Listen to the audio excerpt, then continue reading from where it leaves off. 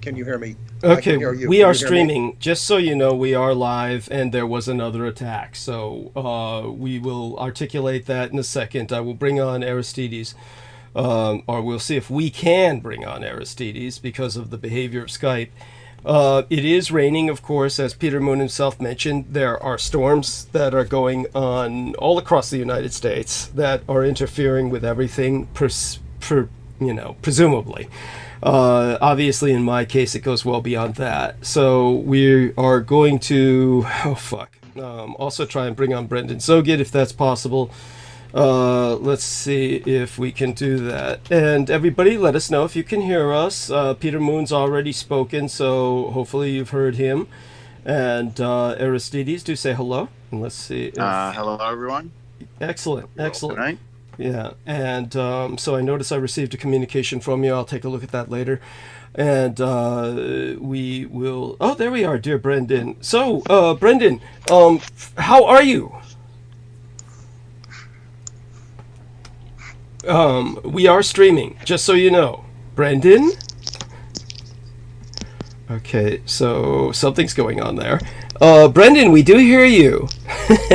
So you must have answered the phone, so to speak. Yes, I'm here. Yes, are you all right? Yes, everything's going well. As well as can be, considering the... Onegaishimasu. Yes, we are live streaming. So I just want everyone to answer. Let us know if you can hear these gentlemen. Okay, I'm going to go over to live stream now. And Acid Kick 96 says, loud and clear. Thank you so much. I will be calling you when Peter Moon retreats into the gentle night. So that will be the best time to call Sid. So that Peter has an understanding of exactly what happened last time. Let him know that both you and I investigated the technical aspects of Skype, and we were able to ascertain. Okay, so we're getting a warning right now that YouTube is not receiving enough video to maintain smooth streaming, and as such, viewers will experience buffering. So we need all the concurrent viewers. There's well over a dozen by now already.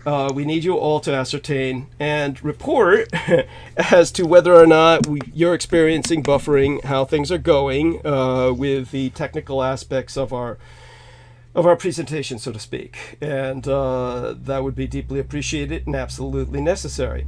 Aside from that, let me see if I can click on the electric blanket, because of course, as far as I'm concerned, it's sub-zero over here. I checked it. It seems like the stream is on. Quite cold, yeah. Yes, okay, it's quite cold and the stream is on. Okay, that's what I got out of two men speaking at once. Yes. Yes. Yeah, I just checked the YouTube live stream. It is operating and functional. Yes. And the video buffering should not affect us, as we are an audio setup. Excellent. So, and Videosphere says no problem on YouTube. Sid says sounds great. Amor Fadi says greetings, Mr. Douglas Dietrich and Team Dragon. Dat Dude 873210 says loud and clear. Amor Fadi says sounds loud and clear. Okay, excellent. So Brendan is here to help explain a few things technically. Acid Kick 96 gives 3 dragons. Thank you so much, Sid. So we were able to ascertain it was Sid who brought on Brooke Gibson at the beginning of the episode in our last transmission. So we can explain that later to Peter privately. At any rate, other things will be explained privately. We don't want to share it too much with the enemy, but Brendan is here to help ascertain as well the latest attack and the way that it manifested. So I will do my best to screen share right now so that I can show people that, and we're going to start sharing screen. And if you gentlemen can see the cursor moving around, let me know, Peter. That way we get people a bit more exposure to your voice. Okay, excellent. Okay, so this is the downloads. Let's go over to downloads and see if we can skip all of the... first off, let me stop sharing for a second while I try to get the downloads up. I think that there's just too much going on in the computer to safely do anything. And now it's coming up twice. So it's... nothing is functioning. At any rate, everything seems to be functional enough where the production is ongoing, and that's all that counts in the end. So let's take a look at the downloads. And here we are. So now sharing screen again, and this way we can afford a bit of multifunction. Sammy Romero says loud and clear. God bless you, Sammy. Deeply appreciative of that. And going now to the downloads. Up here is the specific episode that got myself struck off YouTube. This is the one that was struck by the Bulgarian bozos, who obviously downloaded it.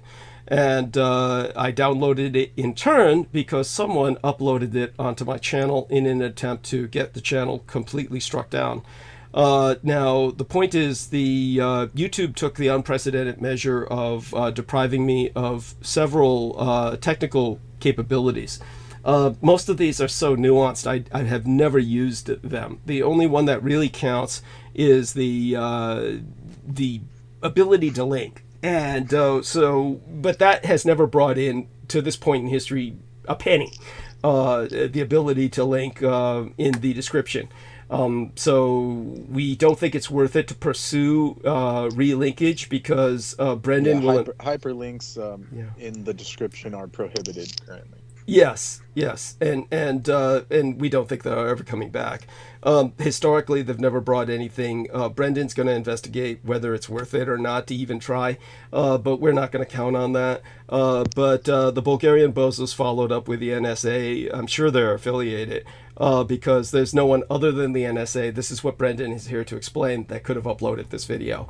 So basically what happened was that when we got onto the studio, I went to check it as soon as I got home the other day. My son brought me home rather late, and so as soon as I turned on my channel just to see if it was operating or struck again, because there's always something, then loaded onto my own channel, and here I'll go to screen sharing once again, was that particular video, and it was uploaded like 20 minutes before I got home. That's what it said, was uploaded 20 minutes ago.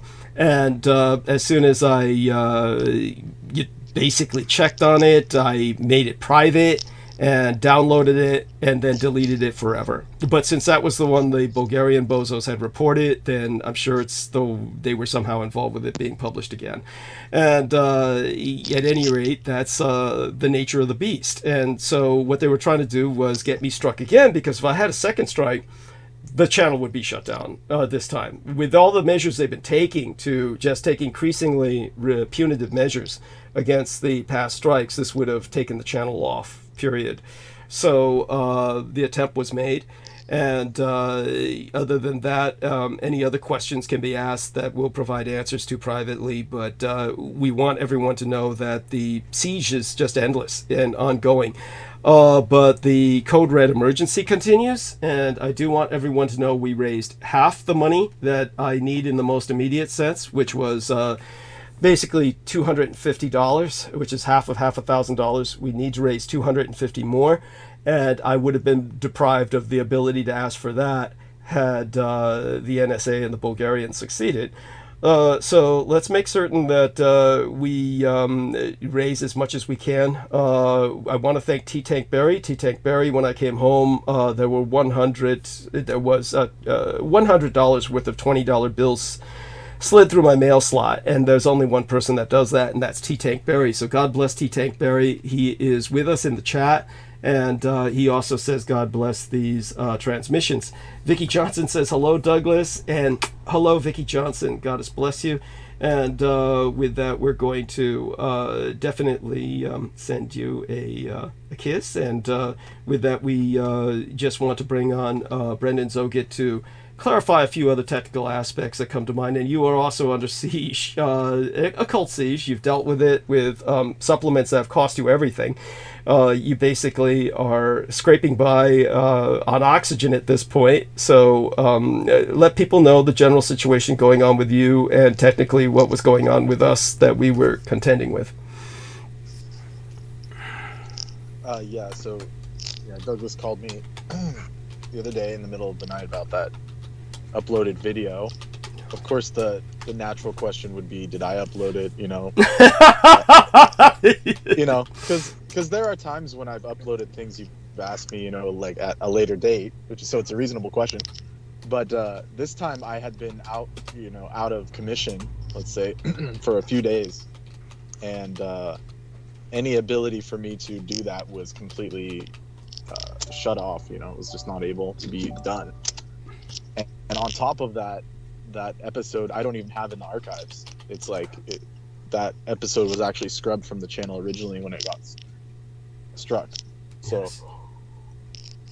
that was extremely odd. And then on top of that, we were having issues even communicating when I spoke to Douglas after that. Yeah. And just anytime we brought up a key word like NSA, then the call would be shut down. Go on. Yeah, I had to restart my Skype during the conversation, and so it was a challenge just to even get to that point.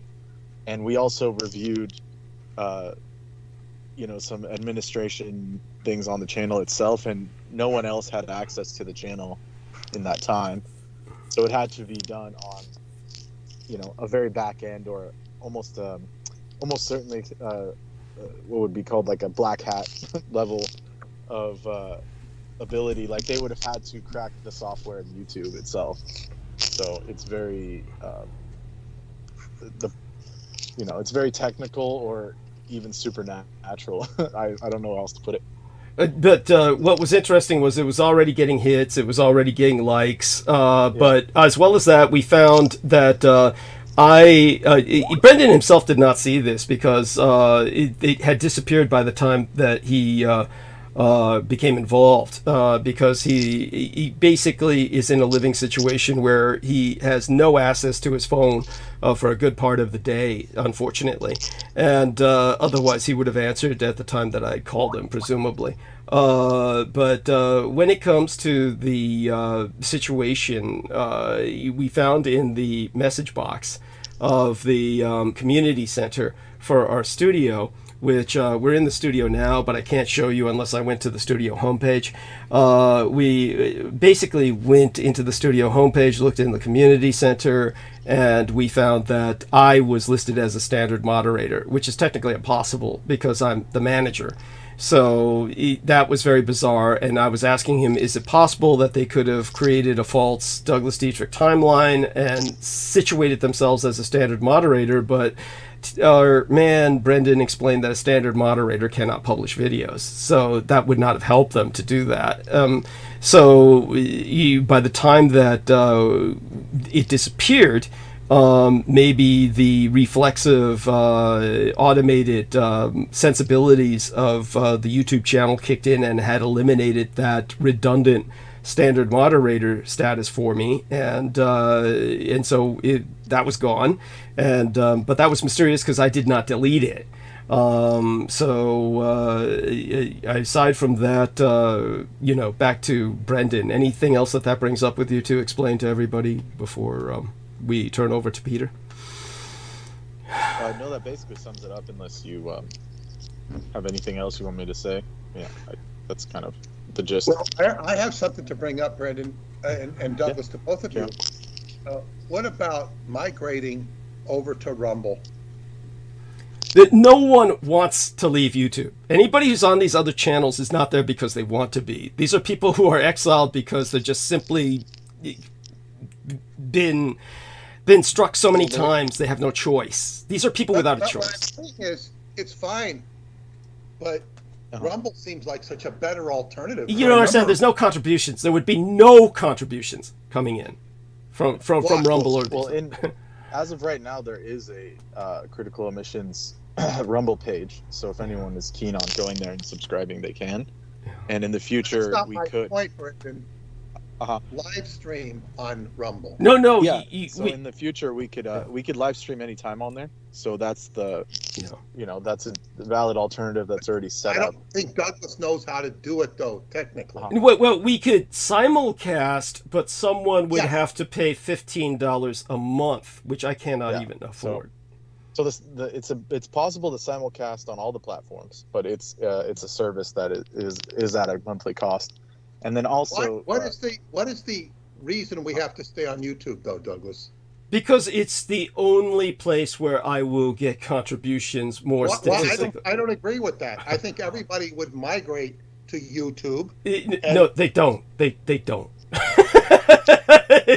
Brendan, explain it to Peter, the demographics. Just in general, YouTube has more traffic. There's like over 1 billion, 2 billion users. Yeah. So I mean, in like a, you know, in a basic scenario, which we're not in obviously, but in a normal scenario, YouTube is of course the ideal situation. And a lot of people have found, even people that have moved to TikTok and all these other ones, they actually still keep their YouTube extant because it actually has the most outreach because of the algorithms or whatever. So I mean, there is an advantage to it, but there are pros and cons to everything, such as, you know, as what we can see here. Yeah, but what I'm alluding to is that YouTube can pull the plug anytime it wants. Yeah, but obviously there's one thing we know is that YouTube itself is not necessarily out to get me, because they would just pull the plug. So we know that it's obviously, we know that there is not a, again, this is something that needs to be discussed privately, because we don't need to be discussing things that just give too much information. But so we can't have you asking. In general, YouTube, as of this year, or the end of last year into this year, they've actually softened a lot of their stringencies because they don't want to lose people to these other platforms. So they have actually, you know, like, my case being the exception, because the federal government is out to get me, but the federal government obviously has problems infiltrating large private industries. So when it comes to the situation with YouTube, what we know is that it's not YouTube directly doing this, or they simply shut the channel down. So it's not YouTube that's the hostile entity here. Somebody hacked into YouTube and did what they did. The point is, that did not work for them. That's because what I'm saying earlier. I happened to catch it on time. But the point is that if I were to go to Rumble, nobody's going to migrate to Rumble. I can guarantee you this. I'm talking demographically or statistically speaking. It's the hits on Rumble or these other places are just going to be just so infinitesimally small compared to this, that I will truly, at that point, have been effectively silenced. So the idea is to spend as much time on YouTube as possible. We obviously want to have a lifeboat, and then if it got to that point, then I would simply have to restructure everything to try and podcast straight out of my website. Right, Brendan? That would be the ideal thing to do. At that point, you would just... In that, if it was a matter of people just joining as they please, then that would be the best scenario, if that makes sense. Yeah. Like if you're just like setting it up kind of like how Revolution Radio was, where the people that know where to go. Yeah. But if you want public outreach, that's a whole nother thing. We can get into it later. Yeah. Or we can always go to X. Really feel like that. Well, X is just I'm being facetious. Yeah. The X. No, this is what Aristides was actually. I mean, that's what what's that guy? Who was that guy? Carlson. He's got more views than he's ever had. Yeah, Tucker Carlson. No, but he's in his element there. He's in his element there. That's the point. I mean, X is nothing but that. I mean, if I were just to talk white grievance and against immigrants and, just fuck everybody except... What about Weibo? We can try Weibo as long as you don't bring up Tiananmen. Yeah, the communist Chinese. Yeah, of course. So these other elements are either go to the communist Chinese. That's obviously a no-go. Go to X is obviously... That was a joke. Yeah, yes. Go to X is obviously a no-go. That's just a lonely pity party for Elon Musk and all of his right-wing radicals. It's just a... But as far as this year goes, we can explore, alternatives and, even get a broader outreach. That's totally fine. But in the meantime, the YouTube seems to be where you're getting the most hits, because even the Rumble channel is not getting as much, and even the archive channels.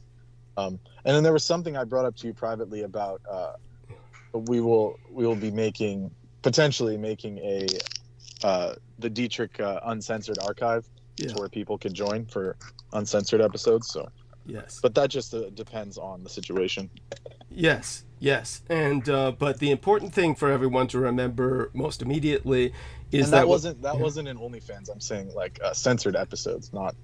Yeah, got it, got it. Yeah, and just so It was every supposed to be a joke. Yeah. no, understood.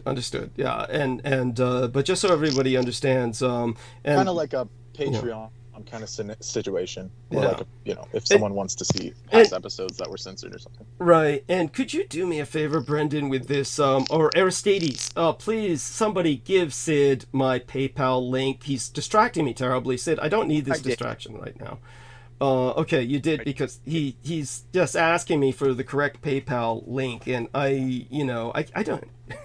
Yeah, if you go to Douglas Just Dietrich. go to douglasdietrich.com, upper right-hand corner, yellow button. And yeah, thank you. And of course, Lena Shea set it up where she did the sabotage trick and put a big red dead button in the middle so that she would just try and prevent donation. It's just, it's amazing. Just the level of sabotage. All of that could be enhanced as well in the future.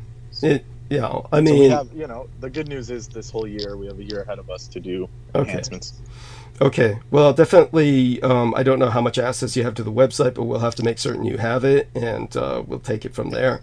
So I did change the passwords on my Google search engine and the website, etc. So I do want everyone to know that obviously I did what is the obvious thing to do, which strangely enough, after that, the false Douglas Dietrich standard moderator disappeared in the community part of the studio.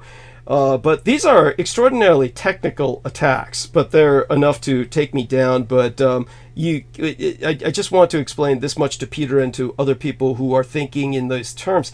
There is no option to YouTube, not really. It's just YouTube is it. It's basically when we had these lunatics like Amber Rose Dio, who at the time she was on YouTube as My Stick Warrior, and she had 25,000, 27,000 subscriptions thanks to my content. Her idea was to run off to Patreon with all that content. She has it all, and sell it on Patreon. No one has purchased it. No one subscribes to her to get that content. That's not what people want to do. That idiot who does Leak Project, Rex Bear, was trying to pull this shit where he was like, okay, I'm going to put up half the episode and then you pay to hear the other half. And nobody subscribed to his shit. It wasn't working out for this other Jewish doctor who was like interviewed me a few times, and Rita, I can't remember her last name, but that poor dear was trying that. The only way that worked was once. There was one area that worked in, and that was that Henrik Palmgren, the white supremacist, and it worked with him specifically because he had an identitarian political audience, and all of the radicalized white supremacists were watching his channel and willing to pay for it on YouTube. That quickly got shut down by YouTube, and he was banned off YouTube. But in that case, I would say deservedly. Yeah, these kind of paywalls work when there's like millions of already established. Established audience. So such a people like you mentioned already, or even Jordan Maxwell did a similar thing. After he got stuff taken from him. And then he wound up fucked up anyway. What they do to him the second time? Well, he ended up being somewhat comfortable towards the end, so that's the case, but only because he had a decent manager and someone was able to lock it down behind a paywall. But like I said, it's like you have to have an established kind of setup for that. Right, and by that time Most he was people like free. Free is always the way to go on the internet. Yes, and so again, I want to credit as well Brooke Hagberg, who had before all of this crisis started sent 40 United States dollars, and she does that regularly every month. I just want to make certain she is not forgotten. That, of course, gets spent immediately on supplies. But in terms of saving up for the hotel, I do want people to know that I'm overpricing it because the hotel itself is about $317, and then $100 deposit. we can, of course, I'm going to presume, and fight to get that deposit back. Hopefully nothing happens where they would try to finagle to keep it, but they always do. But that being said, just pretend that that deposit is lost forever, because I'm going to be spending that amount of money just sending out gifts to Peter and a number of people for their birthdays. Peter is going to insist, of course, that I don't do that. It's not a question. He'll see why I have to do that once he receives it. But the problem is that to send it next day mail, which I have to do, or it's not going to arrive at all. That's literally going to be at the absolute minimum due to the comparative size, and it's not a very large package, but due to its comparative size, I can guarantee you it's going to be $75 a package. So I'm going to be spending well over. Let's say something about birthday and Christmas. Yeah. And why you don't have to get it there overnight. I'll tell you why, because I've had the best Christmas I've ever had this season. Great. And it's, I think on Christmas Day, I might have gotten a couple of gifts, you know, from Paula that, you know, I think 2 pairs of shoes, one that fit, one that didn't, whatever it was. By the way, if you can make certain somebody sends me a pair of those indoor shoes, I'd be forever in your debt. Okay, I need a these pair. aren't indoor, but the point was, they were, one of them fit great, the other one fit kind of better. No, we decided to send it back. But the real gifts I got were started in November, and I was buying all sorts of stuff for myself, house, for, you know, a new desk and a new kitchen, a new this, a new that. Packages were coming in every day, and it was great. And I said, wow, this is like Christmas. You know, I mean, I needed the stuff, and it's continued to a lesser extent into January. So it's like, okay, so it's like, okay, my birthday's going to last. In fact, I think maybe I'll just do Christmas all year round in terms of gifts. So, you know, it's more important that it comes than when it comes. Understood. But if it saves a few dollars. But the first thing, I think Brendan went on mute because we're not having crickle crackle anymore. okay. Are you still here? Yeah, no, he's still here. He's still off mute. But I do want to explain something about why it has to go next day mail, is because of my experience with mail. If it's not sent next day mail. Well, I mean, you can just send it anyway. You don't need to explain. No, I mean, yeah, I'll send it, but I just want my listeners to understand this costs money. It's the mail to send it. It just costs money. It's a lot of money. You have no idea that the I have an anecdote about the mail. Yeah, the shipment is much more than the gift. The shipment is much more than the gift. Anyhow, in terms of price, go on, Brendan, about your anecdote, please. Yeah, so last year my mom sent two certified money orders from the post office to the IRS, and certified. She paid extra for certification and verification, and they never showed up at the IRS, even to this day. And then the post office, this was like a year later, her tax person tried to like track them down, and the post office said, "Oh, we don't know what happened," and the IRS said, "Oh, we don't know what happened to your money." And so she had to go through this thing where she had to pay the post office $40 to investigate, quote unquote, where they went, and nothing ever turned up. So they had to refund her money orders, and her taxes were late, marked as late, because of the post office. And so even if you pay for certified, there's no guarantee. And I've worked for UPS. It's you know, we've found like second day air like inside the belt before. It was like 3 days late, you know. Oh like yeah. that. Oh yeah. So it's they do have a good track record, but it's like there's always anomalies, and in my case, those anomalies will just be magnified by orders of magnitude. So it's therefore it's got to be certified, it's got to be signed for, it's got to be next day, and you won't get it next day. I can guarantee you that you're not going to get it next day. The point of the story was, even if it's going to the IRS, they won't treat it with you know, velvet gloves or anything. Oh yeah, it gets lost in the machine. Believe me, if it's going to the IRS, they seem even more determined to make certain it gets shredded.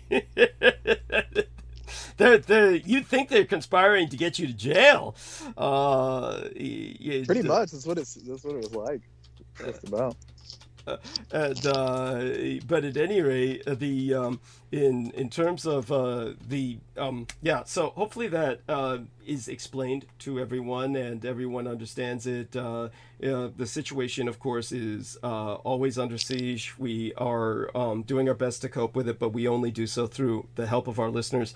With that, we've taken us down to the bottom of the hour, and I want to thank Aristides for helping Sid out with what Sid is trying to accomplish, and Brendan, thank you for clarifying everything to everyone about the technical aspects of what went down. Do let us know how the occult attack was coordinated on yourself. Just a little bit about what happened to you.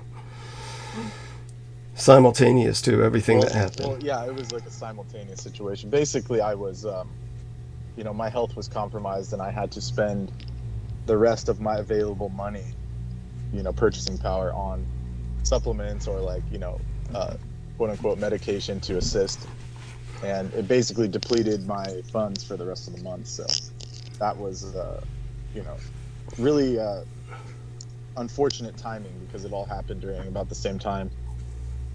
Well, the fact was happening. Yeah, the fact that they're replacing the telephone pole on Peter Moon's birthday, in the dead of winter, no less. It's a terror, along with the attack on the channel, along with what happened to you. No, this is all highly coordinated. And yeah, my situation was so precarious that it's actually pushed me into having to get a second job. So my ability to assist will be, you know, impacted indefinitely. You know, so shit. Unfortunately, that's the case.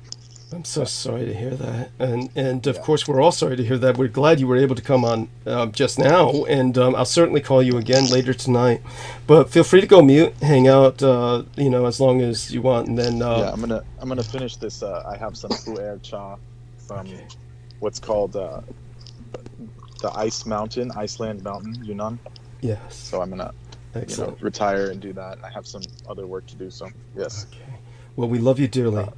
Have a good transmission. Yes. Stay safe and be well. And I'll call you anyway. Come on if you can. Hugs. Okay. Good. All right. Good evening. Yes. Okay. Yoroshiku onegaishimasu. Yes, thank you so much. どうもありがとうございました。Yes. So it is. All right, Peter. Okay, the stage is turned over to yourself. Been a hell of a time, of course, and a struggle just to get on and just to make certain the channel is safe. Brendan hopefully will be checking the channel much more regularly, as will my son and myself. And we'll just this is the kind of challenge that we're dealing with. And hopefully you understand the dynamics of why we're going to struggle to stay on YouTube, and then you know, work through that. Other than that, dear Peter, please take it away. Let us know what's going on. Separate from, well, I understand that that I could, you know, if I had the time, I could go into a whole different podcasting modes, but I just don't have the time to dedicate to it because I'm working on the book. Yes. But, and this is what we're going to be discussing tonight. But first, I want to comment. I want to thank Brendan. And you know, we've had to spend a whole half hour talking about the existential threat to even being able to talk. And I'm not going to belabor it anymore because we want it, you know, but it's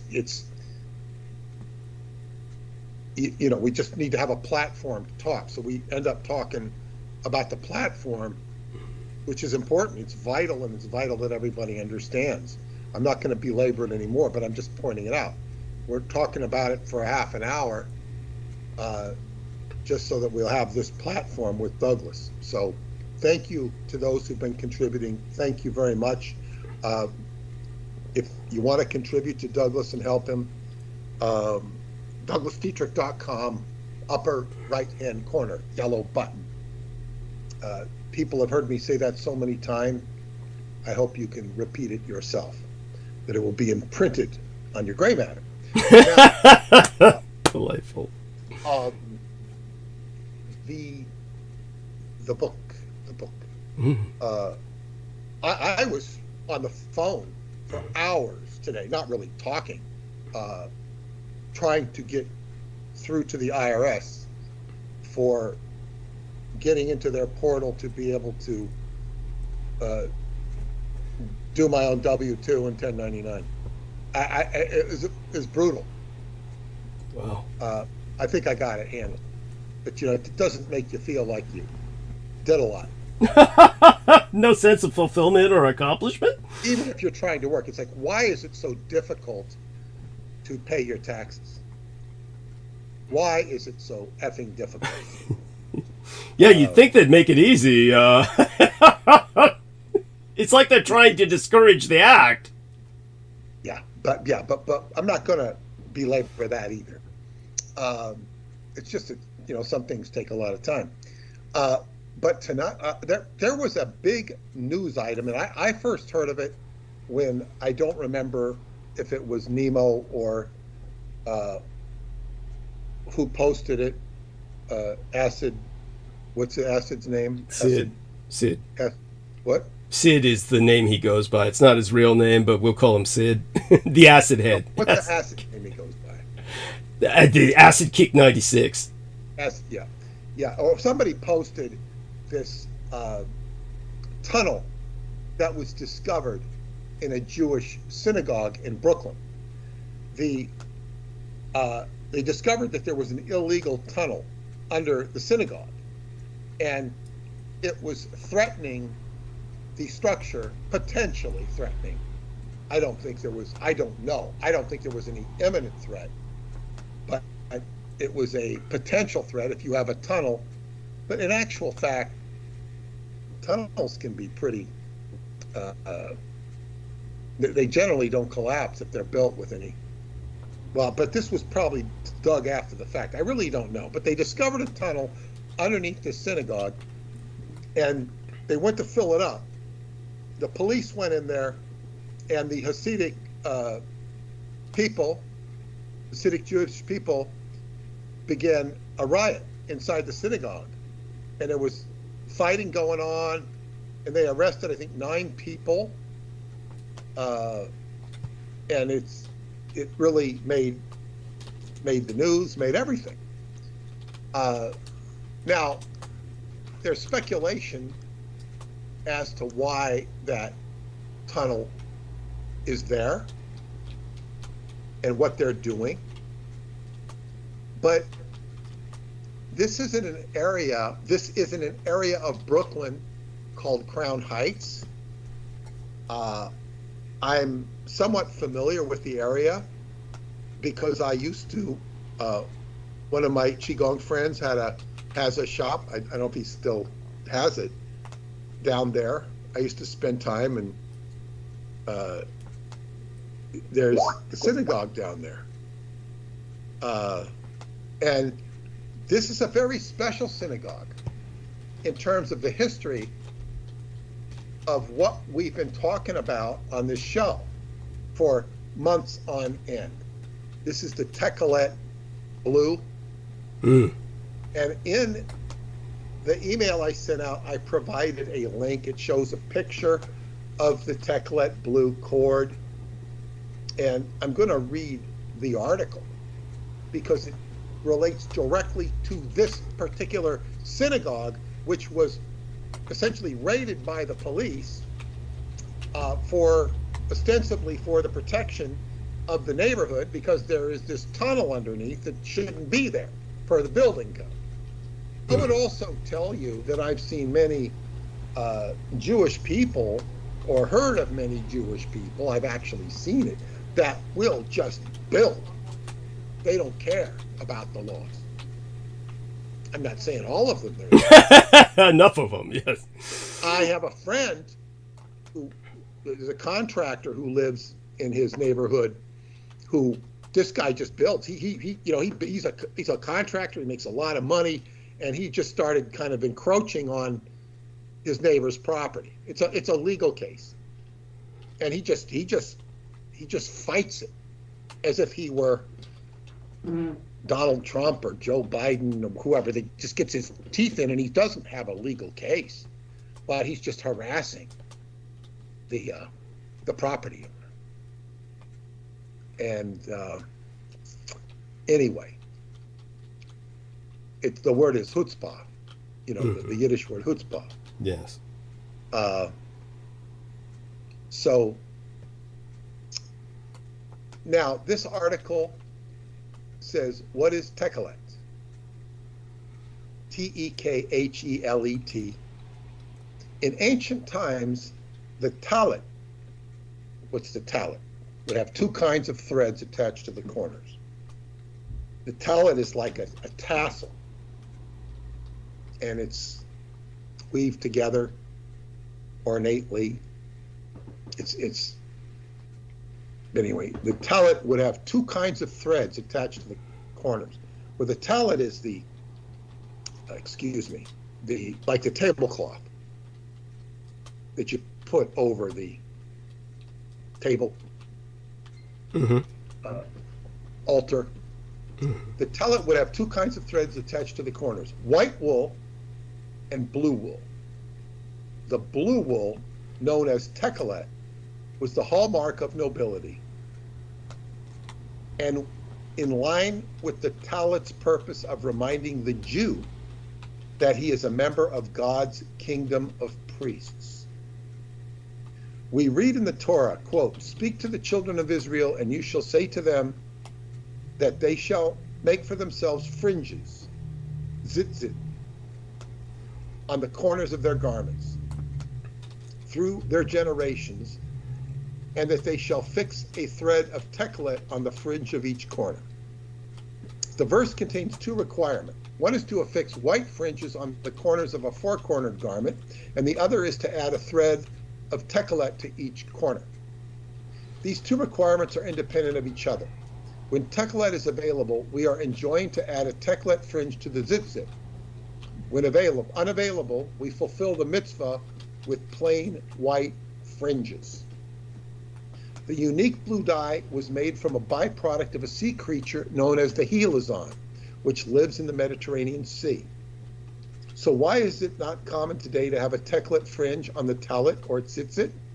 At a certain point in history, approximately 1,000 years ago, the helizon, which was always hard to come by, to the extent that the Talmud tells us that it surfaced only once every 70 years, became unavailable altogether.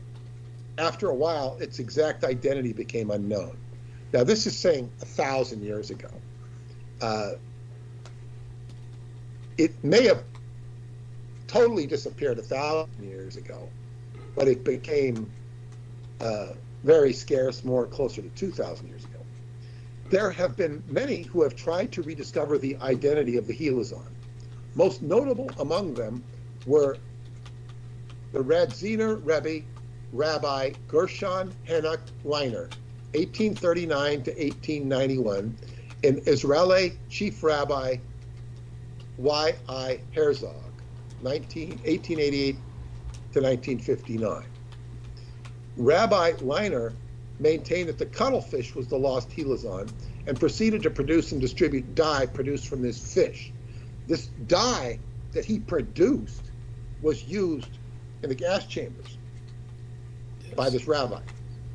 I don't know that it was the very same dye, but it was dye from the cuttlefish. Yes. This suggests that it probably was the very same dye that he was actually producing it. Yes. I don't know that. Recently, the marine snail, this is key. Recently, the marine snail, Murex trunculus, has been identified as possibly being the elusive helizon, and many use its dye. You can see this now on YouTube if you look up Murex, M-U-R-E-X, trunculus, like it sounds, T-R-U-N-C-U-L-U-S, and helizon, C-H-I-L-A-Z-O-N. And you can see usually Christian channels talking about the techelet blue and this stuff. And this subject is what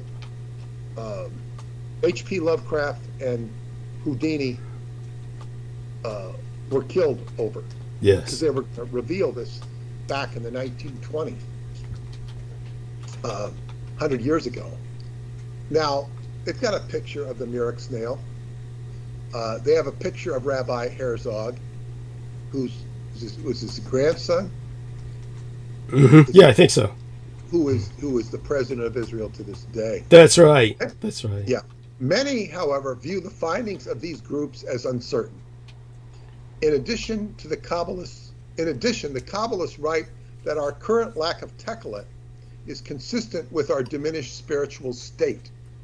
As such, most continue to wear only white fringes, awaiting the coming of Messiah, when Elijah himself will guide us in uncovering the identity of the Helazon. This is the first I've read of Elijah is going to come and guide us with the uncovering of the identity of the Helazon. Tiandre, my friend that I play football with, he just had a son. He named him Elijah. So maybe he'll help us. Beautiful baby. Beautiful baby. This was the position of Rabbi Sholem Dovber, the fifth rabbi of Lubavitch, who maintained that techelet will not return until the coming of the Messiah.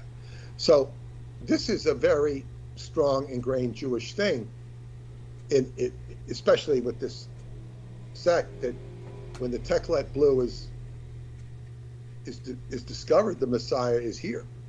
Now, there's a lot of theological, existential debate and machinations you can get involved. But this is a whole sect that is focused on this subject, is in this very synagogue.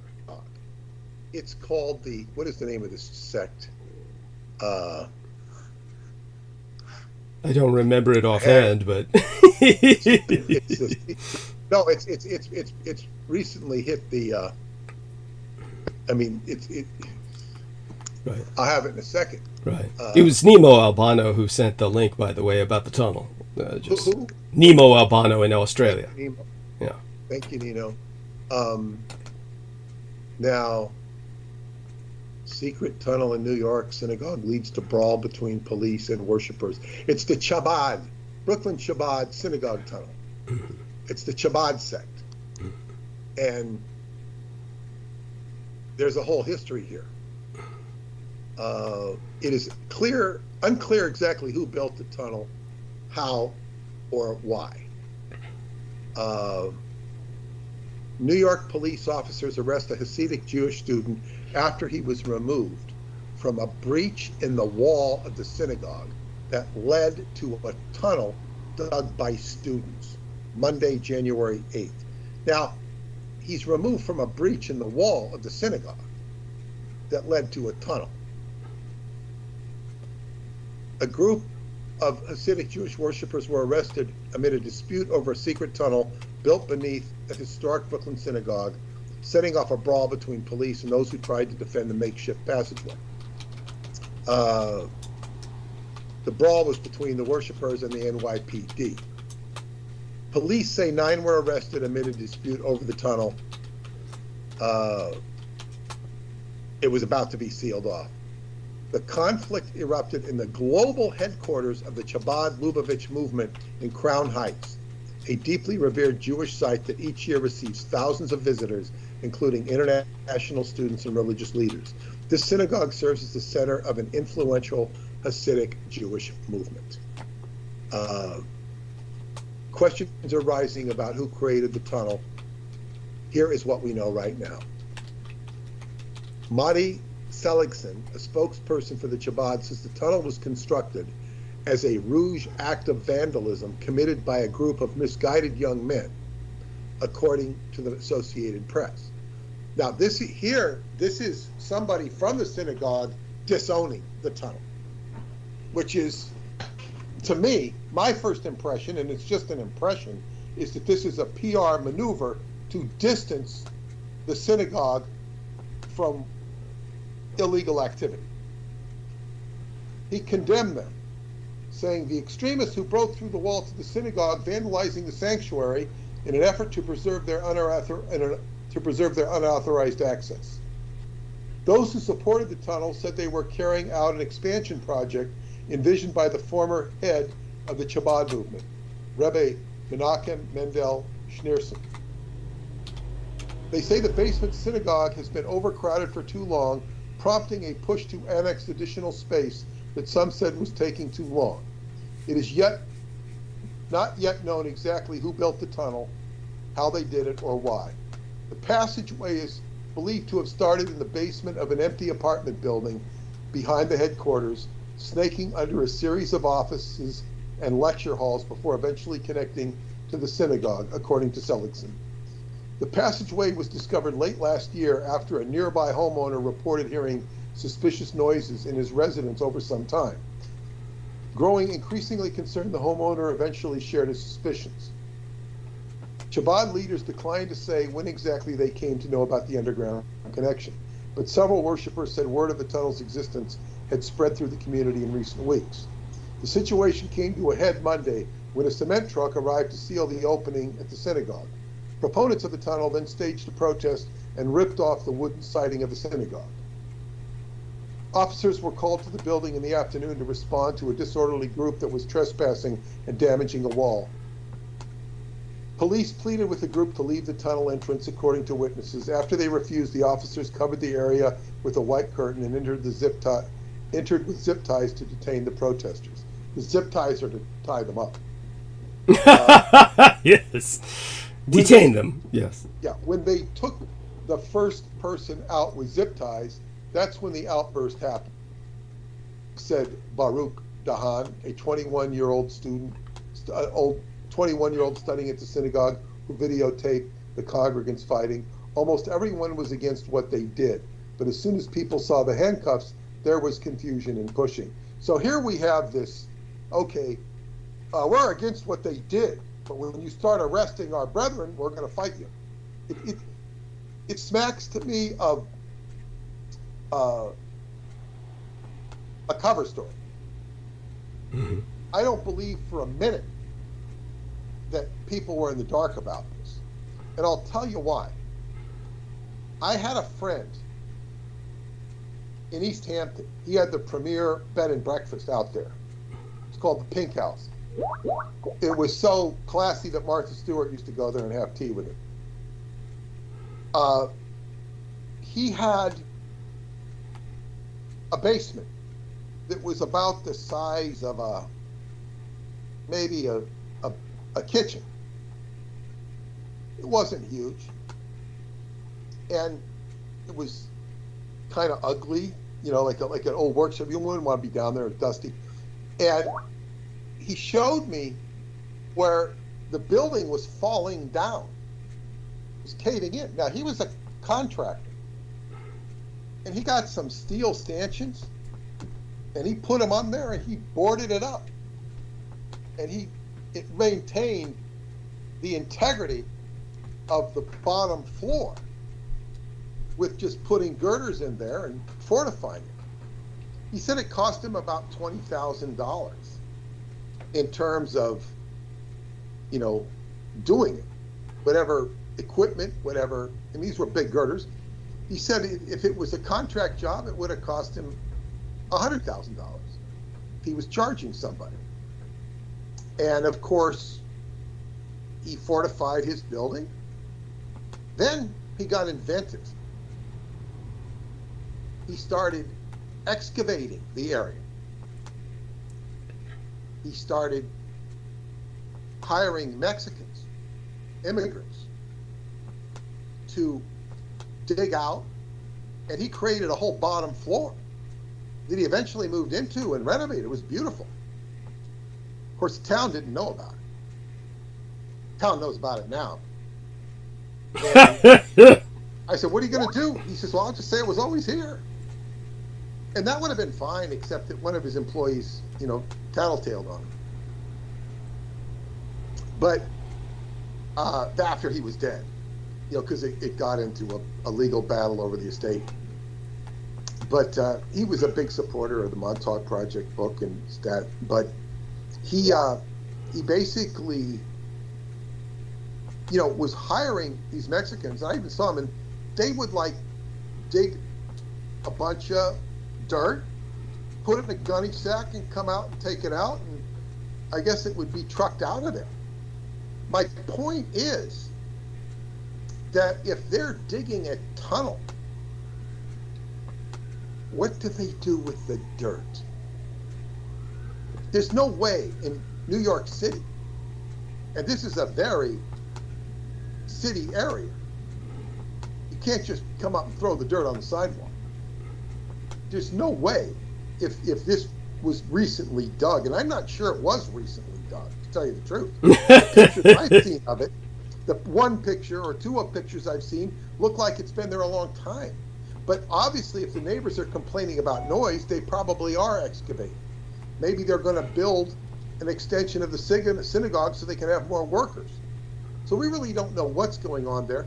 And the police were just trying to block the entrance, according to this report. So my point is that I don't think, I mean, I really don't know, but I'm very suspicious that people didn't know about this. And it was the neighbors that brought down the anvil. It wasn't the congregation. The congregation, you know, these people talk. They're all a cloistered group that, you know, incest is too strong of a word to use. Not really, but. Well, it's technically. But incestuous relationships. I'm not talking about sexually, although, you know, it's possible, but, you know, they're very cloistered. So I don't believe that they didn't know what's going on. Now, we get into the history of the Chabad Lubavitch. Rebbe Menachem Mendel Schneerson led the Chabad Lubavitch for over 40 years before his death in 1994, reinvigorating a Hasidic religious community that had been devastated by the Holocaust. The mainstream leadership is committed to carrying out Schneerson's teachings and vision. This is about the Messiah. A smaller faction within the movement subscribes to the messianic belief that Schneerson is still alive. He was some people thought he was the Messiah. They're saying he's still alive. Quote, that's what the rabbi wants. That's what everybody wants, quote, said Zalmi Grossman, a 21-year-old Brooklyn resident. He said the tunnel project began late last year as a way to connect the synagogue with the whole empty space behind it. The group has been dealing with an internal dispute since the rabbi's passing. A successor has never been named. What happens next? The synagogue remained closed Tuesday as building safety agents inspected the tunnel. A spokesperson, now, I don't know who those building safety agents are, but these Hasidics have a lot of money. And how much money, if you were a safety inspector, what would be your price? Well, whatever it is, they can afford it. Yeah, what would be your price? Just think about it. I think the first thing any sensible person would want to say, well, how do I know I'm not going to get caught? These guys are sharp. They would probably tell you what you needed to say in an inspection so that you could have the appearance of integrity. Yes. If they, you know, so say 100,000 would be nothing. No, it'd be about $1 million to start with. I don't think they'd have to go that high. I really don't. He's a safety inspector. And, but whatever. And, you know, maybe they'll give him something more. You know, maybe they'll give him a McDonald's franchise or something, you know. Send him off to Florida. Here's a McDonald's franchise. I really don't know. But these people are very rich. So you have to look at all the factors. And I'm not saying I'm just like offering, if I'm investigating this, which I'm not, the factors that I'd look like. So so you've got safety inspectors inspecting the damage, the tunnel. A spokesperson for the city's Department of Building. Now, the city's Department of Buildings, you know, that doesn't have a good reputation with me. We're talking about New York City. The inspectors were still on site Tuesday evening, investigating the structural integrity of the building following the damage it faced from the construction of the tunnel. I don't know that. How do they know? This is, to me, it's speculation, although it could be accurate. While the building remained closed, some worshipers completed their prayers outside in the drizzling rain. The community feels terrible, DeHaan said. It's a disgrace. Instead of expanding, they destroy. Lubavitch officials say they've tried to gain control of the premises properly through the New York State court system, but say the process has dragged out for years. The Chabad Lubavitch community is pained by the vandalism of a group of young agitators who damaged the synagogue below. Chabad headquarters at 770 Eastern Parkway Monday night. These odious actions will be investigated, and the sanctity of the synagogue will be restored, the group said in a statement. Eastern Parkway is a major boulevard. As they say, you're not going to be taking dirt out of there without having dump trucks and be very visible. So this is the Chabad sect, and we can go deeper into that because this is all about Messianic Judaism.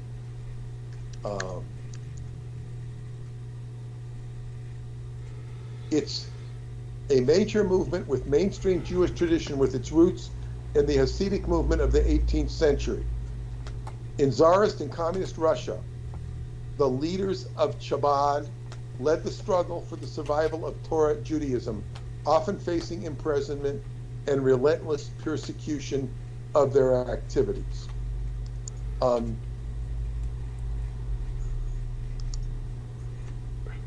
After the Holocaust, under the direction of Rabbi Schneerson and his successor, Rabbi Menachem Schneerson, Yosef Yitzhak Schneerson and his successor, Menachem Schneerson, Chabad became a worldwide movement, caring for the spiritual and material needs of all Jews, wherever they could be found.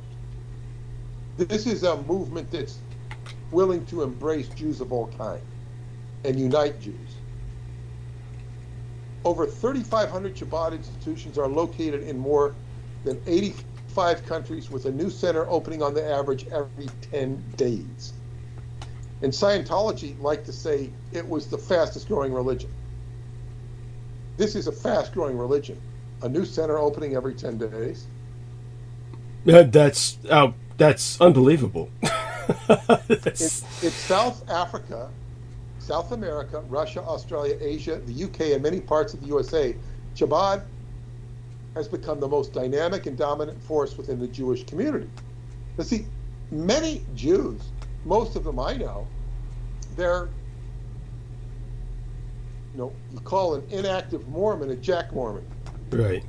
I don't know what you call an inactive Jew, unorthodox. A Jack Jew. You call them unorthodox. In other words, they don't even go to temple.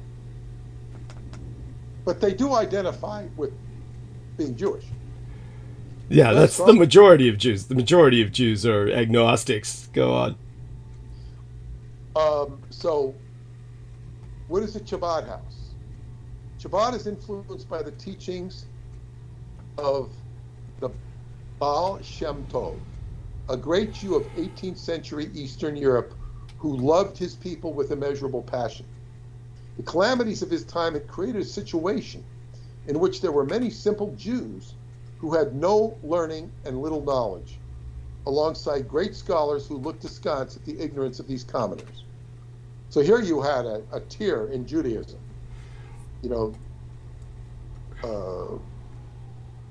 untouchable situation. Like just the rabble. And then you had the learned Jew, and this guy was an educator, apparently. The Baal Shem Tov taught us to look deeper, beyond the knowledge of a person, beyond his outward behavior, into the depths of his heart, to find there the divine spark and reveal it with unconditional love. Today, things are different and the same. There are not as many simple Jews, but there are plenty of very complicated ones. Our Torah scholars cannot be compared to the scholars of those times, but the chasm remains. This fissure that sometimes lies between the Jews that rest on Shabbat or Sabbath and those who do not yet know its beauty. They do not yet know its beauty. Between those that cherish the wisdom of Torah and those who are looking elsewhere instead. Now, if you are in New York City, or even on Long Island, but lesser to a degree, you will see special doors, particularly in universities or hospitals, where they're doors that the Jews walk through on Fridays when they're not allowed to use electricity. In other words, they're electric doors. They'll have special doors for Jews who wouldn't dare use an electric door on the Sabbath. Wow. So they're very serious about it, and you'll see them use it. Now, any other day they'll use the electric door. The approach of Chabad today mirrors that of the Baal Shem Tov in his time.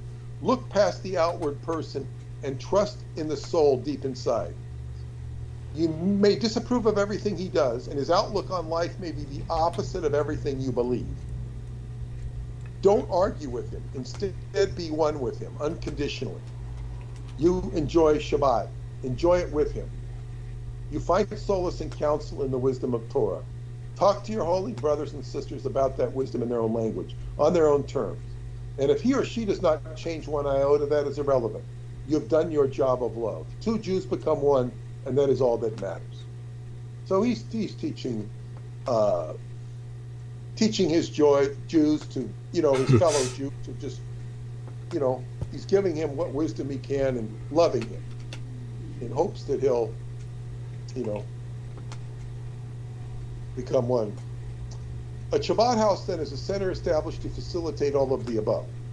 A Shabbat house will generally host classes, lectures, and workshops on Jewish topics, religious services, Shabbat meals, and special events as needed in that community. Counseling services, the friendship circle serving children and adults with disabilities and mental health conditions, and other volunteer services are common. Most often, a Shabbat house does not change membership. If you are Jewish, you are a member. There are exceptions. No, it does not charge membership, excuse me. If you are Jewish, you are a member. There are exceptions according to the local situation. The Jewish people, the Zohar tells, is the heart of all nations. When there is love and oneness among us, peace and harmony enter the entire world.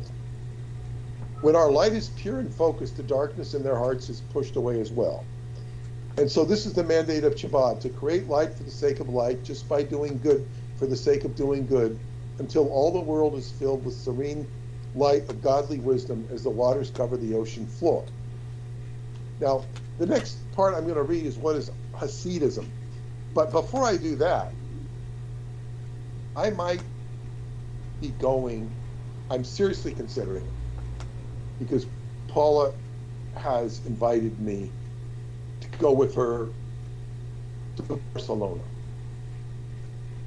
Now, if I go to Barcelona, it won't be for a few months. I have an interest in going there because I want to go to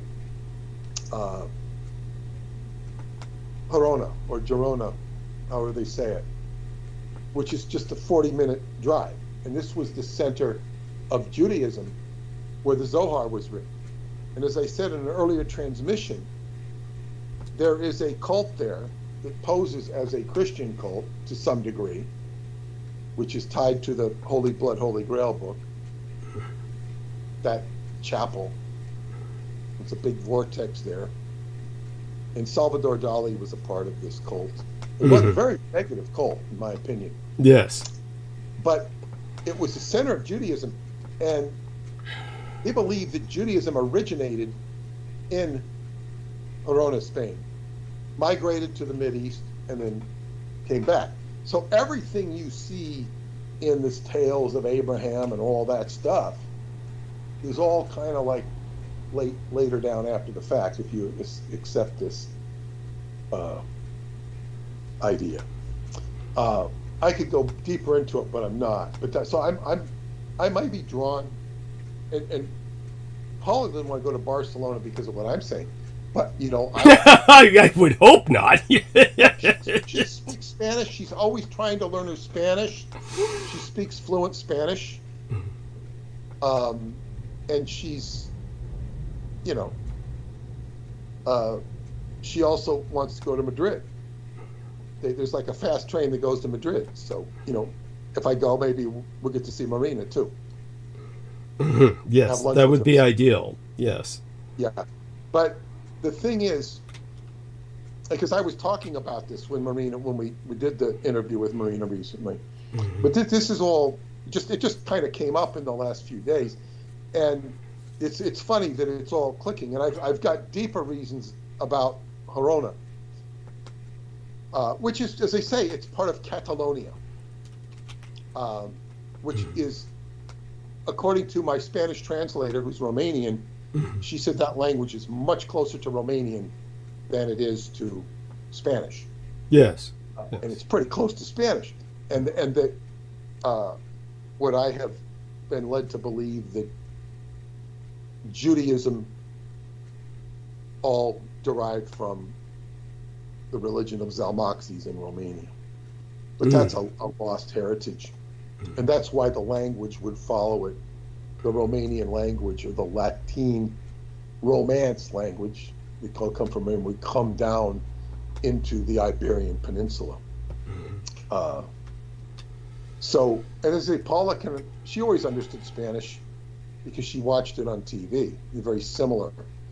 And how do you think Paula would respond to Marina Saren's perspective on herself? Would Paula find that rather out there or bizarre? Perspective on herself? What do you mean perspective on herself? What does that mean? Well, the fact that Marina Saren approaches the world from a rather cosmic perspective. Paula's always been rather down to earth in terms of her own paradigm. Paula's very, she embraces all sorts of spirituality. Okay. I showed her Marina. She says she uses a filter. She uses a filter on her photographs. That's what she said. No, okay. There you go. Pragmatic thing to say. Yeah. Yeah. But that's what she said. That's a filter, you know. And I showed her the pictures of her when I first met Marina. But that's what she had to say about Marina. But no, but I told her a little bit about her. Okay. But be that as it may,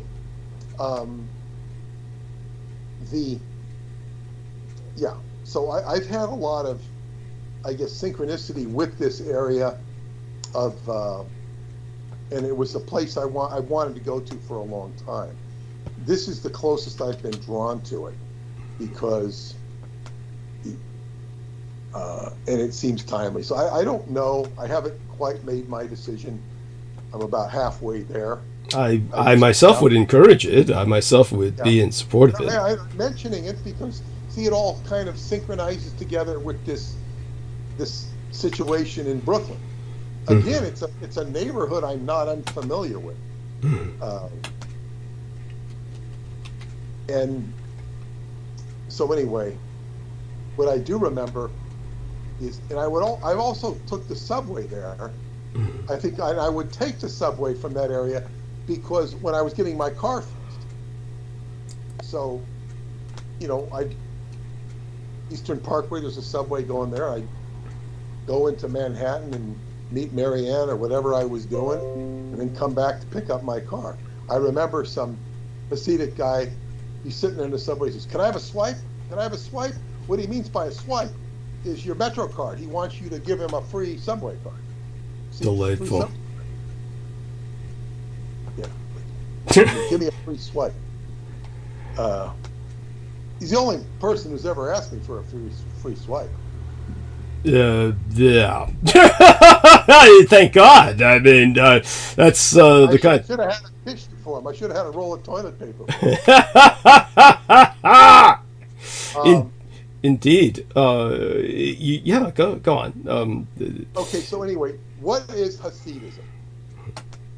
Now, for those of you who aren't familiar with Hasidism or New York, if you live in New York, particularly Manhattan, or certain areas of Brooklyn, to a lesser degree in Long Island, but the Hasidism are these Jewish people that they have very distinct, they wear white shirts, dress shirts with black coats. There are variations. Sometimes the coats will go out like a skirt, sometimes not. Sometimes it's just regular black slacks. There's variations in the dress code, but it's basically a white shirt, dress shirt, with a black coat and black pants. And often, but not always, they'll have these pigtails. Or outlandish hats that are very big and stand out. Now, if you didn't want to attract attention, you wouldn't dress like that. Because if you dress like that, you're going to attract attention to yourself. Most certainly. Yes. And for them, there's such a brotherhood and identity that it's like they can identify each other and back each other up. And they're pretty just accepted. Just like when Paula first moved to New York, especially when you go into the city, you don't see it in Long Island, and she'd see gay people holding hands. It was complete culture shock. She could not, psychologically deal with it without having some sort of mental or emotional reaction. She wasn't like violently protesting. It was, now she's just used to it. She's just used to it. So what I'm saying is, if you're in New York, one of the things I like about New York is that there's a much greater tolerance of difference than you will find in Middle America or the South. And I prefer, I guess, what you call multicultural environments. It doesn't mean I necessarily agree with all the cultures, but there's such it's such, and I like to learn from the other cultures, and there's such a diversity. Like down the street from the synagogue, you'll see a Haitian Masonic lodge for Haitians. It was always closed. Like, I wanted to go in, it was always closed. So Hasidism is, this is what people would see, these people that wear, black and white. The women don't stand out so much because they might dress conservatively, and you can tell, when you get to know them, you can kind of tell them, but they don't stand out so much. Many of the Hasidic women are beautiful, but it's kind of a watered down beauty because they're not made up to look beautiful. But just as a person is made up of both, this is what is Hasidus. Just as a person is made up of both body and soul, so too the Torah, we learn, I think it means through the Torah, we learn, so too this is hard to read. Just as a person is made up of both body and soul, so too the Torah, we learn, comprises both elements. So too the Torah, the Torah has body and soul, I guess. There are the do's and the don'ts and the historical facts.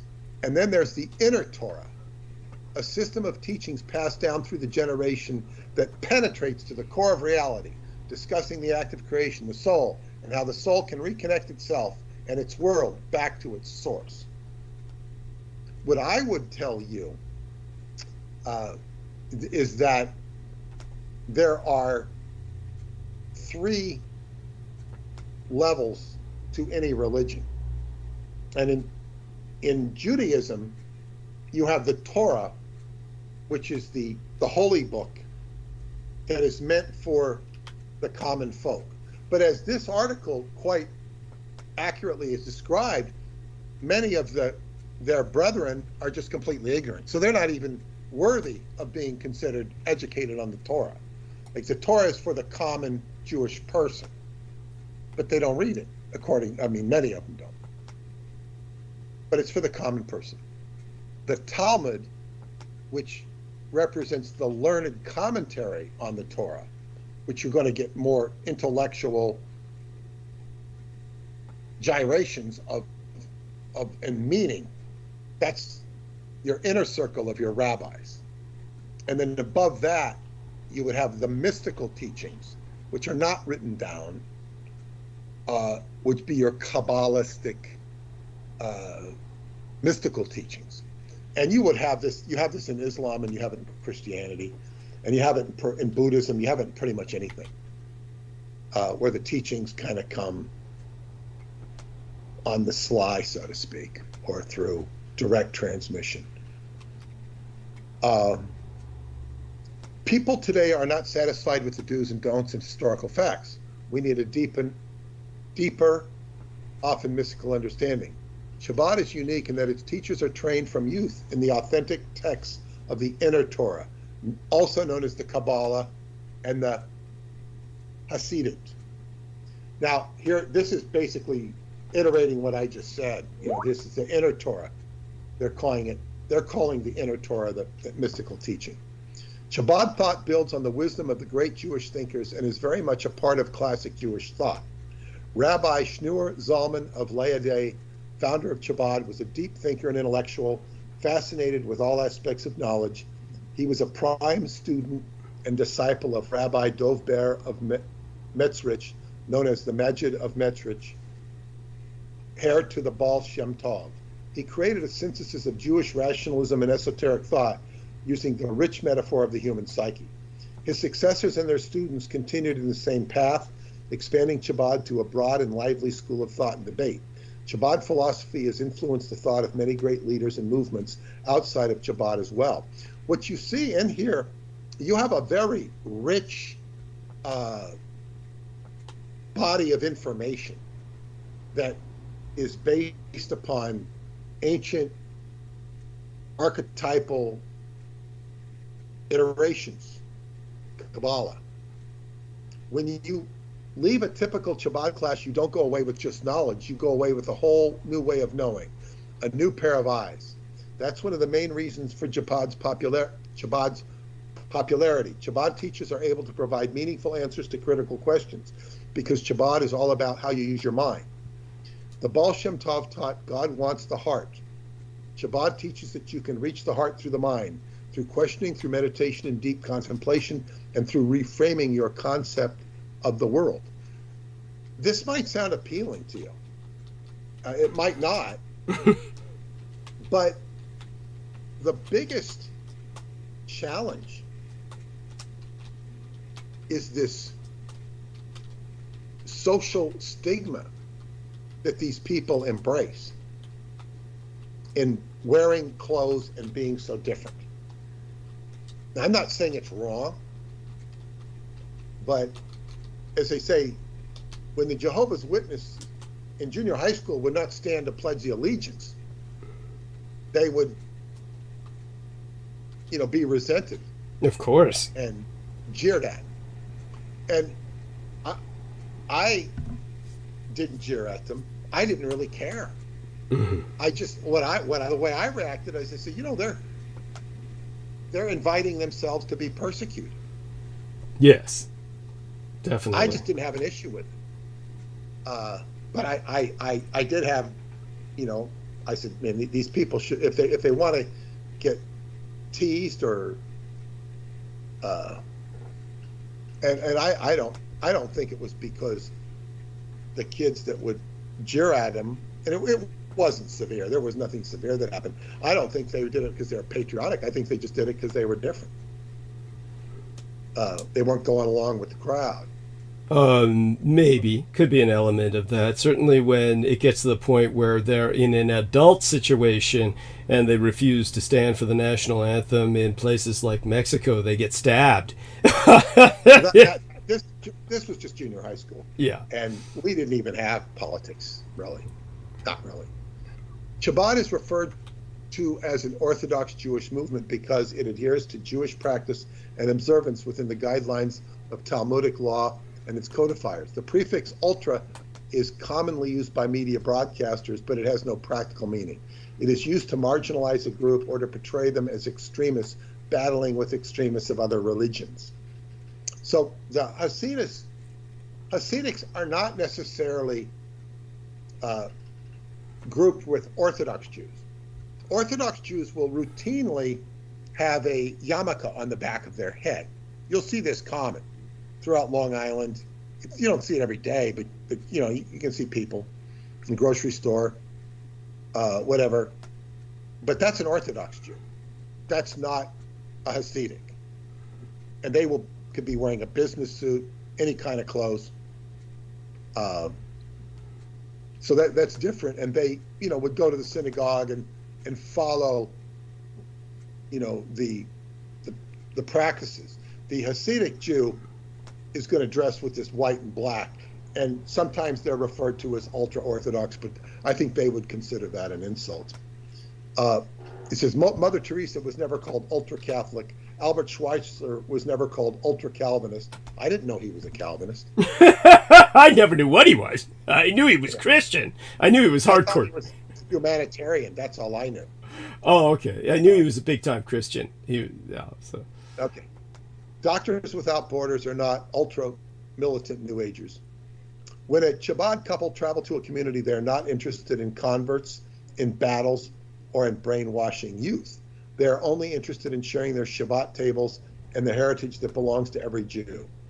A Chabad house is a Jewish center, and a Chabad rabbi is a rabbi, period. So they're not distinguishing themselves. They're just teaching the religion. If you hear Chabad described in the media as ultra-Orthodox, pick up the phone or fire off an email and complain. Tell them Chabad is a Jewish movement without any labels, and they should describe it as such. Click here for a more detailed account of the Chabad Lubavitch movement. And it's, wow, you might appreciate this, Doug. The word Chabad is a Hebrew acronym for the three intellectual faculties of Chokmah, from the Kabbalah, wisdom, which means wisdom, yeah, and Bina, yes, comprehension of Da'at, knowledge, the movement's system of Jewish religious philosophy, the deeper dimensions of God. So this is actually coming right out of the Kabbalah. It's as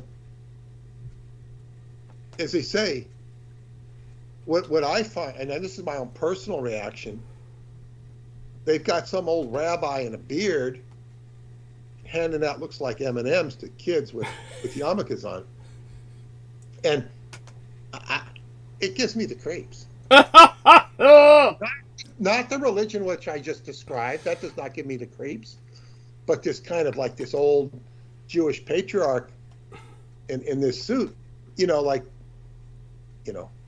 and I was saying, like, if I knew very when I grew up, I said it's a good thing I'm not Jewish. My Jews were my first friends in grammar school, because they were the only ones that would basically talk to me and embrace me. Why was this? Not completely. And I later figured out, because I didn't realize it at the time, but I'm bigger than most of the kids. Not necessarily big. Right, got it. I wasn't tall or anything. Bigger, just bigger. Yeah. And so that can be threatening, psychologically threatening. So it can just tune you out. And the two kids that I embraced, they were twins. One was a girl, and the girl she's smart, and then there was another kid who was real smart. He was Jewish. I remember in the first grade, Mike Smith. He'd teach me about astronomy. He had that book on the stars, and he was always teaching me about astronomy. And they talk. They were like, a lot of the kids didn't talk. They just, they didn't, it's just like, so I always got along with Jewish people. But when it comes to I saw that even before I saw the movie The Graduate, and The Graduate has Dustin Hoffman. It's a movie that made him famous. Yeah. He's like rebelling against this marriage he's in, and he has this cross of gold, and he's coming down with the church, and he's just basically taking the cross and the hell with it. He's like, this was the rebellion against, Christianity. It was a rebellion against the establishment. But I always felt that if I was going through a bar mitzvah, that I'd, upset the table and just go out. I couldn't take it. I couldn't be a part of this, this shtick. I couldn't do it. I would rebel against it. And because I'd be forced to conform. I would be a conformist. And I learned, that I didn't want to be a conformist. So that was the problem for me, was conforming to a, rigmarole. And I would have had the same problem in any other religion, except that they kind of make a big deal out of it. They have more bonding. Well, it's the essence of their identity. Their entire existence is identitarian. It's based on exactly. So that was my problem with it. But the core, of the Kabbalah doesn't repel me at all. And I often have very intriguing conversations with these guys when they're sitting next to me on an airplane in Europe or I'm in an airport. And I have great conversations with them, talking about some aspect of my research vis-a-vis the Kabbalah or whatnot. It's always on that train. And if I ran into any of them now, I'd have a whole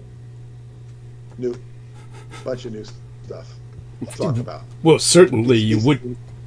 Yeah, vis-a-vis the tech-led blue and whatnot.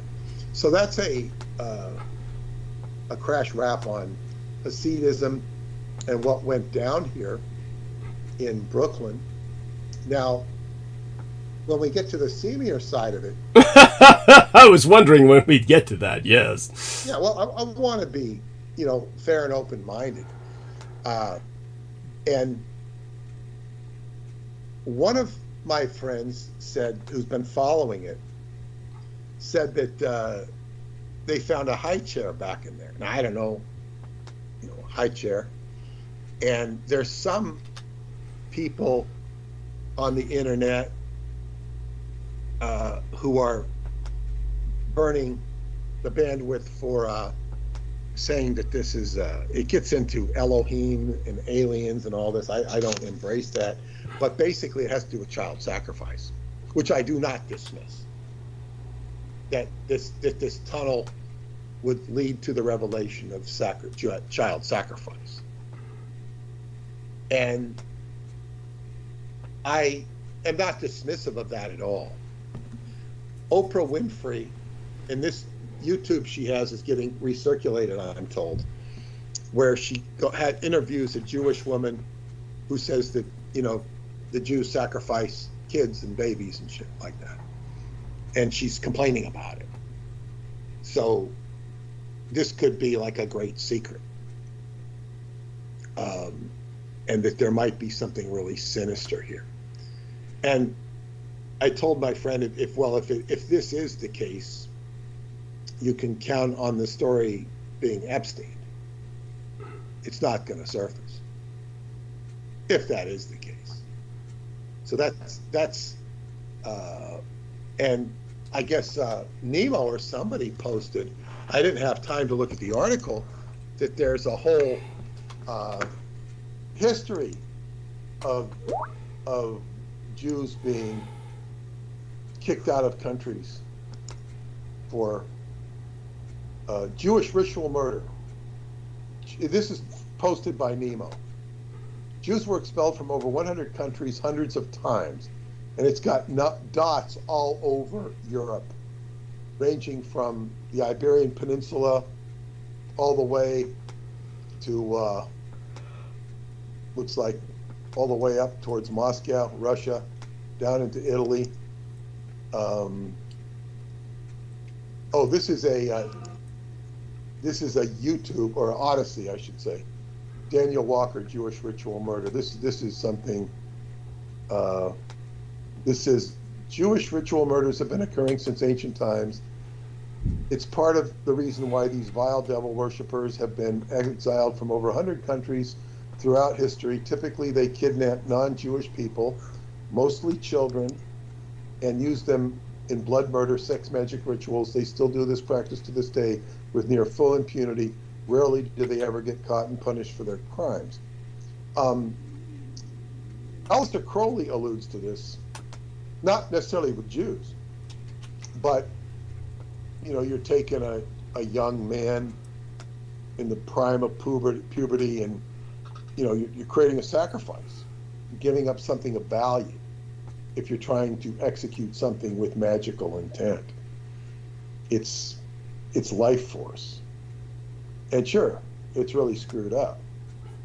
And this is why you have, in Christianity, you have the best son of them all. He's not in puberty.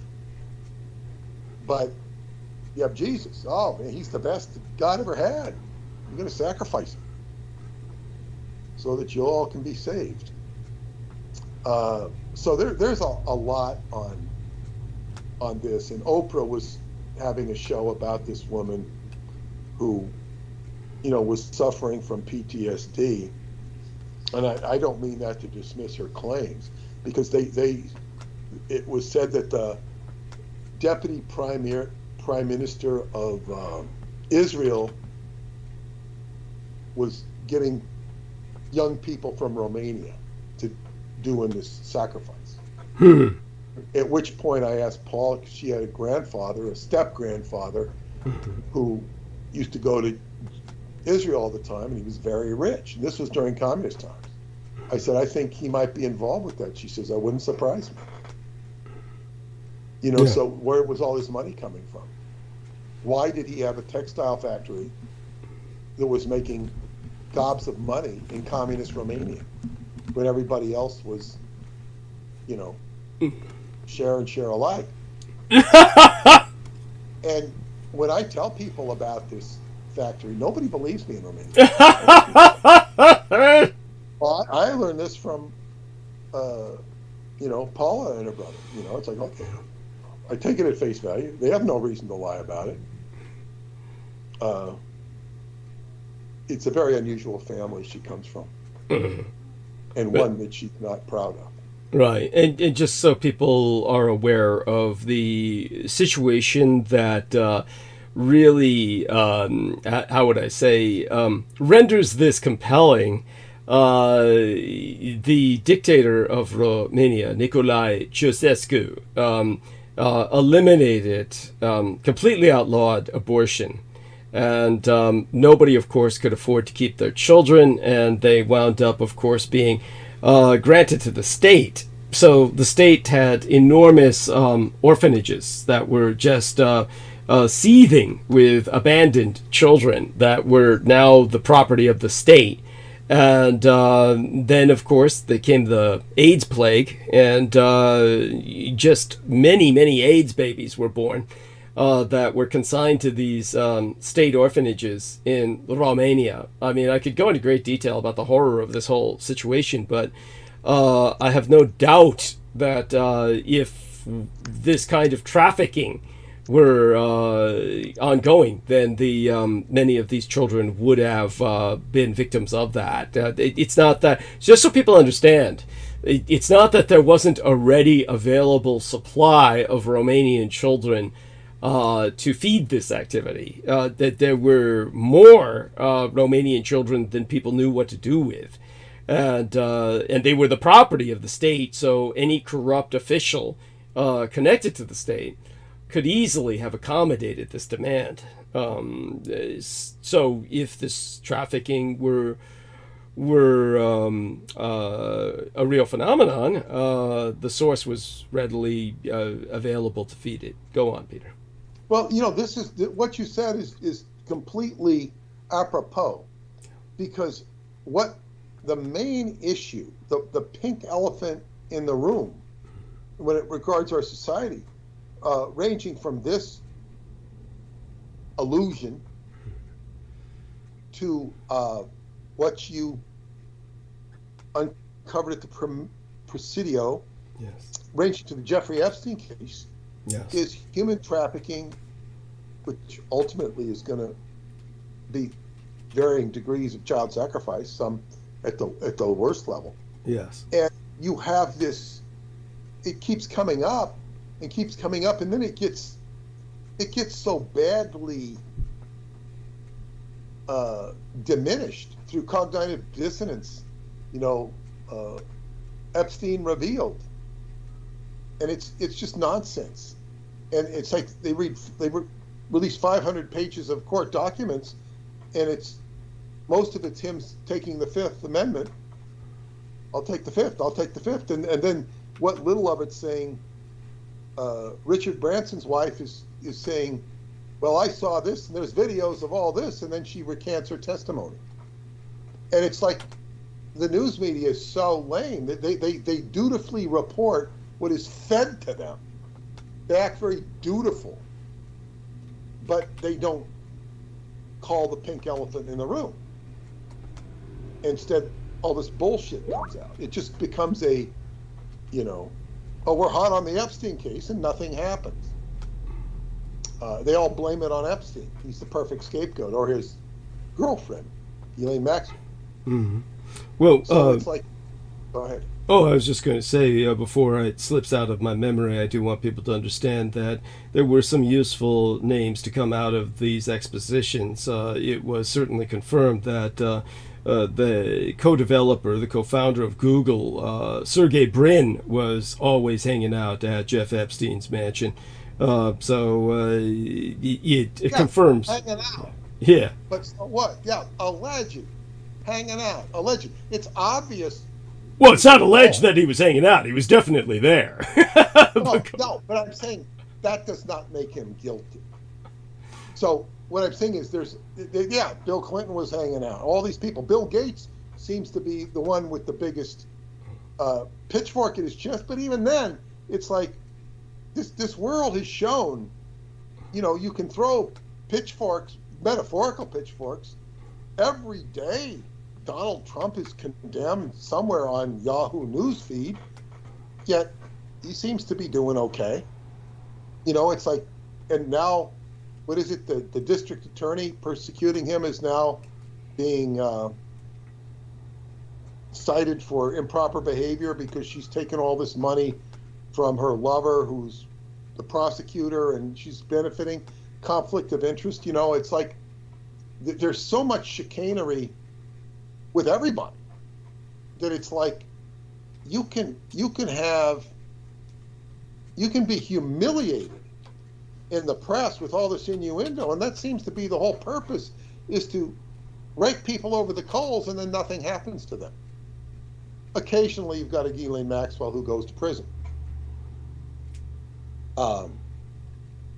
Prince Andrew is now trying to recant his settlement. I think he wants to get out of it.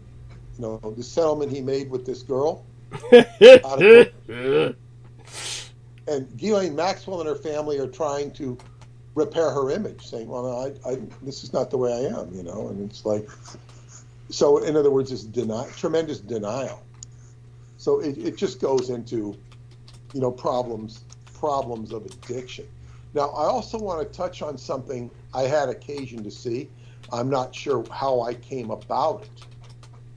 But, Douglas, have you ever heard of a rock musician who played for the Doobie Brothers, Jeff Skunk Baxter? I'm not much of a musicologist, but... That's okay.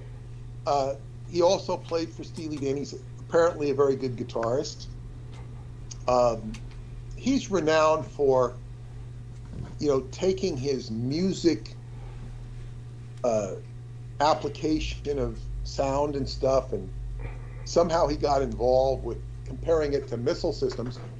He was hired by the Defense Department to work on missile systems. Oh, Jesus Christ. I mean, that sounds like one of those typical stories where the defense complex is involved with the music industry.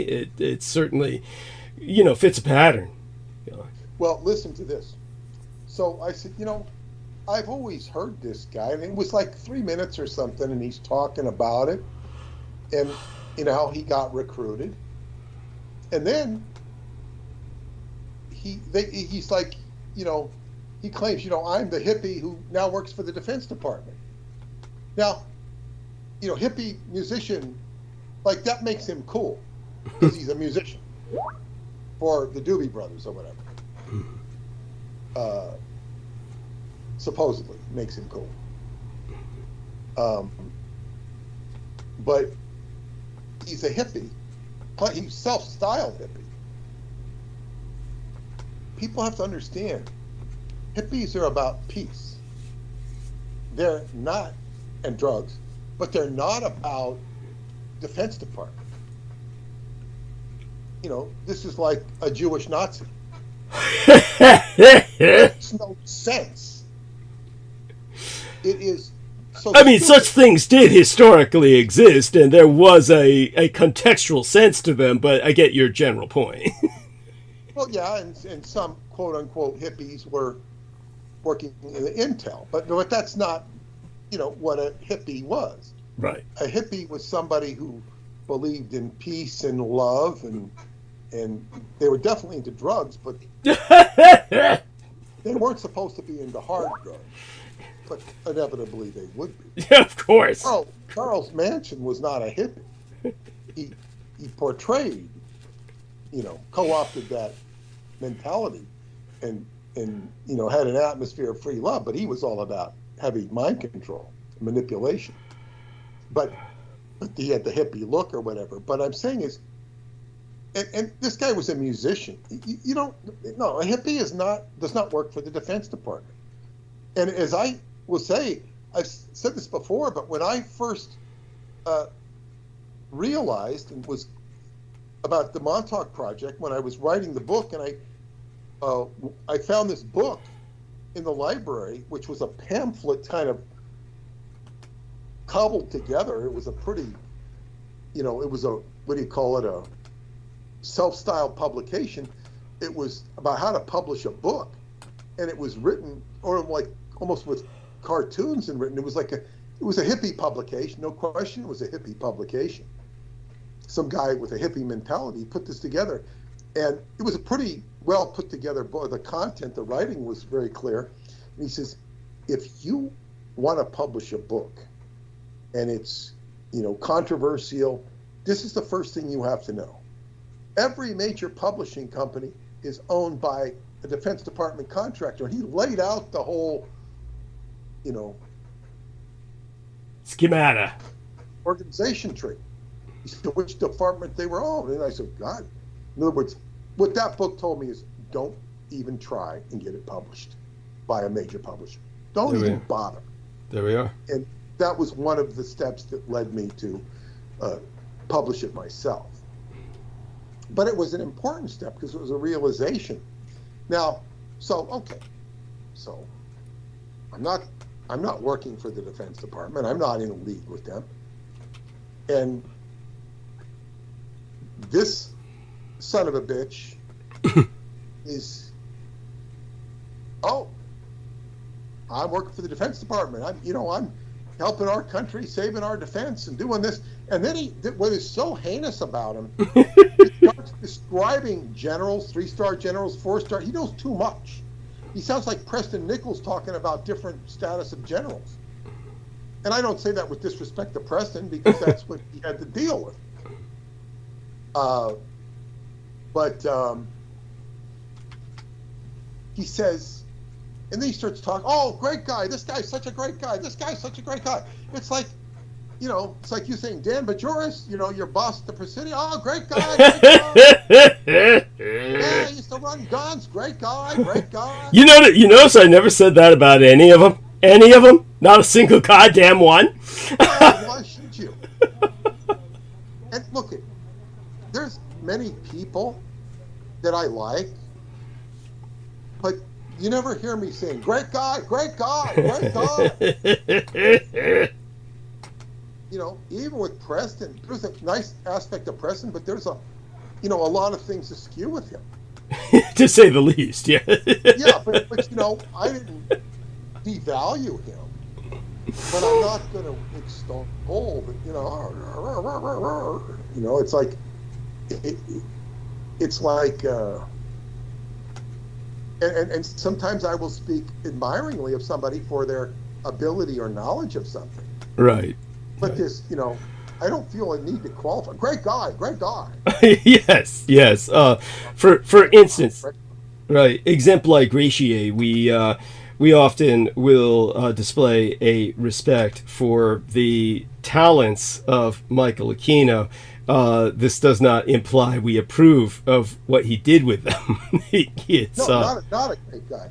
But the thing is, why is he saying great guys? Like he's trying to convince you that these other guys at the front spot, they're okay. They're okay. Yeah, well, that alone shows you that there's something malevolent, sinister, and obviously wrong about the individual. Right, but he's very disarming, because he has got this.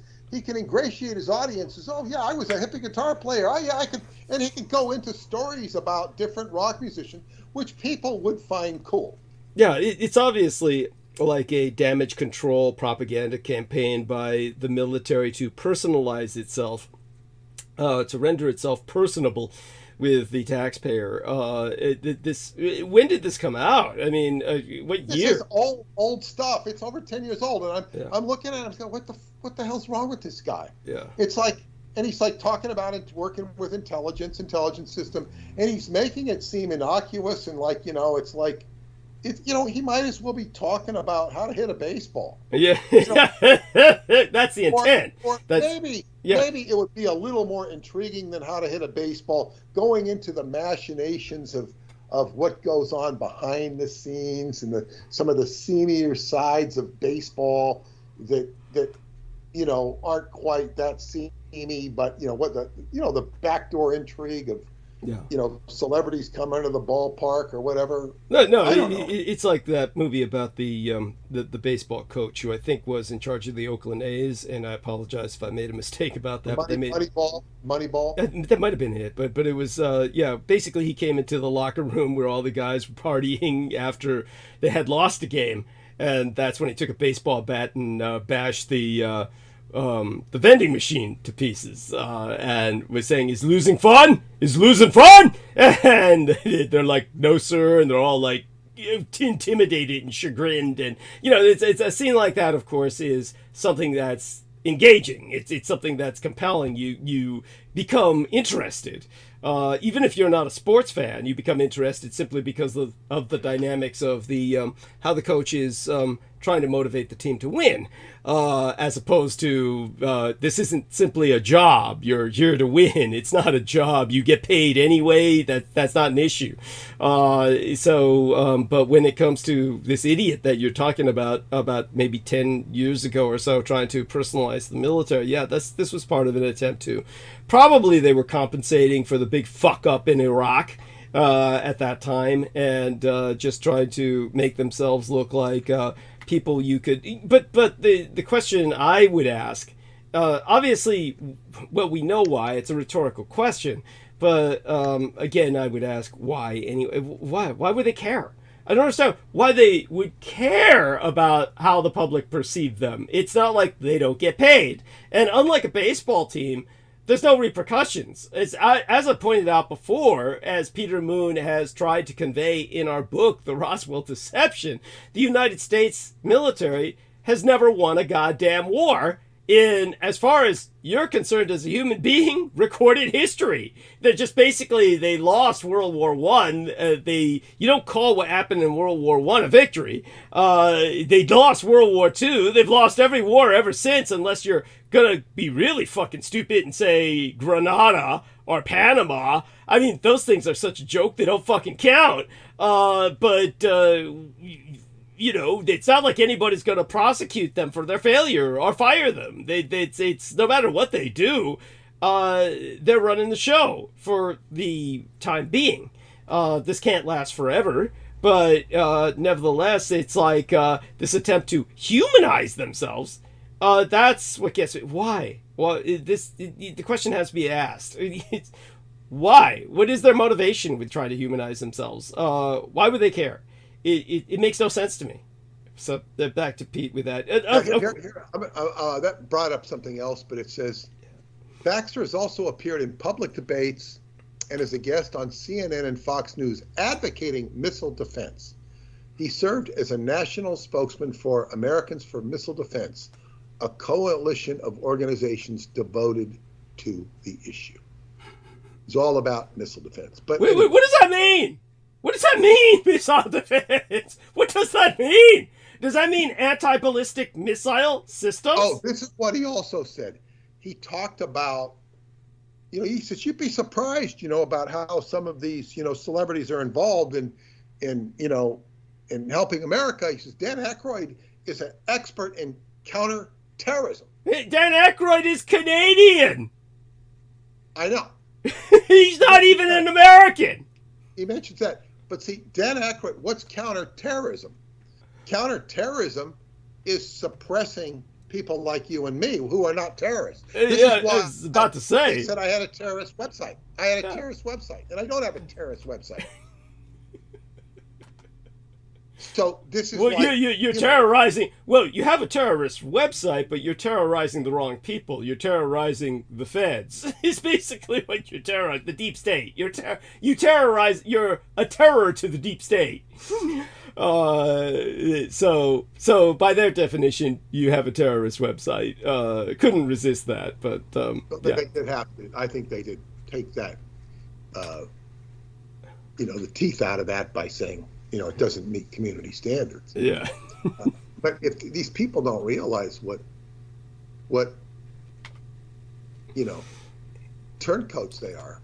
Well, I'm sure they do, but they don't give a shit. I mean, give me the right amount of money. I don't think they even recognize it because, this is what I think I mentioned it. Alan Dershowitz was taken to task, and they said that he believes everything he says. So these people, like an addict. Like I was talking about people being in denial, like Prince Andrew. They deny. They're in denial. Therefore, they're not going to be any, of any credibility because they're in denial. Now, I don't know if you heard this, but this was the big news for the last 2 days. The Secretary of Defense went into the hospital. Right. And they hit it. Then it turned. Yeah, go on. No, it was worse than that. They didn't hide it. They didn't know it. Yeah. He didn't tell anybody. The Deputy Secretary of Defense was on vacation, and Biden didn't find out about it. He didn't even know about it. And it's like, it's an embarrassment. And it just says, it's like, and we're at war right now. Yes. Installations are being hit. Yes. And it's like, well, okay. But by the way, even just to emphasize, to validate or reinforce Peter's point, even Mitch McConnell, the most senile, demented piece of shit in government, or one amongst many, but certainly one of the top tier of those who are disabled, said that he reminded the Republicans, please remember, we are in a world that is literally at war. For him to take that stance and emphasize that shows you how serious the situation has become. So, yeah, take it away, Peter. Well, I don't think anybody, thinks we're not at war. I mean, Oh, there's all kinds of crazy people who are deluded into thinking we're at peace. I'm talking about the defense. I'm talking about the Congress. I mean, they don't necessarily call it war because they try and soften it, but they know we are. They know if they don't want to call it war, we're in precarious circumstances overseas. So it's like nobody is defending this Defense Department, Secretary of Defense. Nobody's defending him, but I would think he's less suspect than anybody else because look at the guy's sick. He goes into the hospital. He's not even thinking straight. I don't expect him to be, 100% on the ball. But it's like it just, and then they're saying how, the protocols for defense are very, very strict. They're trying to tell you how strict they are. They're not strict at all, or this wouldn't happen. The way people can talk such shit, and like if Circles. I was one-on-one with any of these people, I'd go all off on them. Yeah. But I'm not in that position, so I don't get stirred up about it. But I mean, they have, just rife with incompetence and stupidity. And this is what's, as you've illustrated so many times, Yes. They're not fools. They're complete fools. Yes. Thank you. And this is why, one would want to be involved. I've avoided writing certain things.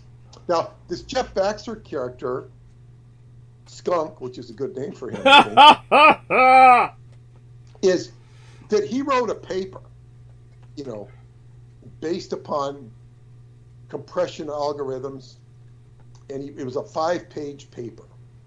And somehow this paper got into the hands of somebody in defense, and they said, "Oh, this is good," and they recruited him. Now, I have purposely avoided saying certain things in my books, because for that reason, I don't want somebody to look at this and say, "Wow, he not that they would, but I don't want people reading this and saying, he's very astute about this. Maybe we could, recruit him." Right. I don't even want to have that approach. And I'm not saying I would, but I actually avoid it. Because I don't want to be viewed as a asset. Understood. That just has to do with my own integrity. But this isn't just this character. This is par for the course. Is just, people are full of shit. They're proud of it, and it's completely acceptable. And this is just the world we live in. So,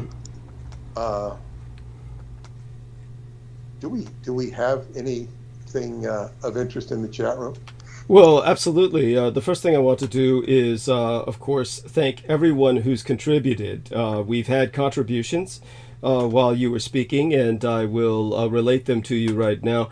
I want everyone to understand that the first contribution that attracted my attention came from an incredible individual. He hasn't asked for anonymity. John Kulik. I'm going to read aloud, of course, another contribution from the incredible individual who has not asked for anonymity, but let's just say my intuition tells me I should not name who he is in the chat room. But basically, a wonderful individual, that's Giuliano, which I believe would be Williano de Paulis, Depaolis, Williano, first name, de Paulis, the second name. He sent $250 United States dollars, says, hope this helps. I don't think he wants to be identified by his chat room name, but he is in the chat room. God bless you, sir. And in a remarkable individual and an incredible individual who has not asked for anonymity, so I will name him John Kulik, or John Kulik, Kulik, John Kulik. This individual has sent 250 United States dollars. So 250 United States dollars from John Kulik. Let me say this to him. I'm not going to give away what his channel is unless if he wants to promote that, let me know, and I'll be happy to let people know the name of his channel. But he wants me to basically unblock that, and I will happily do so. Please be patient with me. I will most certainly address this ASAP, as soon as possible. Understand, I am overwhelmed by a number of incoming crises at the moment, but I will search for the specific name he gave me in my studio list of quote-unquote hidden users. They no longer have block on YouTube, so hopefully I will find the name he gave me in my hidden users and delete that if I find it, which means it should free up that very YouTube channel to enter commentary and participate in chat. Always understand there's the option. Of course, I understand people have certain subscriptions and they're kind of anchored to their channel by subscriptions. If you make up a new channel that has no subscriptions and no content, there's sometimes no point. So I'm going to do my best to search for this, but I can't do it while on transmission. Obviously, this will have to wait till after transmission and after I take care of everything today, and I might not get to it till the weekend. So I'll try and do this before I take off for the hotel on Monday. So, yeah, if I find it, I'll delete it. That should free you up. If I don't find it, I'll ask Brendan Zogit for some technical assistance, and we'll do what we can. So there we have that. And that being said, two incredible contributions that help astronomically towards enabling me to both meet the requirements of the survival situation at hand with the hotel room and avail myself of dinner while I'm there. There's no point in really not taking advantage of the restaurant while I'm there and having a steak dinner. I purchased a steak dinner to go not too long ago from one of what was once a regular restaurant for me. The Bell Tower in San Francisco, and COVID destroyed them. I mean, when I took the steak home not too long ago, it was horrible. It was just inedible. Yeah, it was just awful. No words for it. Oh my God. Which is terrible because the service was nice to me, but their kitchen, it's just been devastated. The quality of their cook and the cooks and everything was devastated by COVID. They never recovered. I'll hopefully that won't be the case with the Omni, and I'll eat in the restaurant downstairs, which used to have an excellent steak dinner. But aside from that, of course, what I'm mailing out to Peter and other people for their birthday, and Amy Como included her on the mailing list for what she sent to me for my birthday. And so there's 3 people at least I've got to get things to, and the costs, as I said, are astronomical. This helps. But everybody still asking for contributions, and because there's always supply runs, there's always the need to, of course, make rent at the end of the month. So we will keep hitting the need for contributions, but we're no longer code red officially at this moment. We're no longer code red, thanks to these incredible people.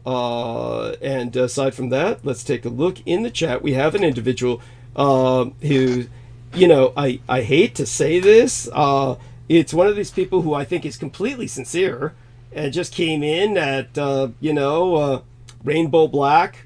It's I hate to say this, it's almost like a troll in the sense that Peter addresses this as often as he can, but then, the day he's on a different subject, somebody will come up with the question. It's, anyhow, Rainbow Black says, "Hey, Peter, what's the update with Radu Cinemar? ?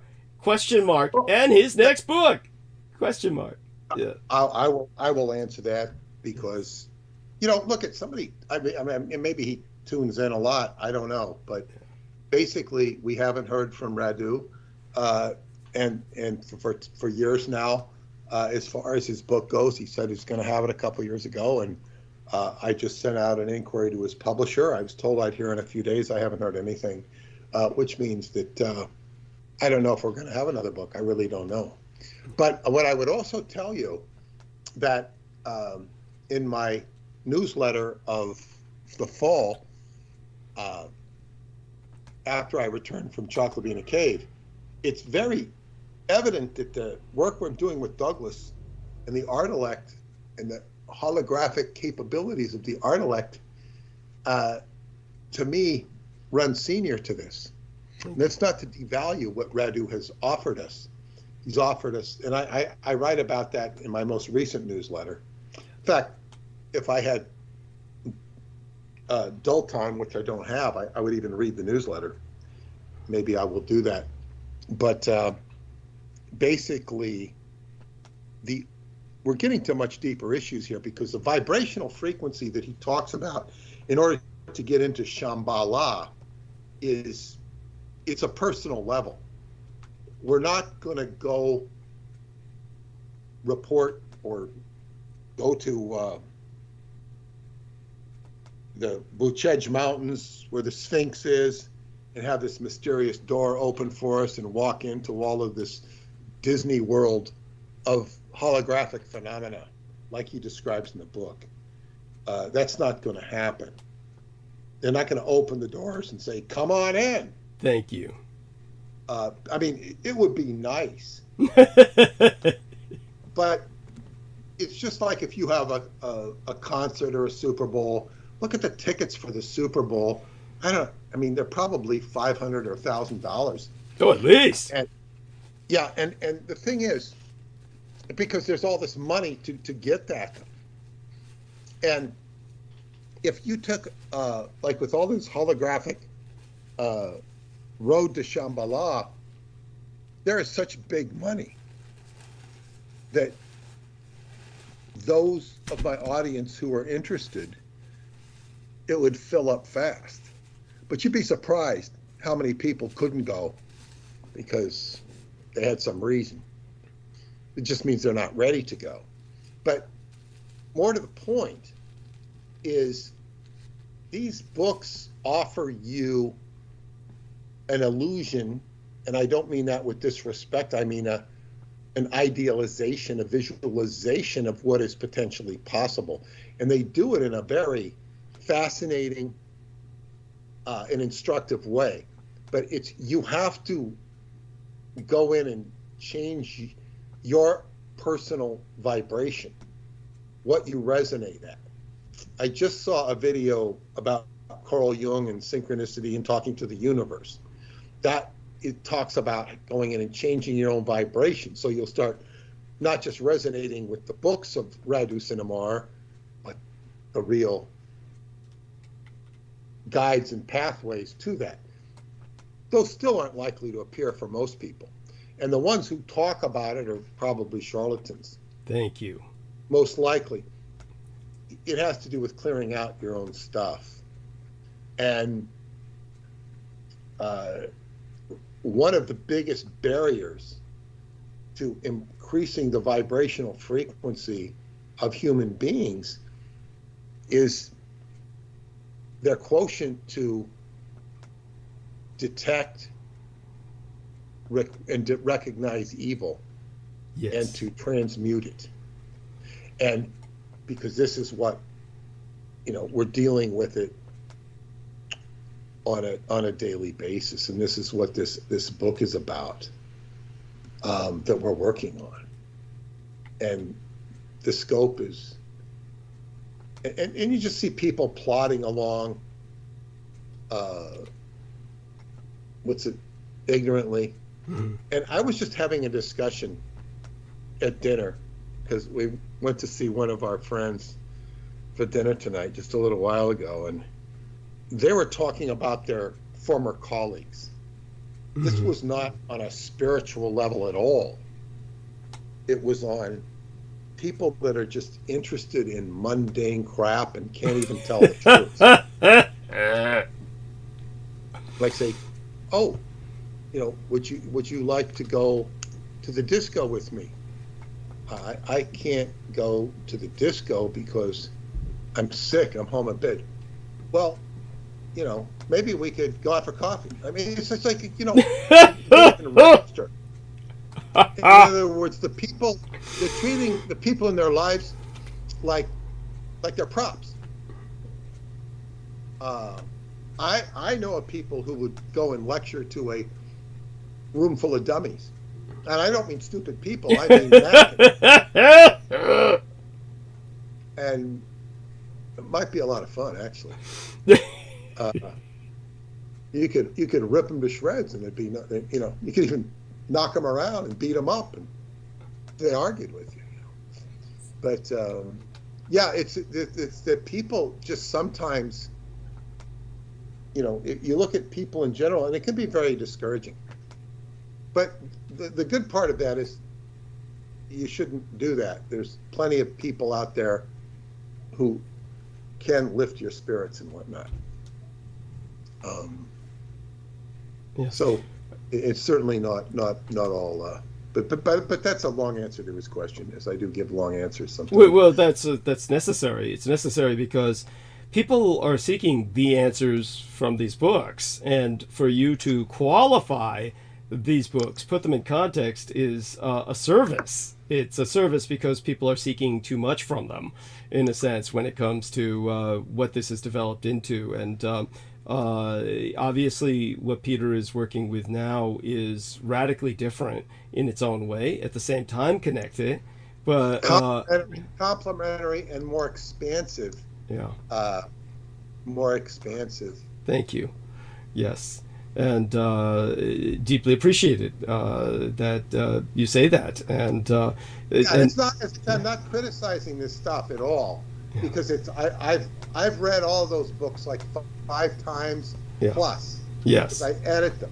Yes. And it's like, so they're like really a part of my soul and my evolutionary development. Yes. But I got stifled at day one when I read the first book. And I go to Romania, and David Anderson's inviting me right as I signed the contract. Practically right as I signed the contract to publish the book, he contacts me a week later and says, "How would you like to go to Romania?" So I see this like incredible association between David Anderson and Radu Sinamar, and he gets on the phone to plot the trip with me, and he says, "What do you want to do when you're there?" I said, "Well, I want to see the holographic, what do they call it, the Hall of Records beneath the Sphinx." And he goes, "What's that?" He goes, "I know what you mean. I know what you mean." And he says, "Look it." He says, "I'll talk to you about that stuff. I feel better talking about it when we get there, not here, when I'm not stateside. I feel much better talking to you about it there. We'll have wine on the Danube, a glass of wine, and blah, blah, blah, blah, blah." And of course, when I got there, he wouldn't say anything. It was like the Tin Man, and they need the oil can. But he finally, and then finally, Radu had sent me a CD via his publisher, who delivered it to my apartment where I was staying my first trip. Now I stay on the island. I was sick because I'd eaten fish head soup. Well, if you want to know what fish head soup is, I suggest you not inquire. Oh.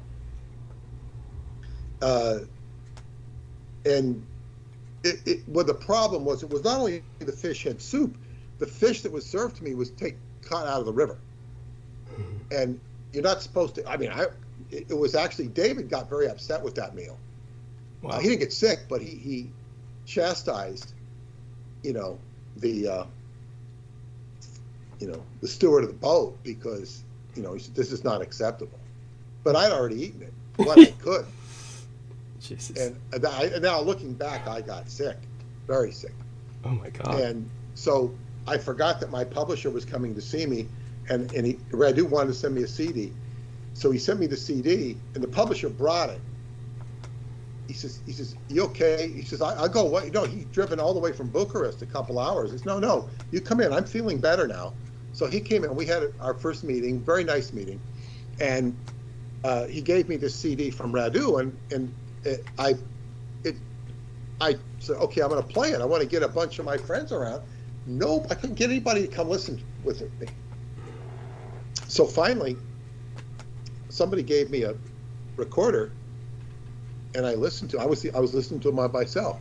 And he says, by the end of it, he says, I don't want you to share this with anybody else except for David Anderson. I'd really like to meet him.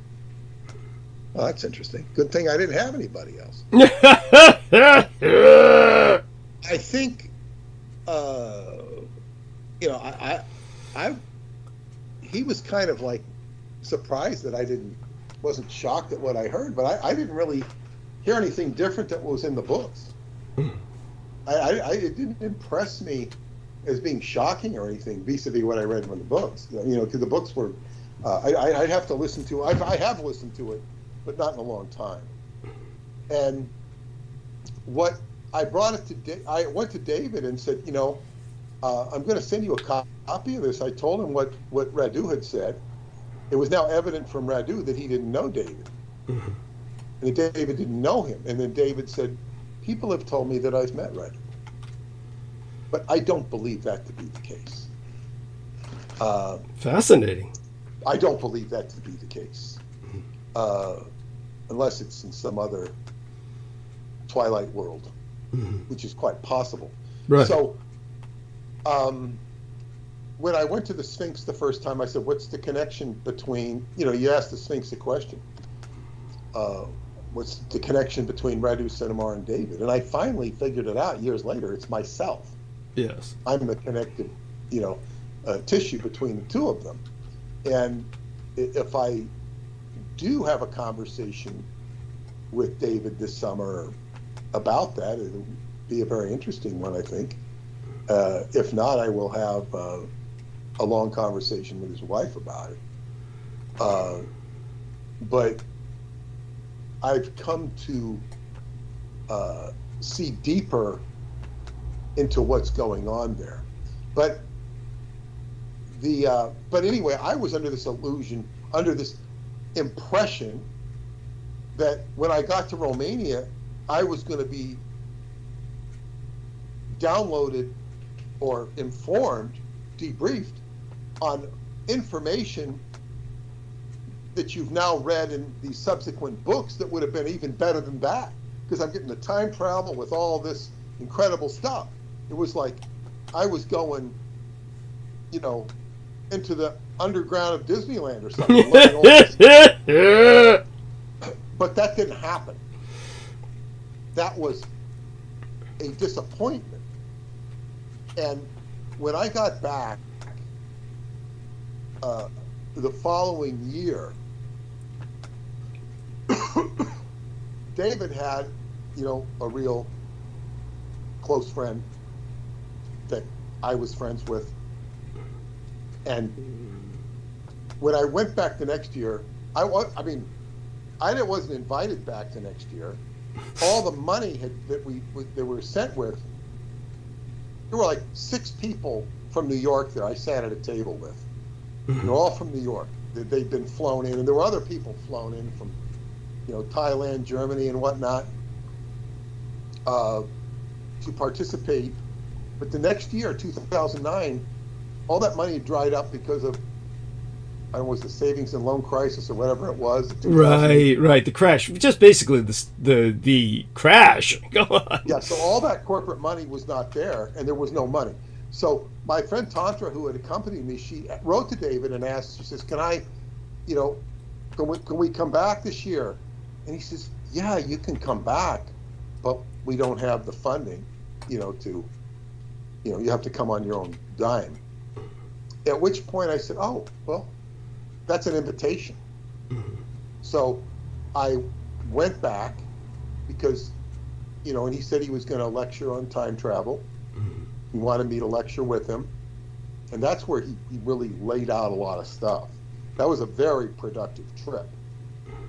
in terms of that. And he did talk, but it was more about the mechanics of time travel, which is now in my videos. That was but it was kind of like when I told his friend on Long Island, I told her that I'm going back. She says, "You're going back? You're going back after all that?" In other words, because there were so many mix-ups, and and it was just like we were met at the airport, but there was no accommodations for us. It was very trials and tribulations, which I write about in the opening to Transylvania Sunrise. She was shocked that I'd even go back, and the director of the camp had even apologized to me. And when I came back the second year, he says, Peter Moon is back. Yeah, after some real challenges last year, he's back. I didn't hold anything against anybody, and I was there, to work with David. That's what I was there for. That's the last time David came to Atlanticor. But I kept going back after that because I kept getting invited back. Then I was invited back by Marta Thomas, and then invited back by Jeanette Crowley, and then Vonda Osmond. So it kept, there was this current had built to propel me back. And Carl Jung, some YouTube I was just mentioning earlier, he's breaking down, talking to the universe through synchronicity and paying attention to synchronicity. And it's like he's talking about synchronicity as a guide telling you you're on the right course. You have to look for these deeper meanings. And when I look at my own life and career, it's loaded with synchronicity. And there are certain points that it's like telling you you're on the right track, looking for deeper meanings.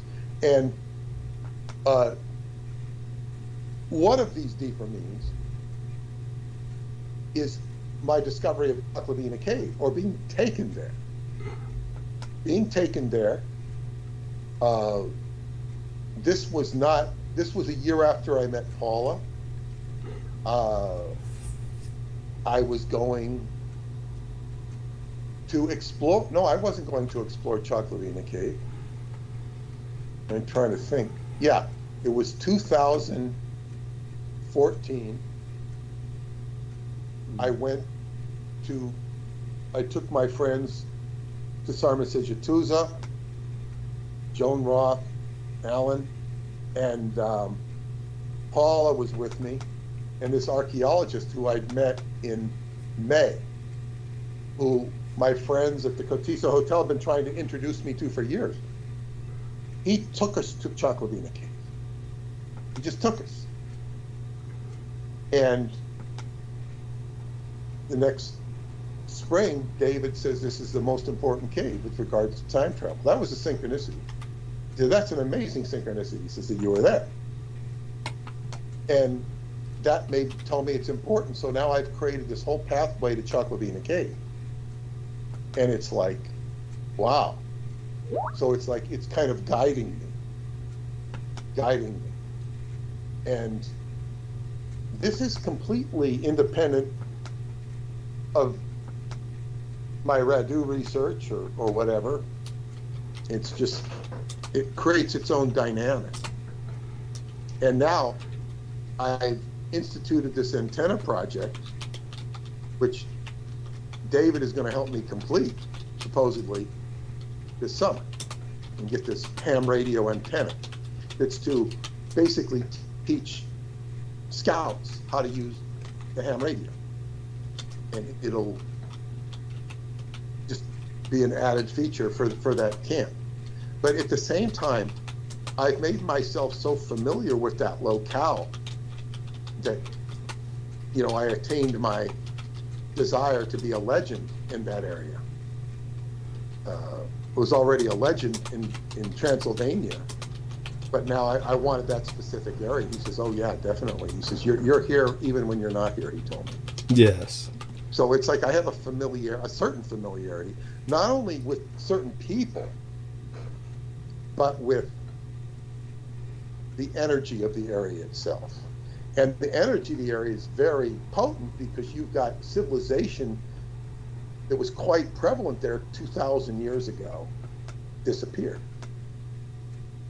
Yes. Disappeared. So, you've got the beings, the energy, the great priest of the Dacians, Deciano, who was he supposedly taught all of this wisdom to the Dacian people. So, that's synchronicity, and just add a little more perspective, and that's a completely different area of the planet. So be it. There was another question. Mm-hmm. Let me see. Why does nobody ever, this is from Clarice, why does nobody even talk about the connection and function of the Ark and the 12-stone crystal priestly breastplate and the cosmic function? Well, I think she's alluding to the Urim and Thummim, the breastplate. I think she's alluding to that, and the Ark. I will say this about the Ark. I wrote I wrote a whole extra newsletter on it when I had encountered raccoons before I left I think it was 2 years ago. And what I discovered when the raccoons came up in the park as a totem, and the raccoons were the ones that, according to tradition, according to, I think, the Torah, they ate the unicorns, actually ate their bellies. Ugh, and that's why we have no unicorns, because they were killed by the raccoons. But the unicorn had six colors in his skin, a rainbow skin. This is why we have the term rainbows and unicorns. Oh. These terms are, used disparagingly. Oh, that's all rainbows and unicorns. That is a tinfoil hat. And I've explained tinfoil hat is for a rare amount of people in the population whose myelin sheathing is so thin that EM frequency disturbs them badly. And the tinfoil will actually act as a Faraday cage, which is a scientific point, and, stop that. So anybody who's shouting out theories that aren't popular or are conspiratorial is called a tinfoil hat. It's disparaging of what but it's ignorant. They don't know what a tinfoil hat is. Rainbows and unicorns is alluding to the unicorn. The unicorn is the hidden symbol of time, of Capricorn, with that spiral coming out of the third eye of the unicorn. And the unicorn, the six-colored skin, was called the Tukish, or Tukish. And that covered the Ark of the Covenant. It also was used as the skins for the Holy of Holies. Now, the Tukish name struck me as just because this was the name of the most famous Montauk Indian, Stephen Tukish Pharaoh, which got transliterated into Talkhouse Pharaoh. But the name is spelled very similarly to the Tukish. And that's an obscure thing. Nobody really knows. They just know it's a skin. But if you read certain passages, it's a rainbow, it's a unicorn skin. So if this is all historically accurate, they had unicorn skins that they saved from the unicorns of the Ark or wherever they saved them from, and they were kept and handed down as sacred skins or whatever, and eventually used. This would be a whole hidden history of Judaica. But to get back to her question, why does nobody even talk about the connection and function of the Ark and the 12? Well, I'm not going to hit that Urim and Thummim breastplate thing. Stay with the ark for a second. The ark is supposed to be this powerful energy that, you know, you can kill armies with. I had dreams about this when I was at the cave. I had dreams where I was holding the staff of Ra, like Indiana Jones does in the movie, and it goes down and boom, and this big energy going down. And then I have a whole adventure in and around that dream, which I won't go into right now. I've written about it. I've revisited it many times. And after having that dream, and after having gone up to see the whole view of the Valley of the Golden Thrones, which my friend Germán had taken me up on it was a very challenging hike for me in the dark. The next morning, I was feeling the energy of the place, and I was thinking of my two female friends in the museum in Bucharest, how they got oversensitive to the gold. They started to become unstable.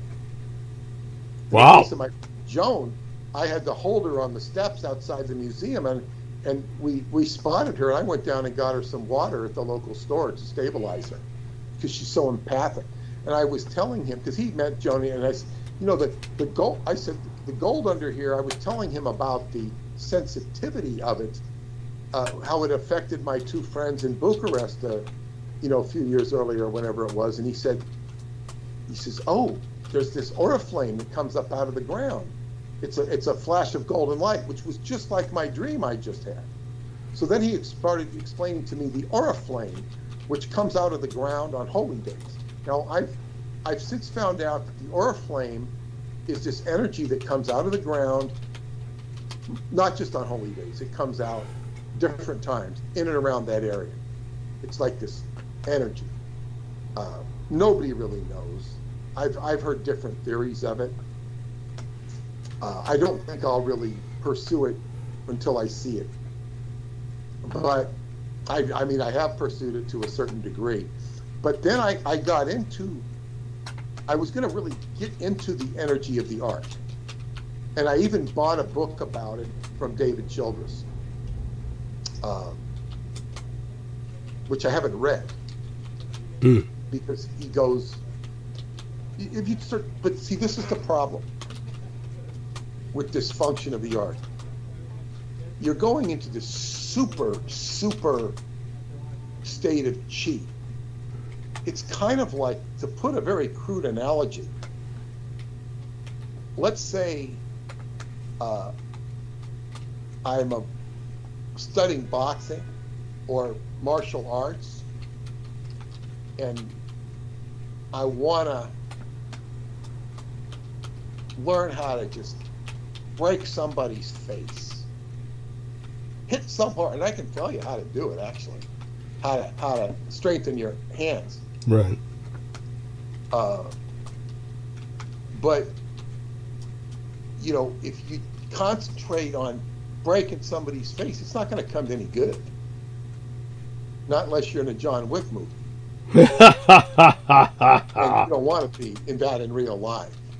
So in other words, you're dealing with this high concentration of energy. And it's too much energy, is what I'm saying. Because I started to go down that road. It's like, it's sort of like this.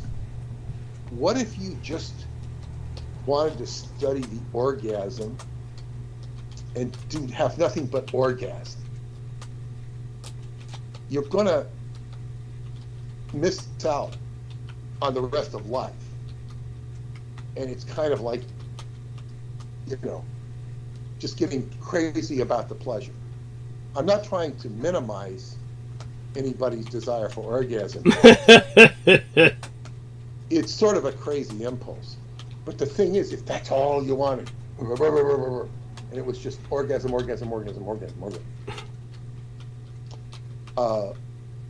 I think there is a function of that energy where you could just maintain it for a long time if you're adept at it.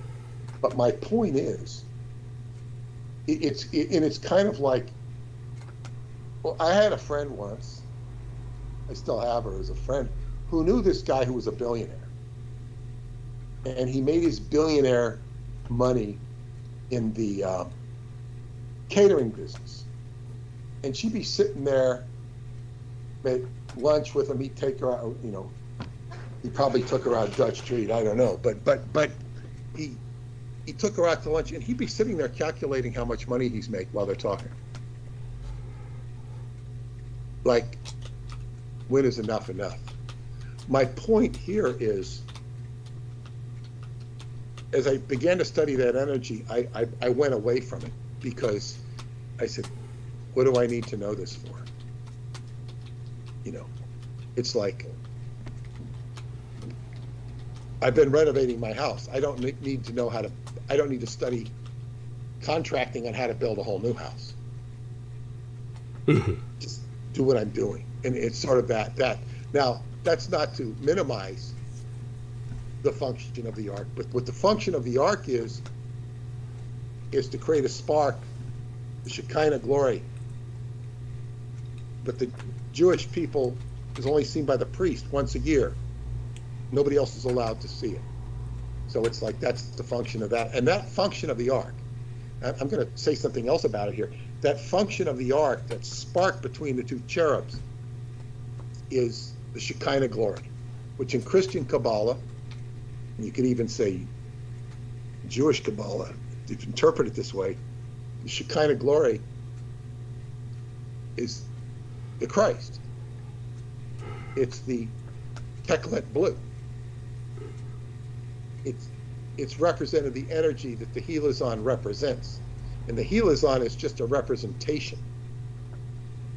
So the helizon and the Teklet blue is the outer garment. It's the exoteric, which is the opposite of the esoteric. The Shekinah glory is the esoteric. So at its highest point, that would be the Christ energy, which would be the apex of enlightenment, the splendor of Tiparet or Tiparet, and it's the crowning glory of the sun, S-U-N. And that's the function of it when it reaches its climax. And you know, I was using the orgasm analogy, but that's, and I think when you really would reach a true tantric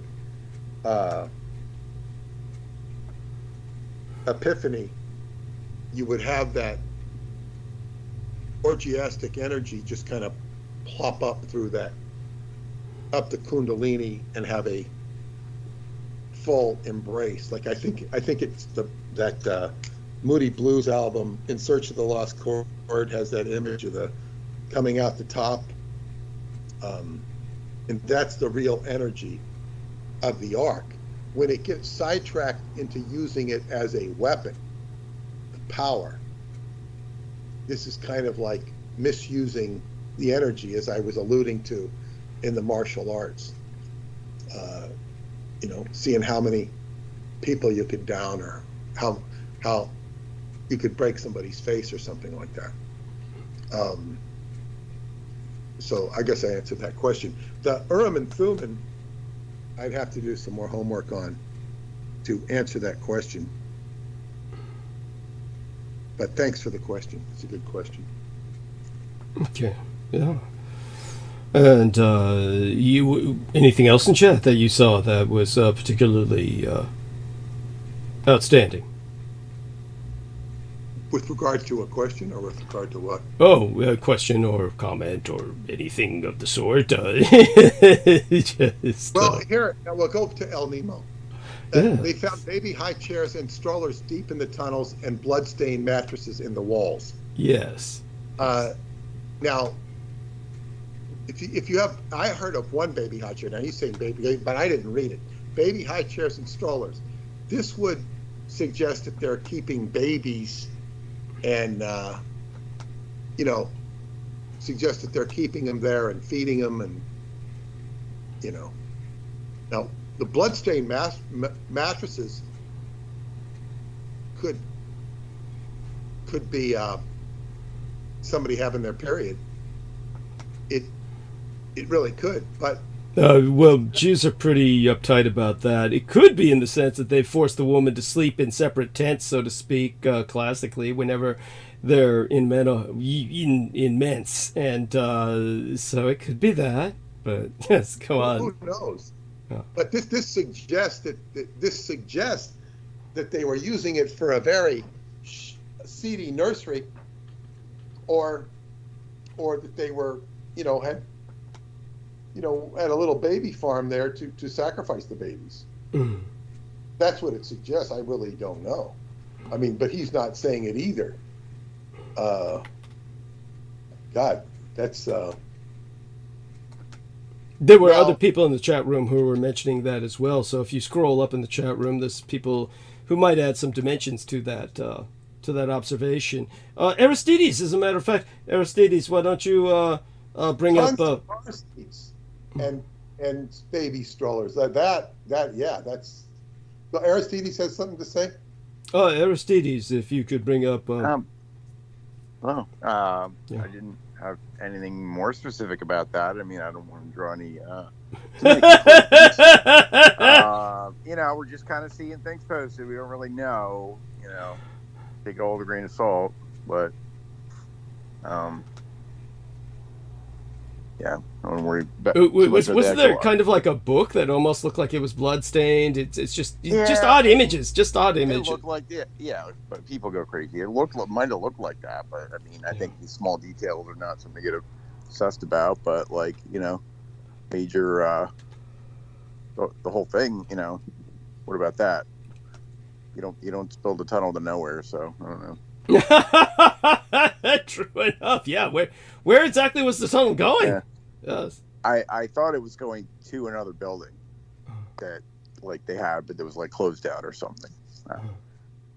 And there's one. I did post one link. I think it was from a local community news thing. There it has a lot of pictures. I don't know if you want to look. Peter wants to look at that. It's in the. Which is what? It's in the Skype chat. It says the first photos leaked. Chat. Yeah. What am I looking at? Link I put there. First photos leaked of the tunnel under 770. That's been out a couple days. CrownHeights.info. It seems like a community billboard or something. I don't know. Secret tunnel. I don't know. I did. Yeah, that. I sent it to you. Did you find it, or should I send it to you? You sent it to me personally? No, I could. No, but where it's in the. There's so many. It's in the current call. It's in the current call chat. Okay, the current one. Oh, here's the problem. Okay. First photos leaked of the tunnel. Okay. There you are. All right. Now, to me, this is an old tunnel. It's not a new. The photo leaked on the left. That's an old tunnel. It's not new. Well, it's not new. It doesn't Yeah, look. it's going to take a while. Now there is some dirt there that's been dug out. It looks like an old subway station. They had abandoned spaces, and that's where they were depositing the dirt. Oh, because Peter was asking, where does the dirt go? So it would be the old abandoned subway station. Or no, so something. I don't know. They have. There's a number of buildings they have around there. So, and I think a couple weren't. I see. There's been some digging here. Being used, and kind of some neglected spaces there. They were pushing the dirt around in.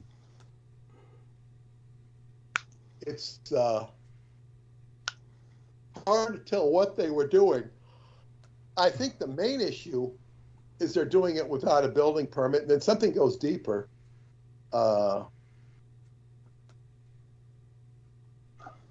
It's really weird. If you scroll up a little bit, I don't know what that was. That was somebody's speculation on a map of the tunnel. I think there was one reporter where where besides that building it went, but I'm not sure.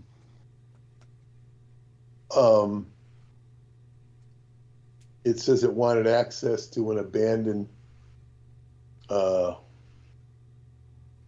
area. Yeah, which I think was another building. Yeah.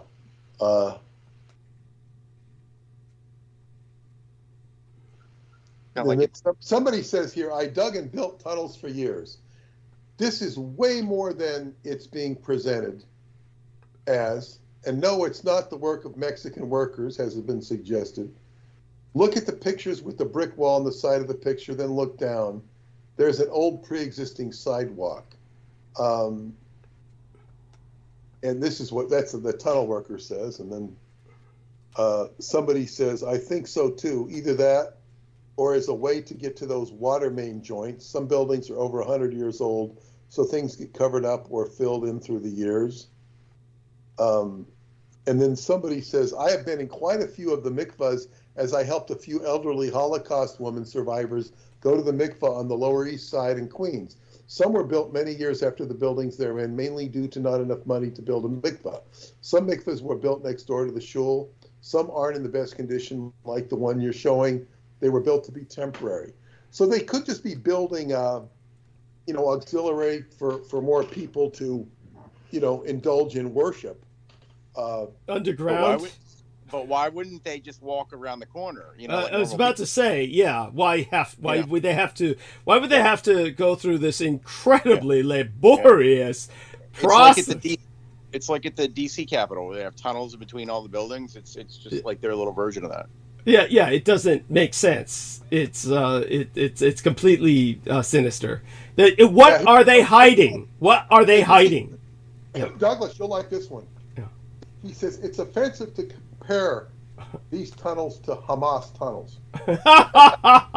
Listen, Hamas, with all the money and support they get from Bibi, would never build such an awful tunnel. Now that is fucking funny. That is fucking funny. That's great. That's beautiful. You need to frame that. That needs to be ensconced in bronze and put up on a brass plaque. They're cheap too. It's got the he's quite right. The Hamas tunnels are much more functional and they don't look so crumbly. But this is New York City. Everything's going to be second rate. Everything's falling down on top of your head. I think the best is Nemo had this one screenshot that was here we are. Let me see if I could do a screen share here. So I'm going to do a screen share, and oh wait, it's Aristides provided this. So did you read what Richard Stroker said, Peter? It's in the text box right here in Skype. Well, you made it too small to read now. Yeah. Oh, okay. So let me. Read it yourself. Read it yourself. There are Jews living under my apartment. I hear them. It's like they are digging or something. For the record, I live at ground level and we do not have a basement. But what he said at the top, some of you owe me an apology because he said, I swear, you see what it says at the top? Yep. I swear I keep hearing Yiddish under the floor of my apartment. I live at ground level and we have no basement. And of course, everybody was, you crazy motherfucker. Oh, you know. Now, granted, his face invites you to automatically stereotype him as some pathological Judeophobe. This is like, his face screams of this. But under who else's apartment would they dig under? It's like they're trying to get to him. Yeah. But yeah, Richard Stroker X. Of course, it's X. Yes. Yeah, God. I mean, the thing, it looks like a joke. It looks like a joke, but if so, it's a good joke. What? I didn't check. It's a screenshot. I didn't take that. I don't know. I'm assuming it's a real Twitter post. It's a but definitely, I said, yeah, if it's a joke, it's a good one. I mean, it's done well. It's But at any rate, there you go with that. I don't feel like digging to see if it's real. I could try, but I don't think it's worth our time. They might have removed. He might have removed it, you know, and then now it's like, you know, what am I going to do? Look up articles about it? I don't know. Oh no, it served its purpose. It served its purpose. But definitely, I think that it's this is what I do want people to understand is obviously there's something sinister and they have sinister intentions or they wouldn't be building goddamn tunnels. There's no this whole shit about there's old Holocaust survivors that we need a tunnel to get them to to temple. I mean, are you fucking kidding me? Please. I mean, this doesn't even bear, like, the whole tunnel thing is, obviously, they're hiding all kinds of shit, or they wouldn't be building tunnels. It's that simple.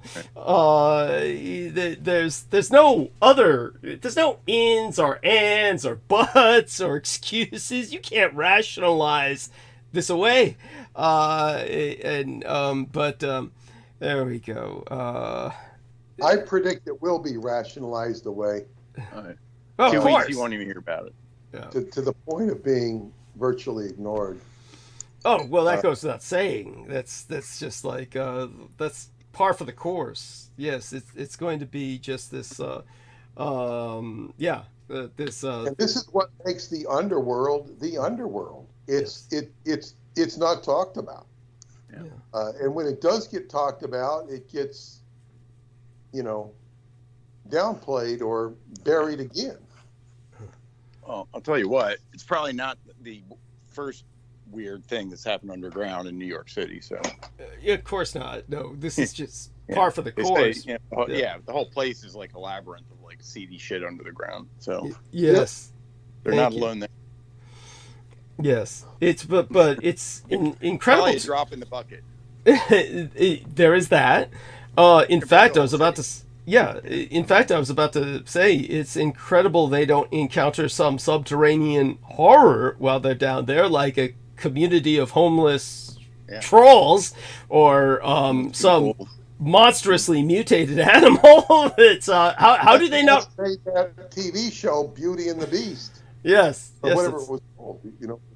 Yes, that's what it was called, was Beauty and the Beast. Yeah, they made a whole television series that was immensely popular about people under New York that were living a fairy tale lifestyle, kind of. I guess I never saw any of it, but it astonished me that people... You saw enough of it to know that you didn't want to watch it. Yeah, thank you! Thank you!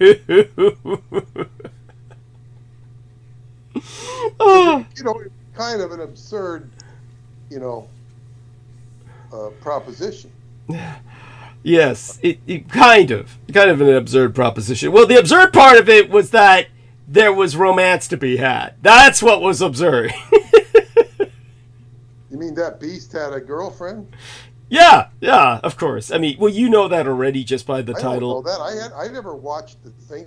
I saw bits and starts of it, but I never watched the show. I was always kind of intrigued by the elaborateness of the underground, but never enough to watch the show. Interesting. It was, I never saw an episode, just caught a scene maybe once that I can consciously remember. But other than that, the premise I was made aware of just simply through the TV guide because it was such a popular show. They wrote articles about it. But yeah, it was the Beauty and the Beast simply transposed into the subterranean sewers, so to speak, of New York City. But obviously, if you're digging tunnels, then at some point you're going to intersect other tunnels if the city is that infested with tunnels. So you would expect that they would encounter some like sewer or passageway for electronics workers or something. But somehow they plotted their way around all of that, which shows some real serious planning. And it's again, the question is why? That there is no logical reason for this to even exist. There's no logical reason whatsoever. All of this implies extreme paranoia and at its most benevolent. at its most benevolent, we're talking about a pathological cult that is essentially doomsday in nature.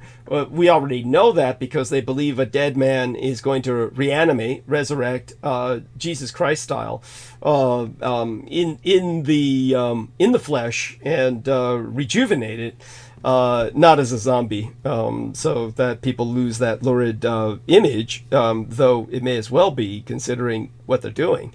So of course, there are those who would insist that it is ultimately satanic. But 180 now says, part of my past, I was trained as a Messianic Christian Jew, utilizing and wearing tzitzits and sitting at Passover with the Cabal. I've seen and experienced the power of their hive. Thank you for having the courage to share that, 180 now. But there we have that. And so it's okay. That having been said, it's a few minutes after midnight. It's been quite a productive evening. I do want to admonish everyone, of course, to hit the upvotes. We are assailed by downvotes as soon as we start transmission. And obviously, I wanted to explain to everyone the series of challenges that we're dealing with, and they are many. But thanks to help from our listeners, we are no longer code red. But we're definitely going to continue asking for your support, because believe me, it's needed. It's always needed with the challenges we're constantly facing. And we also need your upvotes, because that's what gets us back on searches so that other people can find us. And ultimately, we're also reliant on you for that. Do bring us up to others. Let others know what we are doing. And the challenges that we are facing, simply because of what we dare to address that no one else is addressing. Peter went out of his way at great pains, at great lengths, to qualify everything he could before he covered the topic of what looks like a very sinister underground situation. And sadly, what he predicts will likely be true. Of course, it's going to be compartmentalized out of media, but to many people, it will never be forgotten. It exposes the reality of something awful, something heinous. But I would also say, we've all learned to varying degrees about the Holocaust that occurred in Poland primarily. Yes. It's attributed to Germany, but it actually occurred in Poland. Thank you so much. Yeah. But we hear about this. And it's true, in varying degrees of truth. But we don't hear about the other Holocausts. These are what we don't hear about. Thank you. And without minimalizing what took place in Poland, we should learn more about these other ones. And it's especially deliberate attempts to obfuscate them. So, that's important genocide of, I don't know if they do courses in genocide. They do, but I don't feel that any of them really do justice to the real heart of the situation. So to explain everything in summation, when you take into account the fact that biblically you have the Jewish people under their rationalization of the orders of this psychotic, vengeful God of the desert, this wrathful entity, demanding the sacrifice of entire races, such as Canaan, where the Jews sacrificed the entire population in a holocaust, a burnt offering unto their God, which, if you're a Christian, that God is not your God. And then follow that up with Columbus seeking a new Israel for his Zionists, his proto-Zionists at the time, trying to flee the Inquisition in Spain, and sponsored by Jewish merchants to head towards the New World and essentially eliminate the indigenous population so that they could bring in their own people to populate it en masse. And the genocide that he launched, and then the slave trade he launched to replace the indigenous population with blacks from the old world of Africa.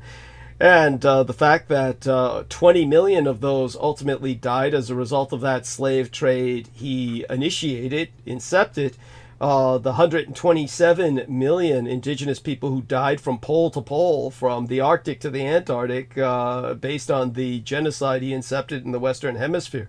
And then Henry Kissinger, with his genocide he perpetrated with Paul Ehrlich when they convinced the communist Chinese to a one-child policy. And the literally countless children that died in China as a result of that one-child policy. 500 million. And then you count, of course, their annihilation of 1 million Palestinians in Al-Nakba, the ethnic cleansing of Palestine. When you put all of these annihilations together, the Jews have wiped out half the human race. My biological father wanted to annihilate them in Europe for a reason, and it was a very good reason. And he was entirely justified. Entirely justified. He did the right thing. There is no wrong in what my father did. What he did was to try and save the human race from this Jewish plague upon humanity that is annihilating, that will annihilate us all if they have the chance. Because they are, in the end, as Carl Gustav Jung said, an insane race. So understand this. Where do you delineate, excuse me, where do you delineate that with the Edomites? Are you equating the Jews to the Edomites? Because where do you disambiguate those two? No, it's a valid question. And of course, I've pointed out before that the Edomite ideology has essentially merged with the Zionist ideology. The Zionist ideology is Edomite. We can point out the fact that there is a Jewish diaspora that does not cleave to the Zionist ideology. We can ultimately disambiguate, of course, on a personal level, positive experiences we've had with Jews. Adolf Hitler did this himself when he ordered SS protection for his mother's doctor, Dr. Eduard Bloch, and helped that individual migrate ultimately to the United States at the height of World War II so that he wouldn't die in the firebombing that was killing countless Germans. But in the end, what we're left with is the fact that they, say for instance, the Holocaust Memorial Museum. You have the fact that a child rapist, an identified, convicted child rapist, Roman Polanski, a survivor of the death camps who obviously belonged in them and should have died. He a survivor of the death camps or the concentration camp? I don't know that he was in the death camp. Your point's well taken. He was in a Konzentrationslager, but many people, enough people died there where it was the disambiguation is not moot, but it is nevertheless, how will we say it? It's almost nuanced. Nuanced to the point where it's extraneous. The death camps, of course, just so people understand, there were Konzentrationslager where people were concentrated, hence the term concentration camp, and there were actual Totenslager, and these were the death camps, and they were all outside of Germany, the death camps. Death camps were outside of Germany.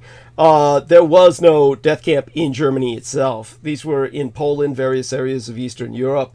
But the death camps, your chances of survival were extremely small. There were survivors, but this was extremely small, comparatively speaking. Concentration camps, you had a lot more survivors. This is where we get the term Holocaust survivor. You have people in concentration camps who did survive the war. But due to any number of factors, mostly denial of supplies due to Allied bombing, there was no way to maintain the number of people in the concentration camps that they had at any level above subsistence. and so many of them did die. There are many who would argue it's a moot point. Your average Jewish person would argue that there was no difference whatsoever. So bear that in mind. Nevertheless, one of the survivors of either Auschwitz or Dachau, one of the famous name places, it was Polanski, and people could look up which camp he was in. I don't care enough to find out. I do know that he certainly belonged there, obviously, and he should have died. If there's any person who deserved death in a camp, it would have been Roman Polanski. But at any rate, he wound up coming back to New York City with total legal impunity to open a Holocaust Memorial Museum. And when the New York police stepped forward to arrest him, the entire Jewish community basically surrounded the police, threatened them with loss of their jobs, threatened them with exposure of their families, threatened their families' physical safety. It's a terror till the police back down and just let this bastard go. So if you're Jewish and you're a known identified child predator, not only can you come and go as you please with complete and total impunity, you're going to wind up with people in media basically blaming the victim. The entire Jewish community blames his child victim, saying that she's the victimizer, the predator who entrapped this poor creative genius. This is a fact. And she's faced this kind of slander and defamation that's destroyed her life. Not just the rape, but has been continuously raped by the Jewish community ever since. Or by people who are, shall we say, flattering the Jewish community. This sort of thing is ongoing to the point where, okay, what kind of disambiguation can we make? What kind of disambiguation is there that's worth making? The end result is we can say that if someone is in Israel and an Israeli citizen, we could also argue that literally half their population, literally, statistically half, does not agree with the apartheid state system, doesn't agree with the ethnic cleansing, the various crimes of the Jewish state. But in the end, if they're not willing to rebel, they are enablers. If they do not overthrow Benjamin Netanyahu, put him on trial, and imprison him for everything he's done, then they are, in the end, enablers. When you take a look at what the Jewish diaspora community, which may claim that they're not approving of Israel blowing up babies, when they won't allow Palestinians to protest at our Ivy League campuses or various other campuses, and they make certain that campus presidents lose their jobs. You heard them boasting in Congress, 2 down, 1 to go, concerning the Ivy League presidents they interrogated about, do you, with a loaded question, do you support the extermination of the Jews? That was the question. And of course, the presidents have to say no. And they say, but if you allow Palestinian protest, you are by definition supporting the extermination of Jews. And these people are left sputtering. I don't know how these academic people can be left sputtering. This is what happens when you're simply too intelligent for your own good, or too stupid. You're somebody who's so trapped in your own political correctness, you can't just tell these people you're asking an invalid question, that your question is entirely invalid. These are people who are protesting, saying Palestinian lives matter, does not automatically interpret as Jewish lives do not. So, but this is what they say is the case. And this is here in America. So in the end, you're left with, in essence, it doesn't matter if you find yourself some incredibly liberal progressive Jew who says, I don't stand for any of this. I mean, those people are out there by the thousands. Sure, there's thousands of people like that. In the end, what are they doing? Nothing. Nothing. This is where it comes down to my son's experience and the experience of his people, the Armenians. The Armenians suffered a Holocaust. Who is it that denies their Holocaust, aside from the direct perpetrators, the Turks? The Jews! The Jews! Who directly at universities like Princeton will, as academics, claim the Armenian Holocaust never happened. Why? Because Jews want a complete monopoly on human suffering. That only they have a monopoly on this term Holocaust. And I can guarantee you, whatever Yosef Mengele did, from skinning Jews alive, by ripping off their faces after the correct surgical incisions, which he did do, none of them have anything on the Native American Indians. The American settlers did the same to the Native American Indians while they were alive. I've described what happened at the Sand Creek Massacre, where the American army for months tortured Native American women and children to death, skinned them alive, hung them out to dry under the sun so they could leather and tan their skins. There is nothing the Jews got on the Native American Indian. But they said to the Native Americans, get rid of your swastika because that offends us. And the Native Americans were stupid enough to stop using their fly-fought symbol, the swastika symbol. It was on an American plane that had a Native American swastika painted on it. That was the first real whorled swastika in the angled position that Adolf Hitler saw. He had until that point only seen the swastika in the straight up position that you see in Asia. And this is something that impressed him to the point where he took that as a political symbol. There were other influences, but that was certainly one of them. The Americans, of course, had a few Native American flyers, pilots, in their air forces. This was a dead and shot down Native American pilot's plane that on the field in the Western Front, Adolf Hitler tried to rescue that pilot, but the pilot didn't survive. But his last words were to Adolf Hitler about something about his tribe, and Adolf Hitler was forever impressed by that. This is something that you have to remember is a symbol that's now forbidden for the Native Americans in the United States because it offends the Jews. And yet it's the Native Americans who had the far greater Holocaust, far greater in numbers, far greater in suffering. And yet the Jews say, but you can't show your own indigenous symbol because it offends us. Fuck you, you. Fuck the Jew. I'm sick of it. You can't keep going on trying to say that there's this good Jew or that good Jew. You have to draw a line and say our tolerance has to stop. Our world cannot be directed by a neurotic minority of incredibly spoiled people. The most spoiled people on earth who get everything they ask for simply because of their capitalizing on what my father did to them when all he was doing was delivering karmic justice. Karmic justice is a bitch, and it comes en masse.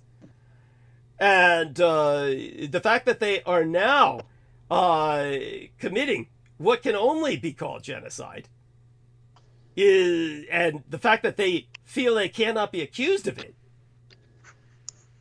there's no excuse for this. We can't go on tolerating this. At this point, we are guilty of genocide as they are, just by tolerating it. So, yes, it has to stop. Something has to be done. And the first thing to do is acknowledge the truth of all the damage they've done to humanity, and the truth of the fact that humanity can't go on favoring them. This is why they think of themselves as chosen, and that sense of privilege has got to stop. Their suffering is no greater than anyone else's, and it's actually far less than most. All kinds of people, hundreds of millions, have died in China. And then the one-child policy, which was a Jewish conspiracy between Henry Kissinger and Paul Ehrlich, not to mention what Kissinger did in Cambodia, not to mention what he did in Bangladesh, not to mention what he did in South America. When we take together all the genocides of Henry Kissinger, he's up there with Christopher Columbus and even beyond. And that's in our lifetime.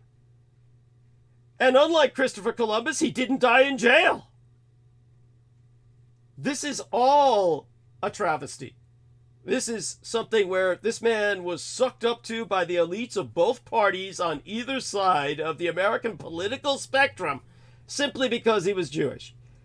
A man who himself would try and pretend he hated Jews simply so he could get away with doing as much as he could for them. It's why he received the Jewish Congressional Medal of Honor, their equivalent thereof. In the end, this is the insanity that we're dealing with. Right now, the only reason they get away with what they do is America. And it's got to stop. Also Russia to a great degree. But Russia doesn't have nearly the power that America does. If we were simply to pull our funding, they would collapse. Forget all the crap you hear about their incredible professionalism, the acuity of their military. It's all a myth. It's sheer American spending that keeps them going all this time. Just pull the funding and they'll collapse. It's guaranteed. If they're so professional, how did October 7th happen? If there's such a firearms utopia, we know legally by the paperwork that almost everyone in Israel owns a private firearm. Where were all these private firearms on October 7th? How come not a single person living in their home with a terrorist supposedly chopping heads off babies, how come not a single person fired a single shot in self-defense? How? How is this not conspired? We have to be realistic here. This is a real question. This is not Sandy Hook. How is it not a single Jew got a goddamn bullet out? A single round? With all the guns that they have, with every American saying the NRA constantly saying, go to Israel, everybody carries a gun. And the NRA will give you the statistics. Israel itself has the paperwork. Everyone in Israel is armed. They have open carry. You can walk anywhere with fire. How did October 7th happen? And then, help me out here, Aristides. Aristides, what did they do with all the people who died at the party? All the people who died at that party. What did they do with all those burnt out cars and, the outhouses, the shit houses? Yeah. What did they do? They had all their stuff. They already had like an instant Holocaust museum out of it. Yeah, they put it all under rotating disco lights. Multicolored rotating disco lights. Right? Am I wrong? Yeah, something like that. Yeah. Yeah. They made an art exhibit out of it. Yeah. How can anyone do this? This is art out of death. Art out of death. Oh, look at all these Jews that died. They took all the burned down hulks of the cars. They took all the shit houses with the bullet holes in them that were leaning on each other, and they fossilized them. They bronzed them in perpetuity in position of death. And said, this is how they all died while they were in the shitter. Look at all the bullet holes in the outhouses. Look at this. The door's open where you can see them on the crapper. They did everything but reposition the bodies into the position of them taking a shit. And they put lights on it so you could walk in and get that stench of shit and death, and said, it's a permanent display. I can't think of anything more disrespectful to the dead. But the dead to them are an exploitation piece. It's something to sell tickets to. This is a new tourist attraction. They want tourists to come and see this. This is like, what do you say about a culture like that? This is a culture of death. A culture that worships death. A culture that revels in death. That takes their suffering and magnifies it so that it means something to you. You are supposed to weep for this. You are supposed to cry over this. You might say, well, as a human being, I should. But do they ask you to do that about what happened to the Palestinians? Do they ask you to do that about what happened to the Armenians? Do they ask you to do that about what happened to the Native Americans? Or to the blacks who died in slavery, shipped over here en masse, the majority of them never to make it to shore? Of course not. It's just them. All they care about is themselves. Take a look at Jewish media. What's Jewish media about? Their own neuroses. Self-examination ad nauseum. It's something that they may want to look at that till the cows come home. We don't need to look at that. They've seen books. I've seen books written on, look at what Germany lost due to all the Jewish professors that it killed, the Jewish artists that it drove away, the Jewish, everything Jewish that Germany lost. It's lost in the sciences and the arts in particular, but many other places, well, Germany seems to have done quite well without all of that. The rest of Europe is just parasitizing off the German economy. It goes to show that, by getting rid of the Jews, Germany really blossomed and prospered. Honestly, and besides all that, they can afford paying the Israelis, who are constantly parasitizing off of their prosperity. It's disgusting. There's no word for it. The Jews are parasitizing off of all of us. This is all got to stop. It's time for it to end. We see what's going on now is that they're murdering with impunity, and they're asking you to support them in this. And if you stand up against them, you are deemed to be a terrorist. You are deemed to be calling for their extermination, as if their very existence depends on their killing other people. This is what they're saying. In the end, that is their argument. So if the other Jews in America aren't standing up en masse and saying, if all the Jews in America who were liberal, who were progressive, stood up en masse and lobbied for America to stop financing Israel, then we could say, yes, we have a Jewish community that presents an alternative. But that's not happening. So in the end, it's just, if they're Jewish, you have to consider them as enablers of this Edomite conspiracy of nihilism. This Edomite campaign to ultimately annihilate us all. Look at what they did by arranging for COP28 to take place, the 28th Conference of Parties to take place in the United Arab Emirates. If the Blood Boys hadn't enabled me through, of course, my son's husband, to talk to Sultan Jaber, that would have turned into a fossil fuel fuckfest.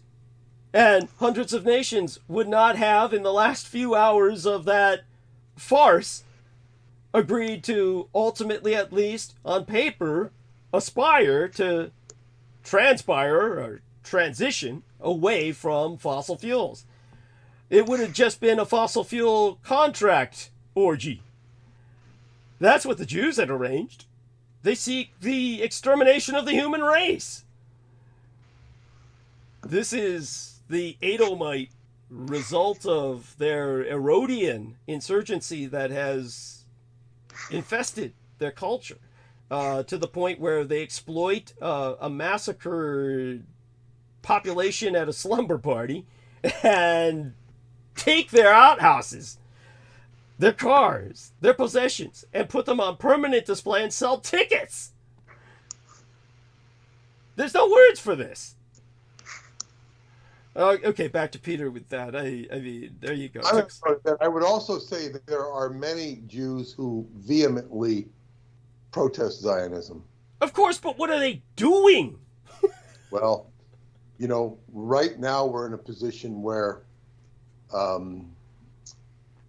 it's hard for anybody to do much about anything except many of the protesters we have going on. No, these people, these wealthy Jewish people who do not want to see this Zionist taint on the reputation of their entire ethnos or religion could easily... I'm not talking about the wealthy ones necessarily.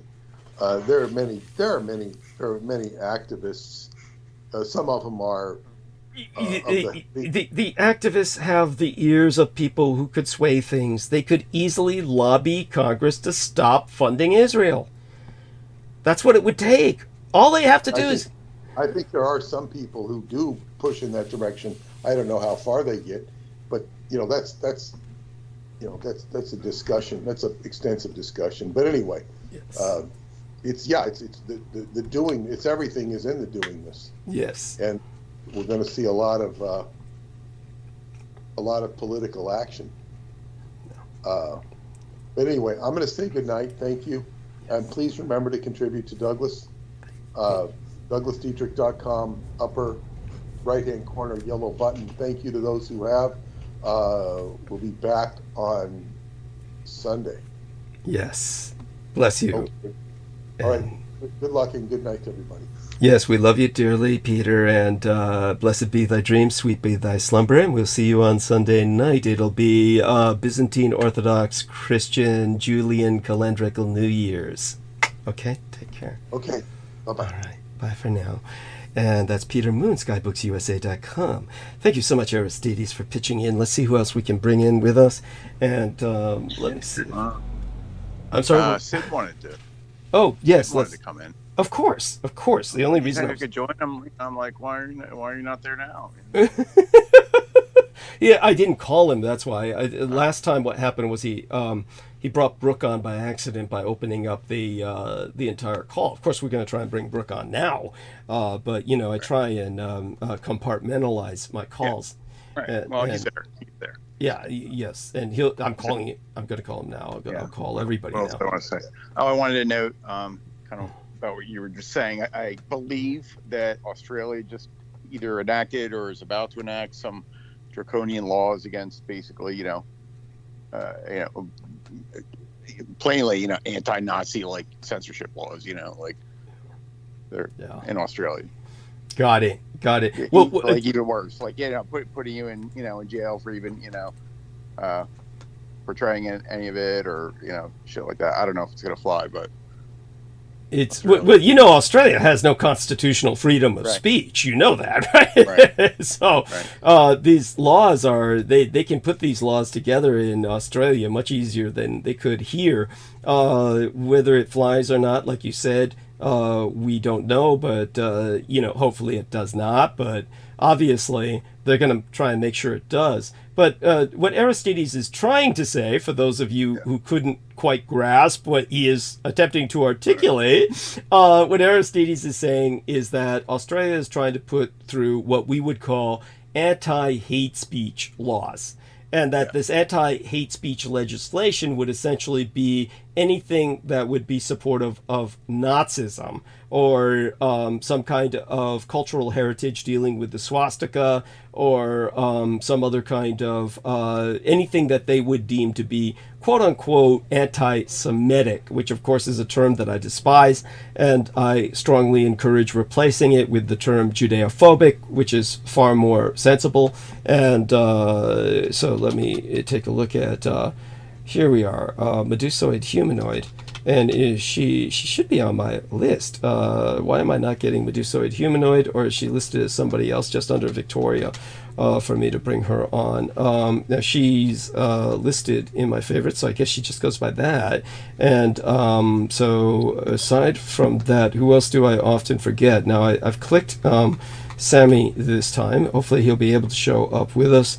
And so I think I clicked the normal number of people, including George Knight, who said he was going to be into talking quite a bit tonight. Maybe Troy Bellamy was the only one I forgot. So let me see if I can add him as well. Here we go. And I believe we are joined by Sid already. Say hello, Sid. Hello, everyone. Excellent. Hello. Excellent. He sounds talkative tonight.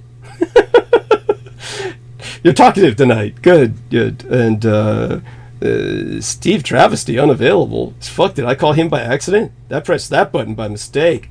That was some poor guy who used to work at Revolution Radio. Nemos is going to make a coffee and have a quick snack. We'll let you know when I get back. Thank you. Brendan Zogan has joined us. So, hello, dear Brendan. And here's where we can bring up certain other details, I suppose. Feel free to talk, Brendan. Let's see if your communications are working. And all right, everybody's on mute. Yeah, it's Well, Glad you're there. Great guys. That's fucking brilliant. We got 3 men on mute. Nemo has an excuse. At least he's entered the comment that he's doing his thing. Brendan is probably like making some kind of new pot of tea, lacing it with something. And I swear to God, Sid, you had sent me something, an email or something that had your real name in it. Send that to me again or resend it. You should be able to find it in your sent box and be able to resend it, because I can't find it. I've been trying to find that thing and I can't find it. So do me a favor, find it in your sent box and resend it. Okay? Okay. Thank you. And there, aside from that, Brendan, you there? And hopefully he does show up any moment now. And in the meantime, we have Aristides and Sid.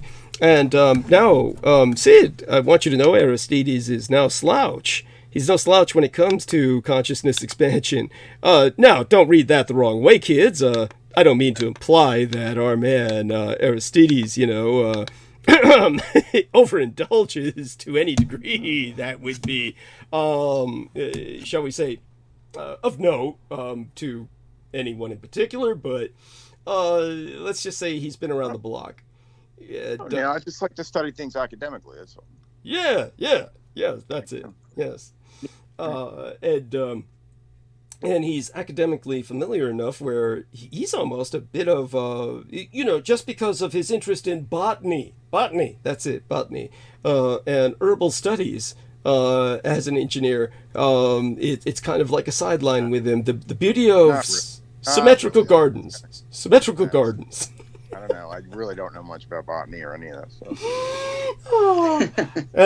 Somehow he's able to identify the names of mushrooms just by their pictures and shit. So I'm pretty impressed. I think he's very humble. He's very humble. Yeah, there's some well-known things out there, Yeah. Now here comes Brendan. Especially penis envy. You're gonna remember that one. Yeah, true. Yeah, that's an actual. Like, well, if you remember one kind, it's gonna be the ones that look like penises. It's an actual name for a mushroom. Yeah, there's one called mighty penis. Yeah. So Brendan, the mycology is different than botany, Douglas. Okay, thank you. That's true. It's the study of funguses. That's right. Yeah, mushrooms are more closely related to eukaryotes, or like humans. Well, okay, cool. It's like eating people. Yeah. Oh. They're their own form of intelligence, yes. Oh my God. Beings. Yeah. So Brendan, why do you sound like shit? Why does it your technical? Why does it sound so bad? Are you not able to hear me, or? We do, but it sounds like you're. It sounds like you're on the Sputnik and shit. It's like you're in Earth orbit, and you're up there with Laika the dog and shit, and you're like radioing back to us. Why? Why does it sound like that? I'm broadcasting from a tea plantation in Yunnan.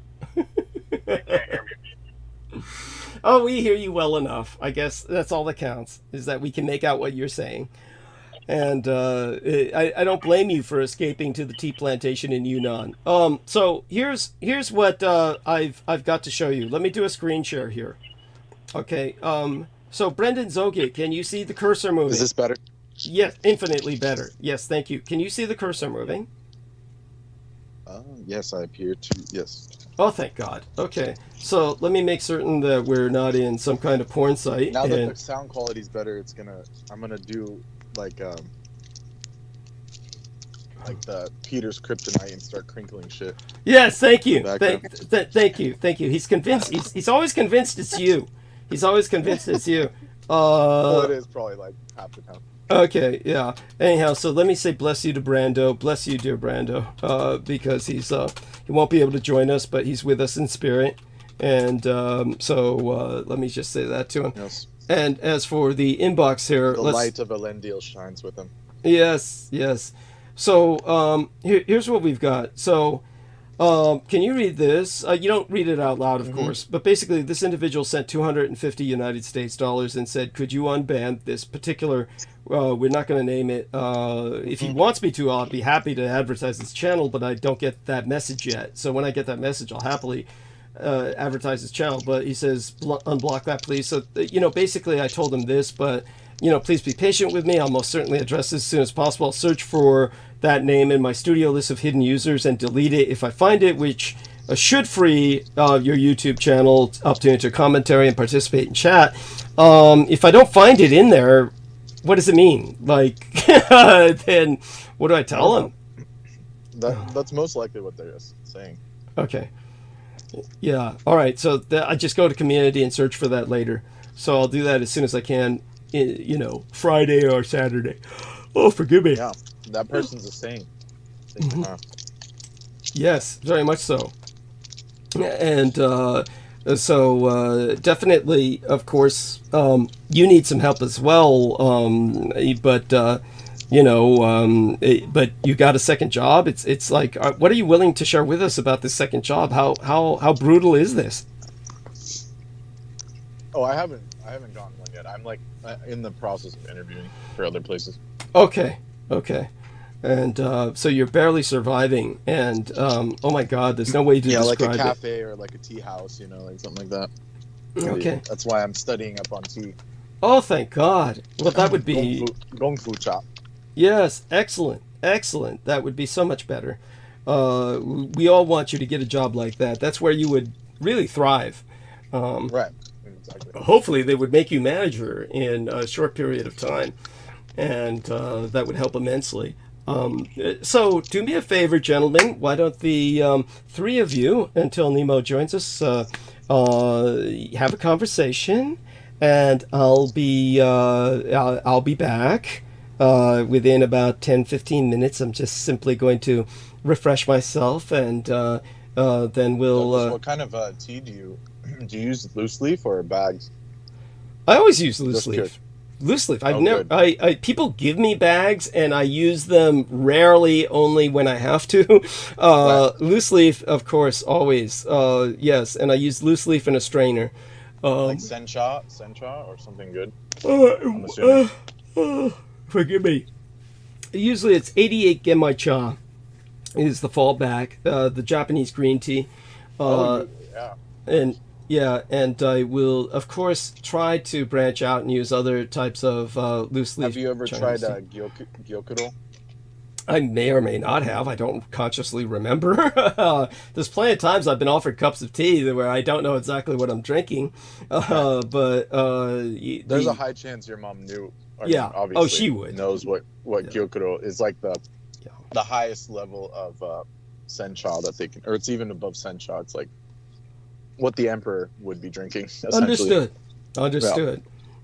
Certainly, but it's like commercially available now, and it's really some of the best tea in the world. Oh wow! Well, I'll try and find some of it, and I got a nice large stash of the green tea, but I haven't been drinking any of it, lately. Mostly, it's just been Coke and beer and water. The tea, the reason why is because I have to fill the thermos up again, and that would mean that I have to get bottled water to fill the thermos up, and most of the time I'm drinking that too fast to fill up the thermos with the hot water to make it hot. And for those of you who don't know, I have a Japanese thermos that boils the water and keeps it hot, which is something I could not imagine surviving without. I cannot use my gas top anymore because it's, I wouldn't dare use the gas in this old shithole. Because I'm afraid it would blow the place up. So I never turn the gas on. And so aside from that, anyhow, people get the picture. So I'm going to refresh myself, and I'll be back soon enough. But you three gentlemen have plenty to talk about, whether it's psychonautical or current events. I'm sure you guys have got this. And I don't want to talk about the Jewish tunnels anymore. I honestly, for the life of me, do not understand why Peter felt so compelled to to qualify it so exhaustively, so extremely, as to go into the entire Hasidic religion. It's like we just went through a crash course in Hasidic religion, which I have no fucking interest in, and have no. Like they're like the Amish version of Jews. Okay. It might have kept us on the air, so you know. It's urban Amish. Yeah, Right. yeah, but Aristides is correct. Perhaps this is what they will consider to be like redeeming or something. Fair and balanced. Yes. We can only pray. If so, that will make the suffering worthwhile. But it's Just to be clear, the Zionists do not like the Hasidic or the Orthodox communities, as far as I'm aware. Why are there so many of them in Israel? And they were allowed to just do whatever the fuck they wanted. They rioted all through COVID. They refused to take any goddamn vaccines. Right. And so they were like spreading COVID. They're like plague rats.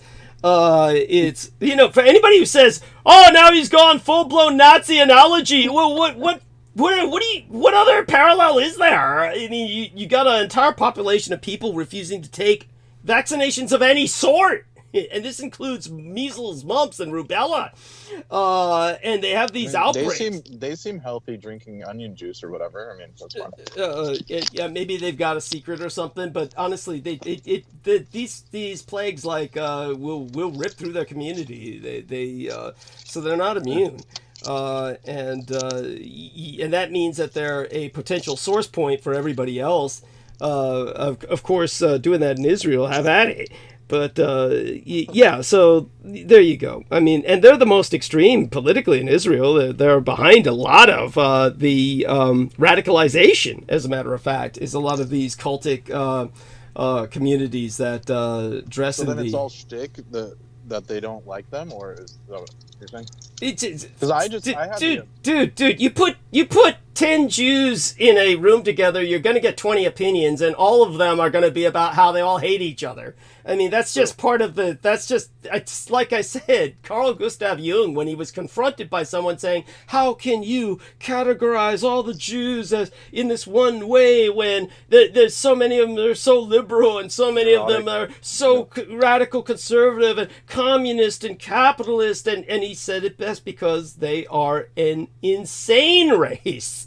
They are an ethnos that has no logic. There is no cohesion, because they're stark raving mad. Right. In the You end, got to give it to Young. He had that autism filter. No Yes. filter at all. yes, Good for him. yeah, and so it's like, they'll say all this stuff, but if in Israel they're responsible for, they want to put women in this Jewish version of burqas. That's just what I don't know if you caught it, but that young sex worker that Victoria brought on, Kristina, she was complaining about that, saying, in Israel, they're just as bad as Pakistan. The, extremist Jews over there want to put all women in this, the Jewish version of a burkini and shit, the burqa type outfit, cover them in cloth from head to toe and all that crap. And she says, so, I'd have just as much trouble in Israel. She said this. You didn't catch any of that? Oh, I was there for that, yeah. Yeah, so then there she goes, and then had to go in about, but wouldn't you rather vacation in Israel? And it's time to blow Palestinians and shit. Yeah, it's like, again, the insanity. Just the sheer insanity of the approach, which was no middle ground. I'm sorry? I said, to say the least. There was like... Thank you. And there's no middle ground. There's no reasoning. There's no, and of course, there was never a single opportunity for my response. That just, have you ever been to Saudi Arabia? I mean, sure, I could have gone off and said, you know what, cunt? I was sentenced to death in Saudi Arabia. I was sentenced to be beheaded. No opportunity for me to respond. None of that could get out, because in the end, she just hung up. Oh no, it's no. I said something about that, and she didn't even it didn't even phase her. So you did say that on my behalf then. You said Yeah. I was like, do you even know who you're talking to? And she was like, you're all Nazis. Yeah, pretty much. Yeah. It was the. Well, at least Like, you I got was that trying to right. At least you got that right. Right. I was saying before you make assumptions, you should at least confirm your assumption. Yes, thank you. You know, but Thank- there was no reasoning. Now, Sid brought it up. There it is. Haredi Burqa sect. This is the Jewish burqa. Thank you. You can put that in the chat, by the way. That you can put that in the chat as well. Okay, so gentlemen, Nemo has returned. Nemo, let's test your audio. Let's see if you can talk. Hey, how's it going? Much the better for you joining us. Okay, so you gentlemen have got this. I'm gonna refresh myself. I'll be back in about 10 minutes or so, and I know you guys have got this. And okay, I love you all, and thank you all so much for being here. And we will see if we can catch some of the ladies. George Knight did say he was going to be spending a lot of time talking tonight. We'll see if he's able to join us. Otherwise, we'll meander Yeah, what our happened way. to all the chicks? Like, Pete's getting on. Yeah. Oh shit! I just brooked. Victoria Anyways. said she hasn't been feeling well, but hopefully she starts feeling better and joins us soon. Certainly, Brooke is welcome. Well, by chicks, I meant everyone but Brooke. Yeah, and certainly Jennifer is Yeah, okay, that's what it. Yeah. yeah, Jennifer Okay, Hawkins is welcome. I mean, it says she's active, but Victoria and these other people. yeah, Nice. yeah, They were and pleasant. Amy Como, you know, Yeah, very nice. yeah, and you know, Amanda's always been chill. yeah, Mandy, of course. Well, that goes without saying. I mean, Yeah. I beg her to come on all the time, and you know, it's like talking to a wall. You know, she'll come on every once in a while. It's disturbing that but when she comes on, she does her best to participate. You have to egg her on, of course. But you know, And too bad. Yeah, too bad Marina Saren's not. yeah, available. well, yeah, like there goes Peter saying, yeah, Paula, I'll go with Paula maybe to maybe we could rendezvous with, yeah, maybe we could rendezvous with Marina, yeah, and yeah, okay, I'm not gonna comment. I don't want to brook even more than I'm already. I think Brooke is lovely. Yeah, nothing against her. I gotta keep my mouth shut. I know. Jennifer asked Pete about Black Scientology and never spoke to him again. There's a assumed black they were version racist. of that. I just assumed they were white supremacists, but maybe not. I've never seen a black Scientologist. Did they have Maybe their there own are. separate I don't know. ethno divisions of Scientology, or was Oh, I thought there- they were all together? No, Like, it- you know, my assumption. No. What she's likely referencing, I will presume, is the Oh, fact it's like that a Scientology is nefarious being version. used. No. Scientology is being used by Louis Farrakhan throughout the Nation of Islam. So they've integrated "quote unquote" Scientological technique. They don't reference it as Dianetics, but they are somehow in cooperation with David Miscavige in this regard. Somehow David Miscavige has given them permission so that they're not infringing copyright, and therefore they have church official church go ahead so that Nation of Islam employs all the Scientology brainwashing techniques. So That makes sense. yeah, Yeah. in the Nation of Islam. So she was asking him, I presume, about that. But he says after she asked him about that and he agreed to, come out with what he knew, he never heard from her again. Yeah, those sorry. I was just going to say those African Americans affiliated with the Nation of Islam, they're better off going back to their ancestral roots with polytheism of their own people, because Nation of Islam is just basically a made-up Yeah. cult Good luck in telling them America. that. Yeah, you white devil, Well, you gotta admit, born of Yaku. yeah. You gotta admit, it's entertaining. I mean, it's Yeah. it's like they put in like Richard Shaver stuff into their cosmology. I mean, stuff about D-Ro. Yeah, you saw that, Bren? You saw that? No, but every time I hear about it, it's like it's on that level of stuff. Yeah, it's like, you know, underground people, underground civilizations, and they draw them with big fucking heads like the old Star Trek. Remember these Star Trek had the bulbous-headed aliens? I'm talking about the 60s and shit. And they draw people like that. And that's how the men look. They're trying to emphasize that these were black geniuses, but the women don't look like that. The women instead have big asses. Which is like, okay, so they draw the men with big bulbous brains, but the women have big asses.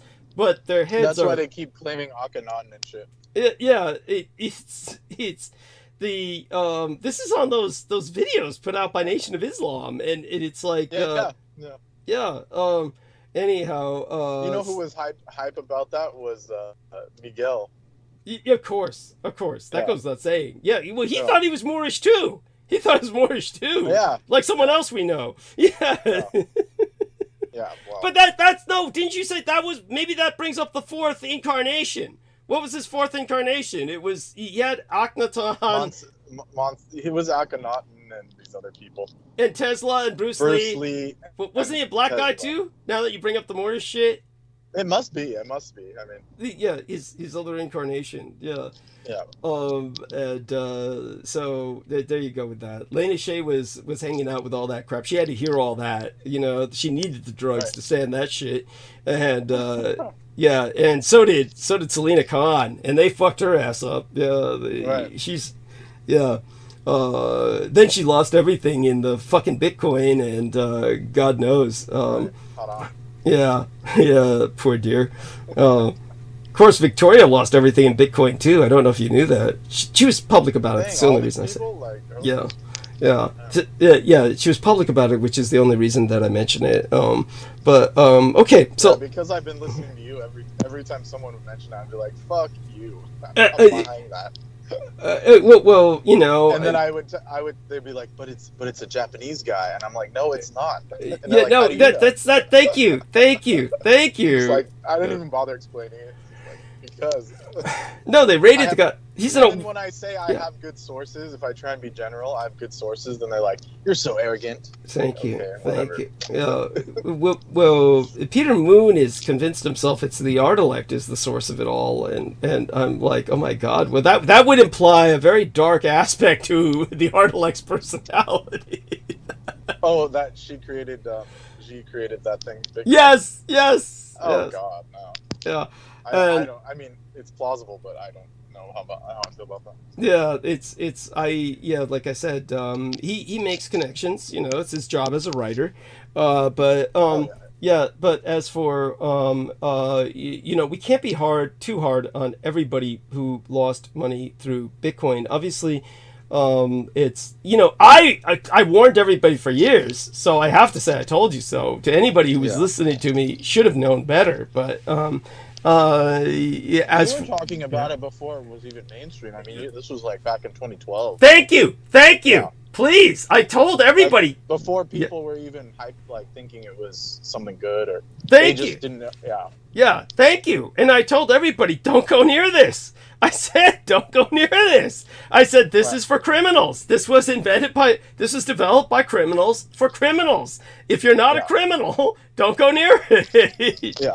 But no, everybody said Douglas Dietrich's full of shit. I remember this one woman published what I wrote, republished it. She shared it on Facebook and said with an eye roll, "Oh, for what it's worth," with an eye roll. As if, you know, just trying to be fair and balanced here and sharing this, but, you know, it doesn't source from me, you know. Like they were embarrassed to share someone deconstructing Bitcoin. That this is how people are. It would be like, you know, it would be like if I told people, hey, there's a lot of dogs shitting on the sidewalk. Don't pick that up and eat it. And everybody's just saying, oh, yeah, there's this guy who says don't eat that dog shit with an eye roll, you know. I'm just sharing this to be fair and balanced, but, you know, I eat it myself. And you know, everybody, and then I tell people, hey, don't eat out of the kitty litter box. You're going to get that toxoplasmosis and become a crazy cat lady. You're going to buy more cats because the parasites in that cat shit are going to go straight to your brain. But all the ladies just dig through that kitty litter box. And, you know, then Peter Moon told me, my daughter has 3 cats. I said, that. Yeah, it's like, why does it always end up 3? It's like, yeah. My previous roommates, after my cat died, yeah, they just felt compelled to get another cat. Yeah. Well, Jambo, Jambo had 3. Jambo had 3, and they all died. But go on. Yeah, so there was 2, then there was 1, and then I went back, and there was 3 cats all of a sudden. I'm like, holy shit! Yeah, of course. It's like some kind of compulsion. No, it's toxoplasmosis. For those of you who don't understand, okay, cat shit is seething with these worms that you cannot see, but they're there. And please don't pick it up and put it on microscopes. It's like Last of Us, but real. It's no, it's all real. It's all real.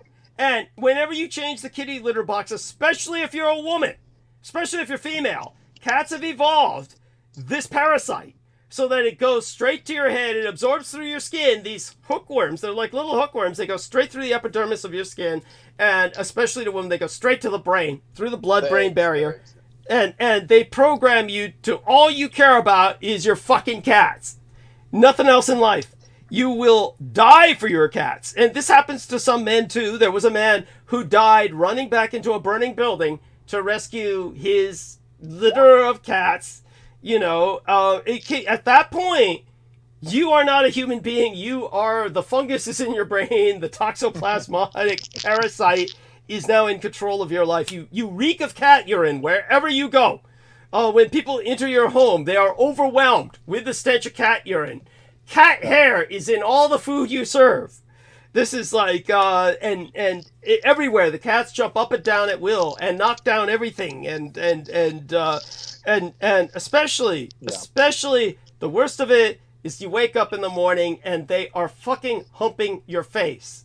This is at the level where they do that. This is like, honestly, it's so this is how they evolved, and this is how they run people's lives. Laura Lee Solomon, it was after she was evicted from her home for the cats.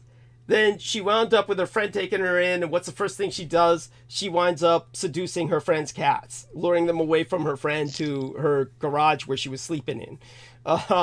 It's like, this is their life. Their entire life becomes feed the cat, you know, do everything for the cat, and And so our man, put that inside the chat. Feel free to put that inside the chat, Sid. It's like and there you go. And yeah, Peter Moon's daughter has now got that. It's and of course it's like everyone I know has one. V's got 2 of them, all I can say is you've got to be careful. I mean, don't do this blindly. And if you're a woman, just make certain the man always cleans the kitty litter. Just like you have him take out the garbage. It's a man's job. Have them clean the kitty litter. Don't you go anywhere near it.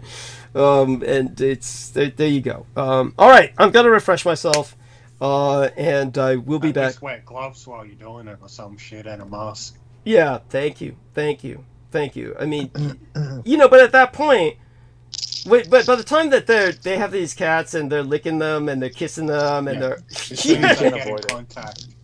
Yeah. How long typically do these parasites last inside of a human? Like, it's your life. If you got them, you don't understand it. So it's forever. It's forever, and there's no cure yet. At least there's no known cure yet. There's things they can do to try and alleviate the symptoms, but this is an honest-to-God medical condition. We're talking like fungal ant zombie, like the fungus takes over the ant and it becomes a zombie ant. The horrible cockroach parasite crawls into the fish's tongue and it controls the fish's every move. This is what happens to crazy cat people. And like I said, some men, you'll know who they are because they reek of cat urine. And everywhere they go, and they're the kind of guy who will run back. This is what happened with Gary States. Gary States was on my channel as the guy who worked with the Veterans Administration, and he worked with the volunteer fire department. And he told the story of this one cat man. They called him Cat Man. Everywhere he went, he reeked of cat urine. And when a bunch of arsonists set a fire. They tried to rescue the cat man, but he ran back into his burning home to save his cats, and he burned alive. This is what happens to the toxoplasmosis, whether you're a man or a woman. You're going to run back into that burning building to rescue cats. And it's like, dude, if you died and you were alone in that building and it wasn't burning, and those cats couldn't get out, they would eat you. they would eat you, and they wouldn't care. You would be their food source. It's like Laura Lee Solomon even said it. My cats will feed Will when I die because she was so fat, and it's like you know, miniature versions of the apex predators in the wild, the tigers yeah. and the lions. Yeah. So the fact that you're running back into a burning building for them, it's okay. It's not healthy. It's okay. So I'll be back, and here's a like one of those suggested posts from Facebook. Florida boomer says he can't move back to California fast enough due to bad weather. I love it. Yeah, there you go. I mean, they all moved to Florida and they don't even know, like, they didn't even do research. They just were like, I can own guns, and they don't like gays and shit. Yeah, and then they go to Florida and it's like a freaking SpongeBob episode and shit. Like, you can't even walk outside. Yeah, no, it's let me. What was it? This one woman, my poor fucked up engineer friend, Richard McGuire, lived up in Ohio. And I don't know where his aunt lived necessarily, but she was maybe, I know she didn't live in Florida originally, but basically you remember what that stupid Daniel Arola always said about all women go for musicians, and but at any rate, yeah, supposedly. He was so full of shit, and he's so full of himself, which is just another way of saying he's full of shit. And for those of you who don't know Daniel Arola, go see the movie 300, and Daniel Arola is the deformed guy. That's Daniel Arola. He's the guy who betrays King Leonidas at the end with the dunce cap. Listen to them, and I want the uniform. That's Daniel Arola. He could have played that role without any makeup. Right. And I'm about to get a timestamp email about this. and anyhow, so but he always said women go for musicians, and because he thought himself to be one, but he played a ukulele, which is like, you may as well just be playing your one-string meat guitar at that point. I mean, it's like and make farting sounds. That's what he was doing in essence.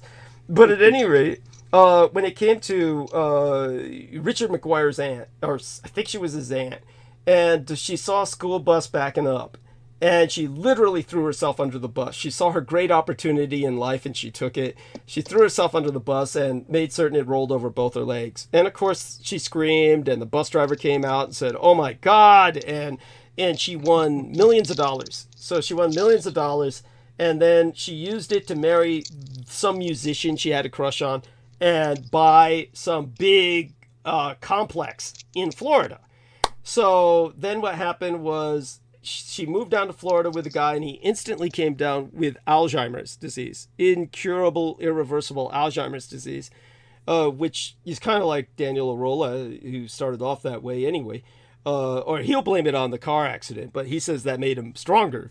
But at any rate, her musician went into full-blown senile dementia, and a hurricane came and blew her apartment complex that she purchased away. I mean, like, blew it away so completely that the insurance did nothing to recover it. It was like she lost everything. It was like she lost both her legs, got all this money, married this man of her dreams who turned into a senile freak on her that needed diaper changes, and then the apartment complex she built to live on the top floor totally destroyed by a incoming gale. All as soon as she accomplished all of this, it was all taken away. It was like yeah. What do you make of that, Brendan?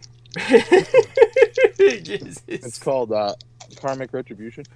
Jesus Christ. Yeah. Like, there's no loopholes in the Saturn matrix. Thank you. Thank you. You have to do the work. Either you do the work or you don't. Thank you. That's, yeah. There you go, people. It's you just can't get there's no free lunch. You gotta earn it. But okay then. gentlemen, I know you've got this. I'll be back. And Moral of the story is don't move to Florida.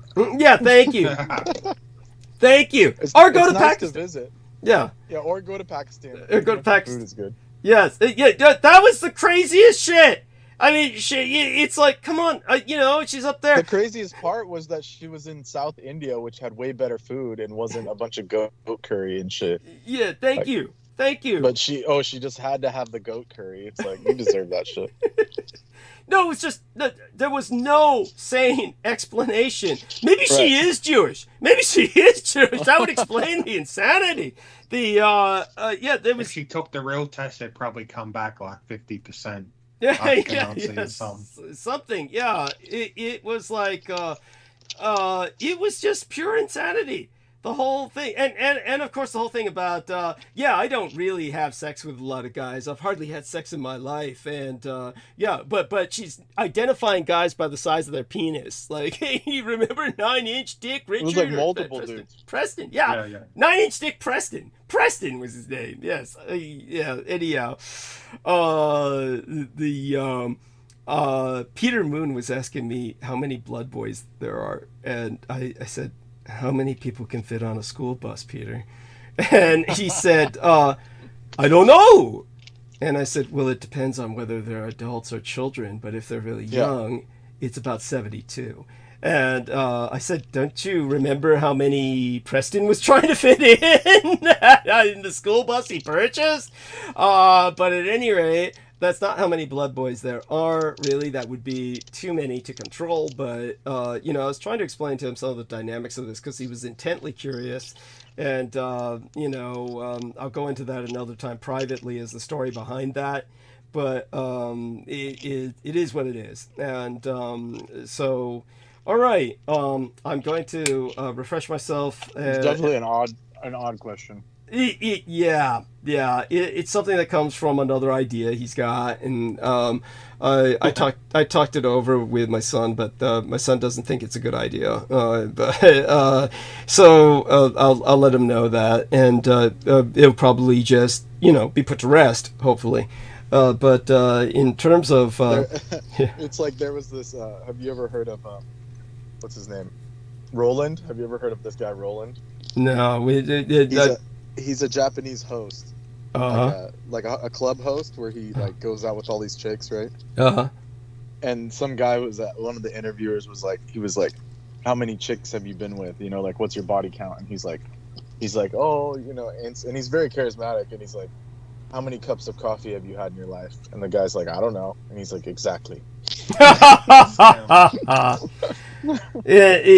That reminds me of So there's this lady, turns out it's a lady, she's in England. I sent you a copy of my response about this, but there's a lady in England whose child, her daughter, is like interning with Vale, who is this guy whose real name was Vale Hanagawa, if I remember his name correctly. But he published a cutting-edge magazine back in the day. But the guy's like in his 70s now. Christ, he's old. He was born in World War II, so he's older than Peter Moon, because he was born in the American concentration camp system. And he grew up a neo-Nazi became a neo-Nazi. At the time I knew him, he was a Nazi because he was like, he had grown up in an American concentration camp and was angry about it and felt Americans were a bunch of hypocritical, pieces of shit. and so then he married some white Slavic woman and got all pussy whipped. And the next time I saw him and was like, dude, where's your Hitler Youth belt buckle and all that? And it was like, oh, you're talking about my dark past. And, he's trying to blow it all behind him like it was a fart or something. And it's like, look at the baby. And I was like, dude, I knew you back when you were a man and shit. Right. But anyhow, so this woman was asking Peter, oh, what's this gossip that Douglas said he talked to you about? It's nothing I wouldn't say publicly. It's pretty much everything I said publicly. So if she's listening now, I'm not going to give your name away, but you got the weirdest name on earth. It's impossible to identify as female. I thought you were a dude. It's certainly not your average British name. It sounds fucking Slavic or something, but it's like, it sounds like something that literally would have been put together for one of those alien fantasy films or something. But when it comes to your daughter, I guess she's in safe hands with Vale, because, you know, he's totally fucking pussy whipped, and I think he's too lame to put any, you know, make on her. The guy's just like, you know, at this point, an old has-been, poor bastard. You know, he's got some little talk show of his own called the Counterculture Hour, which he does, you know, for obviously an hour on some PBS type shit. And yeah, it's just really sad to see somebody like that just mutate. Anyhow, so I had someone the other day. They were like, yeah, so you're a Nazi? And I'm like, yes. Yeah. They're like, they can't believe it. So they thought I was joking. Yeah. Peter provided us a link to the X. Did you know about the mass rapes near the tunnels in Brooklyn? Holy shit! Surprisingly, CBS and other mainstream platforms are covering this, which is sus because they're all controlled by these protected people. Why would they want to keep addressing this for mainstream? Which is a little sus. That was my assumption. It's confusing. Because of being blasted everywhere, that they have like a beef against this group. Because otherwise, it would never see the light of day. I mean. Yeah, is it because this particular group did something against the rulers in the hierarchy, or what? What's going on? Well, whatever it is, hopefully they're brought to justice, and for whatever reason, it's obviously this is disturbing. It's like anytime I hear about tunnels, it's never anything kosher. It's like, Jesus Christ. Yeah. Well, unless there's an excuse. No pun intended. Unless there's an excuse for it, like the Viet Cong tunnels. Obviously, there's a rationale for that. But more time, but when it's just like a casual tunnel near I like that casual. There's no such thing as a casual tunnel. Right. Apparently not. You know. There's a reason why the ancients always feared like catacombs and shit. It's like there's always something shady going on down there. Yeah, of course. Yes, you're obviously hiding something. Oh my God. Yeah. So I'm glad Peter shared this with us, and our man Sid was saying how creepy that is. So Pete's still listening. Oh man. Yeah. And it's like he was listening, and he's keeping us informed. Cool. And cool. Yeah, like I said about Jennifer, I was hopefully she'll rejoin us and come back onto our crowd, because I have to show her my schedule and see whether or not February is possible. If not, maybe we'll work together with her in March. But definitely, you try to get her exposed on this channel as much as working with her. And I noticed when I was in the channel analytics that the first half of your interview with Jen is one of the highest viewed videos, or starting to become. On her channel, like top 10. On her channel, on mine. Yeah. Yeah, that's right. On hers, it's sad. Not many people are going to her channel. They're mostly watching it on mine. But I feel guilty about putting it up. But I have to do that. And okay, well, let me go refresh myself. Yeah, I'll take my break. I'll be back soon enough, and you gentlemen have all got this, and I'll go mute. Yeah. Early before, when Doug was responding to what Peter was saying, he was just on fire on the topic of the protected bloodline. Just everything he said at that moment needs to be like played on mainstream media, and it'll spark the brain of all the normies, and they'll encourage them to start researching, investigating, and finally wake up. I wasn't listening at that time, but he was just on fire. It was perfect. I definitely got to get an editing software and cut all these important topics off the live stream and post them on all the platforms, because they're very informative and important. Yes. Yeah. The tunnels thing is very creepy. It's never anything good, is it, Brendan? And it's nothing new. But this has been going on for fuck knows when, but now they just put it out in the mainstream. Oh, we found a tunnel in the synagogue. I've been doing this. Like, it's honestly cheesy. That's the feeling I got with it. It was just like, come on, really? Like, it's, of course it's true and all that, but it's just like, it's just cheesy that they're doing that.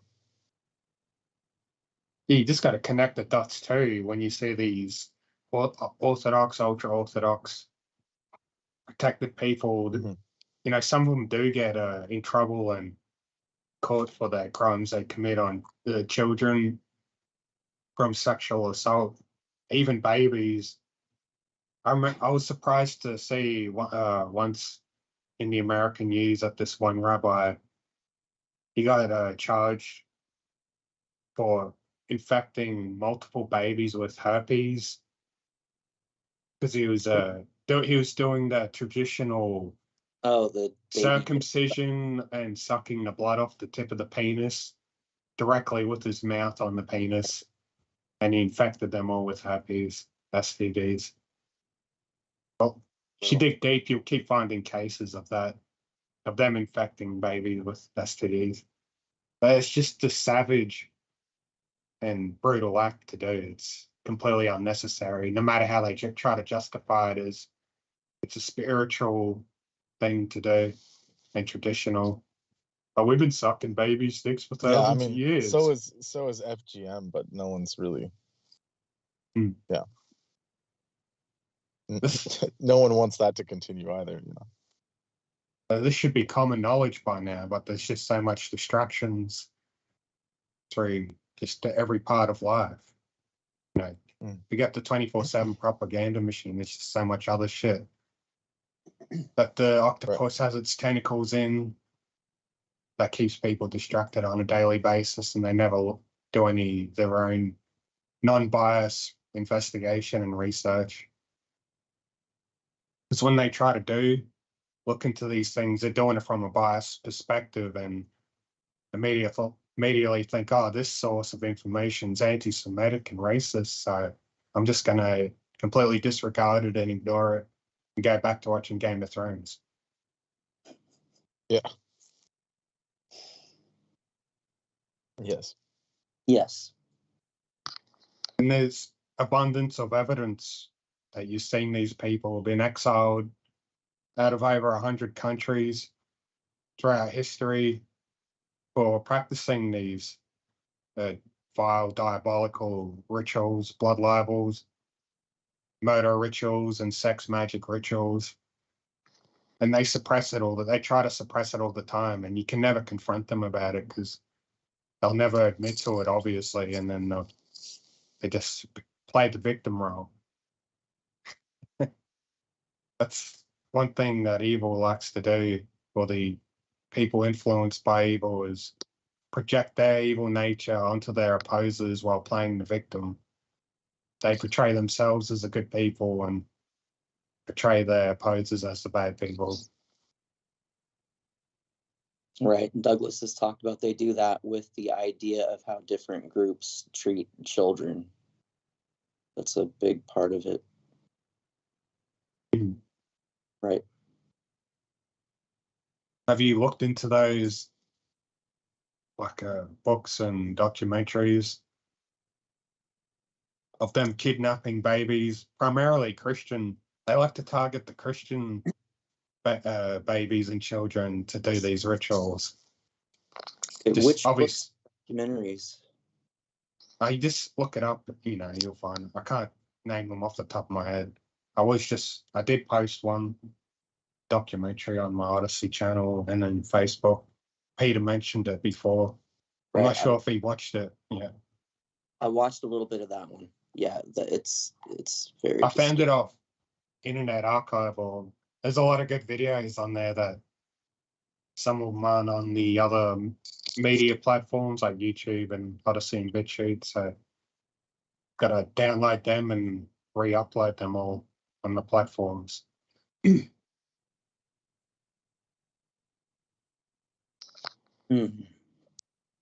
Child Sacrifice in Ancient Israel by Heath D. Durrell. I'm looking at. Did you hear that? I haven't heard that particular name. Among the many religious acts condemned in the Hebrew Bible, child sacrifice stands out as particularly horrifying. the idea that any group of people would willingly sacrifice their own children to their gods is so contrary to modern moral sensibilities that it is difficult to imagine that such a practice could have ever existed. Nonetheless, the existence of biblical condemnation of these rites attests to the fact that some ancient Israelites, in fact, did sacrifice their children. There's a book. Yeah, there's recorded historical texts of them. They have their massive altars and a giant bull statue, and there's like a furnace just at the foundation of it. And they place the child above the furnace fire to be used as a Holocaust, a burnt offering for the archdevils. That's their gods they worship to gain the blessings. You know, like Baal and Moloch, etc. Right. It still goes today. It's just they don't do it openly. They just do it covertly, like underground.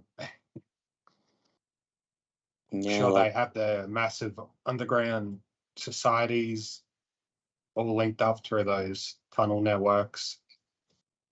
The same would go for the Freemason lodges too. kind of like the Presidio in San Francisco and the Marin Headlands. Like Douglas has talked about the entrances to those military bunkers or whatever up in the Marin Headlands have tunnels lead all the way down under the bay, right, into the Presidio, and then all around San Francisco. And large, go on. So, and just that coastal California in general, like before radar technology, right, was heavily tunneled, and they have all those lookout points along the coast that you can still see. And it's like, you know, with the some of the cases, like I want to say like the McMartin case, you know, kids talk about being taken down under tunnels, and there's talk about even some of the presence of those tunnels were like verified using radar at times, and then that was suppressed. But there would be tunnels all over. All over the world, nearly every nation. It's everywhere. Right. Just more of it needs to be exposed. Like even the massive, prestigious golf fields, you know, for the golf clubs and shit. They've got underground bunkers, bases. I don't know if they're military owned and established, probably. And it's just strange because I've seen old musicians who are related to like people in the relatives in the military Department of Defense. Old musicians like Alice Cooper and KK Downing from Judas Priest. They go on this retirement phase for their musical career. Oh, I'm going to be a golfer. I want to get into golfing. And they go to these massive golf fields. I think that's just a front saying, oh, I just want to get into golfing now. So then they go to these underground, they get these access to these underground bunkers and participate in these child sex trafficking and the rituals and all that. Then they're like, oh, I'm done with golfing now. I'm going to get back into my music career. The death and resurrection of the beloved son, the transformation of child sacrifice in Judaism and Christianity, John D. Levinson. John D. sounds familiar. This is a different guy, though. Yeah, that's a different guy. Yeah, but check this out. The near sacrifice and miraculous restoration of a beloved son is a central but largely overlooked theme in both Judaism and Christianity, celebrated in biblical texts on Isaac, Ishmael, Jacob, Joseph, and Jesus. In this highly original book, John D. Levinson explores how this notion of child sacrifice constitutes an overlooked bond between the two religions. Levinson argues that although the practice of child sacrifice was eradicated during the late 7th and 6th centuries BCE, the idea of sacrificing the firstborn son or the late-born son whose preferential treatment promotes him to that exalted rank remained potent in religious literature. Analyzing texts from the ancient Near East, the Hebrew Bible, the New Testament, and rabbinic literature, Levinson shows how tales of the son handed over to death by his loving father in the Hebrew Bible influenced the church's identification of Jesus as sacrificial victim. According to Levinson, the transformation of the idea of child sacrifice was central to the accounts given by the people Israel, by the people Israel and the early church of their respective origins. And it also underlay the theologies of chosenness embraced in their differing ways by the two religions. That last name too, is that individual of the protected bloodline, Levinson? That I don't know. Is that a case of, exposing his own people, pretty much like Bobby Fischer? You'll see that sometimes, like a person of the chosen protected bloodline, they'll actually go out their way to expose the history and crimes against humanity of their own people. Usually due to the fact if they were fucked over by their own people or backstabbed or exiled, then they'll start speaking out against them and exposing them. But it comes at a price, because then they get attacked through many means and probably framed for a crime and put in jail or just killed. Bobby Fischer is one of those people I respect of the protected bloodline, because he just went all out exposing his people for being responsible for planning and orchestrating 9/11 and monopolizing everything they can get their hands on just to make a buck, owning all the mega corporations and heavily influenced in the political and bureaucratic systems. And he's full brutal honest about it too. I highly recommend the listeners to look up Bobby Fischer and his documentaries and interviews of him exposing them all. And here's John Levinson. He is an American Hebrew Bible scholar. There. Oh, there you go. Yeah. Just the last name was a dead giveaway. Yeah. Okay. There you go. Yeah, Bobby Fischer, he was just used as a puppet to be in some sort of intellectual war against the Soviet Union, doing these chess tournaments, these master chess tournaments. And eventually, later in his life, they fucking stole all of his assets, took everything out of his fucking savings and safe deposits, and they released a documentary about him without giving him any credit, and he wasn't being compensated in any way. He just got fucked over big time. He didn't say the particular reason why, like they just had no use for him at some point. He was just being used as a pawn, or maybe he did something that pissed him off. But yeah, they took all of his wealth and just fucked him over big. And that's when he just snapped and started going public about it and exposing them all. But then he got labeled as a crazy old man, self-hating, you know what. But everything he says is just true. It's irrefutable. Yeah, even if he sounded crazy. He got pushed over the edge. And he called a small Filipino radio station to make these statements. Not long after the 9/11 event occurrence. Yes. And he called him out. Yeah, this is all wonderful news. It is to finish off the U.S. once and for all. I was happy and could not believe what was happening. All the crimes the U.S. has committed in the world. This just shows what goes around comes around, even to the U.S. He said, I applaud the act. The U.S. and Israel have been slaughtering the Palestinians for years. Now it is coming back at the U.S. Fisher added that Israel and Jews, in quotes, had brought on the World Trade Center attacks. He called this particular radio station because he was living in Bagui, sorry,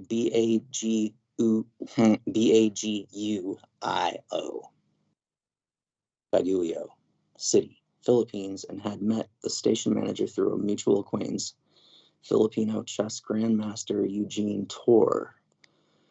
Even for Bobby Fischer's apologists who had dismissed previous similar outbursts, these comments were a new low that brought Fischer a virtual international persona non grata status. I think he did multiple interviews on that radio channel, that live radio station. And yeah, the host of that interview couldn't agree. Well, he didn't like dwelling on that topic, but he couldn't help but agree with what Bobby Fischer was saying, because I think the Philippines are anti-US and anti-Israel. And they were like genocided by what, American forces along the way? Is that? And if the Philippines has a big Muslim population, then probably because I remember hearing about the US. I can't remember if it was that Asian country or another place, if it was Indonesia or some other place. Douglas talked about it before, about the US going in and exterminating all the Muslim communities as much as possible. Okay. And then, yeah, I think I remember him talking about that. That was the Philippines.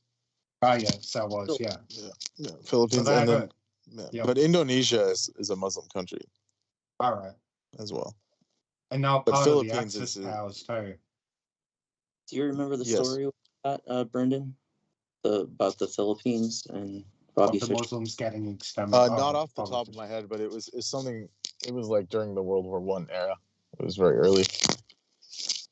Yeah, I remember hearing some of the details about that, how they talked about, relieving them of their suffering, by genociding them and things of that nature, and some of the gratuitous. 1899 to 1902, the Philippine-American War, also known as the Tagalog Insurgency. So that's what happened. How many people were killed in that massacre? Do you know? I don't think. I mean, I'm sure they. I don't think they give a a formal number. It says. Just if you knew. Oh, I like this. This is from the official Office of the Historian.gov, the State Department. It says here, the Philippine-American War lasted 3 years and resulted in the death of 4,200 Americans, over 20,000 Filipino combatants, and as many as 200,000 Filipino civilians died from violence, famine, and disease. "Quote unquote," the Battle of Manila Bay was caused by the decision of U.S. policymakers to annex the Philippines, and was not without domestic controversy. But the Americans who advocated the annexation evinced a variety of motivations. They wanted commercial opportunities, and they had a concern that the Filipinos were incapable of self-rule, and the fear that the United States did not take control of them, another power such as Germany or Japan might do so. Meanwhile, American opposition to U.S. colonial rule of the Philippines came in many forms, ranging from those who thought it morally wrong, or the United States would be engaging too far into colonialism, to those who feared that annexation might eventually permit non-white Filipinos to have a role in American government. Others were not wholly unconcerned about moral or racial implications and sought only to oppose the policies of President William McKinley and his administration.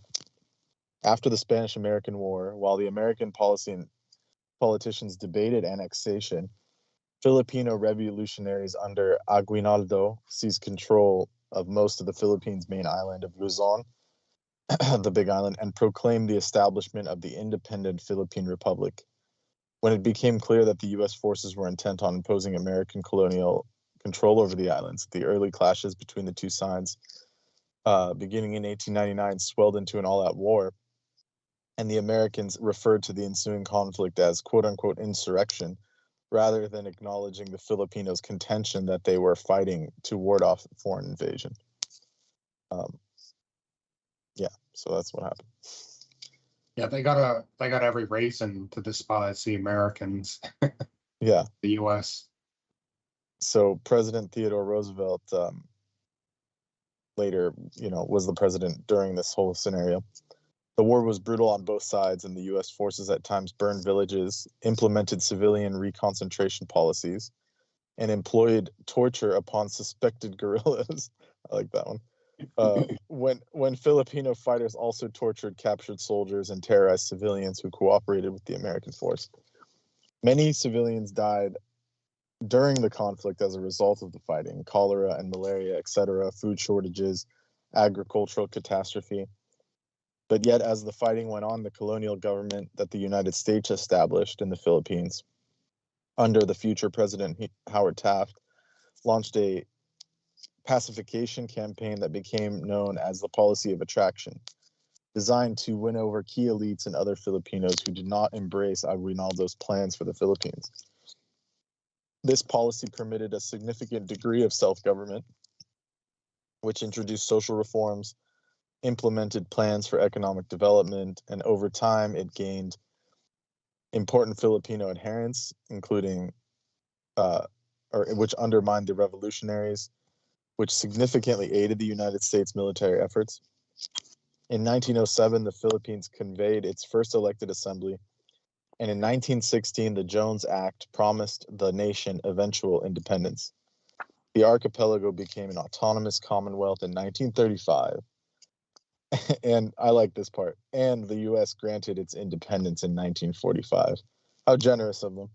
Wow. More like the Japanese told them, you can't have it.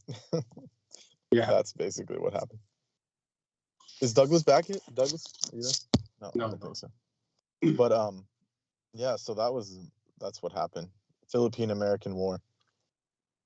So basically what had happened is the United States defeated Spain in the Spanish-American War, and because that was part of their territory in the West, I guess the Americans felt they could just go swoop the Philippines too. That was just like... Oh yeah, I just got part back. of the deal. Right. That was part of the deal, I guess. Yes, I just got back. So I'm presuming by what I see, because I noticed 2 links in the text box here about Bobby Fischer. I'm presuming that because Bobby Fischer's wife was Filipina, and what Bobby Fischer said about America's genocide in the Philippines, that this is what the conversation was covering and what you were addressing, right, Brendan? Yeah, that's what started. Pretty much, yeah. Okay, yeah. Because Bobby Fischer was on a bunch of this Filipino radio transmission, addressing all these topics. Right. Yes. Along with 9/11 and other topics. Did you like the ending, Douglas? Did you hear the end part? All I heard was the end part of what you said was what exactly did you say again? Say it again. I was just recapping. That the Americans, because they had defeated the Spanish in combat, decided that all of the Spanish Empire belonged to them, basically, and basically grabbed everything that was once that the Spanish Empire used to consist of. Yes. They went to the Philippines. They thought the Philippines was easy pickings, and then they had a revolution to fight. Then they lost. But then it says in 1916, the Jones Act promised the nation eventual independence. Yeah. It became an autonomous commonwealth, the archipelago, in 1935. And then this is from the State Department's records, online records. Yeah. It says, and the U.S. granted its independence in 1945. And my joke was, well, it's because the Japanese told them they can't have it. Yes, thank you. Oh, I didn't hear that. No, I didn't hear that part. Yes, I was hoping you heard that. Yeah. No, I missed that completely. No, I would have joined in a lot sooner verbally if I had heard that. No, I just got in at the last minute of what you said. No, it's the Americans. So just so people understand that whole complicated. Were you going to say something, Aristides? No. Okay. Okay. Did I make noise? I didn't think I made Oh, your box started lighting up. It was kind of like Hollywood Squares. You know, the boxes light up when somebody makes some kind of noise. Yeah. You just dated yourself.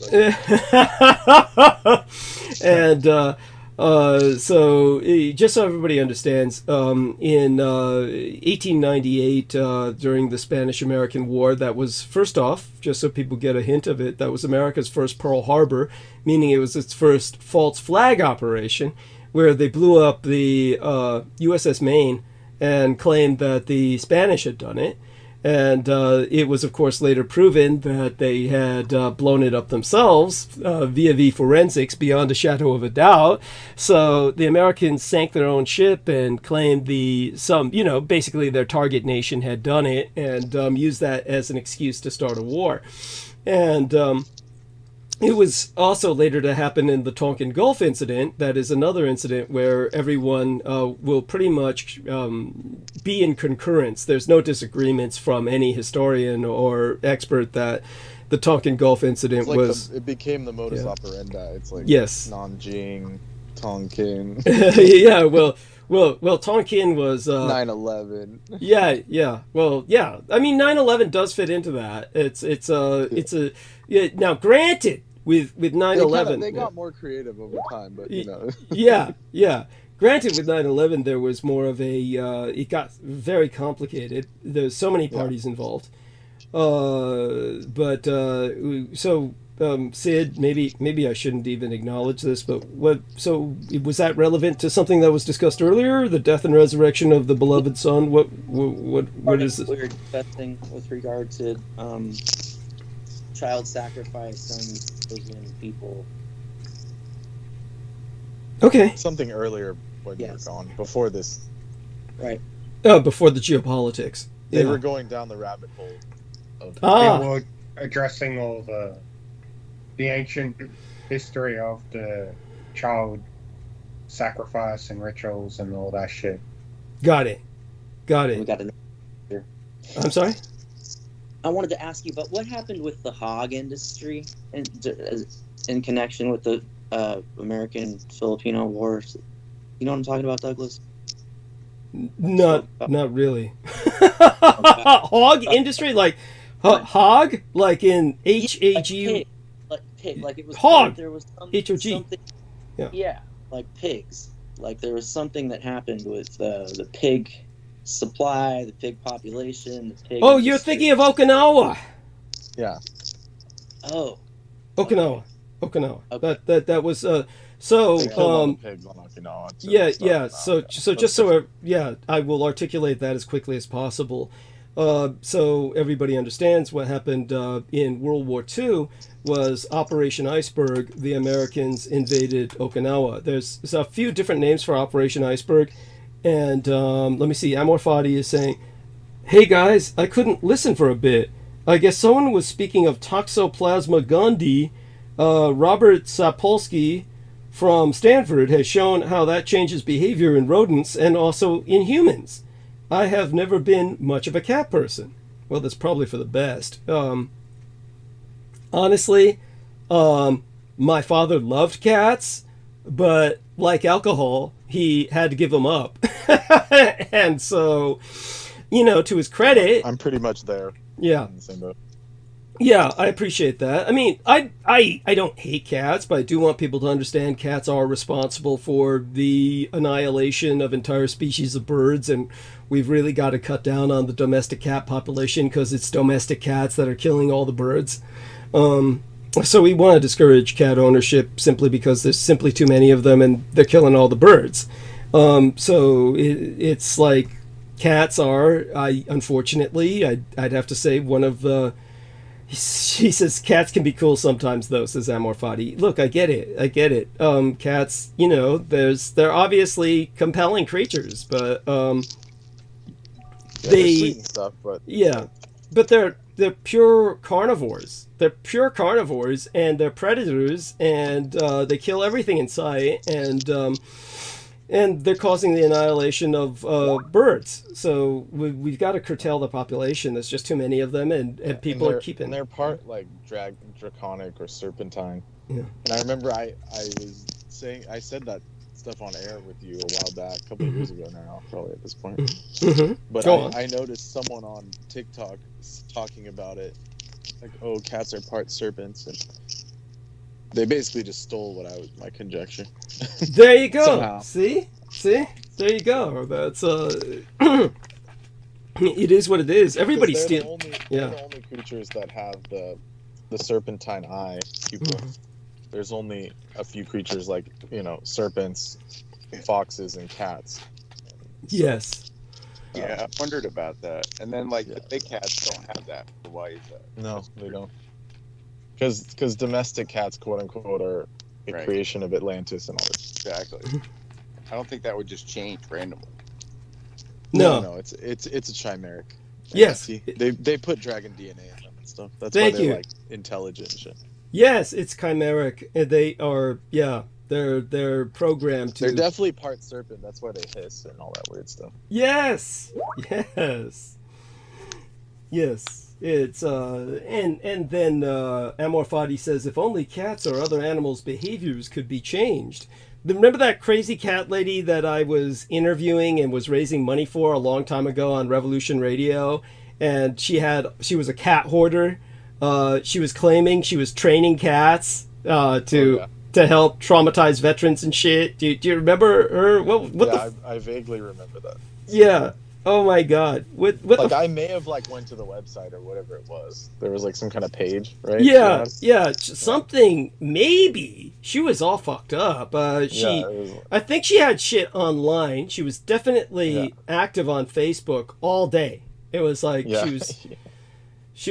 was on Facebook. I mean, I was active on Facebook a lot, but she was all day. It's just throwing up posts. And so when he was I'm trying to look at why are cats so much like snakes? Okay, so here's another person who, take a look at that, Brendan. Somebody took your thesis and they turned it into their college doctoral presentation and shit.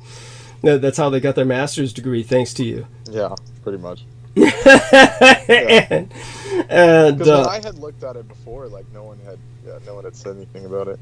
There, you see, and now you know what it feels like to be me. But now it's in exactly now it's because it's on TikTok, it's public domain basically. Yes, yeah, and wait, no, this is the AI. This is an AI bot that made this. Right? Someone asked the AI or something. I don't know. Sid? Is it? It's a Reddit. Someone typed it's a Quora. It's a Quora question. Quora. Is that what that is? It's AI? Not that I know of. Quora is just someone put the question up and the AI responded. How do you know an AI responded? Does it say that, or it says general AI bot that excels at answering challenging questions. Jesus. Basically, no one had an answer. Holy shit! But the AI is lame. It's saying they are fundamentally different animals with distinct evolutionary histories. Hissing is a common defensive behavior in both cats and snakes. I mean, really? As if that's normal. Oh my God.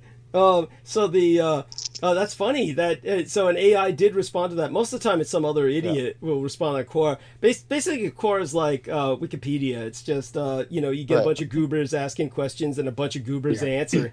Half the time and then they try and get you to pay for shit. It's like, fuck it. Yes, that's right. Another interesting thing about domestic cats is they have this strange ability to scare off creatures far bigger than them and larger than them in a fearless manner. Like there's videos and you see cats scaring away large bears, crocodiles, and fucking deers and dogs. Yes. Is it like they have a power? They'll even go after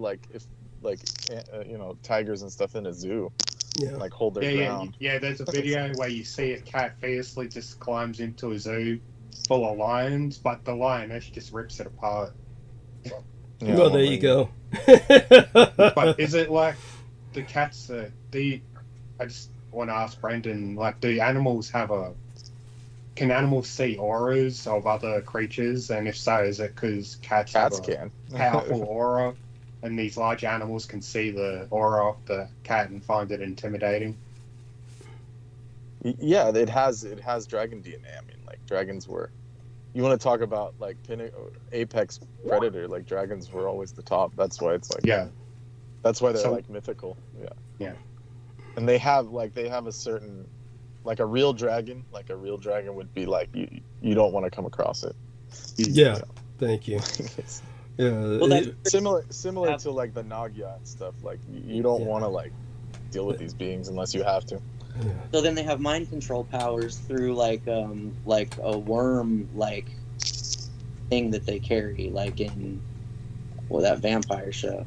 You're talking about toxoplasmosis, the cats. The toxoplasmosis, yeah, and then that affects mental health decline in humans, Yeah. right? Has We all brought the- that up earlier. Yes. Right, yeah, there are a bunch of articles about that, all the specifics of the weird behavioral changes Yeah. and dopamine levels and different, motivational changes and things like that. Well, all your dopamine becomes hooked onto the cat. your dopamine levels go up based on your cat's approval of your feeding it and caressing it, and It plays into why people just idolize cats. yes, and restructure their entire lives around them. It is frightening. It is. This is why in the Middle Ages they considered cats to be witches and the familiars of witches, and why they felt that they were sucking people's souls, and they saw what happened to crazy cat ladies, and that's why they went on campaigns to kill cats. Let's kill all the cats in the area because some poor bastard's trying to work in a farm and raise the kids, and some woman winds up totally addicted to caring for cats. It's like, what the fuck's on your mind, bitch? And that cat stole my wife's attention. That's all she pays attention to now. Then before you know it, kill all the cats in the area, get rid of them. And plague spread. I'm sorry. That was part of how the plague spread too. How's around, that? Medieval times. Well, Yeah. cats supposedly helped. That's when they became back into favor Okay. to mitigate because they were able to. Yeah, they were mitigate killing the rats. Yeah, they came back into the favor because they were killing the rats that were supposedly spreading the plague, right? And no doubt the rats helped to a degree, but like we said, there's no real medical evidence for that. The Asian gerbil, as I said, was responsible for that because the rats have never manifested the plague again in Europe. If the rats had manifested the plague in Europe before, why did it never return again through the rats? And there's still plenty of rats in Europe. And the Black Plague never came back. So, we brought this up before. I've discussed that. The Mongolians that used these gerbils as bio-warfare. That's quite correct. Yes, the Asian gerbil was utilized as biological warfare vector by the Mongols, who, wiped out quite a bit of humanity themselves. Nothing matches the Jewish people, of course, and what they've done. For anybody, I've getting some emails where people are talking about, it can't be that bad. But when you think about what I said to Peter Moon, that's just the tip of the iceberg. You take a look at, aside from what I said about Canaan, aside from what I said about Christopher Columbus, where you had 127 million Native Americans ultimately wiped out from pole As to if that's pole. something to scoff at. Yeah, exactly. Well, to your average person, no life matters except Jewish life. To your average person raised in the West, no life matters but Jewish life. That's what they're indoctrinated into. This is why Since do you childhood. why do you think someone like Kristina, who's this self-loathing, blonde-haired, blue-eyed Nordic Aryan, why on earth do you think she's so obsessed with being Jewish? Because she's indoctrinated into believing that there is no life that matters other than Jewish life. She feels she can grab onto that one notional strand of Jewish DNA that somehow suddenly her life matters. Suddenly her life means something because she's a member of the chosen race. This is what people are indoctrinated into. It's Jew worship. The Jews are above God to your average Westerner. It's a Jew can do no wrong. This is why they can, with impunity, blow up babies, build tunnels under New York, and everyone just has to accept that. But when it comes to, aside from what I said about the Native Americans, and then the slave trade started to replace that population, then by the time we get to the 20th century, because already that Indian genocide and slave trade carried us all the way through the 16th, 17th, 18th, and 19th centuries. By the time we get to the 20th century, think about the fact that there were literally 180 million Germans throughout Europe. This was this huge German diaspora, including the Volga Germans that were imported by Empress Katharina into Russia. And you think about these Germans in Eastern Europe that Hitler was talking about protecting the Germanic populations in these various parts of Europe, including, of course, his reason for invading the Czech Republic and what was then Czechoslovakia, parts of Poland, the Baltic littoral nations, Estonia, Latvia, Lithuania, from the old German crusades of the Teutonic Knights. And 180 million Germans before World War II. And then after World War II, you unite Germany, both East and West, and Austria together, and 100 million Germans. By the time of the 1990s, by the time of the Balkan Wars, when I was in Serbia, you had just 100 million Germans in both Germany's and Austria put together. What happened to 80 million Germans? Now, according to certain commissars who were overwhelmingly Jewish, because, as I've explained before, for those of you who aren't familiar, the Jewish people could read and write. The majority of Russians were peasants who were illiterate, so just of necessity, the entire commissar class of the greater Soviet Union was overwhelmingly Jewish. Under Yezhov, who was their head of the KGB for a period of time, one of the greatest massacres in Russian history took place. It was called the Yezhov-China. And in the Yezhov-China, they ultimately killed tens of millions of Russians. By the time, of course, that the Soviet Union collapsed, all of the people whose deaths could be attributed to the Gulag system and all these political massacres was well over 100 million people. Russia cut its own population in half by the end of World War II, thanks to the amount of killing done by the Germans and the Russians killing themselves. Russia had the population equal to that of Japan at the end of World War II. This is what people don't understand. The only reason that its population seemed to be larger was because it absorbed all of those Eastern European satellite nations and was counting all of their populations. So Russia was no great giant in terms of population. It was like it had suffered a nuclear attack. It was the equivalent of that. It was, but half of this was them killing themselves under communism. When it comes to the Germans, there were half of these Jewish commissars said they took over the death camps and converted them into death camps for Germans. No one ever talks about that. That's a real hidden Holocaust. This is where many of those 80 million Germans disappeared. So when you're talking about a slaughter, and actually, this German lady I brought up before, she said her family was in. This was before the modern German border, but their family was in Poland after the war. But they were all German, considered German, of course, because just bloodlines and language. But she said that while growing up, her family explained to her that they were all killed. The grandparents were all killed by, not the Americans, but the Russians. Yeah. So, yeah. So and this was even post-war. So that kind of that anecdote validates what you're saying. Yes, of course. And that even after the war finished, it's like the Russians were still killing Germans, just because they had a beef.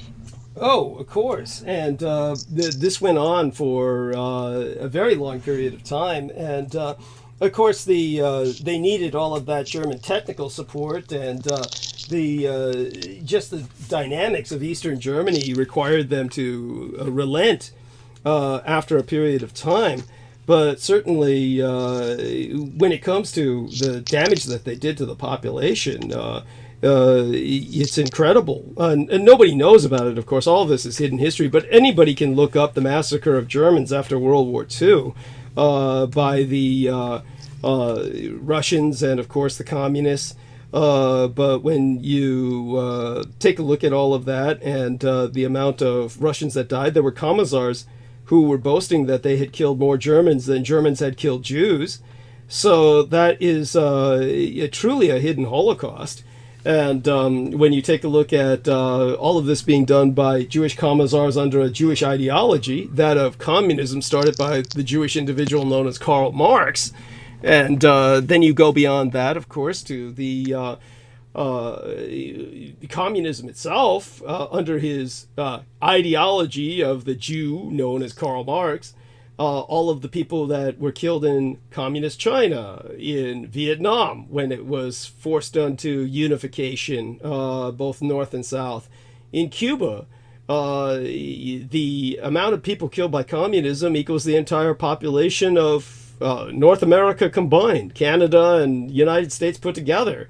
An empire of the dead in terms of the hundreds of millions killed by communism. And then, of course, the Kissinger era, in which not only the slaughter of millions of people, literally up to 5 million in Bangladesh, which Kissinger directly aided and abetted, along with, of course, the slaughter in Cambodia and Latin America, Vietnam, everywhere he was involved with, and finally instigating the one-child policy, promising the Deng Xiaoping that China would get unlimited loans from the International Monetary Fund and the World Bank in exchange for instituting the one-child policy. They took him aside while Mao was still in power, hoping that, of course, he would take the place of Mao, which he did. And then he instituted Paul Ehrlich's idea of the one-child policy, and after that, it was 500 million people were slaughtered over the years of the one-child policy. And China, of course, is in free fall now. So when it comes to add all those deaths together, plus the million killed in Palestine with the original ethnic cleansing and the people they're killing now, the Jews have wiped out half the human race. They're the most murderous scourge of the earth that's in human history. There is no comparison. It's a true blight on humanity that my biological father sought to cure, and that's there you have that. I think the point's made, but certainly not enough. Won't be enough until people take into account the fact that they tried to deny other people's Holocaust and monopolize all human suffering as their own, that only their suffering is special, only their suffering matters, that their suffering cancels out all others. The fact that they have killed so many Palestinians compared to Jews that were killed on October 7th, which of course had to have been a Jewish operation. How is it not a single person fired back with all of those guns they've got in their homes? How is any of this possible? That Hamas could get in so deeply with all of the surveillance that they have on their borders. It's impossible without Netanyahu and the Israeli military expediting it. And we've gone into the details of that and how many of these victims were killed by Jewish munitions, Israeli munitions. So, yeah, no need to overdwell on it. The point's made. So the 12th lunar month starts now. Pretty much with at the stroke of midnight here on the West Coast. On the East Coast, it's already started. The 12th lunar month, of course, will be the last month of this year, which is the year 4721 on the Chinese calendar. And within 1 month's time, it'll be 4722, and we'll be entering the year of the dragon. So next month is when all the real heavy stuff begins with Asian Lunar New Year. I will be extraordinarily busy then. And of course, our man Brendan's going to be working 2 jobs. Jesus Christ. How much sleep are you going to get? Will you have time for any sleep? Effectively none. Oh God, that's not as much as I want to get. That's awful. At any rate, when it comes to what Sid was bringing up about Okinawa, oh, George Knight joins. George, why don't you say you're on when you join? Did you just join us? Yeah, no. I'm gonna have to go. But greetings, George, and then everyone have a good evening. Yes, well, we love you dearly. Take care of yourself. Stay safe and be well. And and maintain your supplements. I'll turn to you towards some advice later on if I can't find that guy's channel on the hidden users part, and see what we can do. But definitely. Oh yeah. Okay. Definitely try and stay in touch. When's the best times to call you, or is it just catch as catch can with this horrible situation you're stuck in right now? Right. Early morning. Early morning. Okay. 8 to 12-ish. 8 to 12-ish. Okay, so I'll try around then. Not necessarily today, but Yeah. soon. Don't worry. Soon. Okay. Thank you. All right. All right. Blessings. Have a good one, Brendan. Yeah, good night, Okay. Brendan. Thank you. Yeah. Sayonara. Yes. Goodbye. Blessings. Hello, George. Hello, Okay. good Nemo. Yes, hello, Douglas. Yeah. Yeah. Hi, George. Sid, have you met Sid, George? Have I introduced you? Yes. I think this is the third occasion we've been on together. Yes, Okay. thank you. Good. Yes. It's always hard for me to keep track of these things. Yeah. How long are we blessed with your presence tonight, George? You will be able to Yeah. speak for a while, right? Yes, a few hours, Douglas. Yeah, it'd be great with your presence. Yes. Yeah. Looking Well- forward to it. Well, whenever you come on, let me know that you've come on. Just jumped on. Yes, thank you. I do apologise. I just don't want to interrupt whilst you're speaking. I should just message you, just saying I'm coming on. Yeah, please do I'll that. just creep on. Yeah. Thank you. And no, that helps immensely. So by all means, while we're graced with George's presence, take the lead. Start talking about whatever it is that you feel we should be paying attention to, and I'll try and take it from there. Obviously, as far as I'm concerned, I want to take it easy, but I'll certainly meander my way towards monologue later once you have left. But for God's sake, stay as long as you possibly can. I mean, I'm not anxious to go into monologue. So by all means, so much. Yeah, no, thank you so much. I was just I was listening in just before I did jump on, and some interesting topics that that are very important to bring up. Thanks to Nemo and Sid for bringing these topics to the round table for discussion. I just quickly, before I jumped on, I went to go on your YouTube channel, Douglas, to just review over an old presentation you did. It was called Douglas Dietrich Roswell 1. I couldn't find it on the channel. No, that was scrubbed by YouTube because they claimed it was anti-vax. Oh my god! So Nemo, do you have that? You could. Yeah, I was going to ask. Yes. Yeah, Nemo, I think. I should have it. Yeah. What was the title again? The full title? Roswell 1. It was Roswell 1. Roswell 1. It was called Roswell 1. Yeah. Was that when That you're was doing a like- presentation at a public area? Yes, it was because Yeah, I Douglas have brings that. brings up the Spanish-American War and the genocide in the Philippines, and I was trying to find the quote, which I have in my archives, the quote from I believe it's either an officer or a general, where he says that the Philippines is a paradise, but the only problem with it is it's infested with Filipinos. And I was trying to find the quote so I could read it out, but unfortunately I couldn't find the video because I was trying to find the name of the officer. I can't recall the name of the officer, otherwise I'll be able to find it. Oh, sure, I can find that general who It said. was Okay, by the way, Nemo's got the link right there. There. That's got to be it there, because it says Roswell 1 in the end. Yeah. Douglas Dietrich presentation, Roswell 1. Yeah. Yes. And I know you asked a question on the numbers that were, obviously they're not going to present numbers. They're always seem to the numbers are always downplayed or downnumbered. But it was over 3 million, the genocide of the Philippines. It's something that nobody's even aware of. Yes. Most people I've spoken to about it, they are unaware of this genocide that occurred. And this is long before, this is before World War One. This is during the latter half. This 1898, I believe, wasn't it, Douglas? Yeah. It was Yes. the conquest. 3 years. It just, through 1901, or even beyond that. Yes. It was an insurgency that lasted, for effectively forever is how it felt. But so when it came to the general that you're speaking of in the Philippine-American War, let me see if I can find this.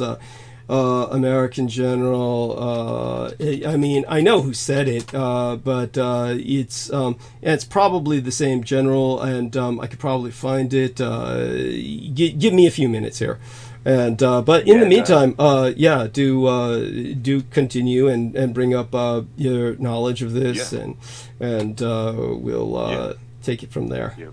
We'll take it from there. Yeah, thank you, Douglas. And the other thing was, I mentioned, I think it was Sid who was citing something, some form of literature or scripture regarding John Dee as well. John Dee was the inspiration for Ian Fleming's 007. He was he was the. If you look him up, he was they referred to him as a mathematician. But what he was very noted for, and he was the man that brought down the Spanish Armada, as from my understanding. Is that correct, Douglas? That's through his because he was one of the major original inspirations for Aleister Crowley. He was the man that was brought down the Spanish definitely. He was definitely an inspiration to Aleister Crowley. I'm trying to. We can look up John Dee's part in the Spanish Armada. I'm sure that what he did was he certainly claimed that he had conducted occult spells that impacted the Spanish Armada. Yes, and that's what he claims. Yes. Yeah, John Dee's spells, right? And that's. And of course, with he was, I believe, that from my knowledge, from what I understand, is where that term 007 comes from. The Queen Elizabeth I, she had a fascination with eyes. So the 00 represents the two eyes, and he was the seventh in line to the heir of the throne to her to be coronated as the heir of the king to next to on the throne besides her. So that's where that comes from, that 007 there we are. Signal. Yes. So there's the link right there. Sid just provided it. I found it and myself, but Sid linked it first, so that's fine. Yes. And so it's History Extra, and put that in the chat as well, Sid. Thank you. So that people could see that, and there you go. I mean, that's other than that. He signed it 007 because it looked like a pair of eyes, and she was fascinated by eyes. So he when he signed it like that, she thought it was sexy, and then he was he was definitely, he had some relationship with her that was probably intimate. And so, such being said, it is what it is, and he has been brought up before. He spent his final days in poverty. The summary's given here. Summary's all given here. He definitely was someone who was dealing with a lot of the occult, and claimed credit for helping to sink the Spanish Armada. It's all kind of summarized here as well as can be. Okay, and could you continue? Yeah, please bring up more. Absolutely. I'm actually going over my archives to try and find some, certainly some. And by the way, don't forget to tell people about, considering, as you said in England, give people some more perspective on this. You work with the communications company, obviously. Yes. And how they're going to replace my telephone pole, cut off all my energy, cut off all my internet while they're doing this. like you said, in England, they wouldn't even dream of doing something like this, that depriving a person of energy and internet simultaneously. So please, by all means, give people the detail on, the difference. Yeah, please. Yeah, the nuance of it, it's just truly, I just am flabbergasted. As I said, it's not something. When you're depriving a person of a utility service, you're basically compromising their actual life, so to speak. You're literally, it's so detrimental to even deprive of a person of one of those. There's four forms of utility services. There's power, and there's water, and there's electricity, and then there's communication. And if you deprive a person of one of those, you're compromising their life and safety, because the person needs all four in order to survive. And so that's, there's literally a rule, a regulation where it's in print, where you cannot deprive a person or deplete someone of one of these services. So to cut off both power and communication all simultaneously is just completely absurd. It's, I just don't understand it. And it's not something that would be taken lightly in the UK. It's, that would be a massive lawsuit. Thank you. Did you do just a double check with your neighbors in your street to see if any of them got a notification? Yes! Because that's strange, because all those power poles are linked Yes. all the homes in the area. So how is it only affecting you, if not the others? It's just my address. Yes. Disgusting. Yes. It's completely, completely targeted. It's completely targeted. And, it's like maybe they're not actually getting rid of the power pole and they're just shutting off your power for the fuck of it or something. No, you can guarantee they're gonna replace that entire goddamn telephone pole. This has something to do with increasing their ability to monitor or shut down conversations. When Brendan Zogit and I were talking alone, whenever certain words were said, like NSA, the acronym for the security agency, then the phone was cut off, or rather the Skype would drop, and then he finally had to reset his Skype, so that he could call back. So this was going on constantly while he and I were trying to talk about what had happened with the channel. So after they were giving me the warning that this power is going to be cut off, and people might ask, well, why would they even bother to give the warning? Well, because without sending the warning, they truly would be open to a lawsuit. They can't just cut the power and the internet without warning, because then they're actually interfering with another company at that point, which is Comcast.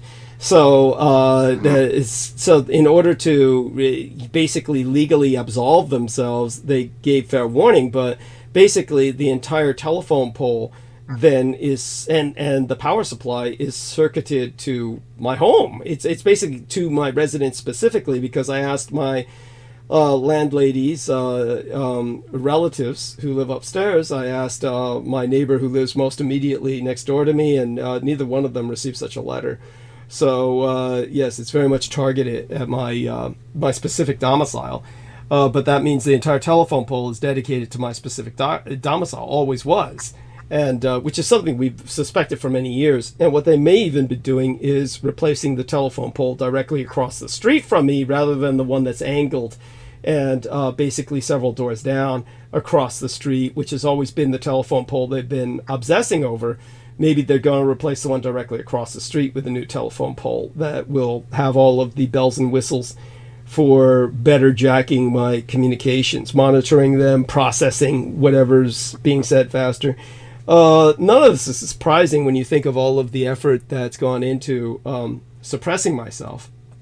Like, for instance, when our man George is looking for a very specific episode and simply cannot find it. Yes. And it's the one that was targeted. That's targeted. Yeah, that's why one thing I have to ask you to do is start very regularly monitoring your Skype communications, because I know you don't do that, but you've got to start doing that, because this is where I try to tell you whenever I'm being blocked or whenever I'm being banned off of the internet. I can only tell you through Skype. So check that more regularly, and you'll get a hint of what's being blocked. So with yeah, that particular episode now, our man Nemo has it, thank God, and was able to recover it. But by all means, I will, you know, continue looking for through my own records here to get the Filipino war situation, the quotes that are being quoted by our man, paraphrased by George Knight. I can find those, but it takes a few minutes here. I have to look for the right thing. Yes. So let me take a look at Philippines. Philippines. In my thing, well, everybody talks. Everybody go ahead and talk. Yeah, as we're talking, I'm scrolling through trying to find the quotes as well, Douglas. There's so much in my archives which I can always go back to and talk about more later on. We can always go over about the World War II in Japan. I've got loads of things to read out. But yeah, I'm going to motivate myself to type everything down that he says in these presentations, so I have a fucking text document of it all. You have a transcript, yeah. Yeah, I was that's. going to say, Nemo, could you please send me privately on Skype the link to that video, please, to Roswell 1? Yeah. And there's many reasons in that video why they've scrubbed that. Everything Douglas has exposed. But it brings up so many important nuances to World War II that people don't know about. So yeah. Okay, really so yes, there we are, and so let me just here we are. Okay, so here's the quotes that are being quoted, and I'm going to basically cut and paste them, and basically here we are. So here is the I'm going to put this in both this text box right here, and there we are. So it does fit. And now I'm going to put this in Mr. George Knight's private message box as well. George Knight, here we are. And okay, there you go. And so that way everybody can look at that. And you can read that out loud now to the population at hand. I'll leave that to you, George. There we go. Yes, thank you, Douglas. Yeah, let me just come back. I've just found some really important things to read out actually as well. Okay, take your time then. Let's read this. No, thank you. So let's look at the text box. With that, of course, I'll try and find the name of the general in charge who was that quote was from the Argonaut, not necessarily from the. That's it. Yeah. That's one, Douglas. Thank you so much. Yeah.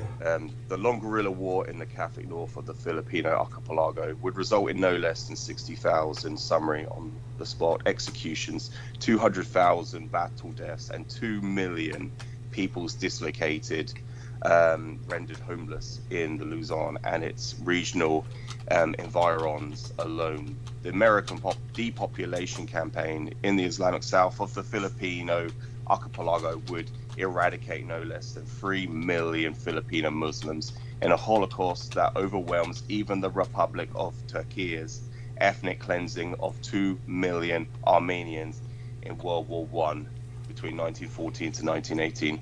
The Argonaut, that's what I was trying to reference, stated there has been too much hypocrisy about this Philippine business. We do not want the Filipinos, we want the Philippines. All of our troubles in this present annexation matter have been caused by the presence in the Philippines of the Filipinos. Were it not for them, the Treaty of Paris would have been an excellent thing. The purchase of the archipelago for $20 million would have been cheap. The islands are enormously rich. They are abundant in dense forests of valuable hardwood timber. They contain mines and precious metals.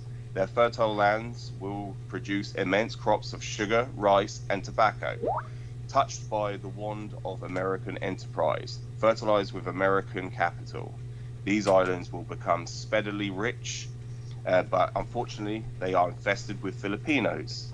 There are millions of them there, and it has to be feared that their extinction will be slow. Still, every man who believes in developing the islands must admit that it cannot be done successfully while the Filipinos are there. They are indolent. They raise only enough food to live on. They don't care about making money, and they occupy land which might be better utilized by Americans. Therefore, the more of them that are killed, the better. It seems harsh, but they must yield before the superior race and the American syndicate. How short-sighted then to check the army and its war on extermination against these savages. A report from the US Army near Manila on February 5th, 1899 reads, in the path of the Washington Regiment and Battery D of the 6th Artillery, there were 1,008 dead niggers and a great many more wounded. We burned all their houses. I don't know how many men, women, and children the Tennessee boys did kill, but they wouldn't take any prisoners. In 1902, the New York Evening Post ran a report on what is called the water cure. The Filipino is placed on the ground with his arms and legs pinned down. His head is partially raised so as to make the pouring in of the water an easier matter. If the prisoner tries to keep his mouth shut, his nose is pinched to force him to get air, or a bamboo stick is put into his mouth. In this way, water is steadily poured in, as much as 4 or 5 gallons until the body becomes a frightful object to contemplate. The victim then cannot talk so the water has to be squeezed out. Sometimes to use the words, sorry, it's just scrolled up. Contemplate the no worries. I thought he was becoming overwhelmed by the nature of the atrocities he was trying to describe. As well. It's hard to read it, Douglas. Sometimes to use the words of one soldier, we jump on them to get it out quickly. 1 or 2 such water cure treatments, and the prisoners either drowned or confessed to whatever the troops wanted them to talk about. So yeah, that's thank you so much, Douglas, for I'm going to copy and save that. That is the point I was looking for. Right, and so much. Thank you. Could you please put that in the chat? I don't know how. That's just stuff that I've collected over the years. So they've heard it. And it's in the chat. It's in the text box. You can see it in the. I just wanted to.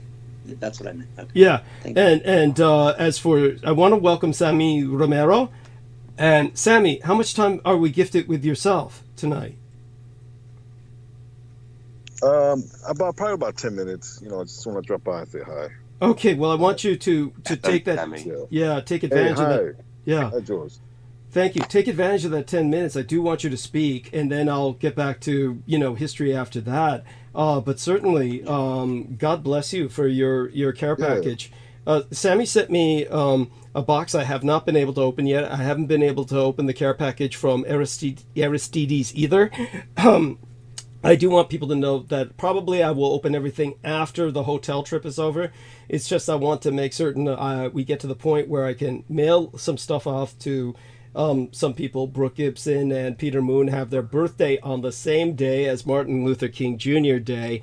Want to mail them something, plus Amy Como, and also just get ready to, vacate the premises for this upcoming assault on, as George said, something that would never be allowed in England. But during the few minutes we have with you, what are you willing to share about your family situation? There's been kind of a growth. You're kind of expanding the operation. Well, obviously I had a daughter back in August, so I'm very much I have my hands full, but she's beautiful. It's just definitely, I'm sure George knows about that. Having a daughter it's a different type of love, especially not realizing you have another woman that loves you. So it's a different type of love. But I'm very blessed. But definitely, I've been listening to transmissions. It's just like I said, I've been really busy, my family. But the one thing that I did discuss with a coworker of mine was, you self-proclaimed, World War II expert, which, it's you just chuckle and you laugh because it's like, well, just because you watch the History Channel, it's not necessarily. Thank you.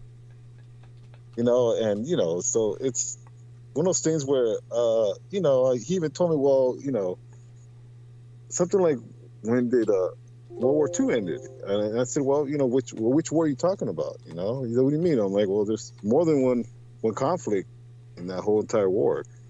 So I pretty much laid down, because even when having discussions that I don't really like to argue because it's pointless. People are just set in their ways. And to be honest with you, even today's generation, it's almost like I say, a fairy tale, especially with today's youth. It's not what it used to be in a sense of, previous generations.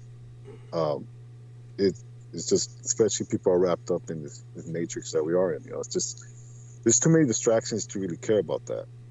Sadly. Thank God. I mean, there's advantages and disadvantages to everything, and there's something to be appreciated about the fact that children grow up these days caring less and less about something like World War II. Right. So that's exactly. Yes. So go on. Yes. The problem is, there's a lot of reasons why you should, because it still affects us till this day. It's almost like to kind of be like Brando Young and talk about Lord of the Rings.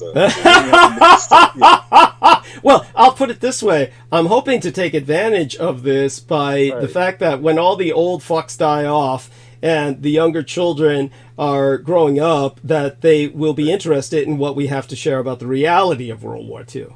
And then at that point, they don't have all the indoctrination that prevents them that causes them to reflexively shut down whenever we bring up what we bring up. So go on. Yes.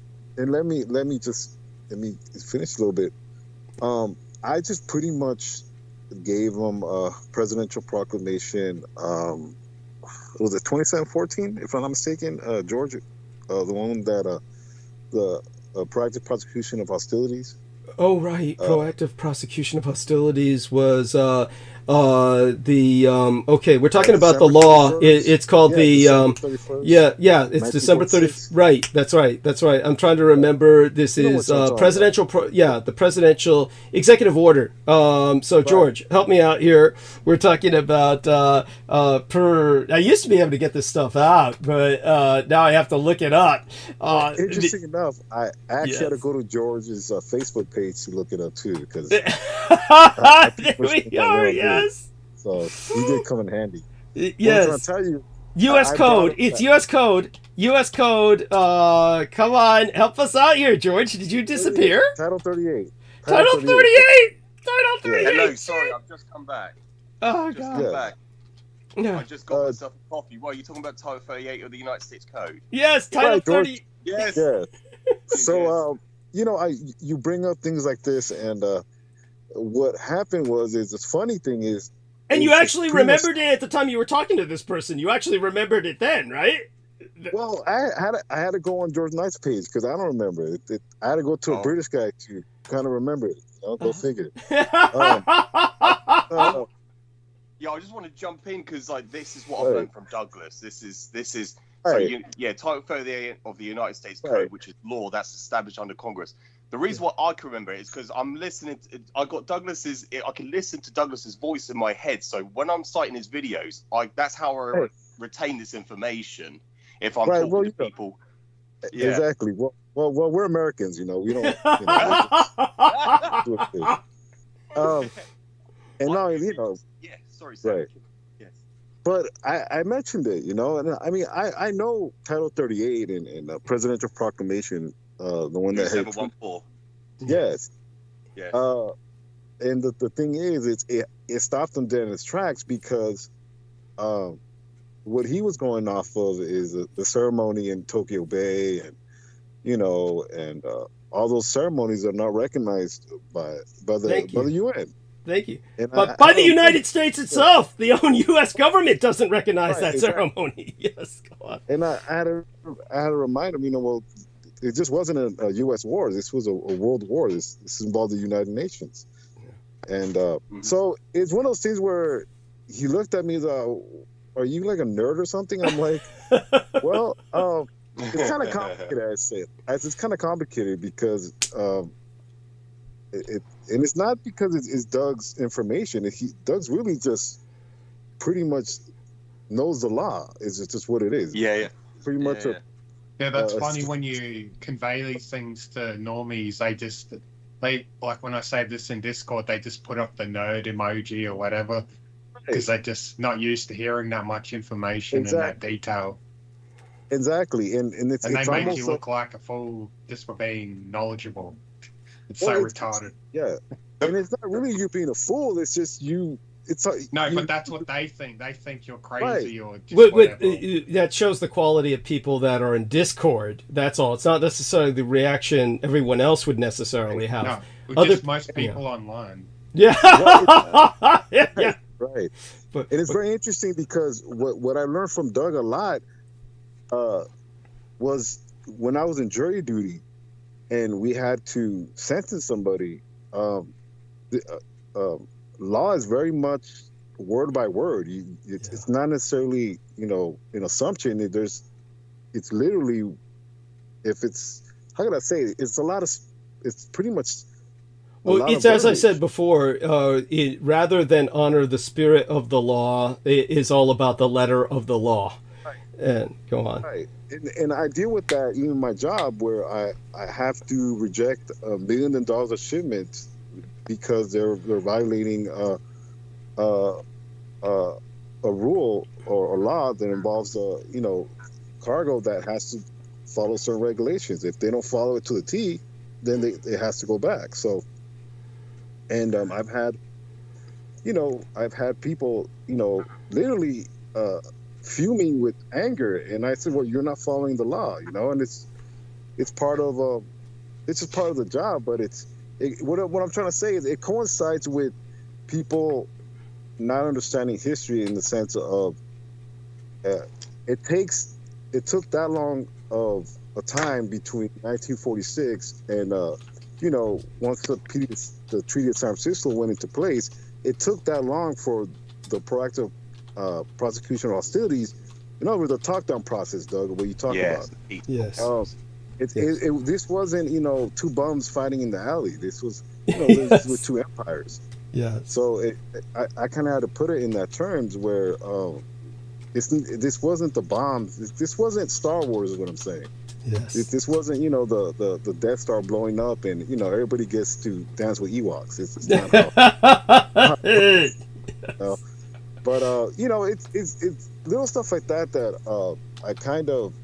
you kind of see in the public where when you put it in that terms of actual history where literally they can read it themselves, they're dumbfounded. They really are, in a sense of, well, what have I been learning? It's not that you've been learning, it's just because you're indoctrinated in a sense of the propaganda. The Office of War Information really just went into black. It's still here. It's just it just went black. So definitely, it's been Doug's information is what I'm saying. It's very useful in a sense of understanding what is it like to be in the U.S. and it makes a lot of sense of why things are the way they are. It's anybody that's not from the U.S. May seem like this is a fucked up society, but it really is. It's just yes. Being in it, you kind of get, okay, it's fucked up, but at least I know why it's fucked up. But yes, definitely, it gives you more of a sense of, okay, well, you have to accept it, but at least you're not ignorant to it. Yes. By the way, Sid, just do us a favor and go mute until you talk again, because thank you. And so when it comes to what Sammy's talking about, just so everybody understands, when he's talking about that period of time before the empires reached a plateau of peace, Japan and the Japanese Empire and the American Empire were legally at war under conditions of ceasefire from 1946, December 31st, 1946, until 1952, when the peace treaty went into effect. The peace treaty was signed in September of 1951, but it didn't go into effect until the birthday eve day of Emperor Hirohito in April of 1952. So then at that day, the Japanese Empire was at peace with the world other than the Soviet Empire, which the Japanese and the Russians are still at war to this day, legally still at war. And for those of you who don't know, and I did send the email out to George Knight and Sammy Romero, at least, the Japanese were the target of Putin before the Ukrainians. He was going to attack Japan. And I don't know if you got that letter from me, Sammy, where, I provided the did. Yeah. I did. I saw the Cold, I believe it was the Cold War or something like that. No, that was recent. Okay. The one I had sent was a few years ago. I could always send it again, but it was about basically the plans were ultimately leaked by somebody who used to work for Putin. And before they were going to attack Ukraine, their original target was Japan, which would have been just asinine. It just would have been, they truly would have they fucked up then, but I mean, this would have been truly just a catastrophic beyond what they are going through now, in the sense that their catastrophe would have been all at once. It would have been decisive. In terms of what happened was they decided to opt for Ukraine instead. But in terms of the point is that this is all part of the fact that Russia and Japan are still at war, which is why it was even considered. But when it comes to what to tell people, basically the terms to use, I think it was it Title 17 of the U.S. Code for the veterans? It was the veterans, right? It was Title 38 of the U.S. Code for the... What was... Yes, I believe it was for veterans to apply for benefits. Title 38 recognises up until December 31st, 1946. Right. So that was incurred during wartime. Right. Incurred during belligerent hostilities, yes. Right. So, Title 38 is for veterans to apply for benefits. Okay, and was there 17? Yeah. Was there 17, or am I... I believe I can always look... Yeah, we'd have to look that up. Douglas, actually. Well, Doug, but go on. One of the things that I mentioned to him was us paying reparations to the Japanese. Yes. Yes. Through the Marshall. Right. Yes. So, and the I Marshall Plan. That. Right. What did he say? How did he respond? Well, that's the thing is to the they don't, right? They just go. They don't, because see what they think is the bomb. The bomb did everything, and it's not, like I said. They think it's the Empire Strikes Back with the bomb. Like, by the way, just to give credit to that whole Star Wars franchise, the Star Wars does not end with the death of the Death Star. The war goes on between the Empire and the Rebels after that, even. And the Ewok thing was just like a throwaway. It's not like part of something that really ends the war. So, to their credit, even they don't say that. But go on. Yes. Of course, but the thing is they think Japan's impotent and that they're pretty much, prostate. The word is prostate. That they are prostate. Okay. Yeah. Prostate. Okay.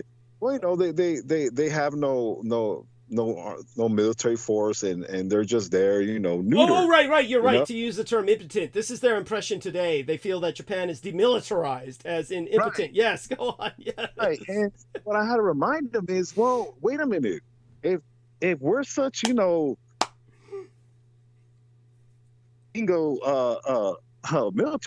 then why did we get our ass handed to us about a year and a half ago in Afghanistan? We were literally running like scolded dogs. Yes. The Taliban was literally on our asses. Yes. Literally running us out of Afghanistan. Like we were the Soviets in the 80s. Like the same thing happened to us. Yes. And it's one of those things where I talk about, history just repeats itself. Yes. But anyways. So do they say something stupid like, oh, because we don't use the bomb, we're not allowed to use the bomb, or something stupid like that? I mean, you usually hear... Here's what I'm trying to tell you about this at least the young people that I interact with, okay? They really don't care. They pretty much ignore you, and they just don't care. Like, okay, you made a point, who cares? Let's go play PlayStation, They don't care. Like, this is one of the things about, I think, the U.S. government knows about the generation. It's going to be really hard to mobilize this generation to ever fight a world conflict. Yeah, it's going to be really hard. Okay. Yeah. This is not the good old boys, and it's not going to be like that because we don't give it. Like, they really don't care. Yeah. And that's the thing about it is it's just it's very outdated. But unfortunately, I have to get going. Okay. Well, we love you dearly, and for God's sakes, care for yourself, stay safe, and be well. Anything else to bring to our attention before you go? Not at the moment, but definitely I'll see if I can call you. Let me know. Yes. Send me your best to Skype, and then we can catch up. Okay. Yes, we'll do our best after transmission, hopefully, or not today, but certainly very soon. Okay. Yes. Okay. Okay. Bye bye. All right. Bye for now. And Take care, Sammy. thank you, Sammy. And yeah, very important, and probably for the best that kids aren't all that interested. And there's certainly their children will be, and they can always learn the real history, and that will help immensely. And it was I could have sworn there was it was Title 38 of the U.S. Code, and I could have sworn there was some like code. I'm trying to remember the code from some other code there was that I thought was 17 or something, but like you said, we could always look it up. And so that being said, by all means, here is something else that I can let's see now. In terms of the pacification of the Philippines, the general that I believe that we're thinking of had a very bland name, so it's not easy to find him. It was General Jacob Smith, who I believe said kill everybody over the age of 10, and that was in the Philippines. So I think that we could look that up and verify that, and that should be something. Why did he say that specific age? It has to be over 10. Everyone over age of 10. It's because he felt that at that point beforehand, before the age of 10, that they were not capable of shooting straight, and so anyone under is just not a threat. It was not considered a threat, and also they could be easily brainwashed. Here we are, General Jacob H. Smith and the Philippines Wars. Okay, so basically, when Waller asked Smith to set an age limit for the kill orders, because initially he said kill everybody, and then they asked for a age limit. Then he said kill everyone over 10, there we are with that. Now everybody knows it was Jacob Hurd Smith, Jacob H-U-R-D Smith, Jacob Hurd Smith. And there we have it. And so let me give a good link to that, which goes into this in painful detail. You have to look for the quote, but you can find it. You should be able to find it with the, within the column, you should be able to find it. But, here we are. Oops, make certain that these links don't connect. And there we are, General Jacob H. Smith and the Filipino campaign. Now, just to give everybody the numbers on this, so that people understand the importance of the campaign, and I'll enter this into the live stream myself. Our friend, this is what confused me, was we had an entry into the text box from Sid. Sid said, I'm going to make some coffee and I'll let you know when I'm back. And then when we were calling for George Knight, you had gone to make coffee, but you hadn't told us you were going to make coffee. That's so, yes. Yeah, so, oh my God, I didn't realise, yeah. So entry, yeah, so do make certain to let us know whenever you, go make, please. No, yeah. It's because I thought Sammy was going to be for 10 minutes. I thought, that's an opportunity for me to, but I should, you can't make any assumptions like that. No, Sammy, of course, we all have respect for you as a source. And what Sammy was trying to explain was that he had to source your Facebook page for what he was talking about with others. Now, here's something that I'm going to enter from my own notes into the text box. And Sid, are you there with us now? Just to make sure you're there. Hi. Yes. Okay, good. Okay, there you go. And so here's something that I'm entering into the text box now. This is for all of us. I'll enter this privately into George Knight's text box as well. And these are more statistics concerning the war. And yeah, feel free to share that with our public, George. Go ahead and read that. You've got a great reading voice. And I've always told you before, Americans, whenever they hear a British guy saying something in an English accent, they take it seriously. Yeah, they got that going for them. Yes. Or Australians. Yeah, at least Oh, Sammy's rejoined us. Sammy, so there he is on camera. There is. I have to admit, I prefer Brooke to Vin Diesel. I prefer Brooke to Vin Diesel. There he was. And Aristides took a shower the other day, but he wouldn't turn the camera on for Amy Como. Amy Como was so disappointed. So there you go, Aristides. Next time you take a shower, turn the camera on for Amy. I would simply look away, I assure you. But there we go with that. And do take it away. Australians too. Yes, of course. That was what Brooke was saying. Brooke was saying that Nemo, of course, has a sexy accent, as did the. And he is better than the other Australian guy. I mean, even though Nemo and Brooke have been abrasive to each other, it's nothing compared to this other. Yeah, it's nothing compared. The other Australian guy was just awful. But she said the only reason she tolerated him was because it's the voice. It's the voice. Well, what did he say to piss her off? Oh man. You have vivid dreams. This guy's dreams are like whatever the fuck Brendan's got on Blue Lotus, whatever the fuck Sid's got on Blotter, it's nothing compared to this guy. He was on a natural high, or he was doing shit that was a brew of psilocybin and probably industrial waste. And this fucker was like, he said he had traveled in the astral and had personally met Trump's son and maybe Trump himself.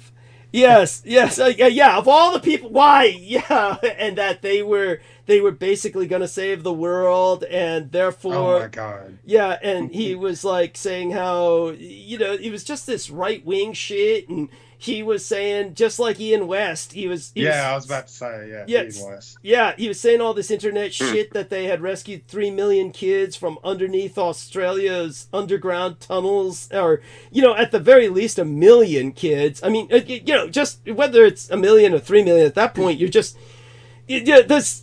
Like how would not the world not know this? How would the world not know this? And it's like he's just out of his fucking mind. I mean, she'll tell you. It's real delusional, wishful thinking. Fanatic. Yeah. Fanatical. Yeah. And that so he felt that he had in the. Then as well, he started with all this anti-trans shit, and she was like saying to him, "Why do you listen to Douglas? Don't you realize his son is transgender?"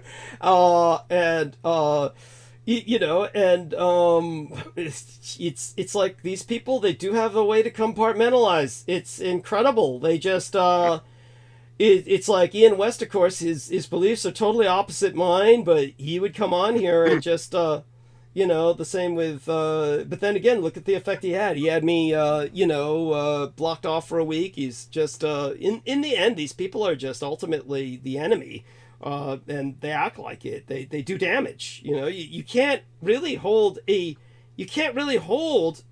discourse with them. You can't open conversation with them because it only winds up in it only winds up in my channel getting hit. These people don't have anything to lose. So they've got no channel, so they're just there to get damages struck against mine by shouting all their evil shit, and I get the strikes. So fuck them. But I never get dreams like that. Like like I'm not a fanatical, brainwashed fucktard. Thank you. Listening to Murdoch all day. Yes, by all means. So let the listeners know about the importance of the Filipino War. These statistics should help them understand it. Thank you, Douglas. The war between the United States and the forces of the Philippine Revolution began in 1899 and lasted over 3 years. Almost every unit of the U.S. Army served in the Philippines during the conflict, as well as a number of state and federal volunteers.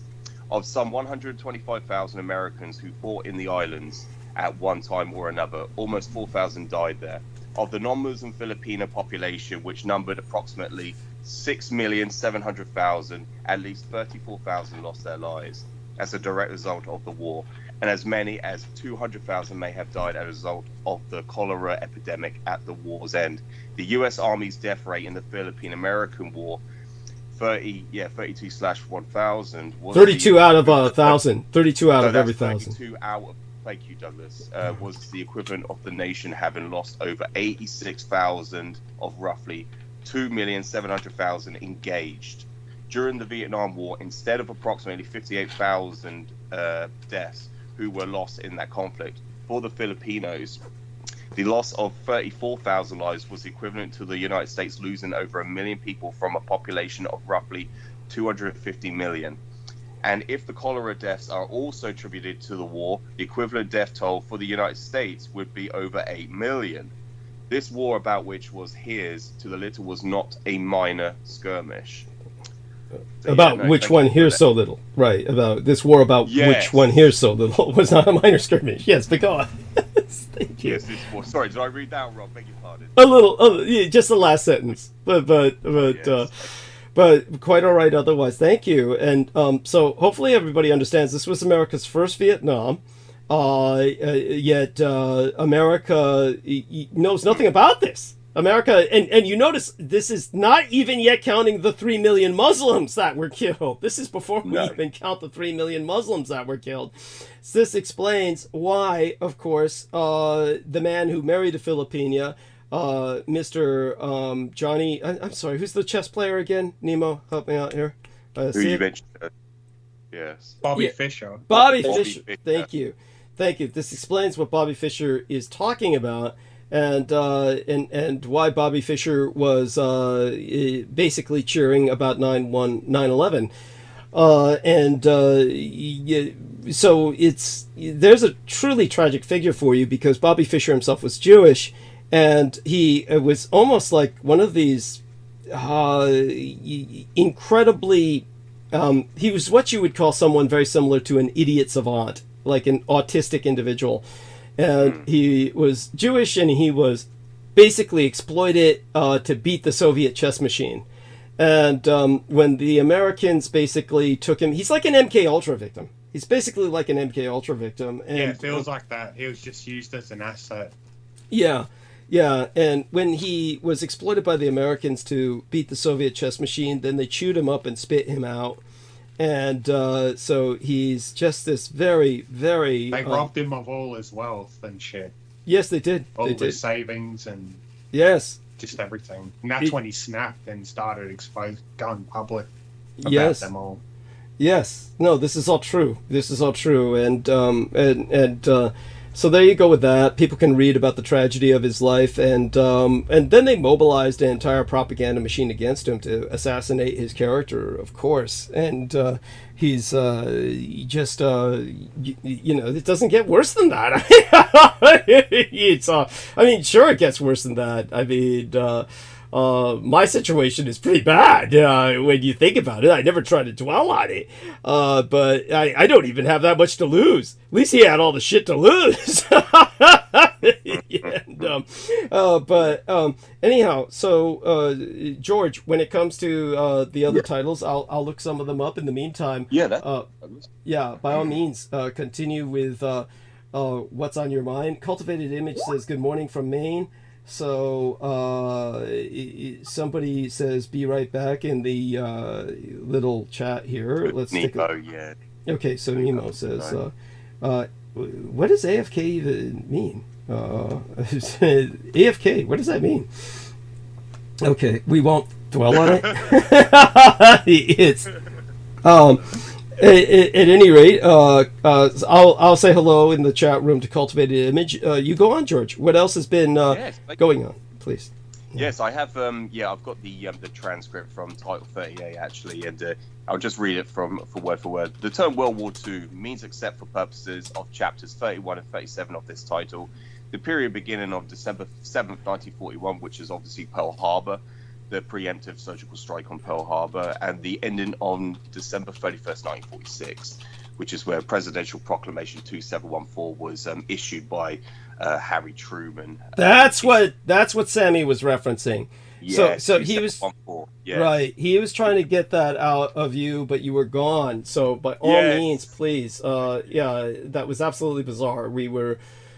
It's so weird as well, especially when Sid said he's going for a coffee, and I just went simultaneously at the same time. Oh. It was really weird, very bizarre. But no, I will, because now I believe it's just you and me holding the stage, Douglas, with the other gentleman.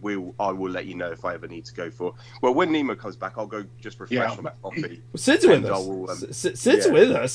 So since Sid's with us, he can help me hold the stage while you go do whatever you need to do with your coffee. You need to do that now. Go ahead. No, that's all right, because it's still quite early. I'm just waking up, but I've got 2 bottles of water to keep me going afterwards. So, what time is it in your region? I do prepare myself for these, because they. Oh, Nemo's back. So go on. Yeah, thank you. Yeah. But so it's with Sammy. I wanted to share whilst he was with us, but maybe you can listen back to this later. And it's just what he said when he presents this information to people. And so, if people talk to me about the ufology or extraterrestrials, I automatically bring up daylight saving time, which throws them off completely because they have no comprehension about what I'm talking about. So when I talk about wartime, I present to them the information about where we're actually historically still in a legal state of war, and this is why you have a clock change twice a year. In the spring, it goes forward, hence the term spring forward, and in the autumn, at the end of October, it falls back, hence autumn full time, so fall backwards. So when I present this information to them, they're like, well, what are you talking about? Well, we're still legally in a state of war. This is one of your conditions of wartime, one of your unlimited state of immediate mobilization and immediate emergency, national emergency. This is conditions of wartime that's still implemented and still in effect to this day, and we've been on it since World War II. And they're like, what's this got to do with ufology? This is the mechanical craft. This is mechanical craft that violate your national airspace. And so when you bring that up, it throws them off. It's you're basically bringing up, you're basically triggering cognitive dissonance. Then people have to go through this this disconfirmation process. They have to process this information, and then it literally is contrarian. It's contrary to what they believe or what they know. And so that's what I wanted to share with Sammy, because when he brings up Title 38, it's like the last thing on somebody's mind. They've never heard of it. And so when you bring this up, it's actual government documentation that people can cite and reference to verify everything one is saying is true. And so that's what I wanted to share with him. And so that's other points it's important. As well as excise war taxes, another factor, another fact that shows we're still legally in a state of war is excise war taxes that are still presented on landline and mobile bills, because you're making unnecessary phone calls during wartime, and it's to discourage the population. And if you take a look at the Revenue Acts of 1942, 1943, you will see that then they had these in effect indefinitely. They were reviewed over Congress, because Congress are the ones that are making the legislations of these wartime conditions. And to make long distance and short distance calls, they implemented this war tax to discourage the population from making unnecessary phone calls. And this again was implemented by Franklin Delano Roosevelt under his presidential proclamation, issuing these unconditional, the conditions of wartime, the unlimited state of emergency. And this is in effect to this day indefinitely. And whenever you try to look this up, this is where people get confused. They look it up and they think that's been in effect since early 2000s. I think it was either the war on terror, or even prior to that, even with the Gulf Wars. I believe they think that's been in effect since then. But if you take a look at the Revenue Act, you'll see it's been in effect since World War II, when World War II was first declared. So yeah, this is just one of the things I wanted to bring up, Douglas. Me farting a little bit, and I'm glad that Sammy brought that up. Yes. What he experienced, presenting that information about Title 38. It's for, and that was for veterans to apply for benefits. Now, if 1945, if the bombs truly did conduct a decisive conclusion on termination of hostilities in August of 1945, then veterans would not be able to apply for benefits preceding that date up until December 31st, 1946. That's a whole year later, because the war was still in effect, still ongoing. And my grandfather, the man who I'm named after, he was in Burma. He had to get his father to apply him because he was underage, he had to apply for him to even go into service at that point in time. And he was stationed in Burma, and he didn't return to 1947 because the war in Burma was still ongoing Yes. with the Japanese. Yes. And of course, Burma to this day, it's known as the Mamayan or Mamaya. That's correct. Malayan. That's how you pronounce it. Thank you. Yes. And so, yes, that's one of the most convoluted situations that people are unaware of as well. Even like my really old cousin, who's the same age as my mother, he thinks that my grandfather was a prisoner of war. That's why he came home so late. And when I told him, no, he was fighting, he was never a prisoner of war. You're talking about somebody else in our family who was a prisoner of war, but held captive by the Japanese. When he came out, because he was so deprived of sustenance, he was so emaciated. He was so just like you would look at the Juden or the Roma that was held in a concentration camp in Poland. Yes. You would look at him and you'd think he was exactly the same. And when he came out, he overate himself, and he got obese, and this is what killed him. Oh my God! When he was released, he went the opposite. He would not stop eating because he was so deprived of food when he came out, and this is what ultimately killed him. I think he died of probably overindulgence. Yeah, Oh so yeah, God. I have to have this conversation again with my mother to get more detail on that. But that's ultimately how he died. So yeah, my old cousin who's conflating now, I think he's conflating my grandfather with somebody else, but I did tell him that no, he was fighting.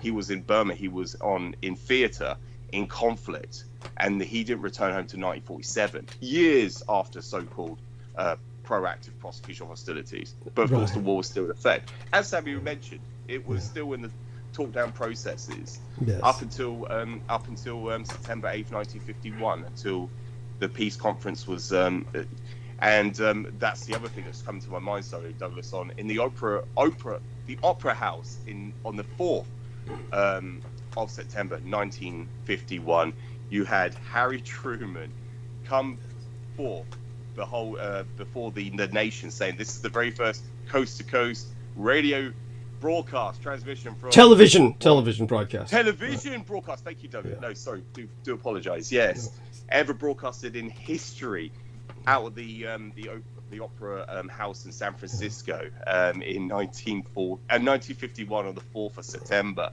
And then on YouTube, the video you can see on YouTube, but it cuts short at that point. But I have the entire transcript where they talk about the peace deal, the peace treaty of San Francisco, bringing peace between the United States and Japan, and how they're about to open up their markets to the Japanese. And they never referred to them as Japs anymore after that. Yeah. They referred to them as Japanese, conveniently enough.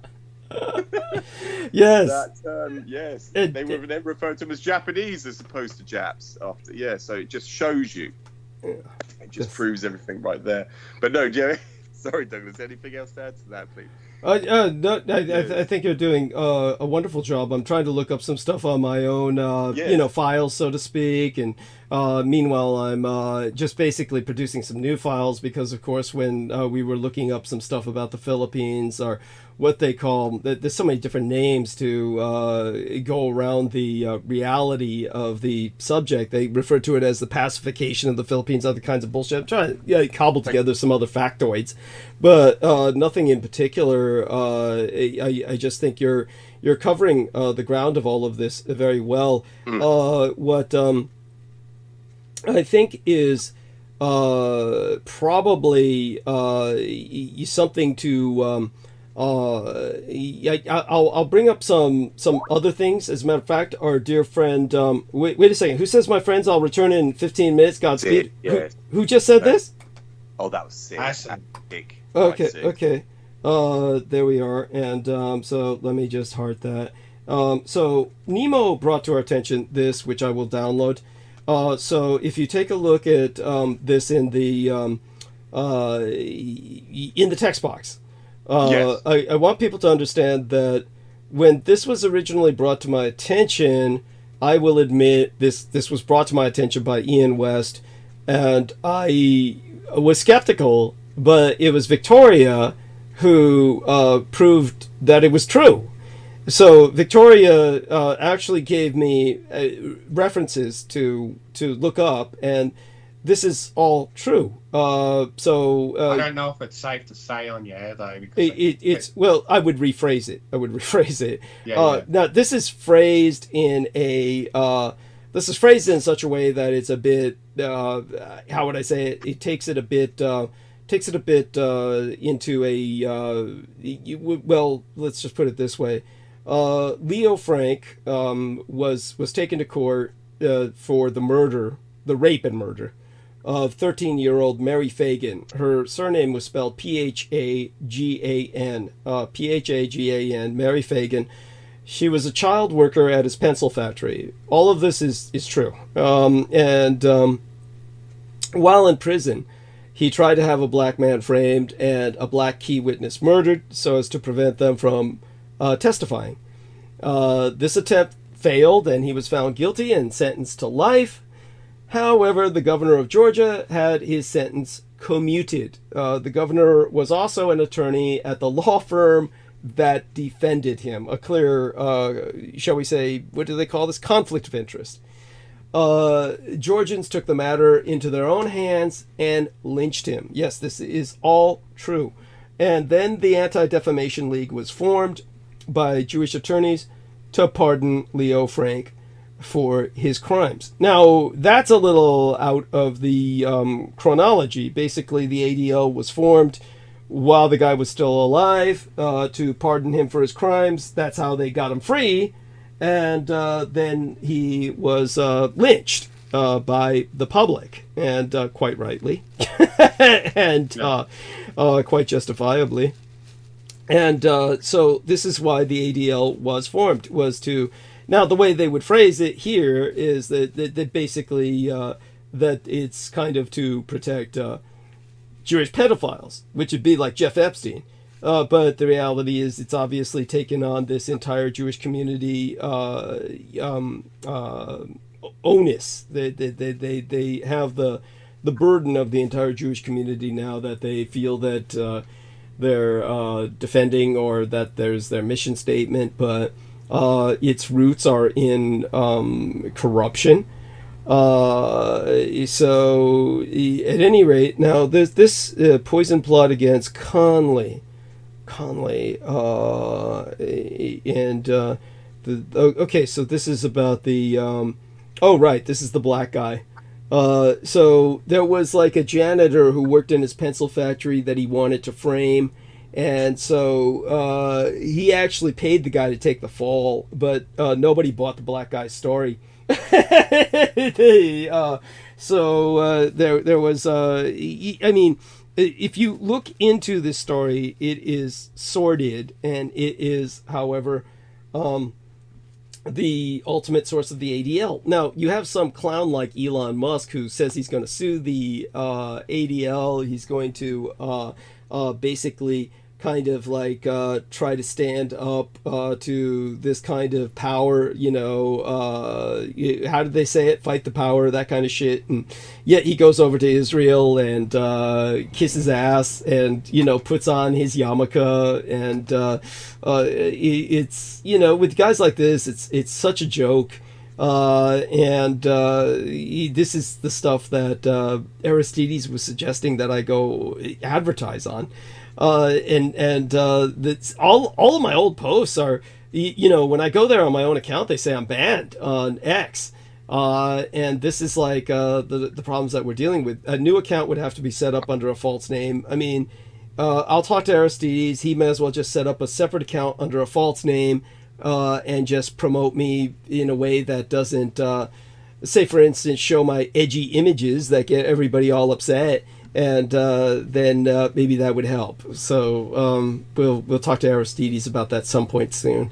But other than that, I think that this is important for George Knight to know, and it's obviously relevant. And aside from that, I want to thank Nemo for bringing that to our attention. It is something that the public should know about. But such being said, the now the modern attacks. I don't know how much you've been following, George, but basically 2 Ivy League university presidents in the United States have been forced to resign because of Palestinian protests over what Israel is doing. And so they were taken into Congress and interrogated and basically told that, if you support Palestinians protesting Israel's actions, then you are in support of the extermination of the Jewish race.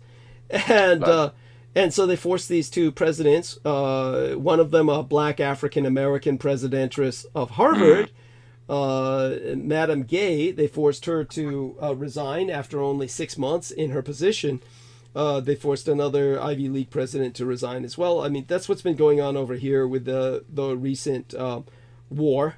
And obviously, of course, Britain is impacted by the war as well.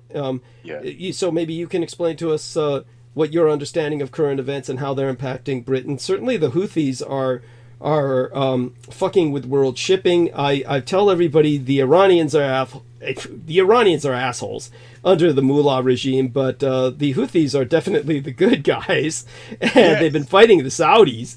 They've been fighting the Saudis and standing up against them, and the Saudis have been spending everything to try and put them down, and losing. But the Saudis are still seeking normalization with Israel, which goes to show just how fucked up. So what do you know about so I know that you've been so busy. Were you able to hear about what happened with what happened between myself and Sultan Jaber of the United Arab Emirates? Were you able to hear any of that? I have no that. Only I did. I was obviously when Troy was on. I think either last time or the time before. Speaking of the 2 university professors resigning, I definitely I heard that. Okay. With the protests, if they support the protesters. And last weekend, I went to Surrey to do just a day out with family, and we saw the protests. We saw the Palestinian protests. The Palestinian flag was waving, and screams and marches in the streets that was being conducted. So they're all over the UK. The protests. Oh, thank God! City. Yes, and it's just bringing awareness and attention.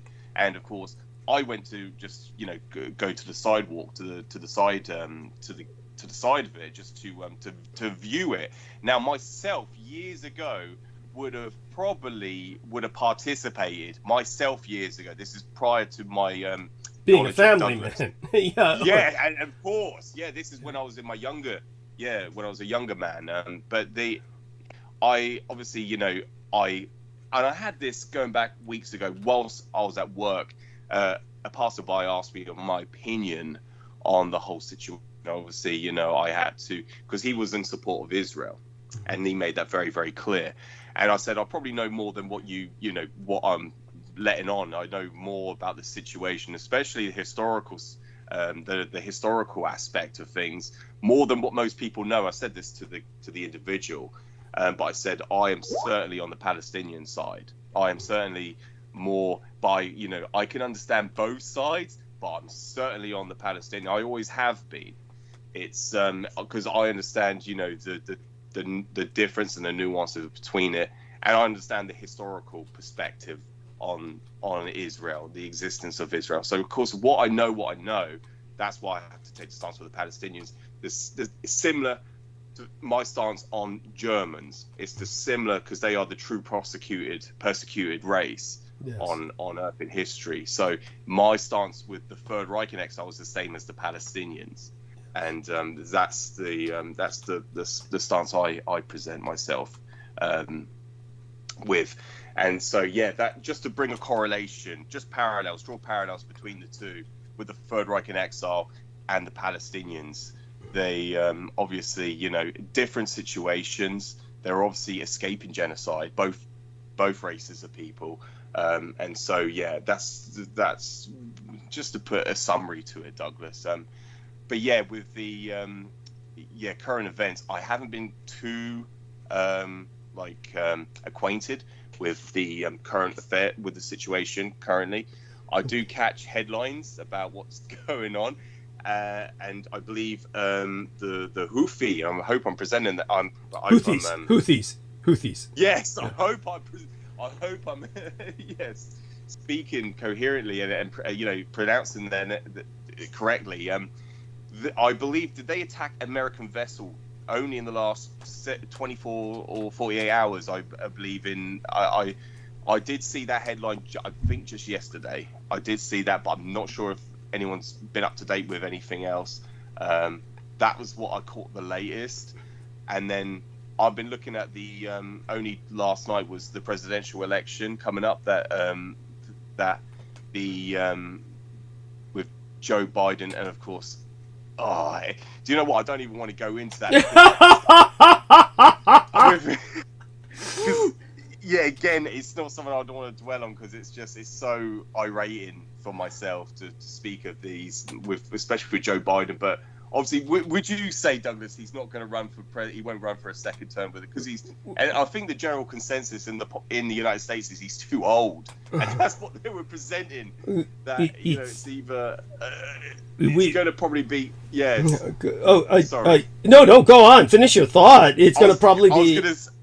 Yes, I was going to say, I don't know if it's going to be, you know, obviously, you know, people assume that Trump's going to run for president. It's going to be him that's going to be, it's going to be with the the situation. I don't want to elaborate on any views or opinions of my own, but like the general feeling I've got from the American public is that Biden's not going to be re-elected, and it's going to move either to Trump. And there's many people in certainly in the Republican and the Democratic Party that are trying to run for president to try and prevent Trump from running again. So yeah, that was the general thing I've caught recently with current affairs. Of course, we could go into Palestine. You know, I'm more than happy. And I think earlier on, Douglas, you mentioned about the guns, the laws on guns. Why did October 7th even occur when so many people had the right to defend themselves, where they had bare arms? And why did, you know, obviously it was you could definitely call that a conspiracy. There's certainly involvement from the Netanyahu administration involved with that. There's no way that could occur in real life. There's no way that could ever. It's similar to 9/11, so to speak. It's their version of 9/11. Yes. That is certainly. But we could go into that, Douglas. But no, if anything you want to add, just to bring some more light onto that, especially. Go on. No. Finish up. Yeah. Further. And certainly, if any more information on the attacks, the Houthi attacks that are going on, but certainly I agree they're definitely the good guys. Yes. Yeah. Definitely, and to be admired for their courage in standing up against the world in conditions like this, like we're all suffering from. They're standing up for their right to exist, and they're standing up, of course, against the Israelis. They're trying to actually contribute to the war effort of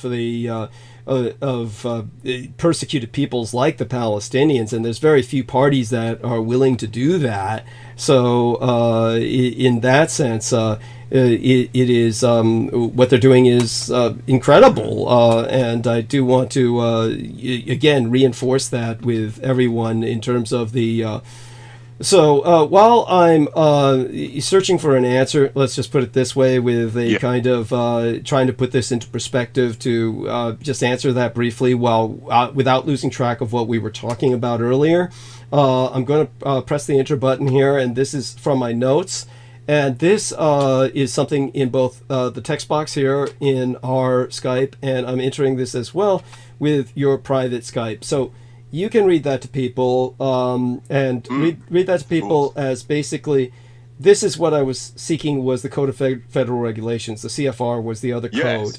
So read this out to the people, and that might help put things into some context. You can actually read it to them and then explain it in a more colloquial English. Thank you. Yes, thank you, Douglas. And I was going to say, Code of Federal Regulations, Code of CFR and Title 38 both recognise December 31st, 1946 as being the term, the actual legitimate date of the termination of proactive prosecution of hostilities, meaning ceasefire, cessation thereof. So, let me just read this. And I think I got December 31st in there. If I don't, by God, I should. So you can always add that. You can always rewrite it and add through December 31st. I use the term ceasefire ineffective because the ceasefire really did not begin until December 31st, 1946. That's why veterans can still get benefits until for injuries incurred until that time.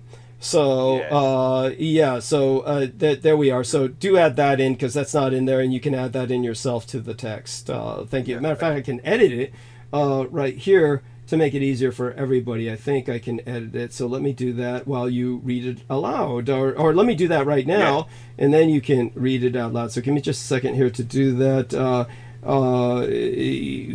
Hit the wrong button, shit. So give me a second there, and what I do want to know is or tell everybody is that I will get to talking a little bit about the Houthis, but that's not really was not the point of our discussion. Our point of our discussion was originally about the United Arab Emirates, but I will get to that. I just want to clarify a few things about the Houthis and the attack on the Americans. Okay, so here we are, December 31st,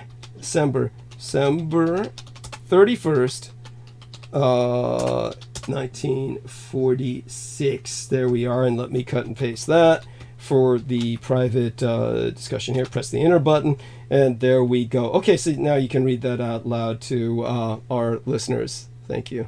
Oh, yes, thank you, Douglas. Let me just start that. Okay, and let me press the edit button here. And there, enter. The original text is still up, but I will. Well, that okay. Now I just corrected it in your private. I corrected it in your private Skype. There you go. Thank you.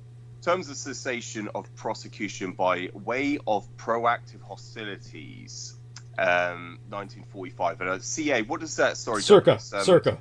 Circa 1945. Ceasefire ineffective through December 31st, 1946. Yeah, so they ceased they ceased prosecution of proactive hostilities, but they were not yet under conditions of ceasefire. So it's kind of like the way the Americans phrased it was everybody was shooting at each other in a friendly sort of manner. It's the way the Americans phrased it. But go on, yes. Like they use that stupid term, bitter fighting. But this would be, I guess, what you call sweet fighting or something stupid like that. But yes. So it's just do you know what? Just segue a little bit. It's just like with May 7th when Alfred Jodl signed the conditions of surrender for the military forces in Reims, France. It's so funny because people recognize VE Day, the so-called quote-unquote VE Day, on May 8th. Of course, the Russians, they celebrated the day after because they continued to fight on. They carried out fighting, even though that they at that point it was simply atrocities. They were carrying out atrocities. Was the way to atrocities. Yes, thank you, Douglas. But anyway, go back to Title 38. So the Title 38 under citation of the United States Code, which is law as created by Congress. It is established that the federal government of the United States, as separate and or the ancillary to the United Nations mandate, which recognizes World War II as ending with the Japanese-American Peace Treaty, signed at El Presidio Real de San Francisco. Yes, okay. Thank you, Douglas. On the 8th of the 8th day of September, circa 1951, ineffective through the 28th day of April, circa 1952. Recognizes proactive U.S. participation per the Second World War under United Nations organizational auspice as of first date of January, circa 1942. Coincident foundation of the United Nations, on site El Presidio of San Francisco as an organization of war per Title 42 of the United Nations Charter, as effectively entering universal and global ceasefire status on the 31st date of December, circa 1946, as acknowledged by the United States Congress, by which any and all veterans claims to establish service connection recognize disabling injuries attributable to the service in the Second World War are subject to CFR, the Code of Federal Regulations, which implements the law as pursuant to the U.S. Code, thereby extending in recognition established of service connected disabilities or disablements, to World War II's ineffective date of ceasefire, December 31st, 1946, as the CFR holds equal status with the law equivalent to executive orders. Yeah, very much appreciated, Douglas. Yeah, that is worded very accurately as well. Thank you. And what was I going to add to that? So Article 42 of the United Nations Charter, lieu of the Constitution, they have a charter, and in Article 42, from my memory, I'm trying to cite this from memory, that they can conduct. It's an organization of war. It recognizes the United Nations as an organization of war, according to Article 42, and they can conduct war or peacekeeping operations over land, sea, and air. And I think that's what it attributes, what it applies, as people can cite that Article 42 of the United Nations Charter. They can see what the organization it was founded upon, what its original purpose was. And that was established 3 weeks and 3 days after Pearl Harbor on January 1st, 1942, as a United Nation, as from the original 5 founding member states. And so, I could go into that, Douglas, but no, thank you so much. Anything you want to add to that? Nothing that I can think of at the moment. So just to clarify, basically what happened with the Houthis was, and thank you for that concerning World War II. Hopefully that puts things in better perspective for people. Let me check the live streaming. Let me take a look at Cultivated Image says, thank you, glad to be here. Toxic Male Gamer says, DTD, you're a beast. I can't understand how you can do a 10-hour session. It's 12, but thank you. Yeah. Thank you. Phone tax. He was bringing up the phone tax, which is what you were calling the excise tax. So excise war tax, yeah. Excise war tax. So do explain to people that this is basically the phone tax, which is still even on your fucking cell phone, even though it was originally intended because young girls and old women used to jack literal plugs into walls to connect a call, and this would fuck them all up when everybody is just rendering, collateral calls that were just unnecessary. So to discourage that, they encouraged the tax, and they never removed it because we're still at war. So while I welcome Thomas Hansen aboard, tell people about this. Yes, no, it's important, Douglas. Thank you. So the reason initially why the phone tax was instated by Franklin Delano Roosevelt is because during the 1930s and into the 1940s, you had women telephone operators which would jack in a phone booth circuit system a connection to make calls. So you can connect making calls via a operator, a physical human being, a physical woman would jack in a phone line into a booth circuit system. So to discourage the population from making unnecessary phone calls during wartime, Franklin Delano Roosevelt instituted a Federal Reserve phone tax on your phone bills. So back in the day, you would have a landline, and this will be a physical copper connection. And in order for you to connect that call to the person you want to to reach out to you would call the phone operator, and the phone operator will try to find that person that you are trying to locate to make a call to. But because they are overwhelmed and overburdened of millions of calls being made simultaneously, this Federal Reserve phone tax that was applied to your phone bill will discourage you from making unnecessary phone calls during wartime. So you would only use that. You would only make a call when it was completely necessary. Or that was the idea. That was the theory. That was the original intent. Yeah. I'm certain it didn't stop Americans from making all kinds of stupid calls. But go on. Thank you, because one of the. But England has this too, right? England has the same tax, right? Yeah, exactly. So in the United Kingdom, it is a regulated phone tax, a governmental regulated phone tax on our phone bills. And I actually watched because of course I work for the corporate giant BT. You're in the thick of the communications beast. You're in the belly of the communications beast. Go on. Yes, thank you. And there is a documentary that was released. This is when, obviously, I'm going to use terms, like MDF. It's a main distribution frame. This is at the telephone exchange. So then to replace these women later on, they replaced them with these line cards. So these would do the work for the operator. So then all these women were then told, we don't need you anymore because it is apprehensive, and so we don't need you anymore. So they were then laid off of work. So later on, technology came in and replaced human labor, human workforce. And so, but there's an interesting documentary that I watched showing a female telephone operator. Now, these were still pretty much in effect since I was a child. So telephone operators, even when I was a kid, they were still at work, but very few, because then they replaced these women with line cards. So you can actually do it automatically. These calls will be made automatically. But there's a very interesting documentary where this woman, she was overwhelmed and overburdened with all these calls being made once, and she was trying to find the correct recipient, and she was making mistakes, and she would these people were calling whoever all across different parts of the country. So this was, you can imagine, during World War II, all these women, they were getting all these simultaneous calls being made at once. They would try to find the correct recipient, and they were making many, many mistakes. So the whole intent of that Federal Reserve phone tax in the United States, and this happened in Britain as well, was they applied this phone tax for short distance and long distance calls.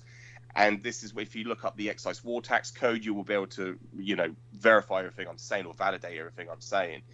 And so that was the whole intent of this. And this tax is still in effect to this day, because you're under conditions of state of war. You're still legally in a state of war. So World War II is still in effect. That's what most people are completely unaware of. This is what we are trying to tell people, is that you are still legally in a state of war. And all these people, and this is me just kafarring a little bit, when people tell you they're atheistic, they usually have a stronger faith in something else, and that faith either is they believe in life out there, or they believe they are the victors of World War II. And yeah, notice the tangent, the connection. Yes, go on. Thank you. Yeah. And people who tell you the United States, Britain, or even Russia, now they all have their own narratives. They all have different narratives, but they all say the same thing: they are the victors. That's a faith, because there is no evidence that they are the victors of World War II, as we are presented right now with these Federal Reserve phone tax, these excise war taxes on your phone bills that are still presented. You're still being taxed for being in a legal state of war, for being in World War II, and you are still on daylight saving time, which is wartime, and you cannot declare a legal state of war. Yes, that's right. All these factors into you did not win the war. And this is a faith. This is based on faith. Your acceptance of a belief without any evidence. And so, yeah, just try and wrap that around your head, what we're presenting to you. And I can't overemphasize it. I have to laugh. Yes. This is the majority of the people. This is what they believe. This is what they tell you. And like I was saying earlier, the overwhelming animosity from people, they tell you they hate Germans. And think about what I was saying earlier. My stance is I stand with the Oh, they glitched you out the moment you said that. I stand. They glitched you out. Yeah. They glitched you out the moment you said I stand with. So you have to repeat the sentence. You got glitched out. Oh God, yeah, no, it's all going on, Douglas. Yeah. So my stance is I have this. What do you want to call it? Like not an apathy, but it's not. It's really I don't emphasize or have any sympathy, but I certainly understand it. My stance is similar with the Third Reich in exile. They exist in exile because they were the most persecuted race. The whole intent of unconditional surrender, it equates to genocide. And just, I think you actually mentioned it very recently. You're talking about the Eisenhower administration conducting a complete genocide on the internment camps that were laid out. These people were forced to work and they were starved to death. And they ultimately died in their millions. This is the persecution of the German race, the Teutonic race of the old Teutonic Knights of the Old Order. I hope I presented that correctly, but and so this is the same with the Palestinians. The Palestinians are certainly being persecuted right now. This is the situation that we're in at this moment. And and when we mentioned about genocides or holocausts, there have been many ethno-holocausts throughout history, and most people are unaware of the Holodomor genocide. The Holodomor in the Ukrainian language means death by hunger, transliterates to death by hunger, and so this is the situation in Ukraine, which I've presented many times, Douglas. But you can draw parallels to all these situations, all these events that have occurred.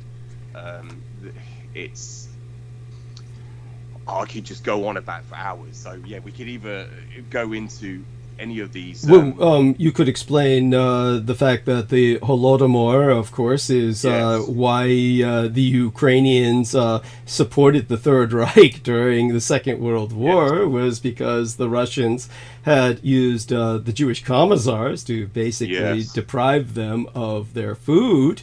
And they wound up starving to death because all their food was shipped to Russia. And the end result was that they were the site of Babi Yar, the great massacre of Jewish people in the Ukraine. Was their, shall we say, they're striking back, what we would call a vendetta strike. It was their vendetta against what the Jewish commissars had done to them. This was their way of getting back at the Jewish population. For people who don't understand this, we try to explain it, and then I will, put any context. If I feel something's out of context, I'll further explain. Oh yeah. Oh, we can bounce off each other, Douglas. Yeah, no, thank you. Yeah, so with the Holodomor, this was instigated. This was imposed by Joseph Stalin through collectivized agriculture. So the in Ukraine itself, it has the black soil, one of the most fertile soils on Earth. Yeah, about 25%. 25% go on. Yeah. And so and this was 1930, between the years 1932, and this is off memory. I'm going off my memory here. So 1932, between 1932 and 1934, the Holodomor. This is when this was this occurred in the Ukraine, in Ukraine. The Joseph Stalin imposed on Bolshevik. It was imposed on the Ukrainian population, instigated and conducted by Jewish Bolshevik commissars, and they instigated the Holodomor by starving. And no more than 12 million. Ultimately, it was 14 million. 14 to 15 million. More like 15 million.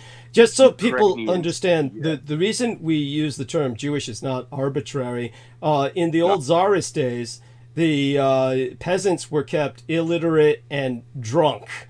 And for what it's worth, as a man who's a former mixologist, a former bartender, our man George Knight can attest to this. He can testify to the fact that Russian vodka, once you open the bottle, you cannot close it. It cannot be resealed. And it's meant to be, once you open it, it's meant for you to finish it.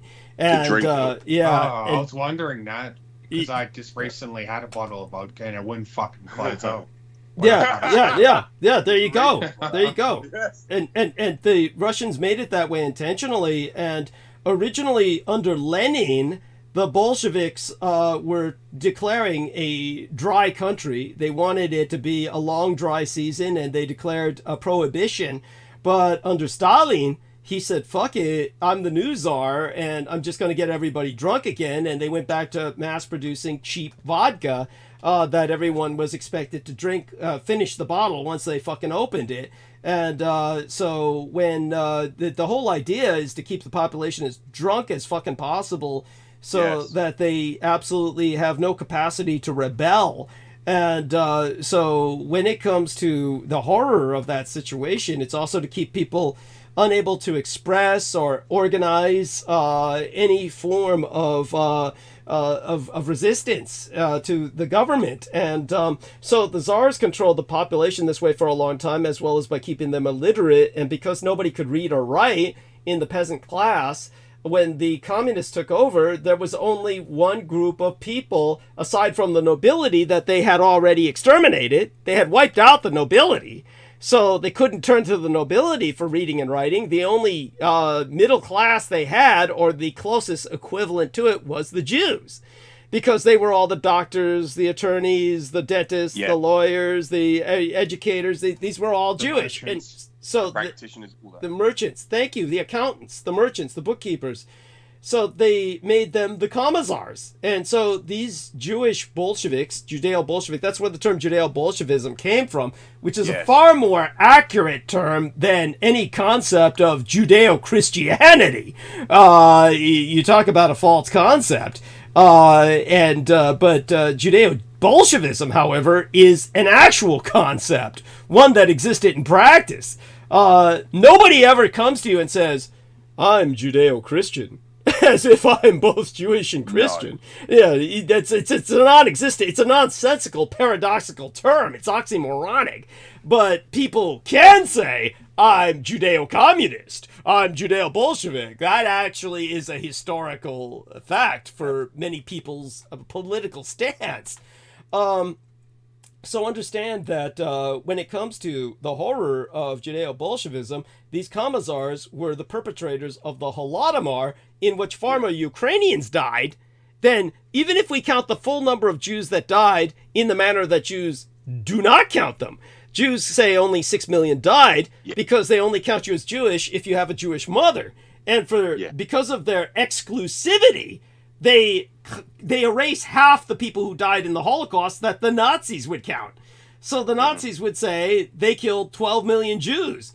But the Jews would say, oh no, they only killed 6 million because the other 6 million don't count. They're not Jewish, so their lives don't matter. And so they literally will not count those other 6 million. But even if we count the full 12 million that died, that's less than the number that the Jewish Bolshevik commissars killed of Ukrainians during the Holodomor, which was 15 million. They killed over twice as many Ukrainians as the Nazis killed Jews, by the Jewish count, by the official Jewish count. So that shows you the horror, and now you know why Ukraine sided with the Nazis, which is what Putin keeps saying. This is why Putin keeps saying the Ukrainians are Nazis. Ukrainians are Nazis. He's saying this because Ukraine sided with the Nazis in World War II for good reason, for every reason in the world. So back to, and when we talk about the black soil that's so fertile, so 25% of the world's black soil is in the Ukraine. So because another close to 25% is in Russia, that means that if Russia conquers the Ukraine, then they're in control of half the world's food supply. Yes. And this is why it's so important to make certain Ukraine does not fall to Russia. But so back to our man. Yeah. Continue. No, thank you, Douglas. And that's where the grains were going into, is going into producing vodka. Thank you. Yeah, there you go. Yeah, fuck the food. Fuck the food. Yeah, yeah. Yeah, they're and the like, yeah, all that. It was all going into producing vodka, and so this is what resulted in the largest outside massacre of the Jewish population outside of Poland was in Ukraine, the massacre at Babi Yar, where you had the Ukrainians that would lay out the Jews, and they would make them dig out the trenches, dig out the pits, and they would line them up, lay them out on their knees, and they would. You can take a look at the historical photos of Babi Yar. You can see that the rifles were pointed at the back of their heads, and they would shoot them, line them up, shoot them, and their bodies would tumble into the mass graves. And then as soon as the butts of the rifle would dislocate the elbows or the shoulders of the Ukrainians that were perpetrating the massacre, then they would hand out their the Lugers or the handguns to the Jews and made them kill themselves. No, to put this into some perspective, so people basically the Nazi units that were involved, German units that would often involve oftentimes foreign elements. There were many Ukrainians, there were many Romanians, there were many Italians that were also integrated into SS units that were known as Einsatzgruppen. And I was going to say the Einsatzgruppen, yes. Yeah, the Einsatzgruppen were the mobile killing units that specialized in field extermination. And when it came to trying to relieve them of their burden, it was, I believe it was Eichmann, Adolf Eichmann, who, along with engineers, it wasn't Adolf Eichmann was not that technical, but Adolf Eichmann spoke Hebrew. And Adolf Eichmann was someone who specialized in Jewish culture. And this is why the Jews considered him such a threat, is because he actually knew Jewish culture, actually spoke Hebrew. And so the Jews were out to kill him with a vendetta because he knew them better than anyone else. And actually, if you watch, there's a fairly recent film that was about Adolf Eichmann and the Jews abducting him, the Israelis abducting him. And he's portrayed by the man who played Gandhi. And I think they actually did it very well. They actually did it very well. Eichmann is shown as being very cool, very much in control. He's not acting in the role of some idiot. He's actually portrayed as someone who's going to his death quite calmly, and he has no regrets. And so when he's interrogated by his Jewish captors, he tells them that I did what I had to do for my country, just like you are doing what you feel you have to do for yours. So this is like something that I think is very important to emphasize. But when it comes to the Einsatzgruppen and what they did in Babi Yar, they could not have done it without the help of the local population. So the Ukrainian population rounded up all of the Jews in Ukraine that they could. And then the Einsatzgruppen began to annihilate them. And what would happen would be they would fire for hours and hours after the Jews were forced to dig the pits in which they were to be buried, their own mass graves. Then the Einsatzgruppen would fire and execute them, and they would fall into the pits. But when you're firing for hours at a time like that, ultimately the recoil from the butt of your rifle is going to dislocate your shoulder or break it. And when it got to that point, the Einsatzgruppen would grab their handguns and they would point it at the heads of other Jews and force them to pick up a rifle and execute their own. That's what would happen until they cleansed the local Ukraine of Jews, the majority of the Jews. Then it was declared what was called Judenrein. Now, of course, the Jews will speak about this ad nauseum, and there's nothing I'm saying they're going to deny. But the point is that they will make it sound as if this happened for no reason. They're going to say that this happened just because the Nazis are evil people and the Ukrainians are evil people, and they'll basically side with Putin on this and say that, you know, this is why Israel sides with Putin, which, by the way, for those of you who don't know, Israel sides with Putin. So for those of you who are completely ignorant of the situation, Israel has been on Putin's side since the beginning of the Ukrainian war. They refuse to condemn him, and they will speak of him as a hero, and that he's on the side of right, whereas the Ukrainians are all neo-Nazis and shit. The Israelis take this stance. This is why it was so pathetic that the Ukrainians elected a Jewish president. And the first thing that this Jewish president did when Israel was quote-unquote attacked on October 7th, what did this stupid son of a bitch do? The first thing he said was, "I stand with Israel!" And he lost all the support of the Arab world and the Palestinians, who had felt that they could relate to the horrors of what Ukraine was going through. And he lost all American funding.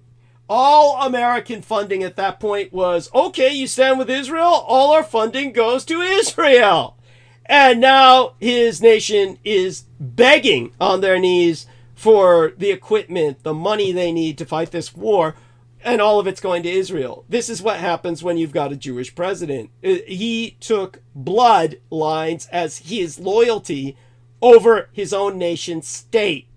And this is the sacrifice of his own nation state to protect his identity as a Jew.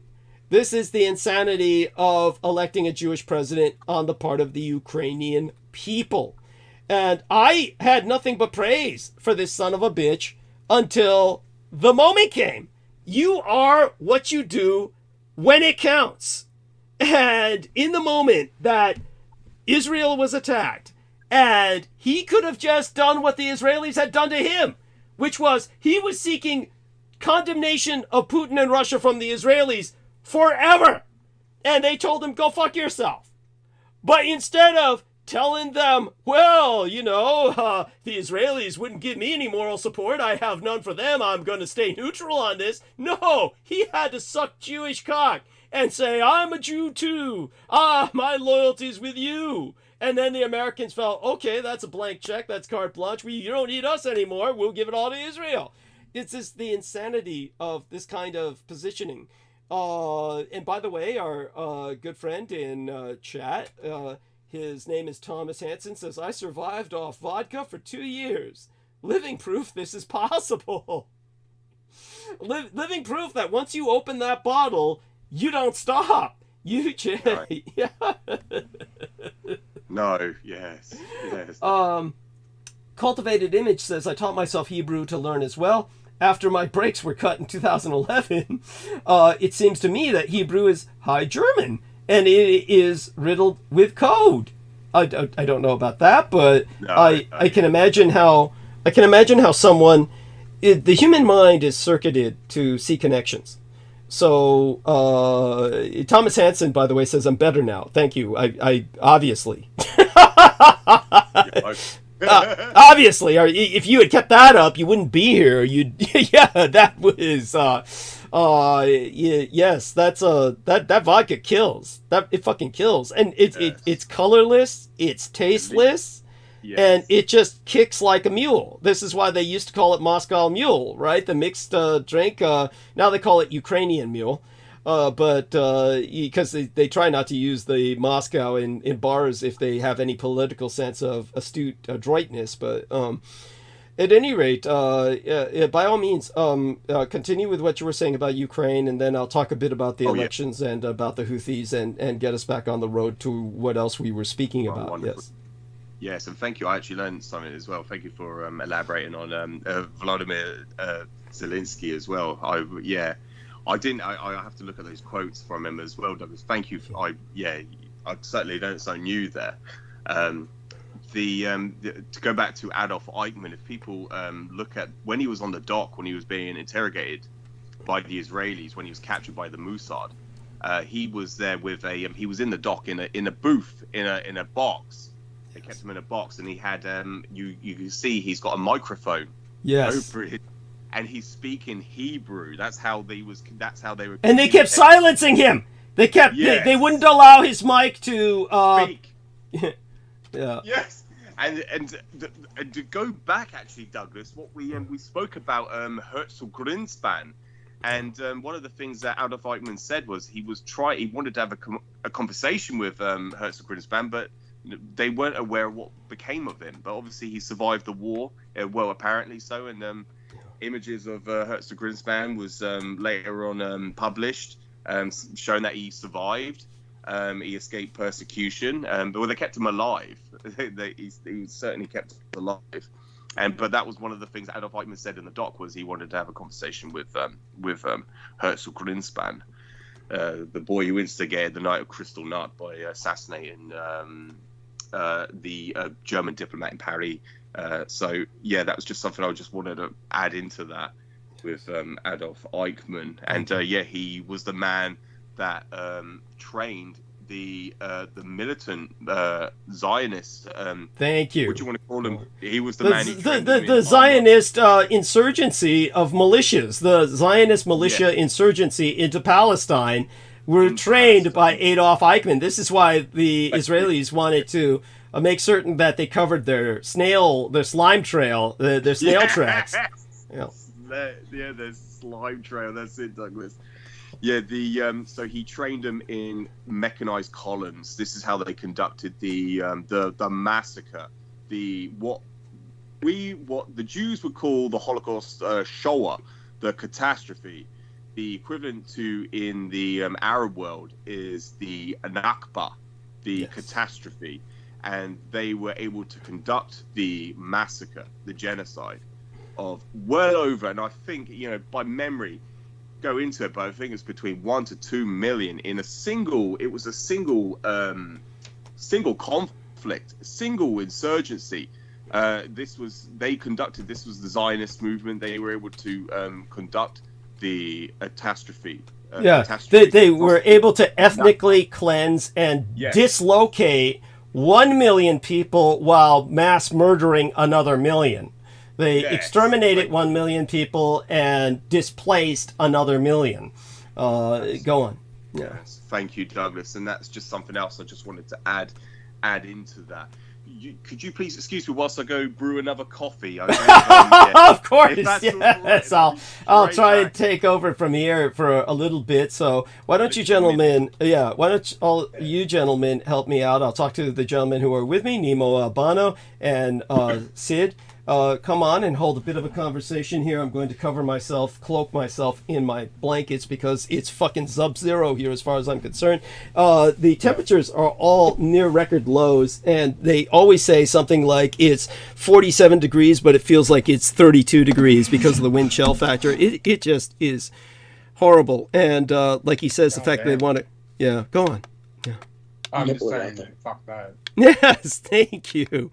It's like anyhow, both of you gentlemen, please bring up some topics to discuss. Yeah. I think it's about the later Ukraine when the fucking war was starting between Russia and Ukraine. The protected bloodline president, he immediately had all of the protected people relocate out of Ukraine to Israel so they wouldn't be caught in the crossfire.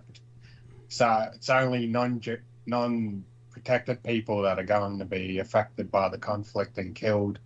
It's pretty much sacrificed just so he can protect his own people. Pretty much. Yeah. You should look into that. Okay, I will. And thank you for bringing that up. If there's any links you can find for me, please, by all means. I looked it up ages ago. I'll have to dig for it. Yes. But I remember seeing that. Yeah, they're all getting on buses to the planes and all that shit just to get the fuck out of there. Yeah, no, I believe that. That's not something that would be just rumor. That's like that's makes perfect fucking sense to me. That it's something that he would do. especially with how he acted once it came to the crunch point. I mean, I have nothing but disgust for him at this point in my life. It's you know, you fuck up something like that. There's no, it's. Yeah, I have no words. It's Ukraine's paying the price for his sense of blood allegiance. And so, by all means... If he had any redeemable qualities, yeah, he would have not sided with Israel at all. Well, no decent human being would. Yeah, exactly. No decent, no matter what your ethnicity, there's no decent human being that would side with Israel. This is all the product of Zionist propaganda that people felt that there was something to side with there. But, you know, such being said, with Ukraine needed a leader like Bobby Fischer. Yes. Now now think of the irony in what we're saying, and but it's so true. Honestly, I weep at what happened to Bobby Fischer. I'm like, I'm just. I felt bad for him. Like when I sensed him, I could tell he was just being a victim of abuse and targeted assault. Thank you. I wasn't surprised to find out he was just used as a puppet in his younger years. Yes. Thank you. There's a book about him that puts it all in even, how would I say it, more excruciating perspective. It's all, you know, quite painful.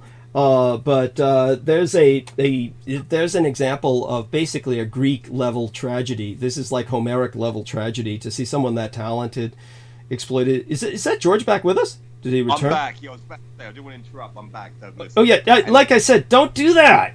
Don't do that. Let us know when you've come back. Jesus Christ. Okay, it's important because you know, honestly, half the time we're just fucking laboring and we're just like burning bandwidth. And so we need you to come back on so we have someone else to interact with.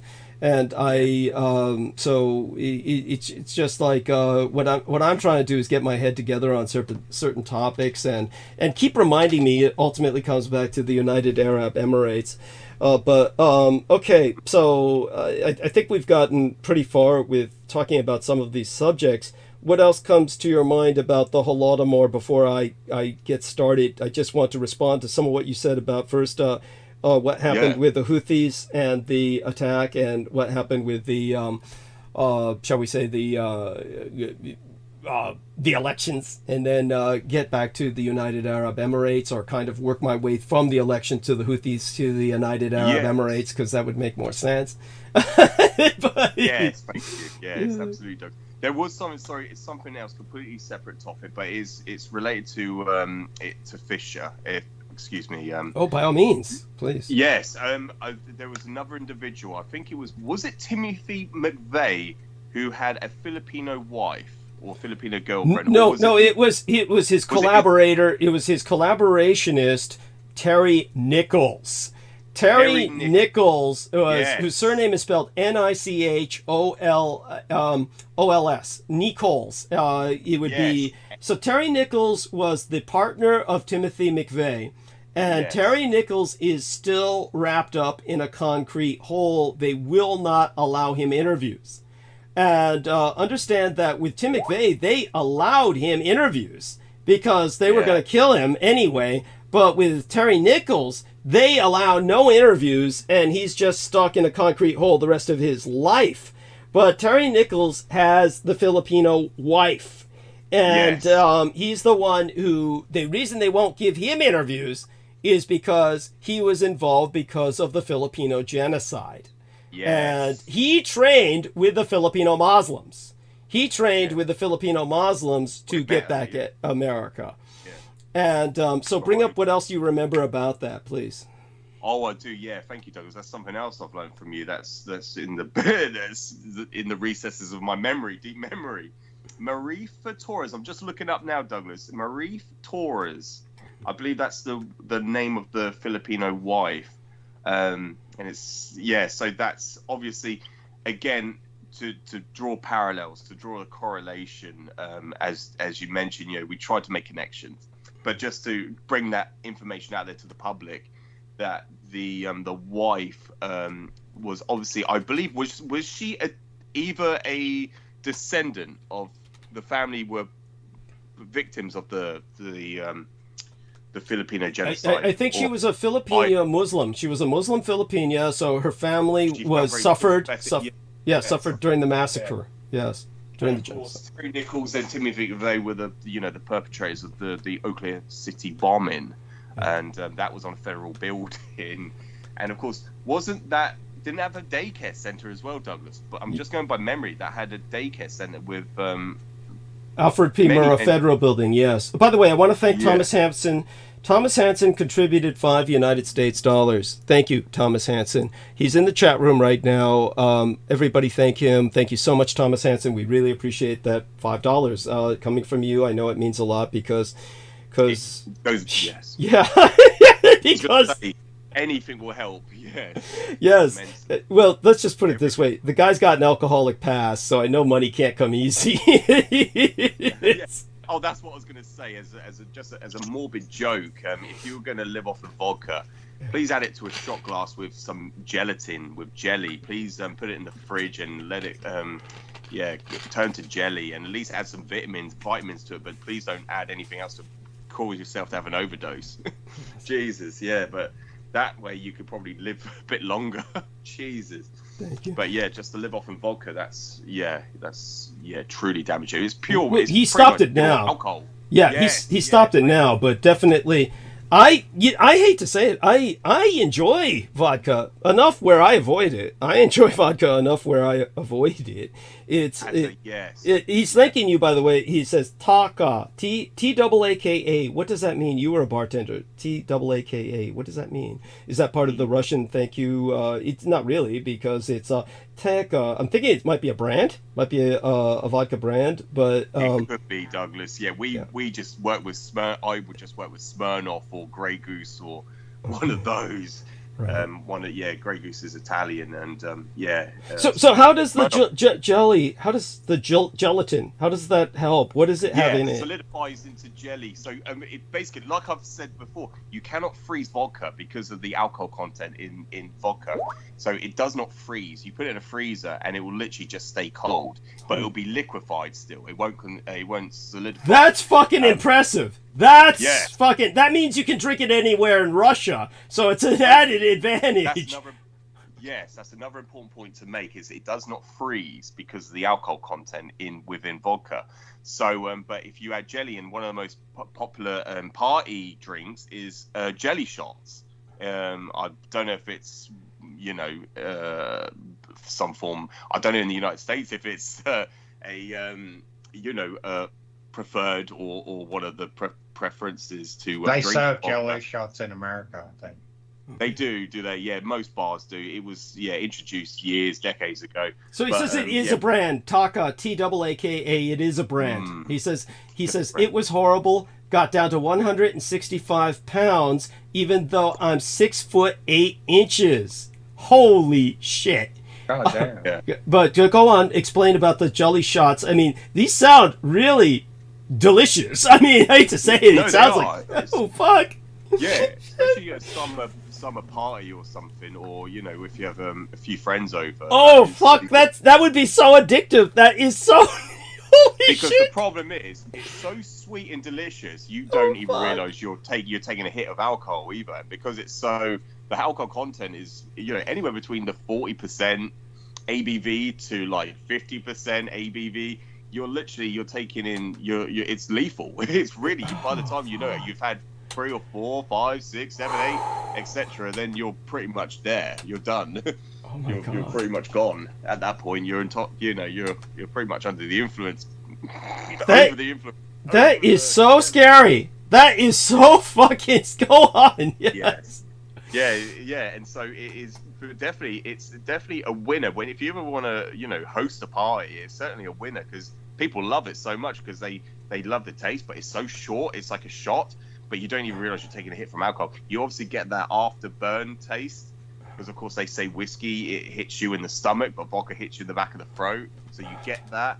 But obviously it's very, very lethal. If you want to, you'll be fine one moment, and then you realize, oh, you're drunk at that point. You're drunk when you've had several shots of vodka jelly. They're so easy to make, though. You just do a mixture, and then you just get some shots, and you pour the mixture into the shots, and then shot glasses, and then you just put it into the fridge. Jesus. And so, yes. And Oh it's just my like with God. cocktails. When people love cocktails so much because they're so sweet, you don't realize you're drinking alcohol, but they're so lethal, you're literally just gone. Yeah, this is what's so scary. I know it's very Yeah. seductive. I, for instance, really enjoy the sweet tasting wine, and I avoid it because of that. Because it's just, you know, it's like, who can resist that? I mean, it's sweet. It's you get drunk. Yeah, it's really just, it's just awful. It's so easy to become alcoholic. It is so easy. Yes. Yeah. Oh my God. And I'm so glad that now our man George was a mixologist for years and did Yes. not become an alcoholic. And there are so many bartenders who just, they fucking just become alcoholic. It's incredible. That Yeah. How did you resist that? How did you resist? Well, firstly, we're not, because I work for a hotel trade. We're like a private limited company. We're not allowed to drink on duty. We're not allowed to drink on shift. But because I was doing the bodybuilding side of things, I can afford to drink as well as do the gym as well as the food. So in order for you to get results, they tell you not to drink alcohol. And especially if you're doing steroids as well, you don't want to be adding two of these toxic, liver toxic supplements or substances into your body. So you obviously recommended to avoid alcohol. But because I was so, I was so committed to the gym, it was so easy for me to avoid sweets, sugary stuff, as well as alcohol.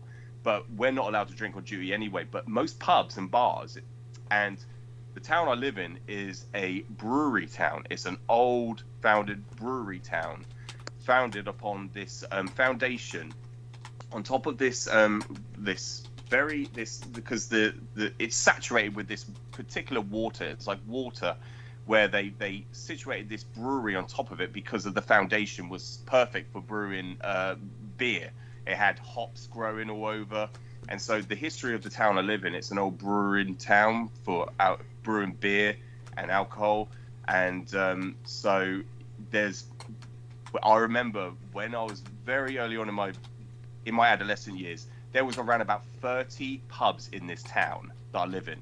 30 of them. Jesus. And probably about 12 of them now survived. Probably about 12 of them. Hey, that's about at least 10 too many. I mean, Jesus fucking Christ.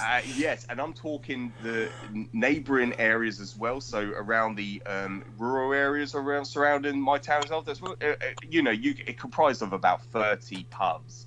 But most bars and pubs, they encourage their the bartenders to drink alcohol, because then they can have banter, the quote unquote banter, which we've discussed, Douglas, before, with the clientele, the clients that come in. That's what they call them, the people that basically just want to go in and either have a social drink or go in and get sloshed. But that most bars, they encourage their bartenders to drink alcohol, but we weren't allowed to. But there were people, I've worked with many people that were doing it. They were just taking hits of vodka, hits of whiskey, hits of everything. Cavassier, which is brandy. They were taking all sorts of hits whilst on duty. And when they got too drunk, they were just sent home without any repercussions because they couldn't carry on. Yeah. That's that was what I experienced as a bartender. But could always because I was the guy in the gym.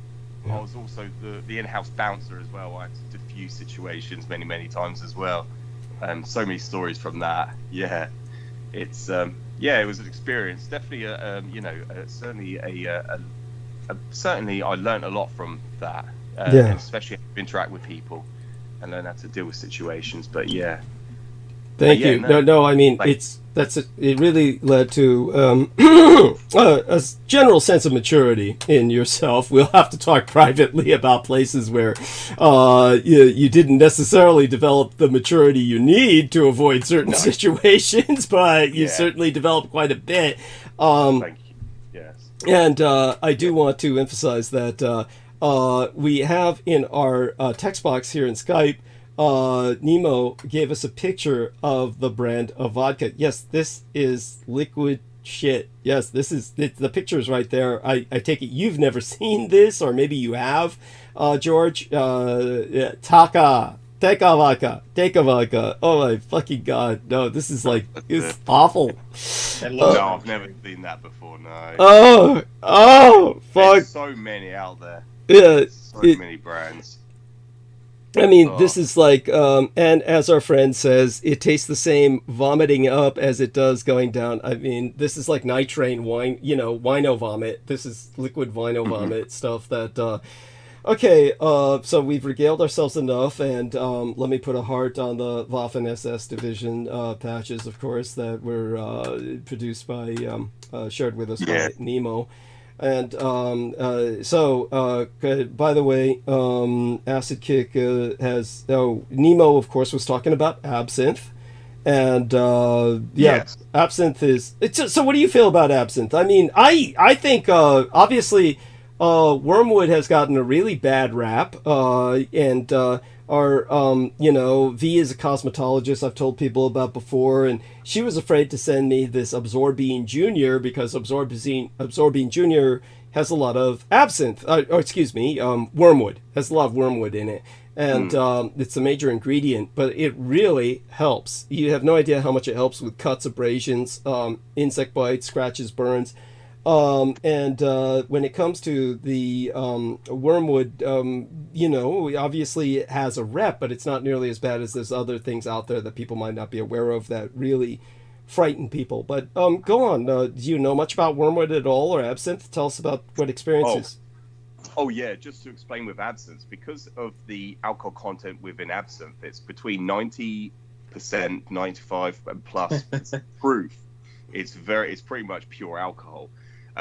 We were basically, certainly our licensed premises, we were refrained from selling it. We weren't allowed. It was banned because of the alcohol content within absinthe. But I think later on, regulations and policies changed in the UK, that some bars were under a special license, they could sell it on their premises.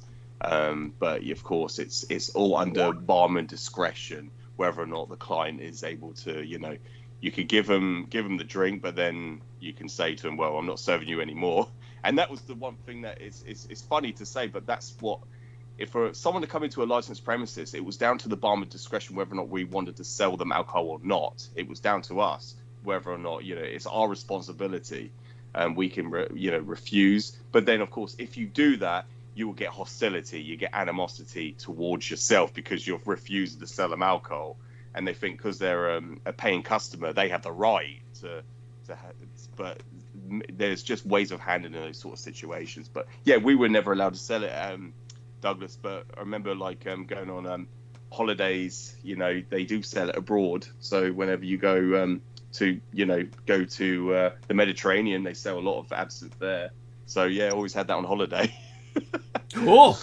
All right. Yeah, that is all I can share with absinthe, and it's that I would, occasionally we'll get someone asking, "Do you sell absinthe?" No, and obviously the reason why people in the UK want to drink absinthe is because they just want to get hammered. They just want to get drunk very, very quickly. Yes. So that's the reason for that.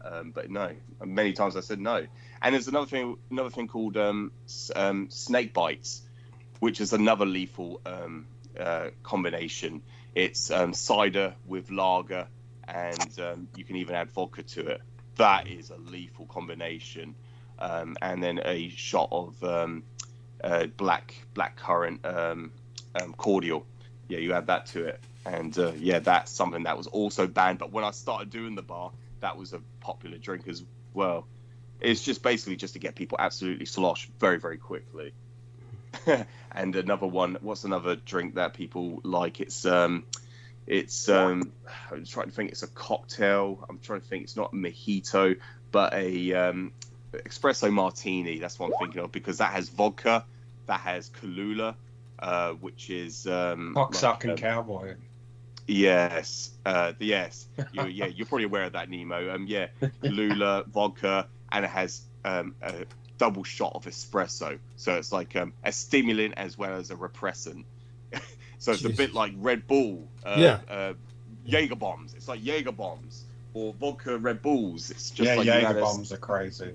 Yeah, Some there's people have been sent to the hospital because their heart going crazy after 10 many of them. heart palpitations. Yeah, Yeah. they could Palpitations. suffer like a minor Palpitations. Yes, go on. palpitation. That's it, Douglas. And so yeah, that results in people being admitted to the emergency ward. Jesus. And yeah, that's a lethal combination, because that will keep people jittery and up all night as well, because you're adding this caffeinated stimulant to a repressant, and so people get extremely drunk, but also they'll have they'll just go over the top with it. And another thing that they actually banned later on, but it's something that we used to have, is these pitchers. They would have Jaeger. These were Jaeger Monster pitchers. So like the Monster Energy drink. This is what was popular going back 15 years ago. Was these Monster pitchers, these Jaeger Monster pitchers. It was like 4 or 5 shots of Jägermeister, and then like 4 cans of Monster in a pitcher, and then you share that with your friends. It's just like crazy. Yeah. Monster's a horrible energy drink. That's like fucking Chernobyl runoff sewage water. Yeah. And that's the green. Go on, green. It's So go on, George. Why is it green? Oh God, yeah, that's the green cans. That was when it was just one. There was one variant of that. It was just one. That was when the original came out. And so there wasn't any of the oh no, there's like 0 sugar Monster cans, but like they replaced the sugar with additives and sweeteners. Yeah, and all that. But yeah, I remember going back 15 years ago, very popular, but they banned them from bars. They completely banned it because it was so lethal. You're having 4 you're taking a hit of that. And have any of you seen with the Tate brothers, where they take they do these Red Bull marathons where they drink as many cans of Red Bull as possible, and they show that they're invincible. They try to present like, oh yeah, we can take as many of these Red Bull cans as we. That's certainly that Tristan. They need to be taken out and shot. Those people need to be taken. Yes, go on and tell us about what they're doing to themselves. If they're not faking it, that's if they're not faking it. Tell us what they're doing to themselves. Exactly. Yeah, because I think that if you check on YouTube, you can see, if you type in Tristan Tate Red Bull Challenge or whatever, you can see he takes an entire crate of Red Bull. He drinks as many as he can within a certain time frame. So within like a minute or 2, he tries to take as many cans as he could. And apparently it's like the world record, just to show that he can do it without any repercussions. And so, but the reality is, if you're taking that many in one go, you're pretty much going to give yourself a cardiac arrest. You're going to give yourself a heart attack, and it's just going to destroy your internal organs. It's just, absolutely ludicrous to even, that concept of why would someone come up with that idea to drink that many in such a short amount of time. It's just ridiculous. And you're just giving yourself a body overdrive. Yeah, it's just, ridiculous. But that's something, they do that to try and present themselves as immortal, as invincible, that they are, they cannot be touched, so to speak. But no, these are go on, that's please. Just pure retardation. I was going to say, it just reminds me of that Jameson Reese, the stuff he was constantly on the energy drinks. Yes. But you would hear the results. It was all on air. It was all documented. It's all on public record. Yes. Yeah, you can hear all these. You can hear him just like crying out. He would always fall asleep, wouldn't he? He would fall asleep, and he would be like, because when you're drinking energy drinks, there's always, there's always a positive and a negative. But you'll have a come down period where you literally having withdrawals. And the only way to come out of that is to get another hit. So the guy was constantly on these energy drinks, constantly, as well as I think it was cough syrup. I think that's what Brett Yes. But I noted the energy drinks, because he was saying, I'm just drinking an energy drink. I'm drinking, I think it was Monster. He was always drinking Monster. But that individual was always. He was. I think it was Red Bull. That he was on, which means he was just literally sucking bull cock. He was like literally sucking bull sperm. Tell people. A lot of people think it's urban legend. Tell them it's a truth. Yeah. And if you look this up, there are people that have done videos, and they will say, "Oh, it's just an urban myth that taurine, is actually extracted from bull sperm." But as a matter of fact, that is where that is an actual. It's a historical fact. that they actually extracted bull sperm, which is the taurine in Red Bull, which is hence why you get Red Bull. It gives you wings. That's where that's where it comes from. So like, there is obviously they're obviously admitting to some form of reality there. They wouldn't call it Red Bull if it wasn't for that. There's a reason why it's called Red Bull. It's because there's actual real bull sperm in Red Bull. Whether That's or not why Dave Chappelle called it Red Bulls. Yeah, Actual balls. Yeah. Red balls. Yes, got it. Yeah, in his sketch. Yes, thank you. That's it. It's red. Red balls. balls. Cocaine in a cane, baby. It's the same with you could, exactly. Oh god, it's just completely preposterous. But people actually deny this. Oh, and another thing, Douglas. Another thing I presented to one of my colleagues the other day. He brought up the Lion King. He brought up the Lion King. And they were weeping and dwelling on, like, the death of Simba's father in The Lion King. And I said to him, well, have you ever heard of Kimba the White Lion? No. I said, well, no, nobody ever has.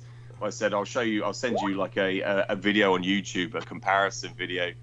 And you'll see that the American Walt Disney version completely rip-off of the Japanese anime series Kimba the White Lion. And it was produced decades before The Lion King was released. And I showed him Kimba the White Lion. He's like, oh yeah, Kimba makes sense.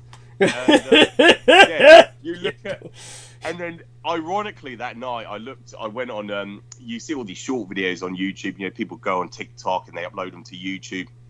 And it was like this little YouTube, this small YouTube channel that said, oh yeah, we showed our viewers, our followers, our subscribers about Kimba the White Lion. And how we said that the American version just completely ripped off the American anime. It was stolen from them. And then they tried to say, oh no, but it was released later on in the year 2000. So obviously that was long after The Lion King, so it wasn't stolen. And it's just like, well, you look at it, it was produced in the 1960s, for goodness sake. And even Roy Disney himself accidentally, on record, conflated Simba with Kimba. Yeah. So obviously it was stolen because he got the name wrong. He meant Kimba. Thank you. Oh my God. Stupid. Outrageous. Yes. And go on. Thank you. I wanted to share that, and I've just remembered about mentioning that on the show because that was literally a few days ago. Literally only a few days ago, where I showed my colleagues that, and I asked him. Yeah, go on. And I asked him. I said, "What did you think?" I showed you the comparison video where literally the characters are all stolen. The characters are all exactly the same. The animation is exactly the same. What did you think? He goes, "Yeah, they look pretty similar, didn't they?" What was anything else? Anything else? Like, yeah, aren't you like? And he said to me, because when I first said it to him, he goes, "Oh yeah, I'm going to show everyone this, like, rub it into their faces." But there was nothing else that came of it afterwards. The follow-on conversation, there was nothing, and I thought, well, I might as well just end it here then, because obviously he's not going to do what he said he's going to do. It was just like my other former colleague who left the company. He said, "Oh, after our conversation, George, I was going to go research everything you told me," and then when I had a follow-up meeting with him, he then said, I said I was going to go back and research. I didn't do any of it. Oh, well, obviously you weren't going to in the first place. What's saying it? Yeah. That was just me to fart Douglas a little bit, because that was something I wanted to do. Come on and just share some of my personal experiences with individuals, like Sammy did earlier, which was I really much appreciated. Yes, and hopefully he's hearing this. I definitely appreciate his coming on, and you know, next time when you go get your coffee, let us know, and this way we can make certain that there's back. Yeah.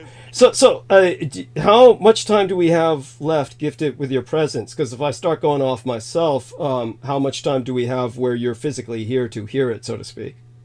Oh yes, you know what? I'll probably stay for another 2 hours, Douglas. Oh, good. So I think 2 hours would be good, or even if a little bit longer if you need me, then that'll be Oh, good. I'm more good. No, it's now the sun is out and it's sunny now, so it's more mid morning now. It's not midday yet, but it's mid morning. Yeah, so to speak in the UK. So it's a lovely day.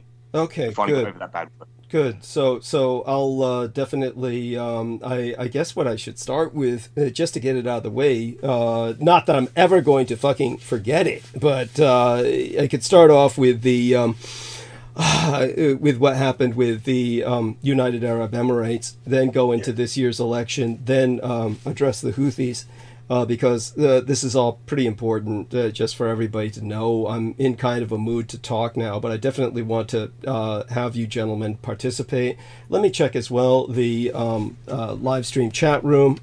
Give me a second here, because with the kind of freezing weather that we have in San Francisco, the horror is I have to put on the electric vest, so to speak. And then we wind up with my dealing with the challenge of trying to prevent myself from ironically overheating while freezing the moment that I take the electric vest off. So it's a choice between the two. Holy shit. Okay, now this is something George can provide something more on. George, can you go into the text box here? There's the text box, and when it's comes to there's a link up there. A man drank 20 Red Bulls with alcohol, and please look at that and tell me what is going on here. What is going on here as far as you can ascertain? Yeah. And so all I can see, Nemo, is just the obviously the screenshot of the video, because obviously it's a video. Aristides posted that.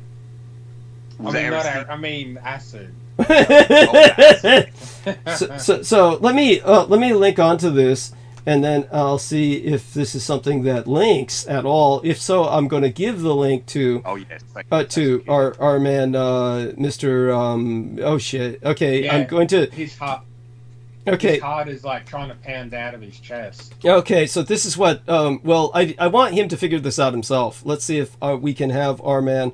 Don't give him the answers. I want to see our man George Knight identify this himself, what he thinks is going on. You've kind of given him the answer now, but that's okay. But here you are. So please, click onto that, please, and tell us what your impression is of this. I'm going to click on it. Yes, and so obviously I could just see the thumbnail image. It just looks like something's protruded out of the guy's. I'm trying to work out whether or not that's a chest. Right. But I'm just playing it now. Oh god, that is his heart. Yes, that looks like well. That is crazy. It's like the little alien creature trying to pop out his fucking chest. It looks like a little face hugger trying to protrude through that. Yeah. This is outrageous. I mean, this is of course awful. Yeah, no, this is... and that's someone's heart. So now you can see that's someone's chest. That's on his left side. So that's definitely his heart. So how's that? Did it break his ribs? Has it? Looks like that looks like you're right, Douglas. That looks like it's penetrated through the actual rib cage. Yeah. That looks like that is literally just breached it, and so that is literally just about to. It's only the flesh itself holding it intact, but that is just awful. And it's very hard because it's quite blurry as well, isn't it? It's like it's and I see a smart ass comment in there. This Red Bull gave the man's heart wings. Jesus. So I've just entered that into the chat so people can look at that on their own. This is obviously so people don't do this, and don't take anything that we're talking about casually. Obviously, when we speak of this, we are not recommending this kind of behavior. No, we don't advocate it. Of course not, and from further inspection, that's actually his back, not his chest. It's beating through his back. His back, yeah. So this man is probably. It would be hard to imagine he survived that. So yes, if that's his back, then it's basically broken through the stronger area of the rib cage. The stronger area of the rib cage is in the back. Is it not? So it's broken through the strongest area of his rib cage. Yeah, because the front has to expand because of the lungs. So it's the back is the strongest. So that's weird. But it looked like under my impression, I thought it was the front, but I could be wrong because it's quite blurry. I thought it was. I think it's the front. I think it's the front. Is what it looks like to me. That's what I would assume. Contradicting comments. Yeah. No, it's got to be his front because the sternum or the pit of the throat is covered with the breathing, the tracheotomy of the breathing thing. It's tracheotomy. Yeah. So, but either way, that's just fucked up. Yeah, so his heart's about to pop out. So there's a rip. You can see the rip in his flesh. There is a rip in his flesh. Do you see that right towards the shoulder? The shoulder, you can see the ripped tissue. Just looking at this is painful to me. Looking at this is painful to me. But what I can't understand... Okay, so this is... I think it was Hong Kong footage. Did it say that this is from Hong Kong? Or... did it say where this was, or just no info, on this really? But it says the guy was actually probably in a bad car wreck. His ribs would be there, keeping his heart from doing that. So in order for his heart to beat like that, there would have to be missing a few ribs. Plus there's bruising. But nevertheless, regardless, so maybe this is mislabeled, and maybe this is like clickbait. But nevertheless. What I would say to people is don't drink Red Bulls anyway. That's you'll still get a heart attack if you drink too many. Yeah. You don't need to. Yeah, you really don't need to. It's like there's so many things wrong with it, and it's even like with these the vapes as well. It's totally different, topic subject. But like kids nowadays vaping because they think it's better for you, it's healthier than smoking. But of course, kids have been smoking since the age of 10, going back for hundreds of years. But nowadays you see children walking to school with vapes, and it's just like it's they don't more understand addictive that. vaping. It's far more addictive, and also because the majority of them are produced out of China, they add all these chemicals, these chemical elements in these vapes to make them addictive. Because of course it's producer goods. They're selling to make people addictive, so they carry on buying it. But then there's that whole thesis that it's better for you because you're vaping. It's vape. Doctors will get paid to say that. It's this thing where they say, oh, you're not inhaling tar, so it's the tar that clogs up the lungs for a smoker. But like with vaping, it does quite the opposite. It actually inflates the lungs, inflates it and causes popcorn lung. Oh! Say that, yeah. Oh! Yes, which bursts the vessels. Oh! Yes, so yeah, it's just ridiculous. Oh my god! Yeah, I remember seeing an article where this chick destroyed her lungs from smoking vape. Oh my god, what happened? What happened to her? She got popcorn lung. Like she could barely breathe anymore. It causes chest infections. Yes, it causes all sorts of infections to breach the organs, the trachea, and there's really no reason why people should be doing it. It's another thing that definitely don't start doing that either. There's obviously when it comes down to substances and things that you take, there is you can abuse it. Do not abuse anything. And it was just like with myself with steroids, I did 5 cycles in my entire life, going over a period of 5 years. I made sure I post-cycle therapied afterwards, and thankfully, I don't know, because there could be long-term effects, which I don't know about, but I definitely don't recommend people to even start doing steroids. But that, again, is another epidemic that is causing people to die early if they abuse it. And that's just another thing that people, definitely avoid doing. You can overdo certain substances or certain things in this world. And if you're going to do it, just please do it in proportions. Thank you. Moderation. In moderation, yes. Now, before I ask a very specific alcohol combo question to our mixologist, I do want to let everyone know Sammy Romero sent 100 United States dollars. So he says, thank you. Thanks for all you do, Doug. Always in my thoughts and prayers. And this was with the prayer clasped hands and the peacock.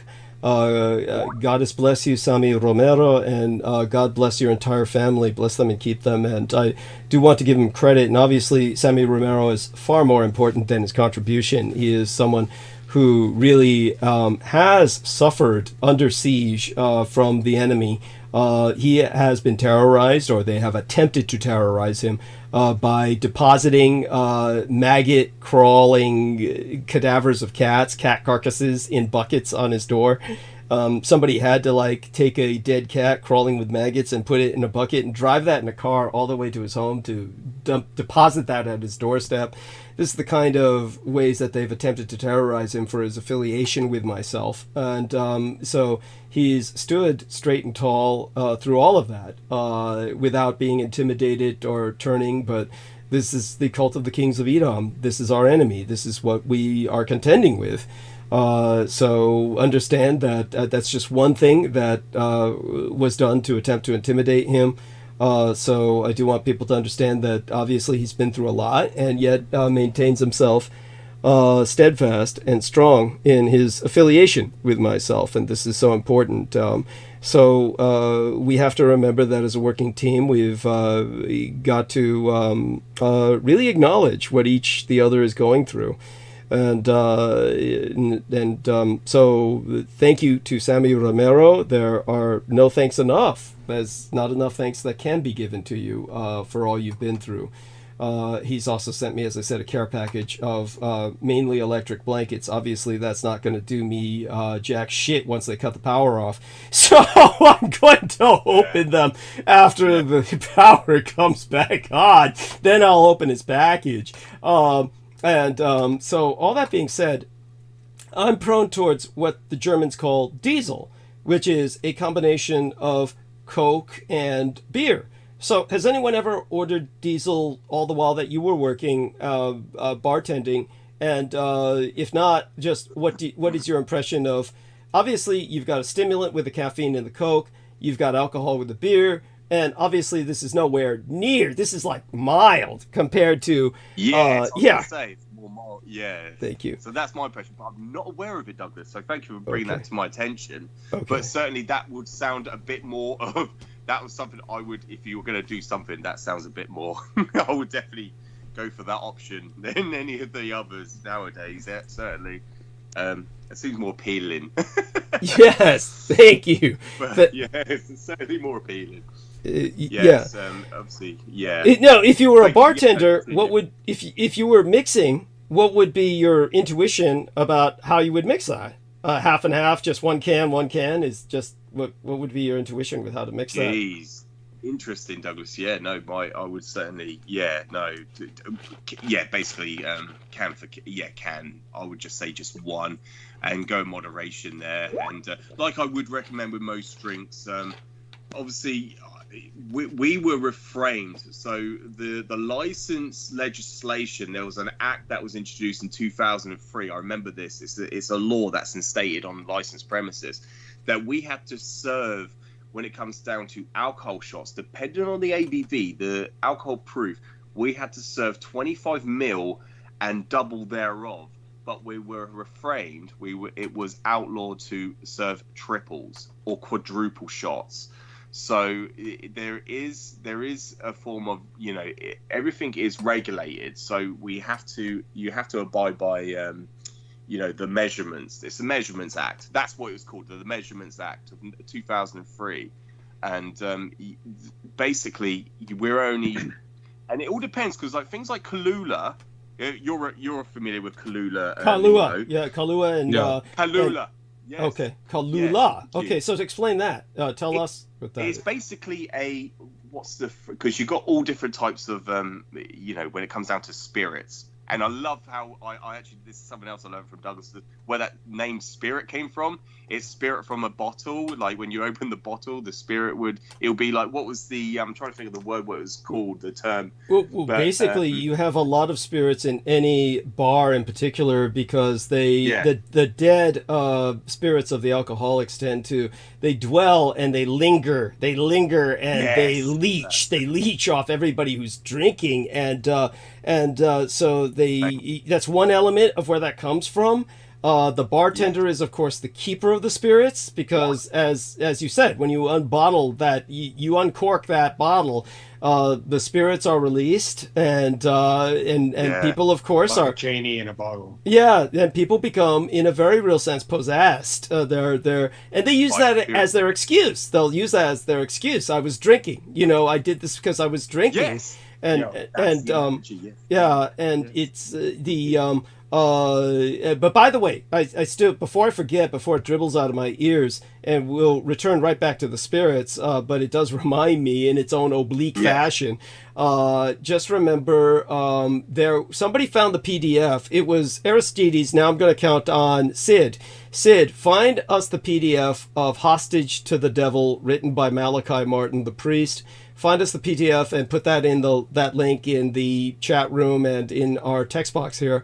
And I'll give that to our man George Knight personally in his private memos as well, because I want him to read that first chapter, because that's an aspect of the Nanking massacre. When we were earlier talking about false flag operations, people, of course, who don't understand the Nanking massacre, there's one aspect to it that we have spoken of at length, which was the Americans, of course, instigating the Nanking massacre, the United States Marine Corps. Now, we've already described that at length in the book. Buy the book, please. We don't need to keep going into the details of these things, but another aspect of that massacre is the first chapter by Malachi Martin in the book Hostage to the Devil. As a matter of fact, since you've got a few hours with us, finish your thoughts about the spirits thing, and I'll have you open that first chapter here. So finish what you're going to say about the spirits thing first.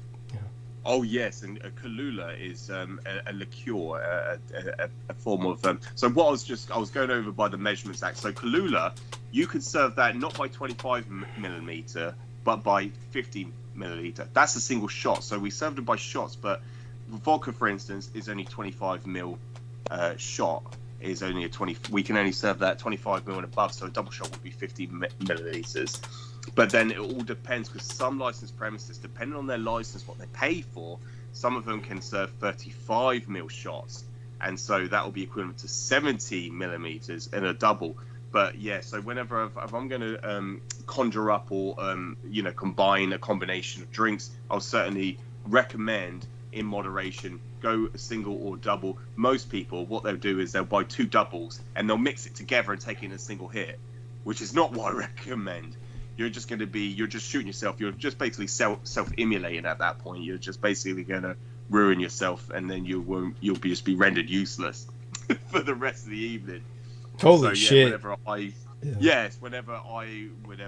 I'd always recommend, and it's my duty, my responsibility, to actually be responsible, because I had my own personal license also. I had to apply for that, and I got my personal license. I had to do a course on that. So someone who is a license holder, I was obligated to conduct responsibly. To when I was ever selling drink, I was the responsible accountable for people's behavior. So whenever I would do everything, I would do it. I'd always recommend it to the client, to the customer. And these are all things that I've forgotten about, actually, Douglas. So this is reminiscent. This is great for me to recite old memories and personal experiences. Because, of course, I've been in a field operative now for 3 years, but then before that we had COVID for over 2 years, which we were refrained from selling alcohol personally. So it's been like a good 5 years since I properly did it. Yeah. So it's great to reminisce on old memories. No, thank you. Anyway. Yeah, this is bring it up. Yeah, no, it's all important, and it's obviously very important that people know about these things, and certainly I think they're finding out more about their what happens to them when they indulge in certain drugs than they would ever find out otherwise. So we are performing a public service in that regard. And even if that video is mislabeled and it was some poor bastard in a car accident, then it's still, it's done. I would say that it's a lie in good cause. It's a lie in good cause, because effectively that's what's going on inside you when you're drinking that shit anyway. It'll still scare the naive people into not drinking that much. Yes, thank you. Which nobody should be drinking that shit. It's just pure awful. So what I'm going to do is I'm going to ask, I've provided the links to George. Now take a look and see if you can click onto this. Now the first one, or the bottom one, would be to the Internet Archive. And I don't know if you can access the Internet Archive or how much access you would be given without starting an Yeah. account. Right, got ya. But the other one, maybe you can access it and tell me what you can see. So let's take a look at that other link. I'm going to click onto that, and what we see hopefully will be a PDF, or maybe it downloads a PDF. It's just a link. It's just a I'll link. upload Okay, it. so that doesn't go anywhere. That one doesn't go anywhere. It's I'll empty. upload the PDF. Okay, so it's the other one has the pages, and Yeah. so do you need to start an account to see this, or are you able to turn the pages to the introduction away from the Yeah, preface? You don't need an account to see it. I'm now on page 8 of 493. Okay, so yeah, try let's and scroll go through, to yeah. page 26. Jeez, look at this. Yeah. No, thank you. I'm just reading the contents of it. Oh. Yeah, let me go to 28. 26. 26, beg your pardon. Michael Strong, part 1. There we are. So it's Michael Strong, part 1. Let's see how many pages this is, and Nemo is also providing another thing, but this shouldn't be too long. So I'm going to count how many pages this is. This should be about 2, 3, 4, 5. It's only okay. This will be very short. So it's page to 30. It's only page 26 to 30. So page 26 to 30. Why don't you start reading? Wow. Start Yes, reading. Thank you. Yes, yes, this is intriguing. Okay, so I'll start. When the search party reached Disused. Yeah. disused grain store known locally as Puchi. Is that correct, Douglas? One window. Yes, you got that right. Yes. Puchi. One window. Thank you. The bombing of Nanking was at its height. The night sky was bright and incandescent flares filled with explosions. Japanese incendiaries were wreaking havoc on Nanking's wooden buildings. It was December the 11th, 1937, about 10 p.m. The Yangtze Delta, all the way down to the sea, was in Japanese hands. From Shanghai on the coast to within 2 miles of Nanking was a devastated area on which death had settled like a permanent atmosphere. Nanking was next on the invaders list, and defenseless December 13th was to be its death date. Yeah, for 1 week, the police of a southern Nanking City precinct had been looking for Thomas Wu, the charged murderer, or murder of at least 5 women and 2 men in the most horrible circumstances. Thomas Wu, the story had killed his victims and eaten their bodies. At the end of 1 week's fruitless searching, Father Michael Strong, the missionary parish priest of the district, who had baptized Thomas Wu, sent word unexpectedly that he had found the wanted man in barn-like Puchi. But the police captain did not understand the message Father Michael had sent him. "I'm conducting an exorcism. Please give me some time." The main door of Puchi. By the way, there's a footnote there. You should read the footnote. Oh yeah, beneath it. Thank you, Doug. Sorry, because my screen is so small, I have to zoom in. Okay. Yes. This is the only exorcism reported in this book, for which I have no transcript and could not conduct extensive interviews. My sole source was Father Michael himself, who recounted these events to me and allowed me to read his diaries. The main door of Puchi was ajar. When the police chief arrived, a small knot of men and women stood watching. They could see Father Michael standing in the middle of the floor. Over in one corner, there was another figure. A young naked man, suddenly ravished by an unnatural look of great age, a long knife in his hands. On the shelves around the inner walls of the storehouse lay rows and rows of naked corpses in various stages of mutilation and putrefaction. Yes. I believe that. Yes. Putrefaction. Quite right. You! Exclamation mark. The naked man was screaming as the police captain elbowed his way to the door. "You want to know my name?" The words "you" and "my" hit the captain like two clenched fists across the ears. He saw the priest visibly wilt and stagger backward. But even so, it was the voice that made the captain wonder. He had known Thomas Wu, never had he heard him speak with such a voice. In the name of Jesus, Michael began weakly. You are commanded. Get out of here. Get the hell out of here, you filthy old eunuch. Eunuch, I believe. Well, eunuch is actually correct. Eunuch. Yeah. It was eunuch. Thank you, Douglas. Yeah. You will release Thomas Wu, evil spirit, and I'm taking him with me, pygmy. Came the voice from Thomas Wu. I'm taking him, and no power anywhere, you hear, can stop us. We are as strong as death, no one stronger, and he wants to come. You hear me? Oh, sorry, you hear? He wants to go. Tell me your name. The priest was interrupted by a sudden roaring. No one there could say later how the fire started. An incendiary? A spark carried by wind from burning Nanking? It was like a sudden, noisy ambush, sprung by a silent signal. In a flash, the fire had jumped up, a living red weed running around the sides of the storehouse, along the curved roof, and across the wooden floor by the walls. The police captain was already inside, and he gripped Father Michael by the arm, pulling him outside. The voice of Wu pursued them over the noise. It's all one, fool. We're all the same. Always were, always. Michael and the captain were outside by then, turned around to listen. There's only one of us. One. The rest of the sentence was drowned in a sudden outburst of flaming timbers. By the way, you can always tell a lot of these certain so-called spiritual gurus are always preaching oneness. That it's all one. We're all one. That's a warning sign. Hey, go on. Yes, thank you. Now the glass rectangle of the single window was darkening over with smoke and grime. In a few minutes, it would be impossible to see anything. Michael lurched over and peered in against the window. He could see Thomas, face plastered for an instant of fixed, grinning agony.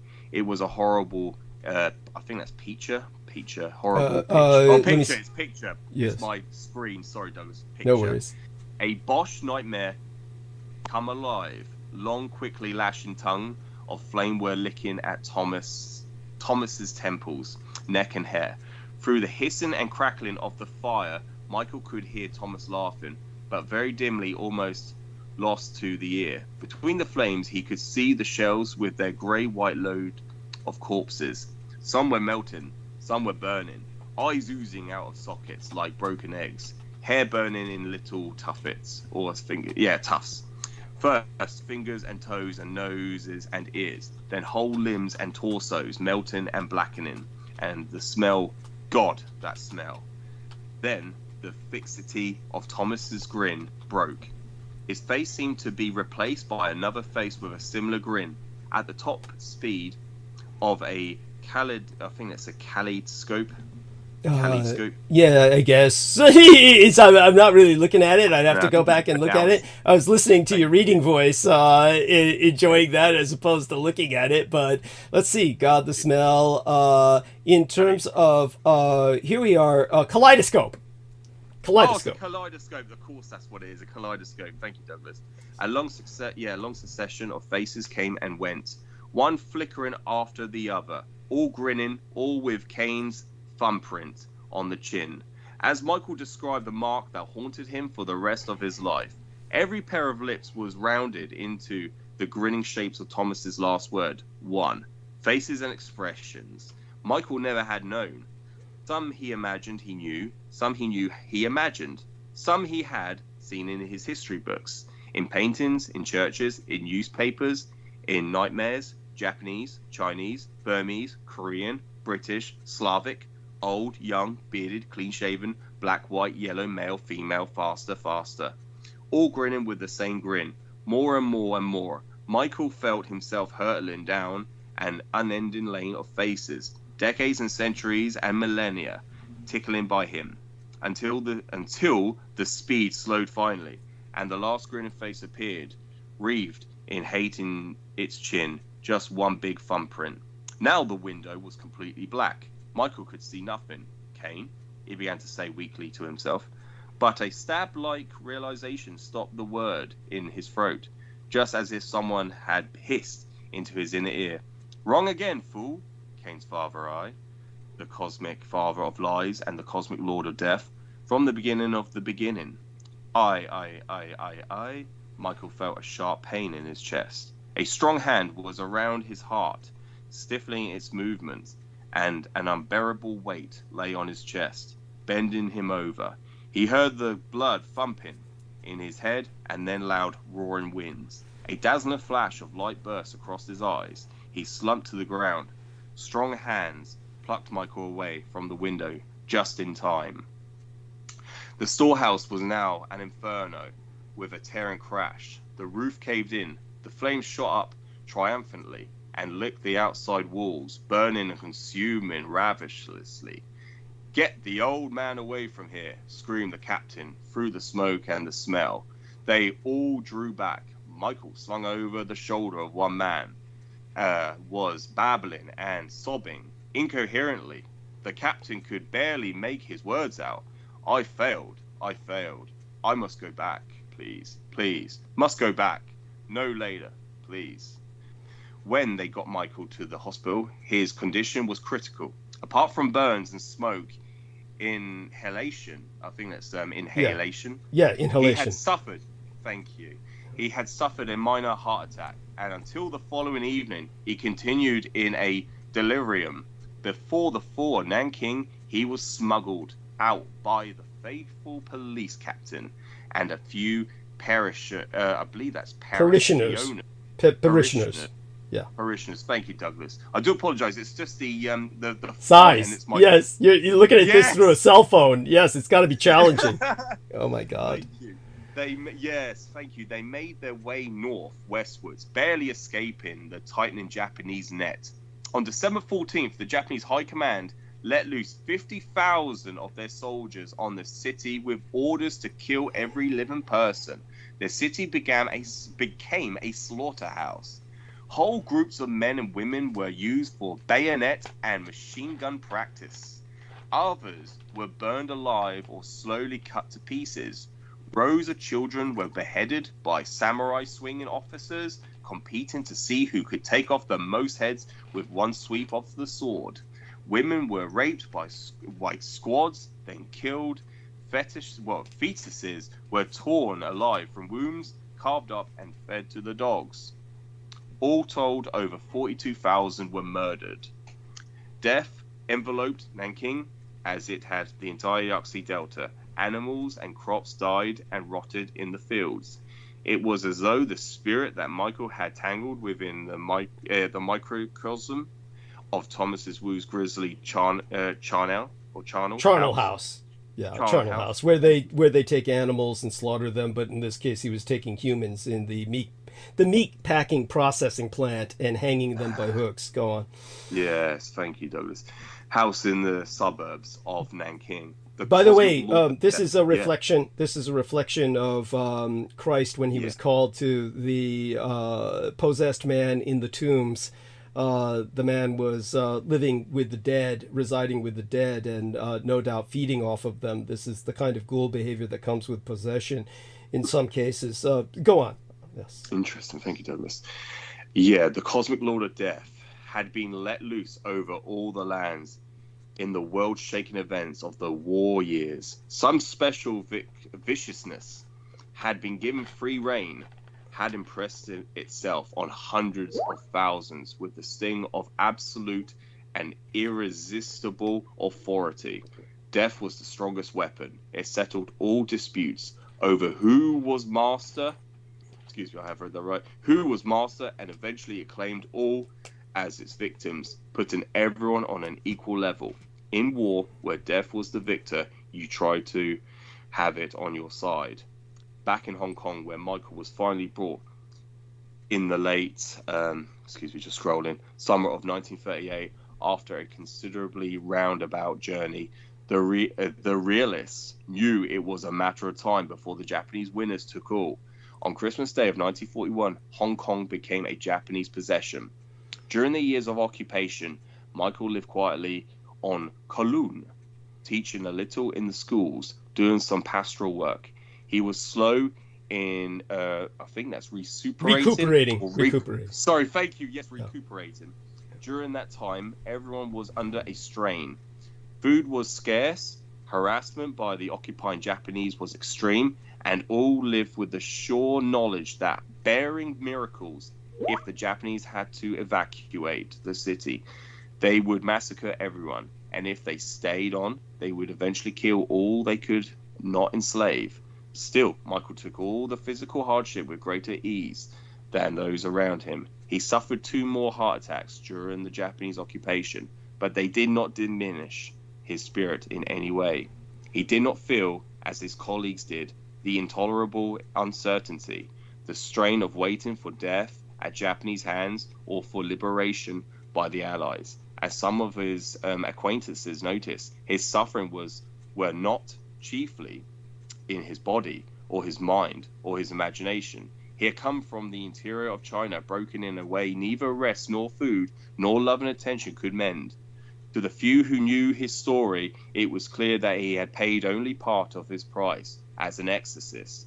He frankly told them that price and of his failure, both they and he realized he would have to liquidate his debt sooner or later. His waiting creditor fascinated Michael.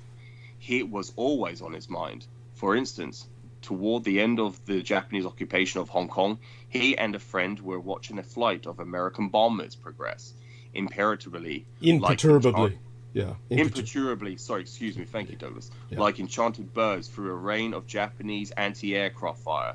They deposited their bomb loads and then departed unharmed over the horizon as the explosions and fires in the harbor continued. Michael muttered, "Why does death make the loudest noise and the brightest fire?" Some weeks later, a man-made light brighter than the sun mushroomed over Hiroshima, a new human record. More people were killed and maimed by this one human action than by any ever recorded in the story of man. By the way, that's actually inaccurate because, of course, more people were killed by the Tokyo firebombing. But that's part of the obsession with the atomic bomb. The atomic bomb has been propagandized just reflexively by people who don't know any better. But go on, yes. Yes, no, that's so true, Douglas. And I was not to learn of Michael for some years, or of the special price he paid day by day until his death for his defeat in that strange exorcism at Pucci. Yes, thank you. That's basically the 5 pages that show that there's another element to the Nanking Massacre that, if I remember consciously, is never mentioned again in the book. The way I remember it consciously, maybe it is mentioned again towards the end of the book. If so, it was not memorable enough that I remembered it. But it's that is basically the introduction to the book. And as far as I'm concerned, in terms of the rest of the book, there's very little that it really has going for it that I personally remember. Maybe the next chapter, A Brief Handbook of Exorcism, might be okay. But other than that, I'm going to try and turn towards the process of possession, and let's take a look if we see that this individual mentioned again, or maybe at the end chapter of the book. But I don't believe that. Michael Strong conclusion. There we are. So that would be page 462. I'm not quite sure if that's worth reading aloud. Let me see. 1, 2, 3, 4, 5, 6, 7, 8. This might be too many pages to read aloud, but yes. It's about 10 pages. I'd say it's about 10 pages. You don't need to read that out loud, but I'll review it. Yeah. This will be the first time. If I'll read this myself, and the one thing is, I read this entire book from end to end before, and it was like a struggle. It was like, honestly, the only thing I remember are those 5 pages, and the rest of the book really had nothing for me. But this is supposed to be like, most people think of this as like the really only popularly accessible book on exorcism that most people will ever read. So when it comes to what we have going on here, I think that this is what we're contending with, is that a priest is basically, because the foundation of the church is considered so strong behind him, the priest basically offers himself as a hostage to the devil, and for this reason is risking eternal damnation himself every time he performs an exorcism. The only reason a priest engages in such an act is because they are truly trying to emulate Christ, in that they are offering themselves as Christ originally descended into hell, that they are originally risking their very soul for the sake of another. This is, but with the strength of the church, that they are hoping that they will pull this other soul out and survive themselves. But when a priest therefore fails in an exorcism, they themselves are possessed and potentially damned, which is what you see at the end of the film. The Exorcist is the priest is possessed by Pazuzu, the demon, and he kills himself.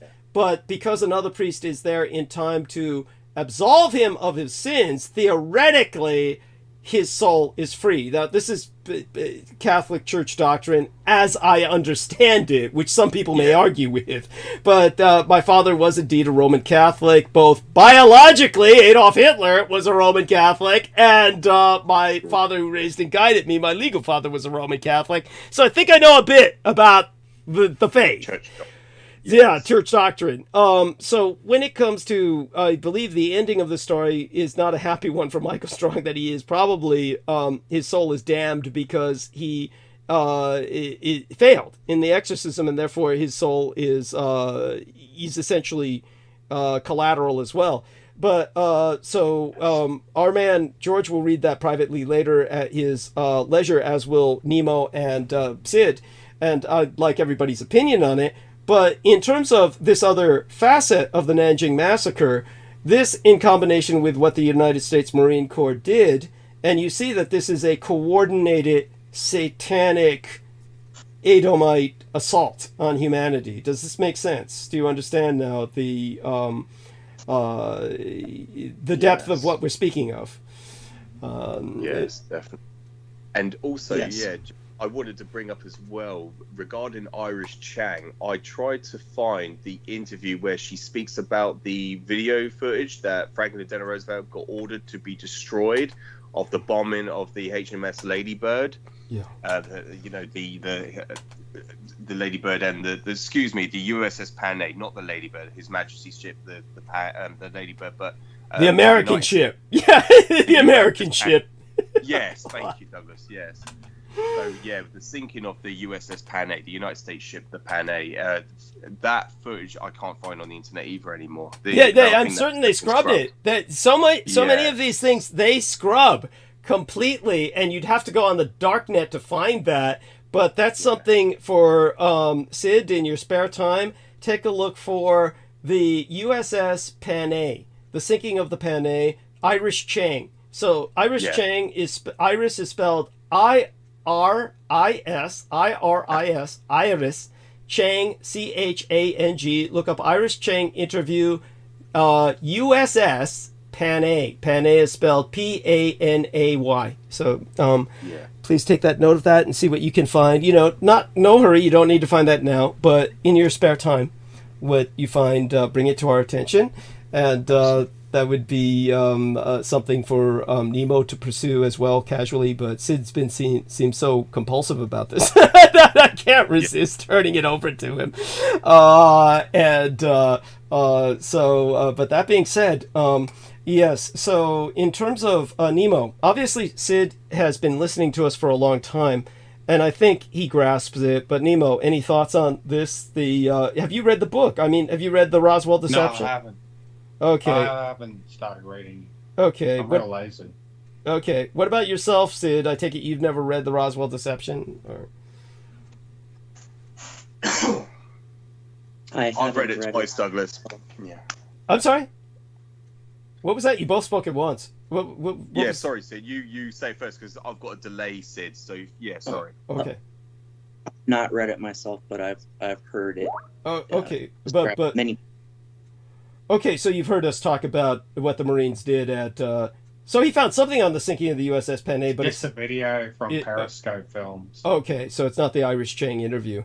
So we're looking for the Iris Chang interview where she specifically talks about FDR ordering the the destruction of that of the footage. C-H-A-N-G. C-H-A-N-G, Chang. Yeah. Iris Chang. Chang. Yeah. Yes. Well,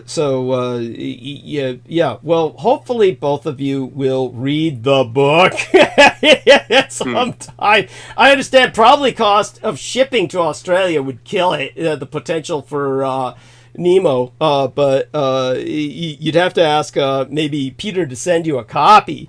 I already own it. I just haven't got to reading it yet. Oh, you're fucking kidding me! Oh my god! I got the vampirology and the... Oh my god! Oh my god, you are lazy. I'm just lazy. Yes. Oh my god. At any rate, we'll try and get Sid a copy. This is something, of course, that no promises. It's one of these things that we'll see what happens. In the end, of course, I recommend it to everybody.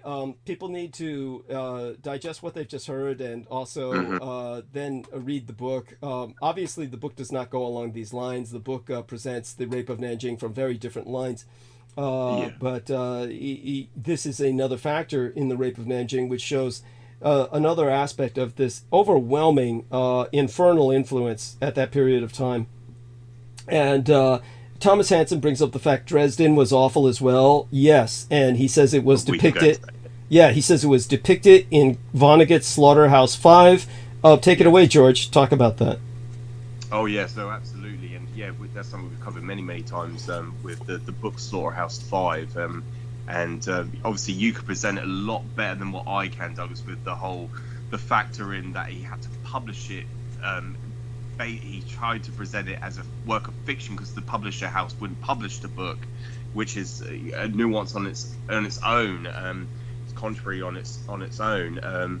But with the Dresden firebombing, and you'll notice, like certainly when I reviewed Piers Morgan's recent conducted interviews regarding, they call it Hamas conflict with Israel. Of course, it's Palestine conflict with Israel. It's not Hamas. Thank you.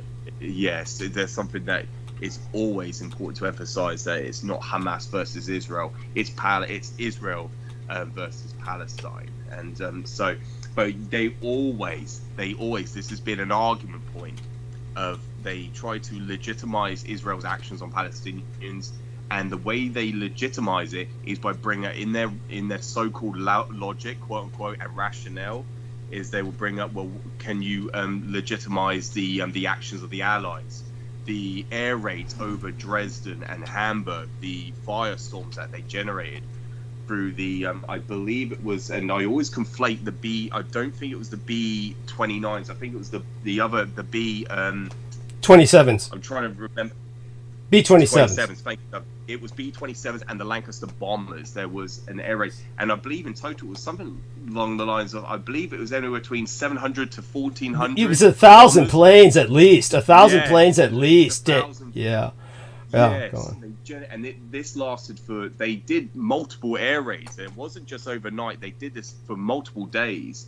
They conducted, and the way, and also I have to mention Michael Aquino, the way he presented it, this is going into religious warfare. This is a form of going into the realm of religious warfare, where the Allies were generating their own Holocaust, where they were targeting civilian populations, as opposed to quote-unquote strategic bombing, which there was nothing strategic about it, because over Dresden itself, it was a major population city. It had comprises of millions of civilians, and those were mainly seniors, women, and infants, children in Dresden. And these air raids were so-called, and the way they talk about it today is, they say that what they were trying to do was break the enemy. They were trying to break the enemy, so they call them the enemy, and they said they're trying to break them by killing civilian populations, which is a war crime in and on itself. And they said that this is the way they obliterate the enemy, by literally generating their own Holocaust. This is what it's referred to as the Dresden City firestorm, fire bombings. Thank you. It's because the temperatures that it mounted to equated, and this is a scientifically proven statistical fact, that the fires themselves literally accumulated or succeeded the temperatures hotter than the surface of the sun. Yes. It melted the flesh off the bone in an instant. That's how hot it was. So they were generating their own Holocaust, which is emphasized through Michael Aquino when he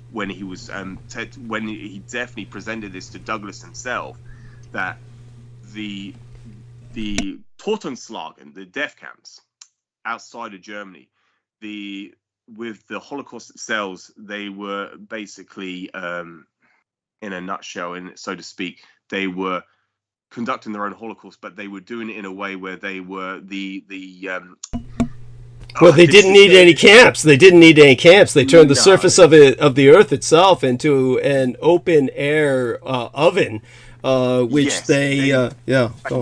Yes, I was going to basically go into a bit of a backlog, a bit of a back detail on the reason why the chain of high command from Hitler himself down to the camp guards, why they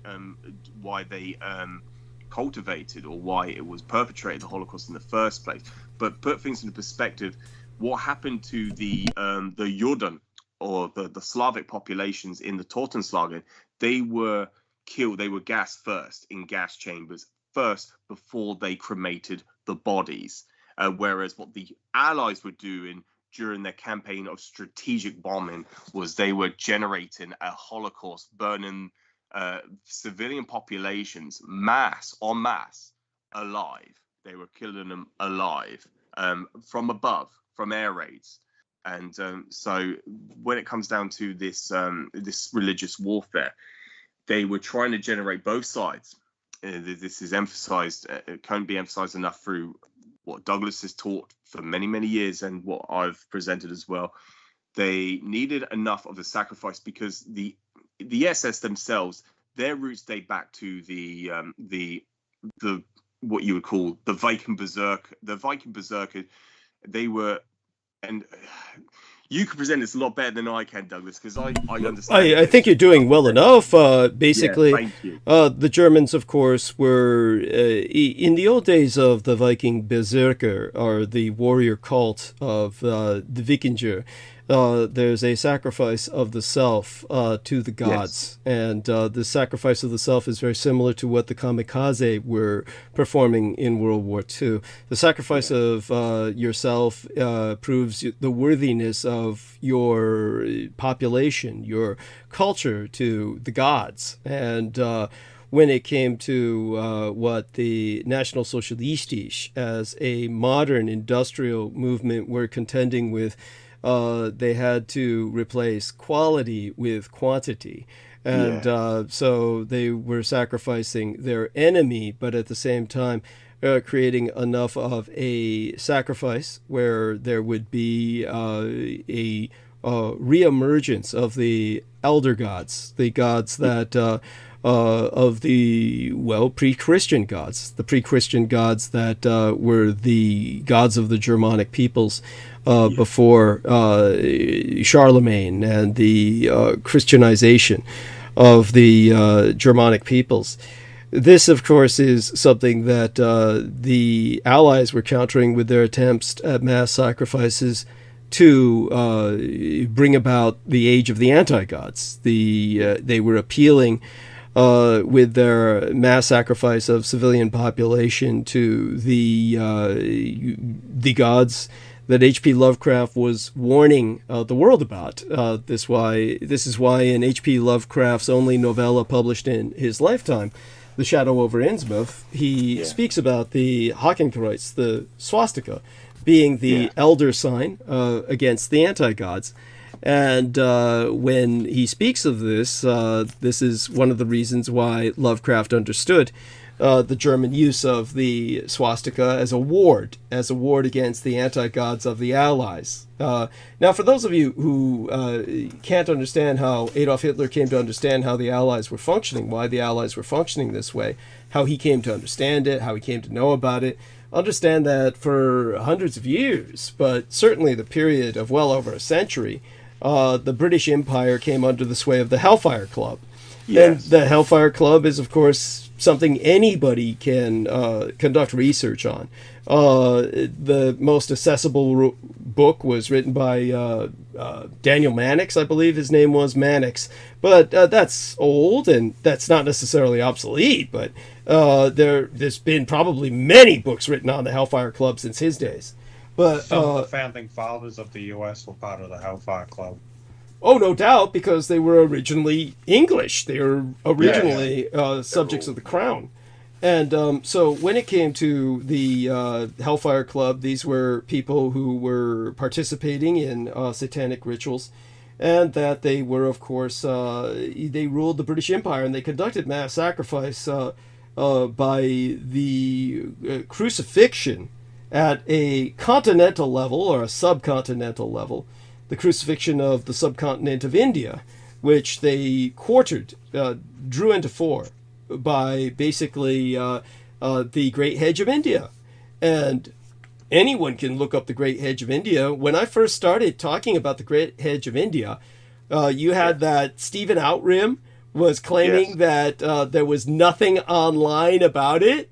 Now, anyone can look online and you can find out all about the Great Hedge of India. It's everywhere now, but I was the first to speak of it.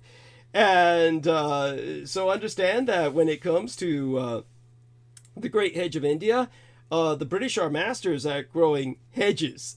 And, of course, they understood that there's ecosystems that they could cultivate in England, where there's functionally no sun, or not nearly enough sun to cultivate your average garden, but yet they managed to cultivate hedges. And for those of you who don't know the effectiveness of hedges, all one has to do is analyze the effects of hedgerow hell. You can look this up. It sounds hokey as hell, but hedgerow hell was the name that the Americans gave to the bocage country in France. So for those of you who don't know, all of this was after D-Day. This is why General Erwin Rommel, or Irving Rommel, depending on your dialect, which dialect you're using, was his great success. D-Day was Erwin Rommel's far more important command than Africa ever was. Rommel had intended to defeat the Allies at D-Day. He said none of them would ever reach the beach at all, because he had intended to use Germany's nukes. And despite all of the Allied propaganda that you will find online or on YouTube, the Germans developed nuclear weapons. They deployed them at Kurland, Kurland, and that's the German. The English, or the anglicization, would be Courland, Kurland, and that is where a German nuclear weapon was deployed on a large V rocket with a nuclear warhead that destroyed the Soviet advance. It was, as a matter of fact, still held by the Germans after the fall of Berlin. You can look this up on maps. All of this is quite real. And so with the deployment of that nuclear weapon, it was Dr. Josef Mengele who approached Adolf Hitler and said that the unfortunate aspect is the radiation produced impacts everyone, whether, no matter what their ethnicity or race, there is no immunity to radiation.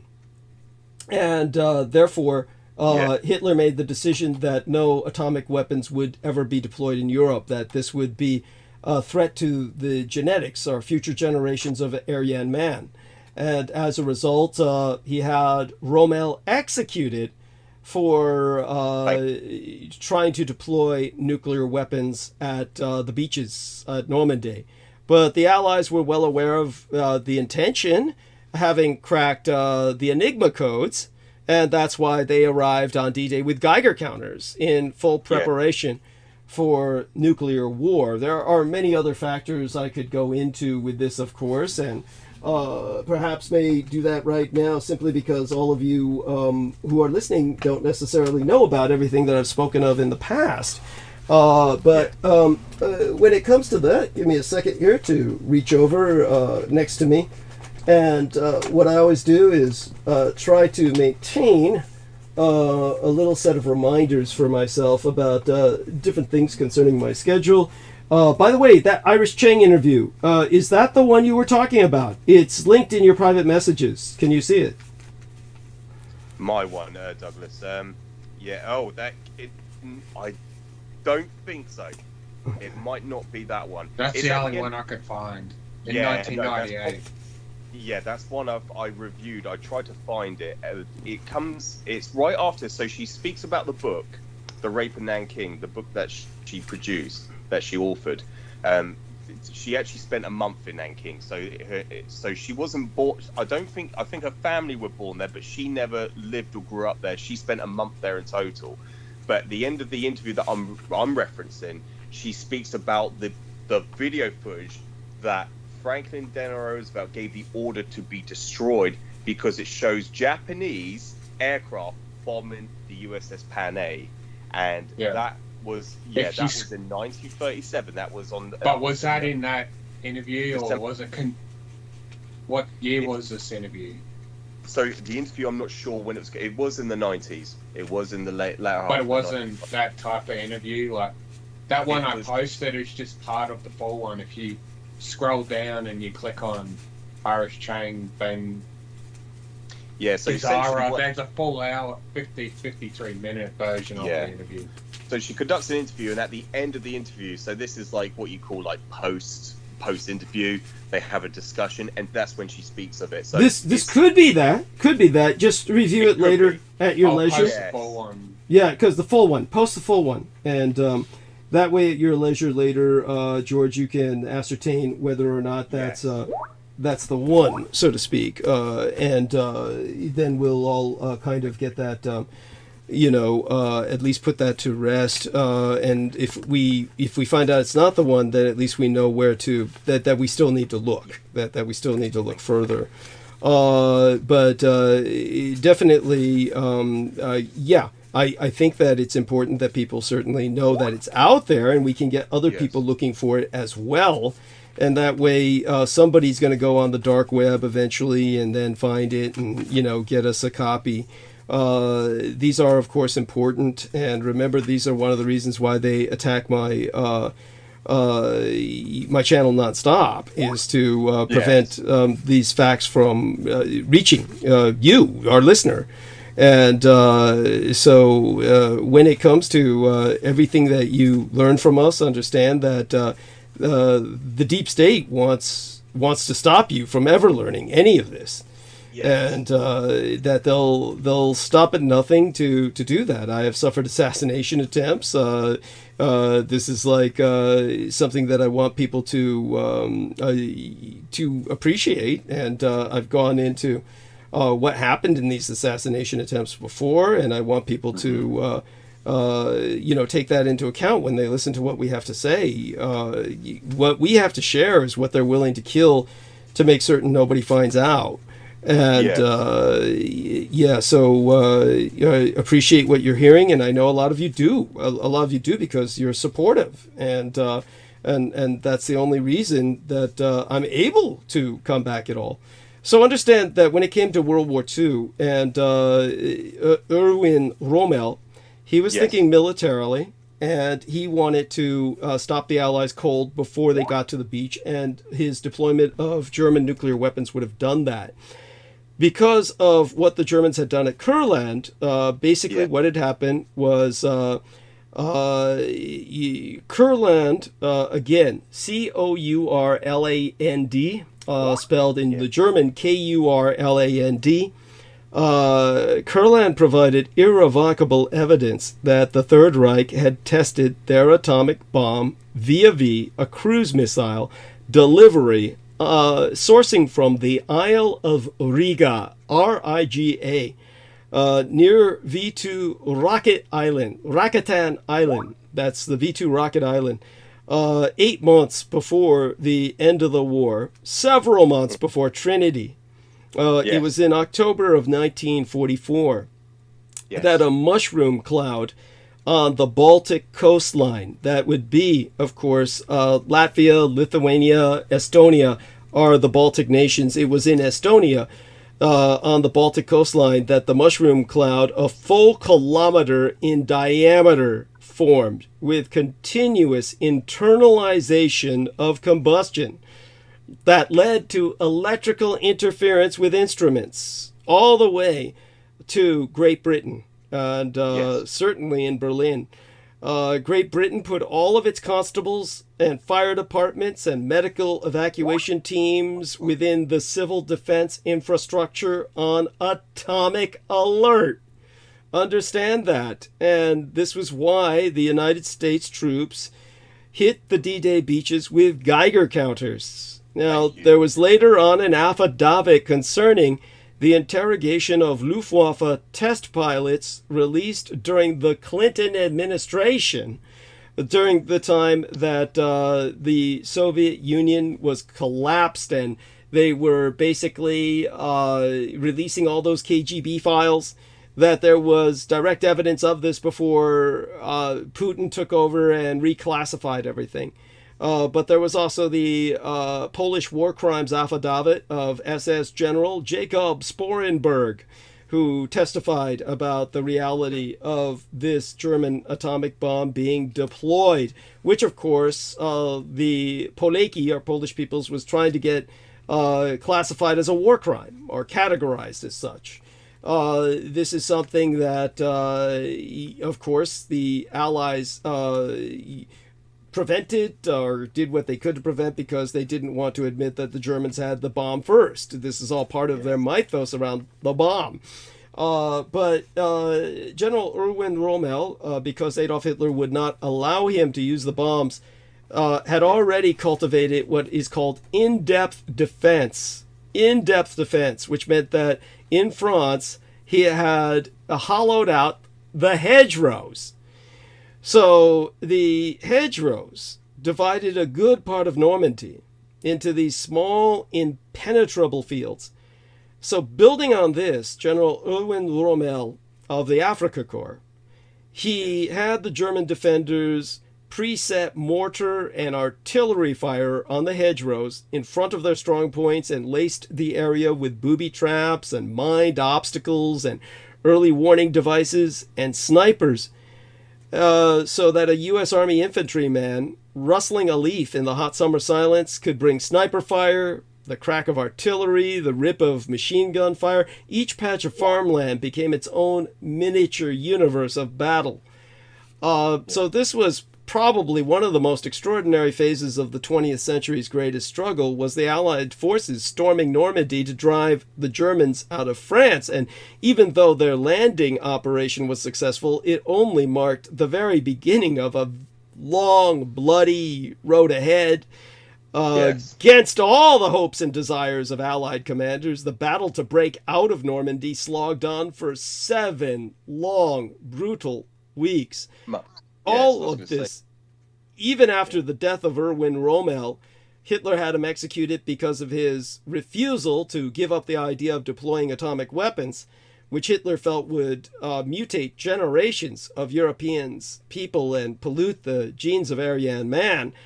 But even in his death, Rommel's planning resulted in an expenditure of Allied lives and equipment that no one on the Allied side had ever anticipated. You know, through half 100 years, now I'd say it's 80 years, through 80 years of military history, Operation Cobra has generally been overshadowed by the events on the Normandy landing itself, but you have to ask why. Because more than 10 times the howitzer rounds were used during Operation Cobra, the breakout from the beaches, than in the beach landing itself. The British lost 32% of their entire armored force in Europe. Psychiatric casualties rose 400%. Just one of the many offensives cost the Americans over 40,000 casualties. And furthermore, the little that has been written on the subject really betrays a flawed understanding of the battle as a whole. Traditional studies claim that the Allies' superior air power and tactics and logistics ruled the day, all Allied propaganda. Bradley's decision to initiate a bombing raid close to his own lines resulted in one of the worst cases of fratricide, friendly fire, what they call target blue or blue-on-blue killing, of Americans killing each other in American history. Yet the Americans propagandize Operation Cobra as a strategic success, surely as a result of operational flexibility, not any better planning. But when it comes to what Erwin Rommel did, he did all the planning, and the Allies paid the price. So even in death, he beat the Americans. You can imagine what he could have done if he was still alive. A true god of war, but at the same time, too much of a god of war to take into account the impact of civilians on civilians of nuclear weapons.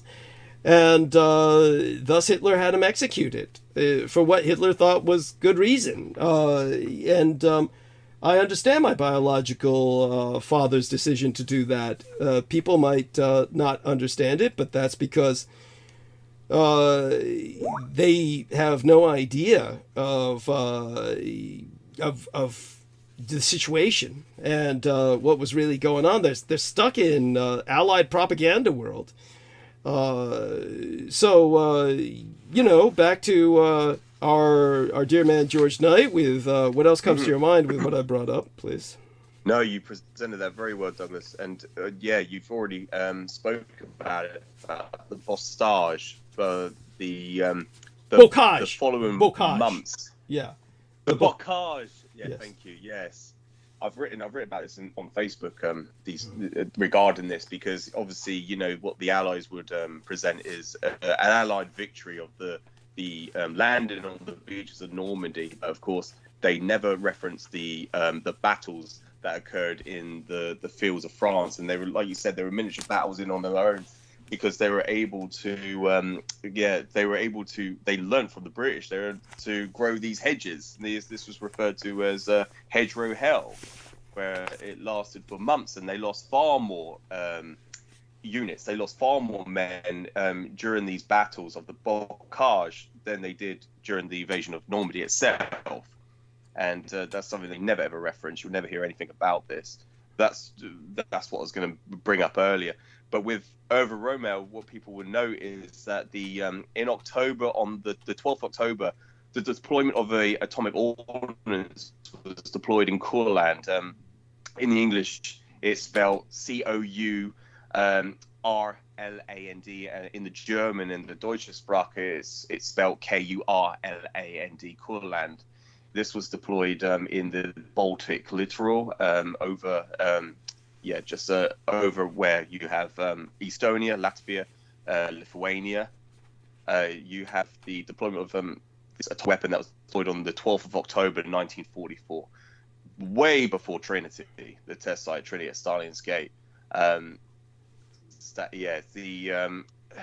had this deployment of this atomic ordnance, and then, as Douglas mentioned, 2 days later, you had the death of Erwin Rommel, where Hitler ordered the execution. He told him to kill himself because he was basically trying to convince Hitler himself to deploy it again. And of course, after the first deployment, to prevent the what do you want to call it? It's a line breaker. So they viewed these bombs, these ordinances, as line breakers. Yeah, in other words, operational ordnance as opposed to strategic. Yes. Go on.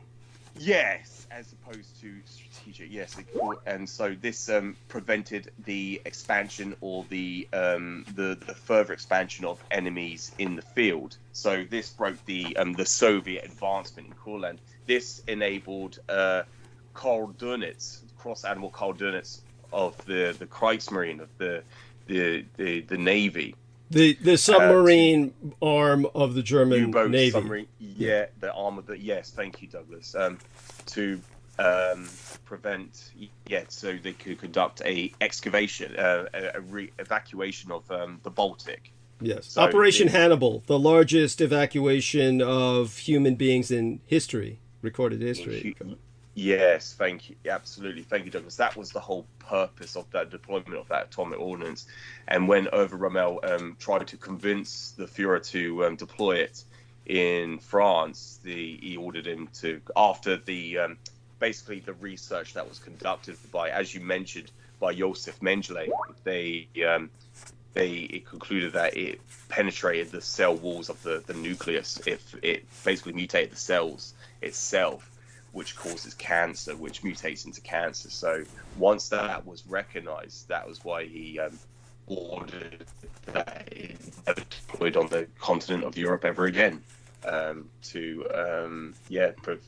to prevent any form of, because this basically compromised any future, the genetics, the genome of the human race of the future. So this is the reason why Hitler ordered Rommel to kill himself, to be assassinated, to be killed. And of course, in the conventional history books, they'll tell you that he tried to kill him. He was trying to plot to kill Hitler himself. He was, and so this is just preposterous. It doesn't make any sense. But 2 days after the deployment of that ordnance, atomic ordnance, because these were regarded as operational line breakers in the field, to break the enemy as opposed to annihilate them. And so, yeah, this puts things into context, into perspective for people.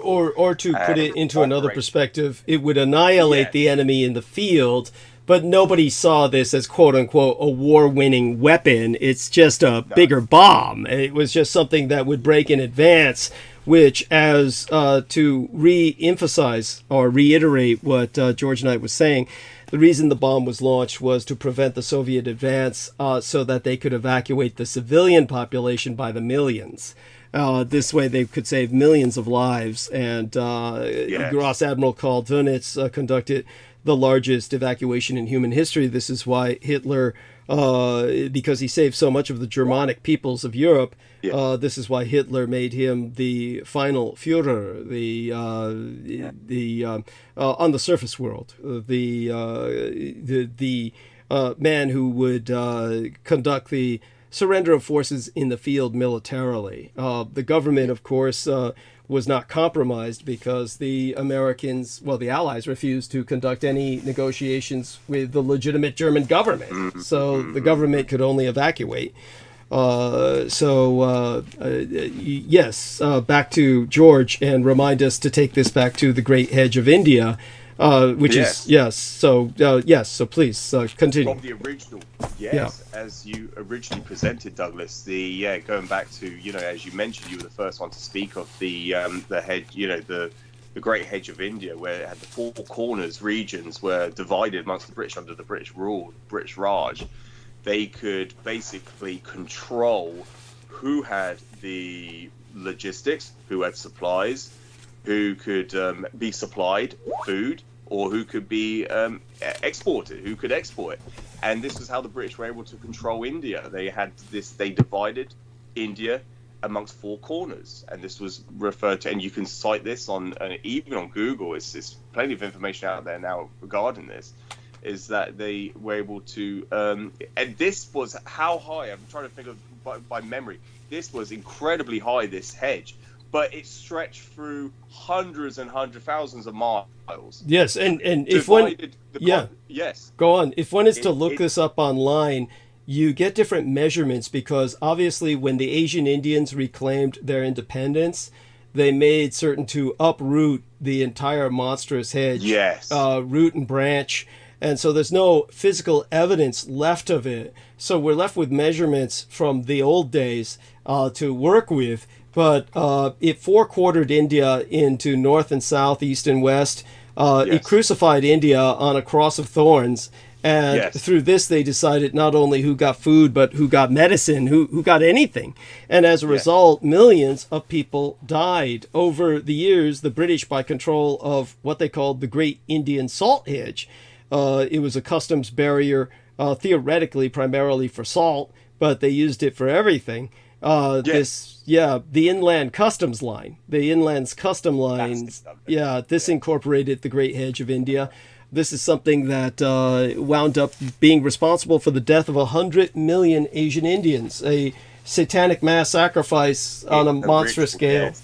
If ever there was one. which shows you the true cost of British imperialism, which anyone who tries to portray the British people as some kind of benevolent empire is woefully ignorant. It's just tragically ignorant. And yet I've run across that, where you've got crazy Anglophiles saying that the British Empire was one of the most enlightened, peaceful. It brought only good to the world, and these people are, of course, smoking the dope of propaganda that too many British themselves buy into. It's shocking to me. You would think that the British people would have more sense, that they wouldn't need to live by a fairy tale. But your government was effectively run by a cabal known as the Hellfire Club, for God's sake. Yeah. What kind of enlightenment can you possibly expect? The enlightenment of the flames of hell, perhaps. But when it comes to the measurements, let's see if we look up Great Edge of India height, length, height, and width. Okay, let's take a look at that. According to 14 feet high, 14 fucking feet high, 6 to 12 feet thick. This is because the English hedgerows would mutate, and like a animal that's in a much more warm environment will tend to grow much bigger, like a fish in a tank, when it's down in the tropics. So these were closely clipped, thorny trees and shrubs. They said an ecological marvel, albeit one designed completely to oppress. So 14 feet in height, 6 to 12 feet thick. Imagine if they had modern weaponry. It said 12 feet wide, 14 feet high, 2,500 miles long. Yes. And so 3.7 meters for everybody out there going by metrics. Of course, back then, the British, I think, still used the imperial measurement system, and they should go back to it. But 40 feet wide in many places. You could have hollowed that out to plow tanks through. This is like... So when you look up the Great Edge of India, it is a living barrier in its day. 900 miles of living, perfect hedge bushes, 12 feet tall, 14 feet thick, stood for over 500 years, and formed part of a barrier 2,500 miles long. It just, I'm going through the internet, but 2,500 miles long, 12 feet thick. The measurements they're consistent. They're consistent. But, some of these will say like 1,180 miles long. They're talking about the one going across India, east to west, as opposed to the one going north to south. So if you get confused and you see some of them say a different measurement, one of these is for east to west, the other one's north to south. Obviously, the shorter one is east to west. And but this was a mass sacrificial altar upon which 100 million Asian Indians died. Go on, George. Yes. Yeah, no, thank you, Doug. No, you've put it all into perspective. Thank you so much. And that's what. So when it comes down to my understanding of the Hellfire Club, because they were conducting sexual orgies, they were conducting mass sacrifices, rituals. This is what you could say. This is what floated the cabal, that ran the British Empire for many, many years. This is the premise. This is what they based it. And you hear nowadays, modern day, when you talk about communism and capitalism, they speak about how these two society constructs, these two what do you want to call it, systems, they accumulate hundreds of billion. I'm talking about hundreds of millions of lives have lost due to these two systems that have been manifested throughout history. And they speak of this, but this is the real culprits is the Hellfire Club when it comes down to British imperialism. These are the men that conducted these I call them atrocities, but these mass. And I remember presenting that to people few years ago when they speak about the crimes committed by Germany during the Second World War, but that's nothing compared to what the British have done. Absolutely nothing, but certainly not to the numbers accumulated. This is, just to put things into perspective. And what the Americans had inherited was they inherited this from the British. So the diabolicon or the diabolism, they inherited originally from the British Empire themselves. So this is, to put things in perspective, to go back to the original, what we were speaking of about Dresden, where they were, or to drive home the parallel. Just as the Roman Empire stole the gods of Britain, as it were, or excuse me, the gods of Greece, as was explained to be by Michael Aquino himself, just as the Roman Empire had stolen the gods of Greece and Latinized them, the Americans stole the anti-gods of England and the greater British Empire and basically Americanized them. But over to what you were saying after that. Yes, thank you. Thank you. Yes, Douglas. And another thing I just wanted to bring up also, because we mentioned about church doctrine. Yes. This is something I just want a refresher, actually, Douglas, for myself, if you don't mind. Talk about church doctrine, about where you had Christianity that sprung into existence, and when it was expanded, because it took 1,000 years for it to basically settle, establish worldwide. You had, or at least in Europe, just in Europe, just in Europe alone. And was it Denmark, the last country? Yes, Denmark was the last. It was Denmark. Yeah, thank you. The last nation to convert to Christianity. Yes. Yes, and the whole. I wanted to just bring up, the what you call an illustration or a depiction of Satan himself, and this is going back to Aquino and the Temple was set. With the way that the church indoctrinated through church doctrine, where they were able to convert what you would call the countries in Europe away from their Germanicized neo-paganism, from the gods of like Pan. They use the representation of Pan as their form of trying to convert. The best way to express this is that certainly Pan was elemental to the Greeks, and Pan is very devilish looking.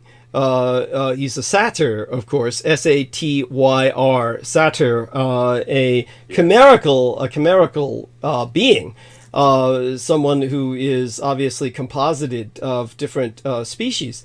But when it comes to the original god of the Germani, the Germanic tribes that fought the Roman Empire and retained their independence, Rome suffered its greatest annihilation of armies in the German Black Forests when the Germans massacred Roman legions, and they then gained their independence, and there was that demarcation line, just as the East and West divide between East and West Germany was pretty much exactly along the same historic lines that divided pagan Germany from Christianized Germany of Charlemagne's Frankish Empire.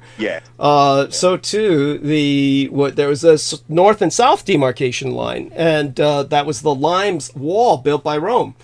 And the Limes Wall, built by Rome, which was their version of Britain's Hadrian's Wall, dividing the Scottish Pictish Celts from the Anglo-Saxon, Latinized Britannians, the Britons.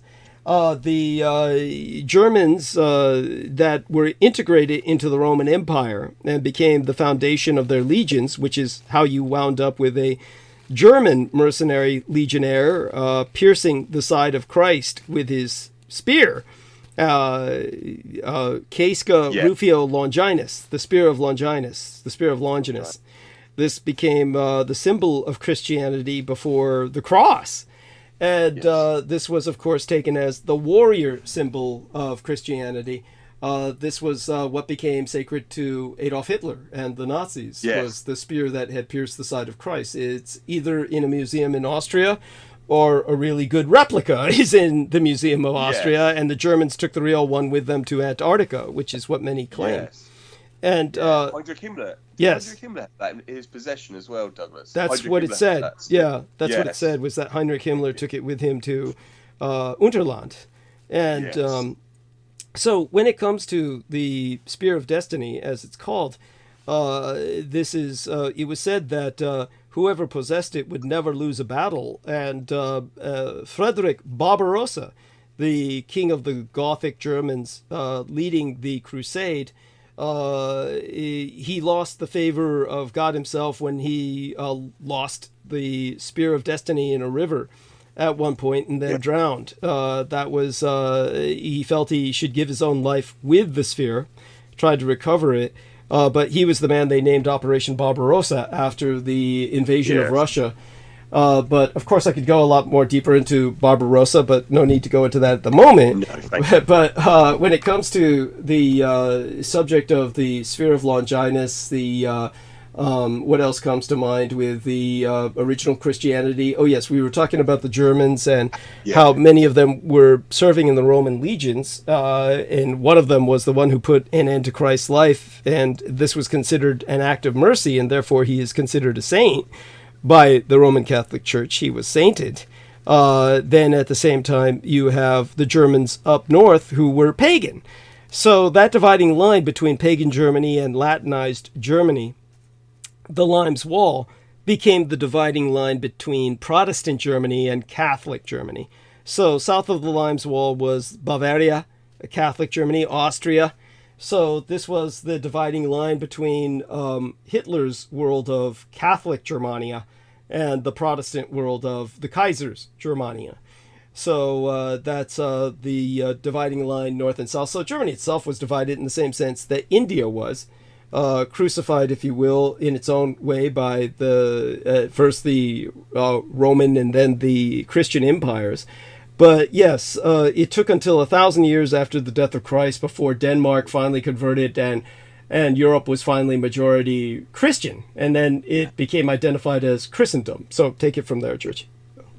Oh, yes. No, thank you, Douglas. And that's just, I was going to just speak about where it comes down to church doctrine. They, the way they converted many of these, the tribes, the Germanic tribes, over to Christianity was to try to depict that Pan, the god of the old Norse religion, or the Germanic. Oh yes, yes. The best way to express that was that the original god of the Germans of the Black Forest was Wodin, Wodin, and Wodin. Wodin was the incredible god of virile masculine fertility. And so you're talking about a massive goat cloven hooved being with an enormous phallus, very satirical, very satyr-like, but with the torso of a man, but the head and horns of a stag, with incredible stag antlers, like in the old prehistoric stag sense. We're talking about the sense of the ancient prehistoric stags. This was the god of the O'Rourkes of the primal Black Forest. So when Charlemagne's Frankish kingdom tried to Christianize the Germani, at that time when Germany was divided east and west, along the same line it would later be divided between the Soviets and the capitalists. At that time, west was the Christianized Germani. When he tried to Christianize the rest of the Germani tribes to the east, then they took Wodin and they represented him as Satan. Why, this is Satan! With the stag's horns and the cloven hooves and the big dick that never goes down, is always erect, or even when it hangs flaccid is impressive. By the way, a cultivated image says, is there another way to support besides PayPal? And yes, a check or money order to my address, which I will enter into the chat room. A check or money order to 1242 Green Street. Green like the color green, 1242 Green Street, like the color green, San Francisco, California, 94109. That's 94109. Everybody knows my address, and everybody in the world knows my address and my phone number. They're all written on public bathroom walls. Anyway, so let me enter these address for you. Go on, George. You take it from here. Oh yeah, no, thank you, Douglas. And yeah, so I was just about to say there is no biblical representation of Satan themselves.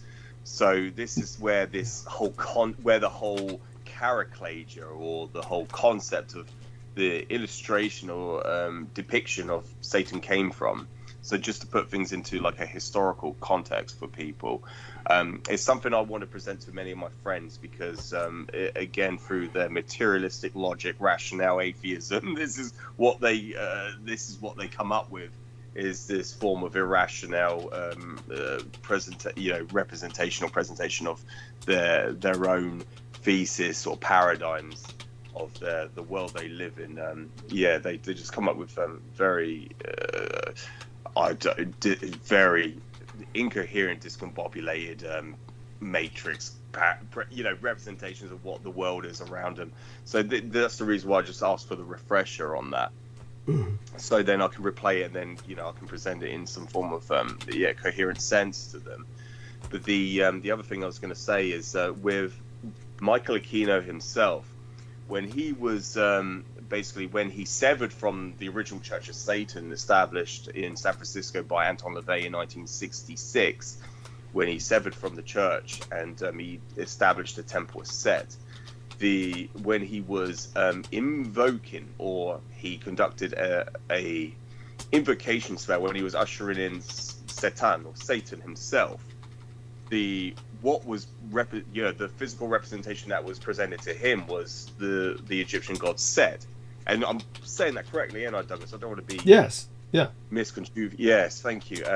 And so when it comes down to, which is the physical representation of the dog, and I think, we went into this in some detail before in previous transmissions, but this is how, just the nuance of this in Western society, how Westerners really do worship the dog.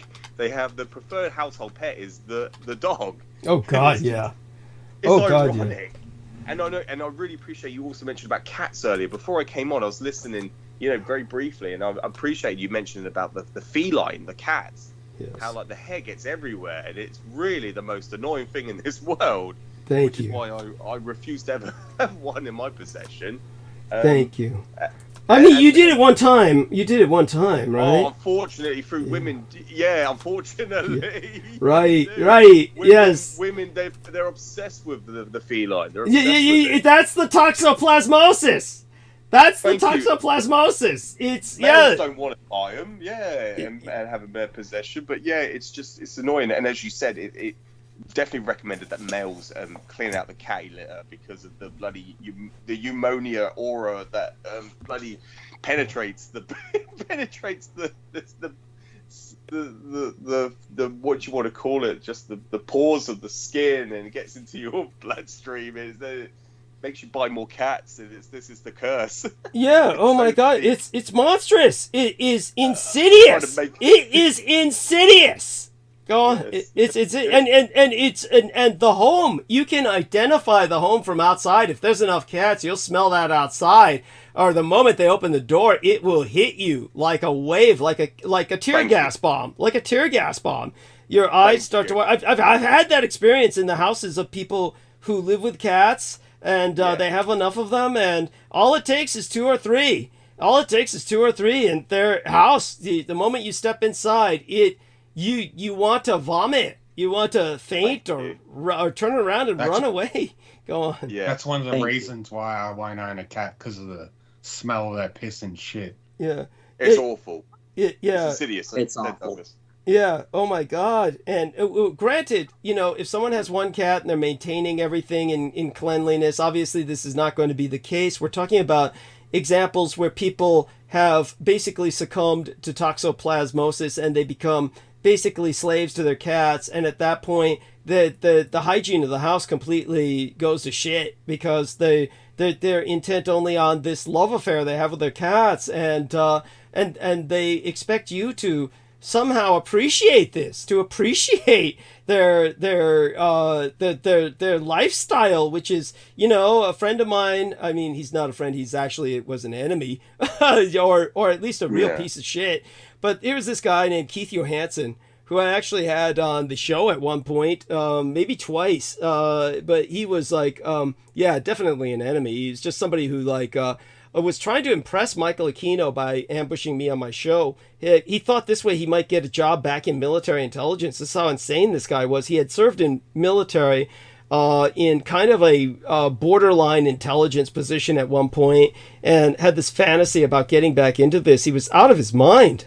But he had said he had visited the house of some people who were into their cats, and he said they were serving him spaghetti with tomato sauce.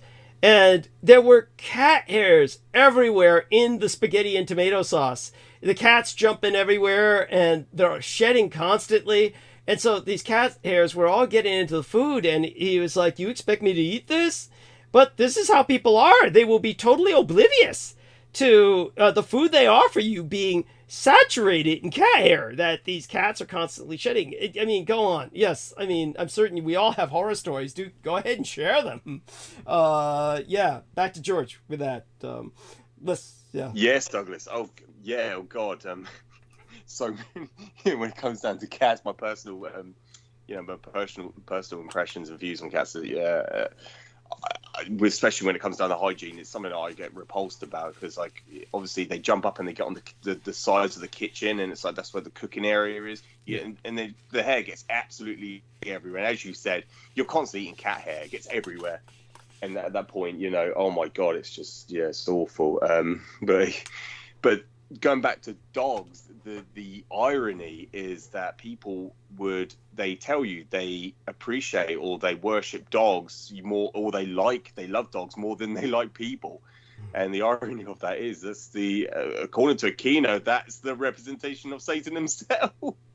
And it's the sentient representation, as we are the sentient representation of God himself. We're we are made in the image of God. For the opposite of that, which obviously I understand more, probably the same with Nemo and Sid here, about the whole cosmic ecosystem, the importance of angels and demons, how they, with the Jewish Akabbalah, the cosmic tree of life, you need them, and they don't want to devour or perish humanity. They actually need you for their own survival, as opposed to the anti-gods. The kings of Islam, and want just to devour. Yes. Yeah. Go on. I mean, you can finish that thought. Go ahead, finish that thought, please. Yeah. No, thank you. Really appreciate this, Douglas. Whereas when it comes down to and that's obviously what I'm saying, and this is, if I ever present this to people, the way I present it would be, I'm not advocating obviously for people to kill or exterminate the dog. Far from it, because they are a fellow sentient being like we are on this plane of existence on this earth. But when it comes down to what they were doing at the Presidio with the mass sacrifice of thousands of dogs, they were killing them en masse on site the Presidio in rituals, and Michael Aquino took every single one of those sacrifices and used them in his rituals himself. Which obviously, or his coven and his cultists did as well. But go on, yes. His covenant that obviously he had.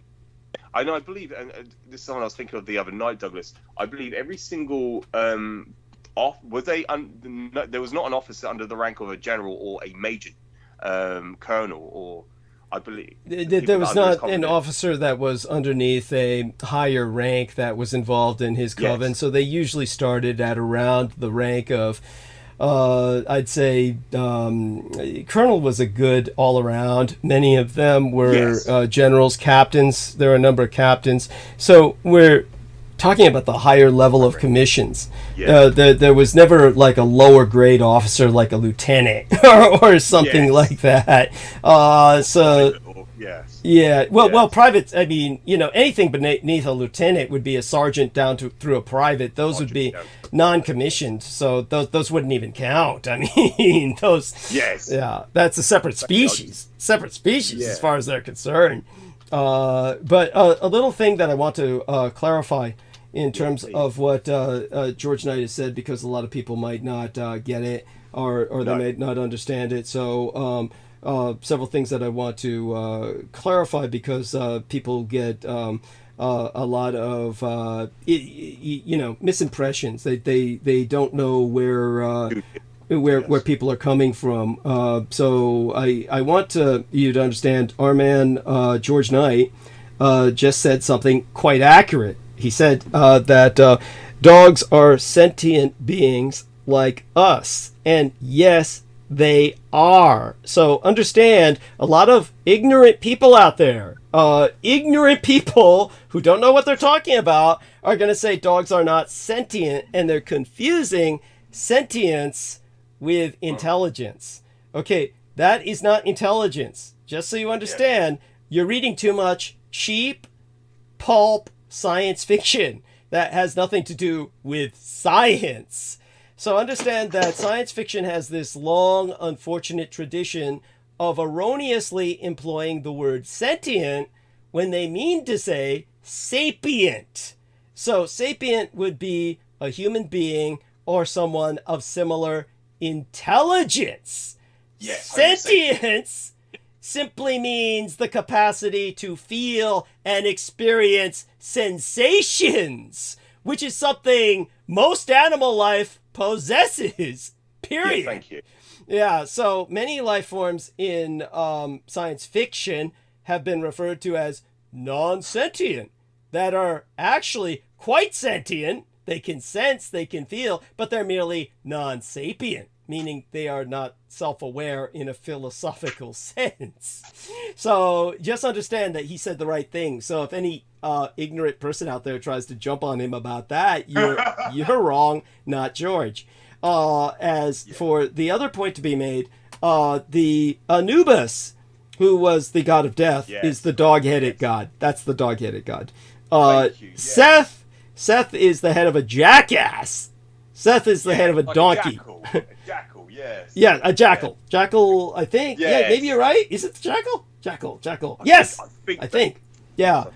Yes, thank you. Yes, thank you, Douglas. Yes. And that was according to McKee. But he has an ass's ears.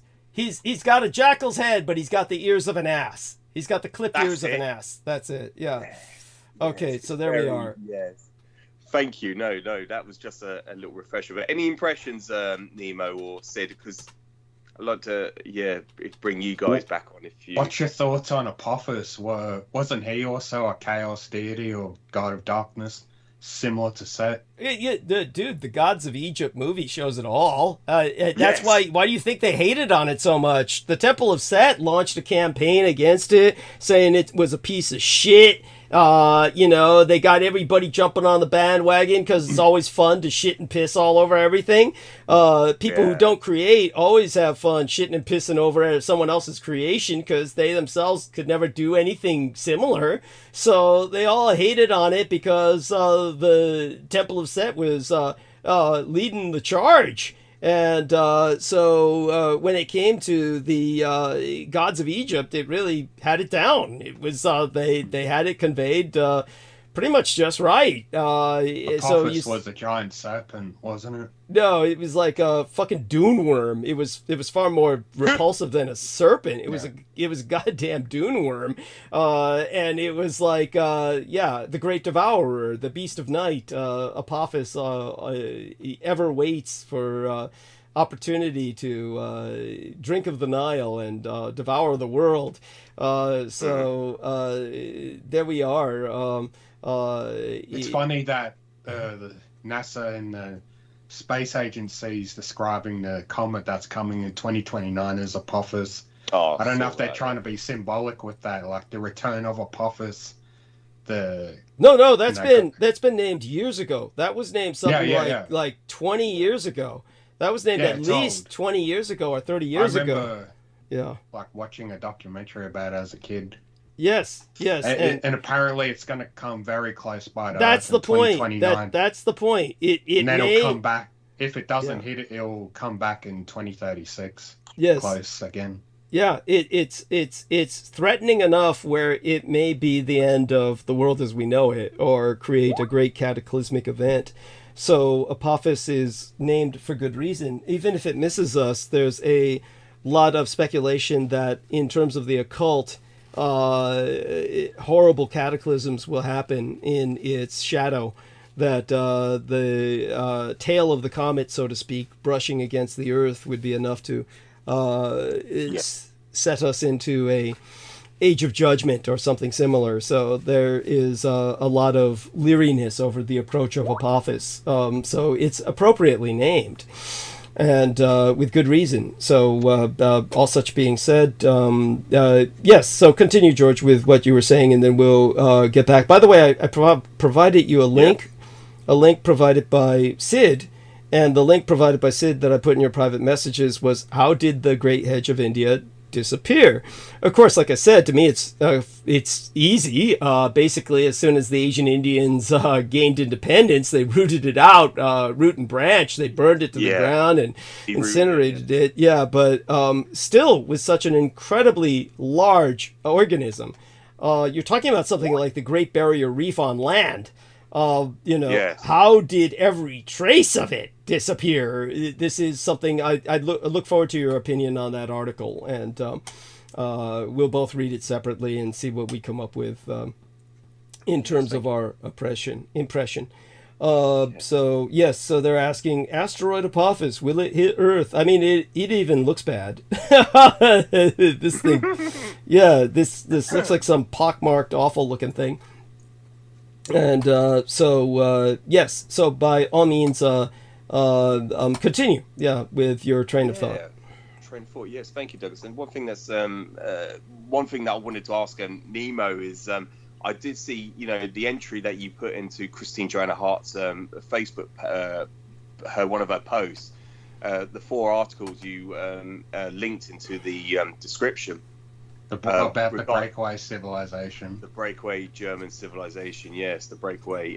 It was the German breakaway. I think that was the first heading, and then it goes on to the other articles where obviously on US, unidentified submersible objects, and regarding also asteroids, about interceptions, UFOs intercepting asteroids, and I think the other one was. There was 4, wasn't there? There was 4 entries. Yeah, there was 4 or 5 parts of it, links I posted. Yeah, I posted that in hopes Christine and her followers will snap out of that extraterrestrial bullshit and start researching and really what's responsible of the UFO phenomenon. Yeah, obviously there was no response to it, was Nah. Yeah. They just don't want to look into that. I did notice it. I did click on the link. I don't think I liked it. Because they're too emotionally invested in the extraterrestrial propaganda, because they spent so much time researching into it and emotionally investing into it, so they're not going to snap out of it and accept that they were wrong on that topic. Yeah. Well, bear in mind, Christine Joanna Hart is under the influence of Sarah Rachel Adams, SRA, whose very initials stand for Satanic Ritual Abuse, the former girlfriend of Max Spears. And Sarah Rachel Adams continues to quote-unquote take Christine and CJ, Christine Joanna Hart, Christy Joe. She continues to take her out of her body into space and into Aldebaran and Pleiades, or whatever they're taking them to, and so they're just constantly reinforcing this vibe they're tripping off of, and it's what can you do? I mean, this is this is what makes them feel special. The way you could help her if you kidnap her and brainwash her against their will, deconstruct their programming and rebuild it. It's definitely it is what it is. And this is the way the government wants it. Unfortunately, they want them, reinforcing each other. In the by the way, I'm looking at this Great Hedge of India Now, this is interesting. Get a load of this. This is like, going to share the screen here for just a second. And so I don't know if all of you can see the cursor moving. Look at this. International Atomic Energy Agency. This is a PDF. So the Great Hedge of India. And it's a medium-term period of continued oversight, radioactive waste. I mean, what's this about the United Kingdom and radioactive waste having to do with the Great Hedge of India and the International Atomic Energy Agency monitoring this? Yeah, maybe that's how they finally killed it. Now, if we click on it, all it does is download. Oh, yeah.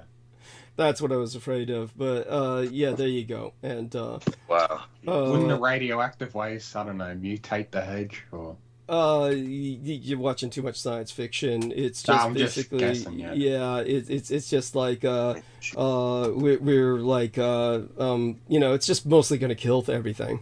And wilt it.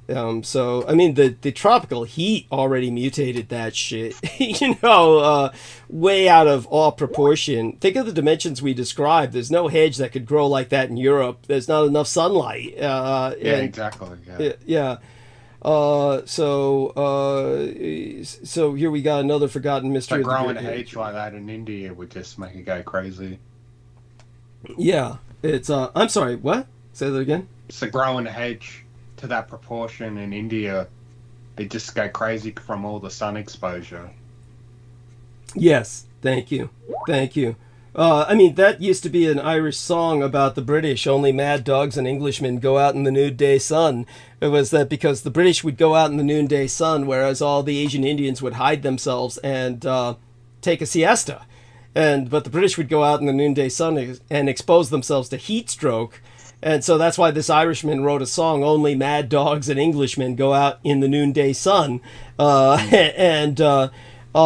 this looks like an excellent article on the forgotten mystery of the Great Hedge of India. Unfortunately, this is part of one of those real asshole fucking pseudo-intellectual people kind of forums here where they make you pay for the rest of the article. It's behind a paywall, but I'm going to give the link to our man George Knight and see if I can find a way beyond the pain wall, as I call it. So let me put this into... but you notice how they draw India. See the crown of thorns, like over Christ. Perfect analogy. It's like the crucified heart. Like the Mexicans will draw the Sacred Heart with the crown of thorns around it.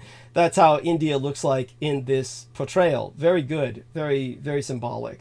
So let's see if we can get a link of that to George. And thank you, Sid. I think that was Sid that found this, right? Yes, he gets compulsive about this. And so continue with what you were saying, and we'll bring us back to the United Arab Emirates, the election year, and all the rest of that. But I'm really glad you could stay with us through the majority of the show. Believe me, you have no idea how important that is. I really was in no mood to necessarily go into any lengthy monologues tonight. Obviously, when I respond to some of your questions, it's going to be, in essence, a monologue of a sort.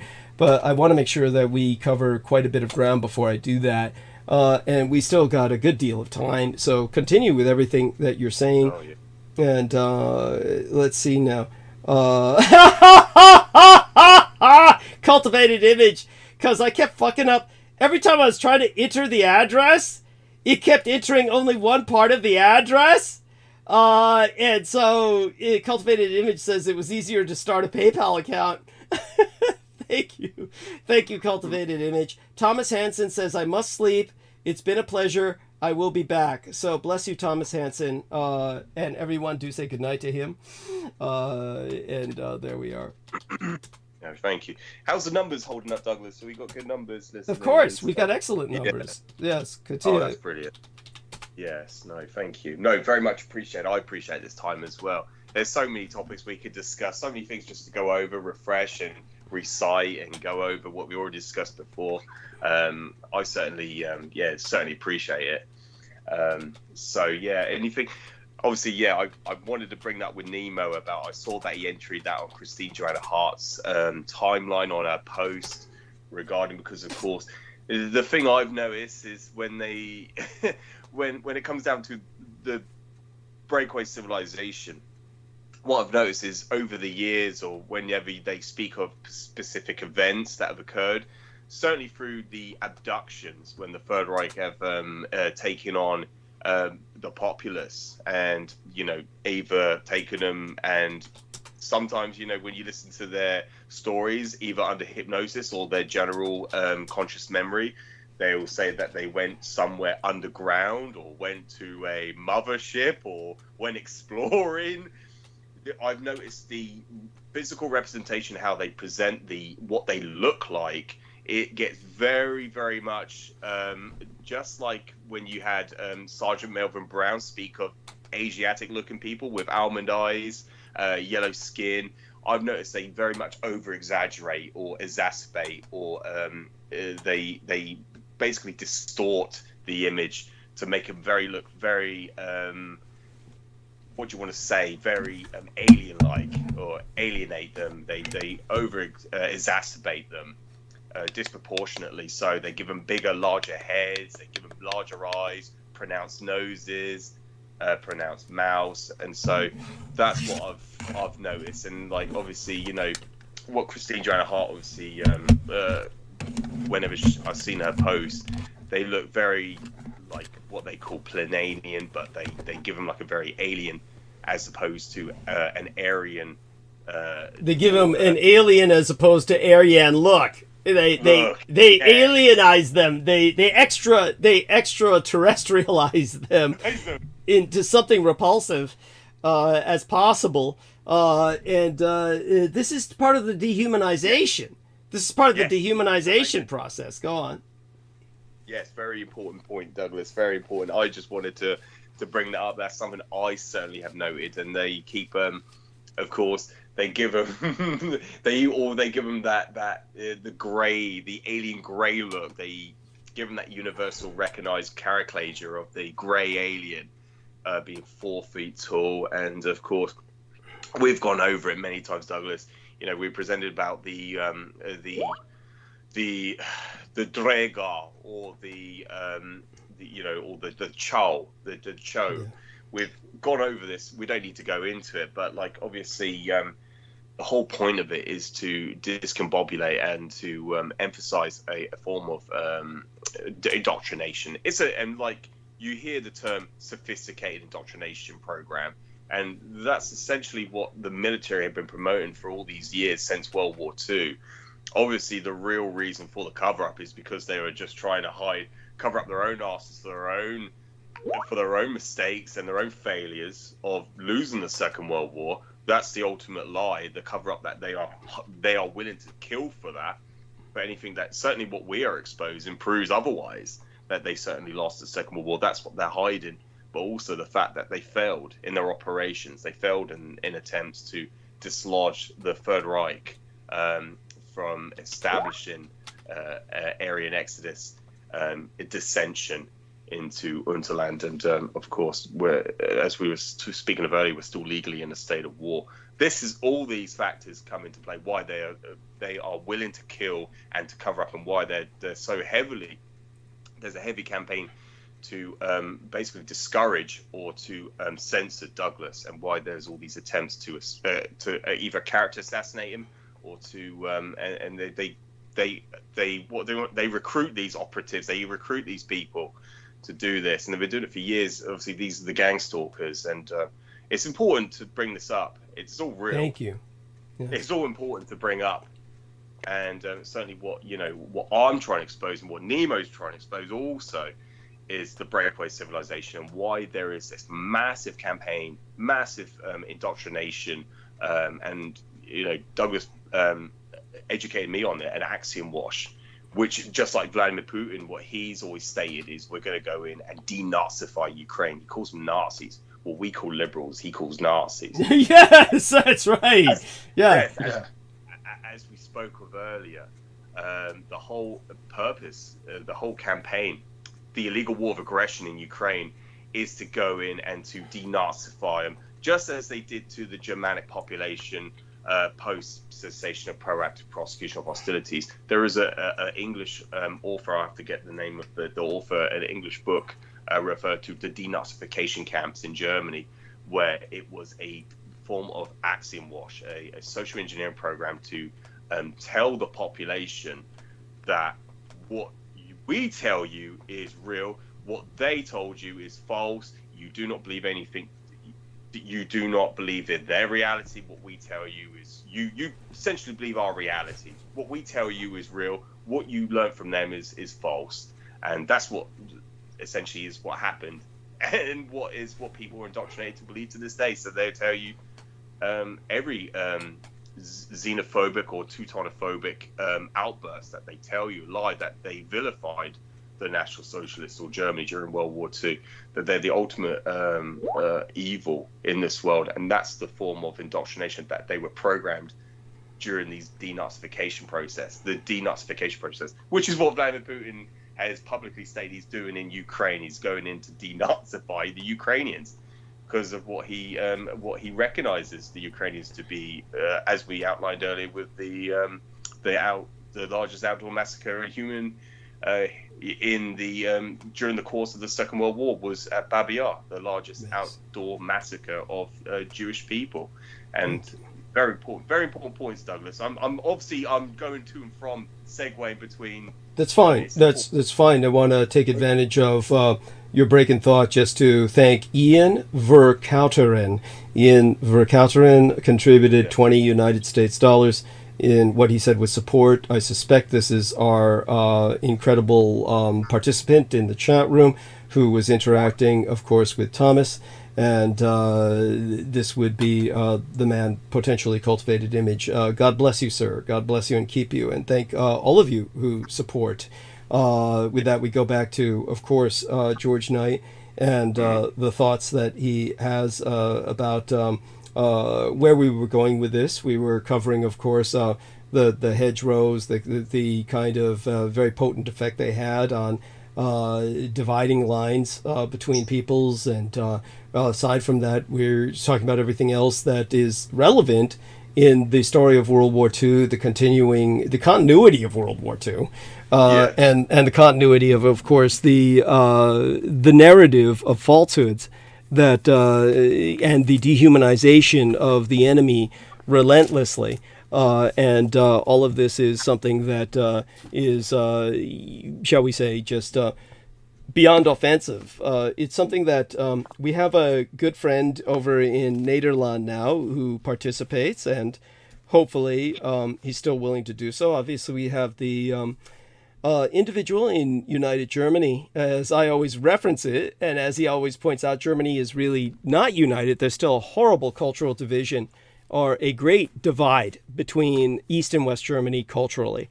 And this is pointed out by Andrzej Numerzhitsky, who is, of course, Ukrainian descent himself, and but grown up in Germany. And he is someone who is obviously valued and treasured. And, of course, as I said, both of these gentlemen speak English very well. I, of course, am familiar with people who speak with a foreign accent, but for many of our American listeners, they have a difficulty sometimes following them. So I don't call them often, and it's not because I dislike them at all. It's just that, when they do come on, they do speak slowly comparative to an American. So a lot of people find what they're saying hard to follow or get lost. They get lost because they speak slowly enough where with Americans and their short attention span, a lot of Americans tend to drop off. I wouldn't say that they cause the numbers to go down, but it's one of these things where when they come on, I want it to count. And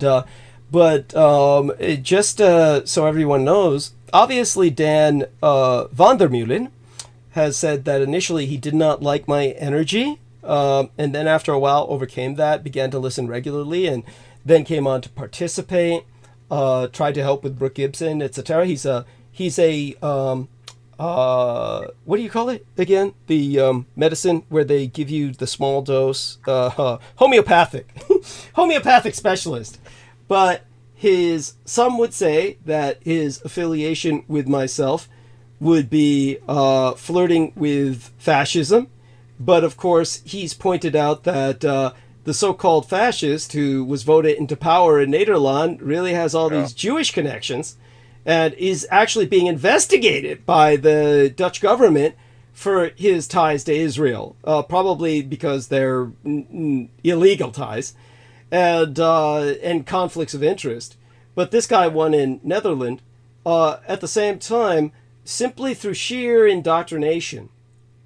Just because he grew up in this kind of environment, you'll hear him use terms like fascist in a negative sense or something like that, and one hopes he gets over that eventually. But the interesting thing was, he pointed out when I said I pointed out he was regurgitating a lot of Russian talking points, and that's when he emphasized, look, I have no sympathy with the Russians, so that was important, and I related that to our listeners. And it's important also to emphasize he's married to a black woman from Suriname, which was where the Dutch Empire relocated many of the black slaves upon liberation. That was kind of their version of Britain's Sierra Leone, or America's Liberia. And so he married this black model, essentially, from Suriname. But it reminds me, of course, of the man who was the commandant of the camp portrayed in Schindler's List. So tell people about that. Yes, Eamon Gorf. The commandant, the camp commandant, who's portrayed as the villain in Schindler's List, and obviously the protagonist, who's Schindler himself, who's played by Liam Neeson.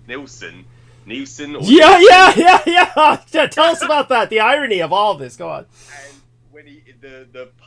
when he came out publicly and spoke about how he witnessed an assault on a female, personally experienced, and I don't know if it's a relation or he just witnessed it in the street. He witnessed an assault on the woman by I think it was a black African American. And then he went on what do you want to call it? Like some form of crusade campaign. Just call it what it is, a safari. He went on an inner city safari. No, thank you. Yeah, a safari with a kosh. A C-O-C-H, a C-O-S-H, a kosh. Oh, see, I think it's also spelled K-O-C-H. Like K-O-C-H is another way, or K-O-S-H, kosh. Good, but go on. Yeah, it's basically, Thank you, Douglas. He went out with a kosh, and he admitted publicly in a public interview that he went out to find any man of color, any man who was black descent, anyone with black ethnicity, anyone who was just black, and he was going to beat them to death with this kosh.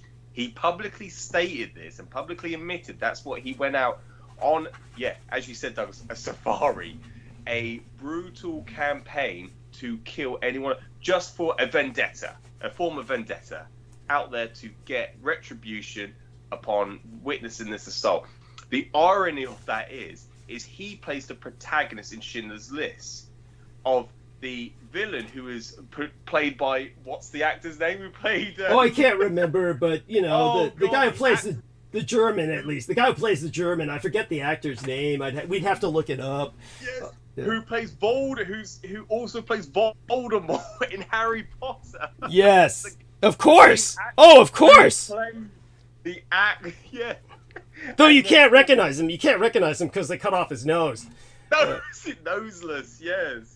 And so, the irony of it is, but the real Eamon Goff had a black wife. He has a black family. There is a woman who lives in Germany today who is a descendant of that bloodline, of Eamon Goff's bloodline, who is a direct descendant of him.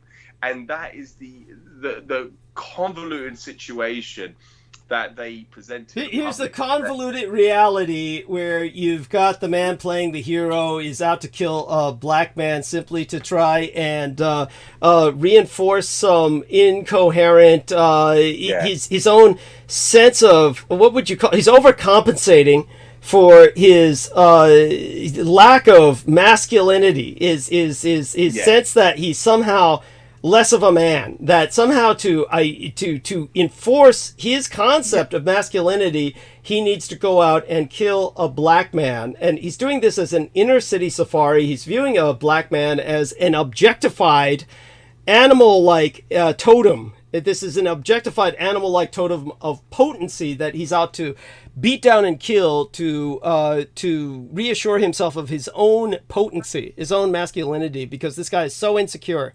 Whereas the real camp commandant, historically, that's portrayed as the villain in the film, is someone who's secure enough in his identity, where he had a black wife, and but that's never portrayed in the film, of course. No, never mentioned. No, that's it. Yeah. No, exactly, Douglas. Yeah, that's the convoluted reality of it. And you know, if you notice with Liam Neeson's films, he's always, you know, in like the film Taken, he's portrayed as the man that goes and saves his daughter, and he takes out 100 men single-handedly, and it's just it's overcompensating his masculinity, which really he's just a pathetic, inept, impotent, thank you, Elon Musk. Yeah, like so many of these actors. Yes, they're all, so many of them are just a bunch of phony like losers who are, you know, pretending to be stone bold killers. When it comes to the Liam Neeson, the problem is he's played that role so often, he's come to believe it. He's come to believe it. This is the pathology where one no longer realizes that they were acting. And that all these stuntmen were taking the falls for him. He doesn't realize he doesn't have stuntmen when he goes out there on these safaris, that if he encountered a real black man, he would more than likely not survive the encounter, even though he's carrying a lethal weapon and has every intent to kill. The fact that he's just kind of cop into this, this is just his way of trying to magnify himself towards a naive audience. And but when it comes to the death camp commandant, that was a man who had no questions about his masculinity. He knew he was a stone cold killer, and that no one was going to fuck with him, which is why he could marry a black wife and nobody would say anything. That was a real man. Nobody was going to argue with him. It's like. So when it comes to, you know, this is what I hope. I would like to think that our man in Nederland, to use his language, Don van der Meulen, I would hope he's along those lines. I hope he's along those lines. And he has been trying to visit. So did I read to you what he said about Wewelsburg Castle? Oh, yes. Thank you, Douglas. Did I read to you what he said about that?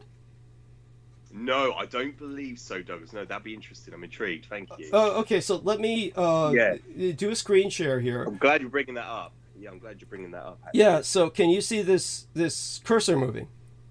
Yes, thank you, Douglas. Yes. So here we go. We're going to scroll down to Don van der Meulen. There's our friend Andrei Nomajewski, who's got the big do not disturb sign up. I hope he's okay. Oh, right. Hope everything's going well with him. He seemed quite copacetic last time I exchanged messages with him, so hopefully all is well. There goes Victoria Hobbs. Hope our favorite. Victoria, yeah, one of our favorite ladies. Hope, yeah. Go on. Hopefully and she'll. Marina Saren as well. Hopefully I could be on with her at some stage. Yes, we hope so. Yes, I mean, and of course we'd all like to physically be on stage with her at some point. Yes, that's right. Okay, so that having been shared, let's see if I can find I'm trying to look for that ugly bulge, that hideous bulge of muscle that is how we identified Dan Vander. There we are. All right, so here's Dan van der Meulen, and there we go. So let's go up a little further to what he said, okay. So here's what he's saying about the guy who got elected. This was the guy who got elected in Netherlands. Here's some things I wanted to share about Wilders, the guy who won the elections, who is supposed to be right wing, and there you go. Now this is like no surprise. Oh yes, there we go. The Russian and Netherlands flags, the crossed Russian and Netherlands flags on his lapel while he's hobnobbing with the Russians. Cyrillica, the Cyrillic alphabet behind him. So oh my God, gee, what a fucking surprise. Jews and Russians. That's and of course the American flag. Jews, Russians, the American flag. This guy's got it all down. And what a Dutchman. And he says, sponsored by Israel. Even the Dutch CIA investigated him for it. So he says the Dutch CIA is called the AIVD. Okay, just so people know. He says, it's real. It's not fiction. And then he says, but keep on talking. Next time, I'd like to talk about what happened. I got a horrific psychic attack by Aquino. God damn! You said he doesn't bother people in Europe. Ha ha. Well, by the way, what I said was the Chochoa usually do not bother people in Europe. But they have attacked Marina Sarin. But then I brought up the fact that the Chochoa are said to originally come from the Basque land, which is in Spain. So, and so with Marina Sarin, it makes sense they would try to defile her. But when it comes to the Chochoa, usually Europeans encounter Nordic Aryans, whereas Americans encounter the Greys. So the Americans are usually dream raped by the Greys, who are dream eaters. Yeah, and the Europeans, being the baseline stock, the genetic baseline for the Aryan peoples, yes, they will usually encounter them. And because they're coming back to restock their gene pool. Anyhow, he says... it started, meaning this attack by Aquino, he said it started by my trip to Wewelsburg that keeps getting canceled. Car broke down. The car was at the garage for too long. My companion that wanted to go with me said, I'll drive. The day that we were supposed to go, he got very ill, so we couldn't go. Then later that week, I drank some beers with some friends. I don't drink much because I'm very sensitive to things. But this time it hit like a hammer. One beer and I couldn't sit up straight. The whole room was spinning. Violent pains. I got to my bed and then I felt better. I sleep on a grounded silver-lined sheet. It connects to a rod in the ground underneath the house. This does not sound safe during a lightning storm. Do not do this at home. That made me feel instantly better. That made me think something energetic is going on. Later that week, I went into a trance state to see what is going on, and there I saw Aquino right in front of me. The room temperature went to sub-zero. But I've seen worse spirits. He tried to attack me, but it was just a very low astral energy.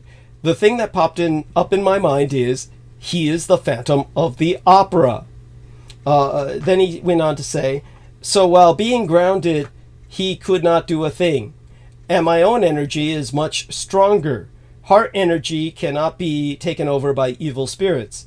I work with a group of spirits called the White Brotherhood. I called upon them and they took him away. But during this time, some things inside my house broke.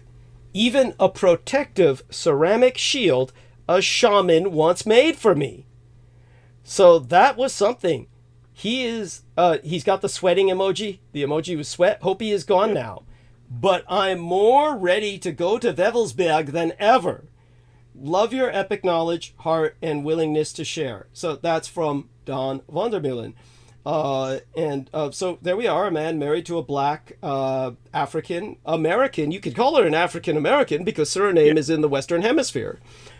She's as American as Colin Powell, and so or Jesse Jackson or Michael Jackson for that matter.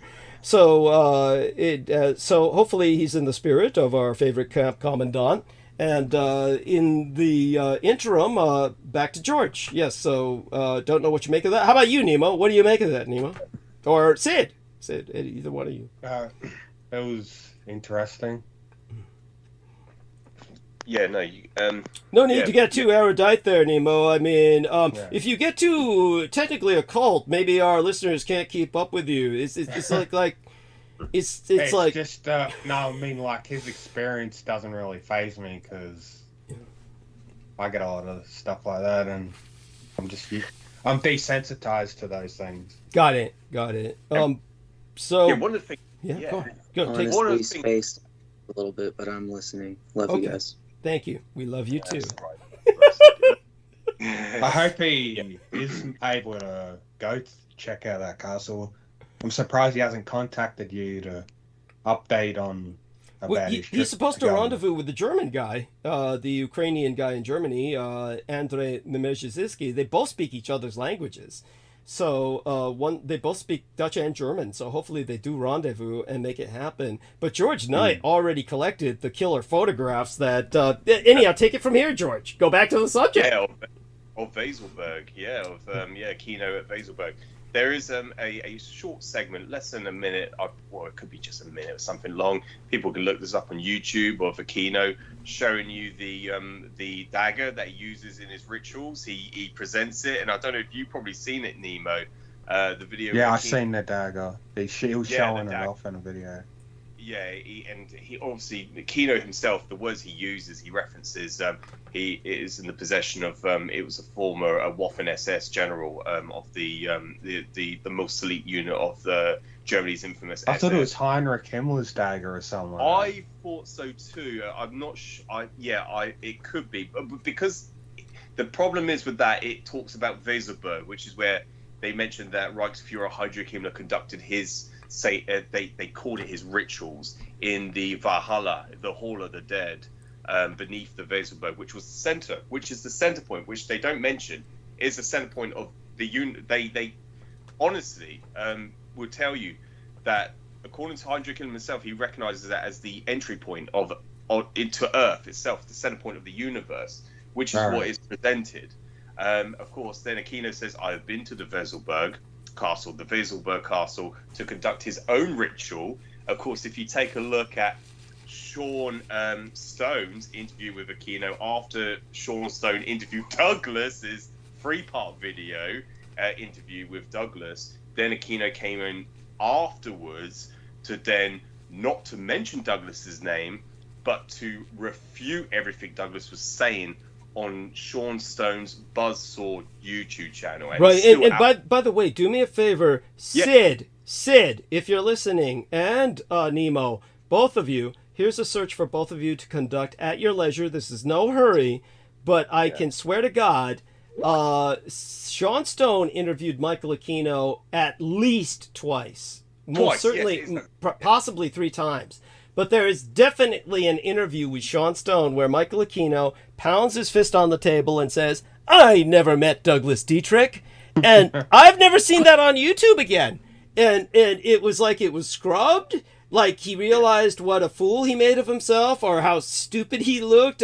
Because I think somebody entered in the chat room in the thread. Somebody entered, you sure spend a lot of time denying that you know somebody who you claim you never met. And people saying shit like that might have caused that to be like redacted or retracted. But see if you guys can find that. And then by all means, share that link with George Knight, even more importantly than myself. I have such strong feelings about that. Trying to refute it just exposes of course, that he does have knowledge. Yeah. It just shows he's guilty. Yeah. That's the satanic inversion of everything he's presenting, and that's what I wanted to mention earlier with the satanic inversion of Liam Neeson. Neeson? I can't pronounce it. Liam Neeson. Liam Nelson. You know, I now that you said that, Liam Nelson. And he's supposed to be like, I mean, that's become like his trope, like his meme is like, I will find you, I will kill you. You know, that is like.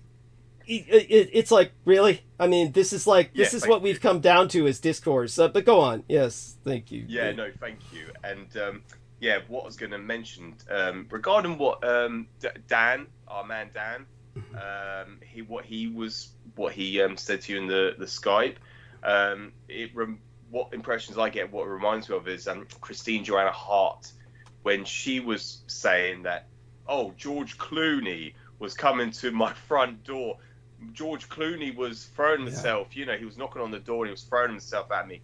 Of course, this is what we said to Brooke about, we presented about the Men Who Stare at Goats, the movie, which portray, you know, George Clooney, the actor, is portraying the Aquino, what's his name? His name is, excuse me, it's, he's portraying, I was going to say Miles Johnson then, but he's portraying, what's his name? The Aquino he's the Aquino cult.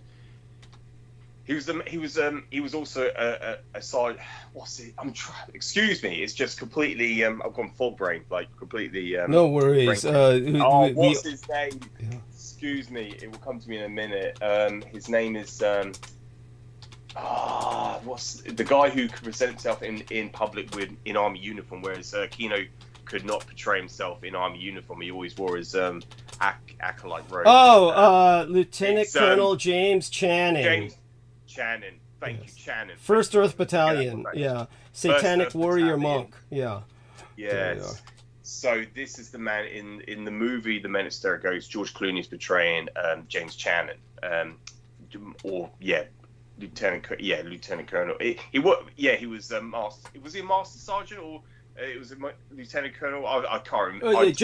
No worries. James Channing was a lieutenant colonel, just like Michael Aquino was at the time that they were both active service, but they both retired as full colonels.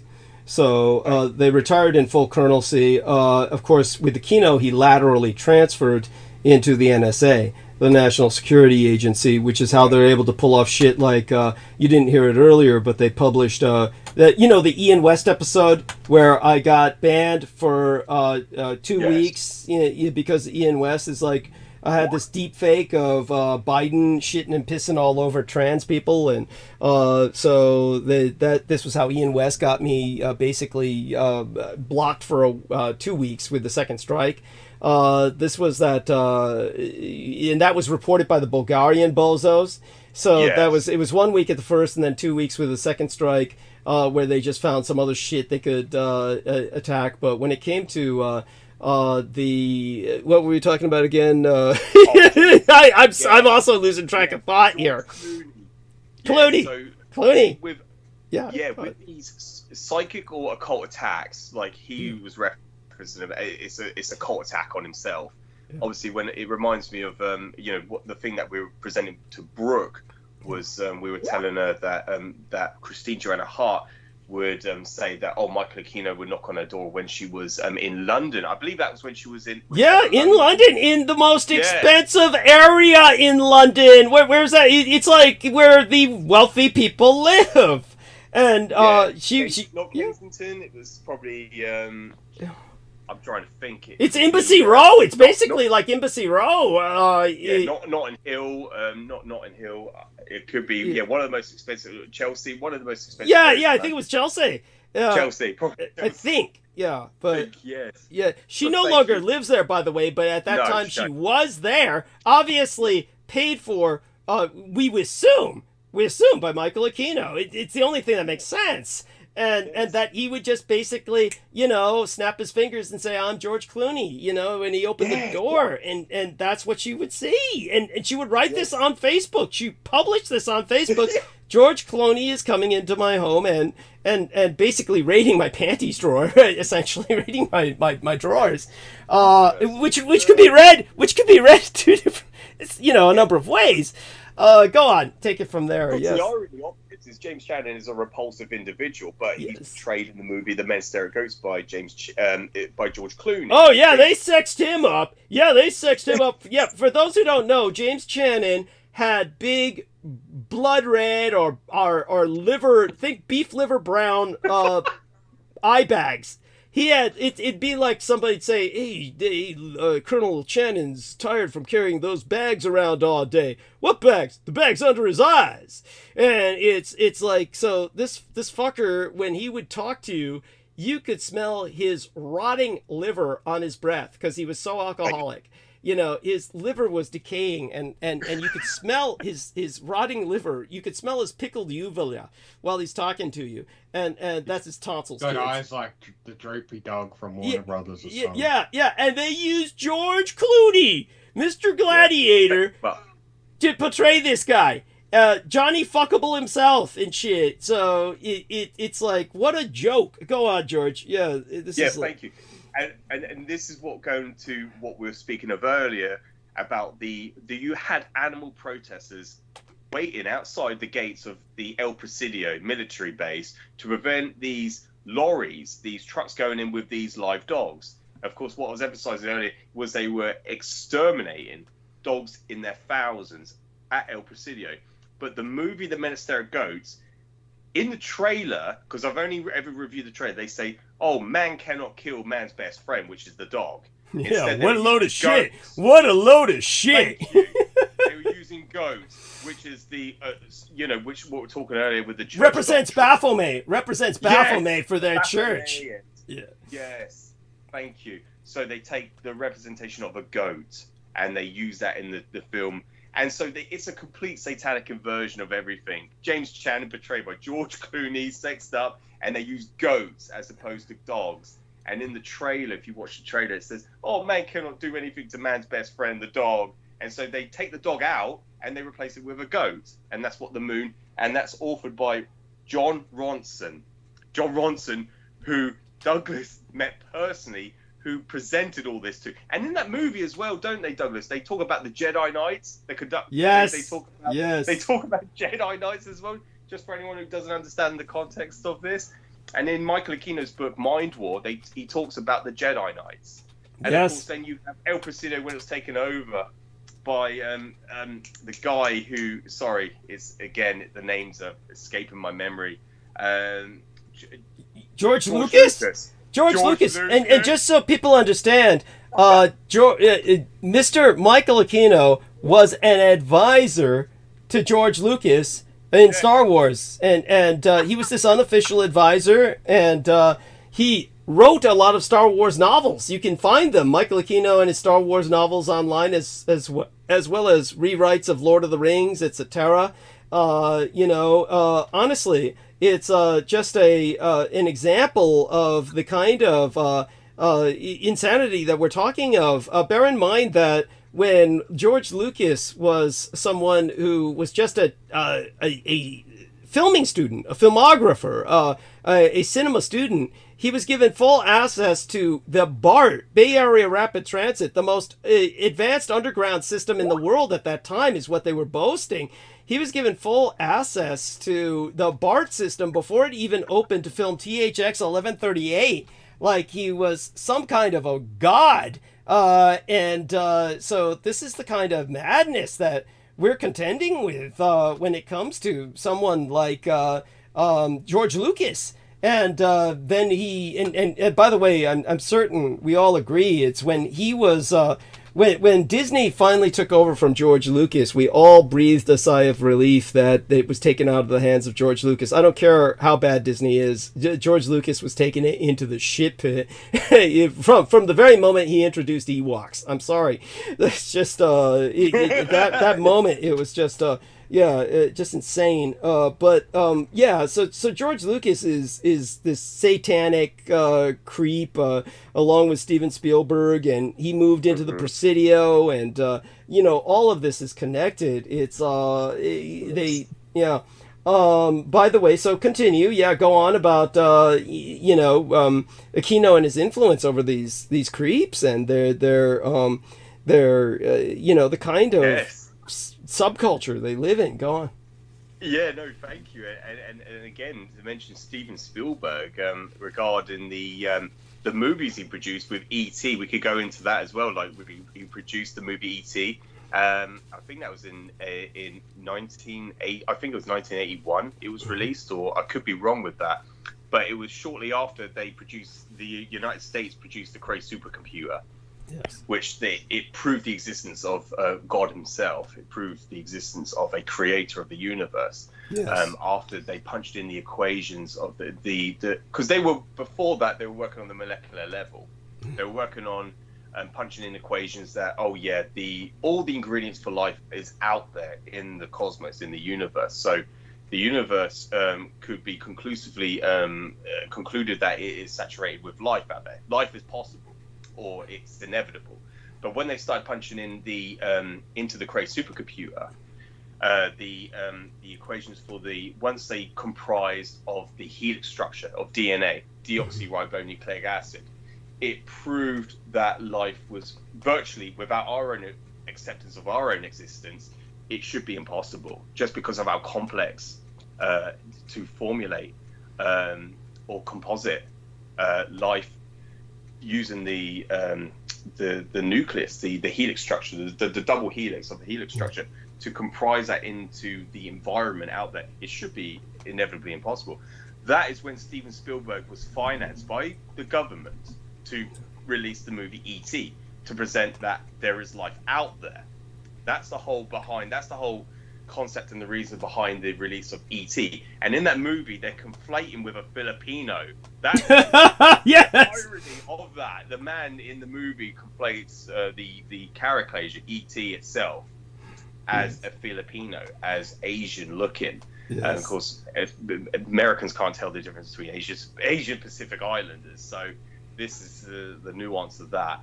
But then later on in the early 90s, to prove that DNA is simple, that's when he released Jurassic Park, which in the beginning of the first movie of the franchise, you see the crazed supercomputer extracting through the sap of the tree bark, the sap that was seeping from the tree bark, a mosquito with dinosaur DNA. They were able to create life themselves.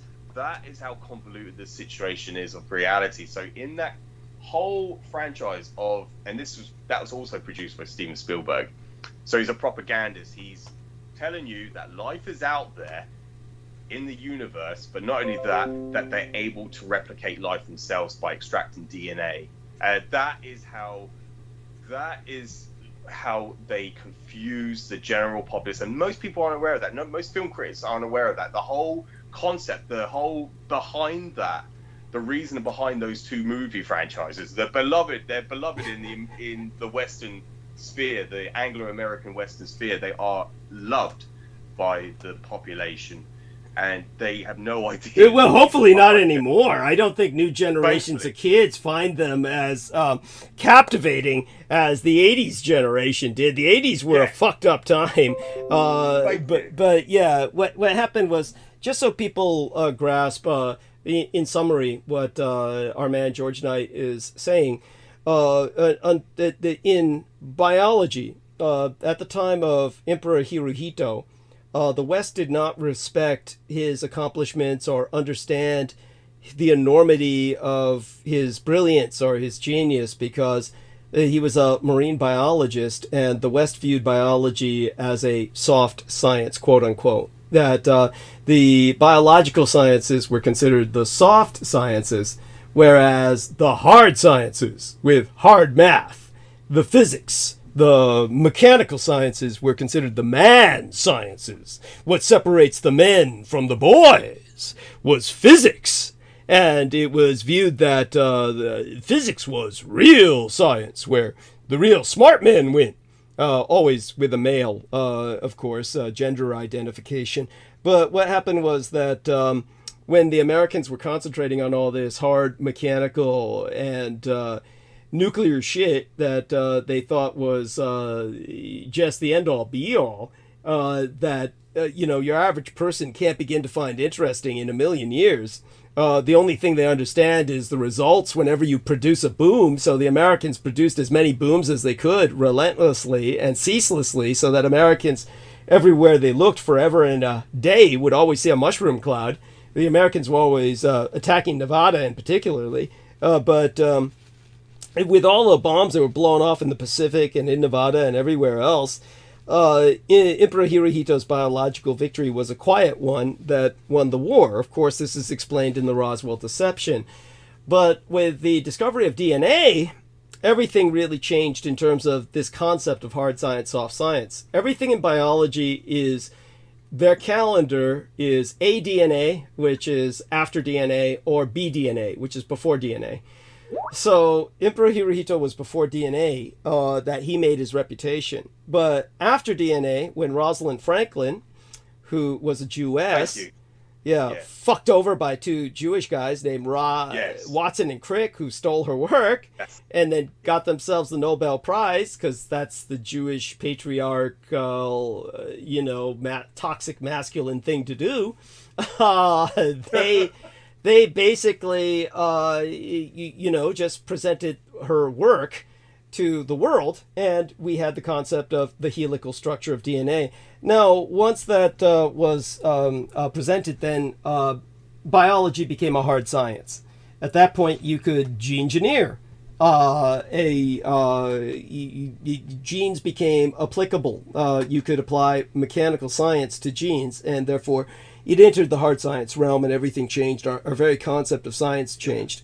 But when, at the same time, as George Knight said, when they had fed all of the strands, the number of strands in the helical structure of DNA with its double strand nature, they fed this into computers with the posit, or the condition, that life was potential everywhere, that the building blocks of life were everywhere, and that if every single star in our galaxy had a planet that was Earth-like, that had an ocean, that was swimming with deoxyribonucleic acid, or the building blocks of such, how long would it take for the universe to produce a single strand of DNA? And the answer from the Cray supercomputer was that the universe cannot. That life is impossible. Life is mathematically impossible. This, of course, is proof of God, that that life itself is impossible, that there must be a creator. But that's when, of course, as George says, they invested in not only creating an alien, but in making a friendly Asian alien. They could not use a gray, because the typical gray is your archetypal East Asian Oriental of Japanese or Chinese or Korean descent, where you've got almond eyes and the pointed chin. This is like the gray stereotype was not what they were going to use. They had to make it look like a friendly Asian, which meant a subservient kind of Asian that Americans as colonists were familiar with, which goes back to their friendly Filipinos. And so this is why, believe it or not, for those of you who find this hard to believe and don't know what the hell George was talking about, this is why they made E.T. look Filipino. That was intentional. It's not flattering, and it's certainly, if you look at your average Filipino, you're hopefully not going to see E.T., but that's what he was meant to look like, meant to suggest, right down to his skin color. And he's short and squat, and is supposed to be non-threatening, and he's got human eyes. He's got human eyes, so they can identify it. Yes. Yeah, identify with him. Coloured blue eyes. Yeah. Oh. Yeah, disgusting. He's a disgusting chimerical creation, and he's but Americans just eat that shit up. This was an alien they could love.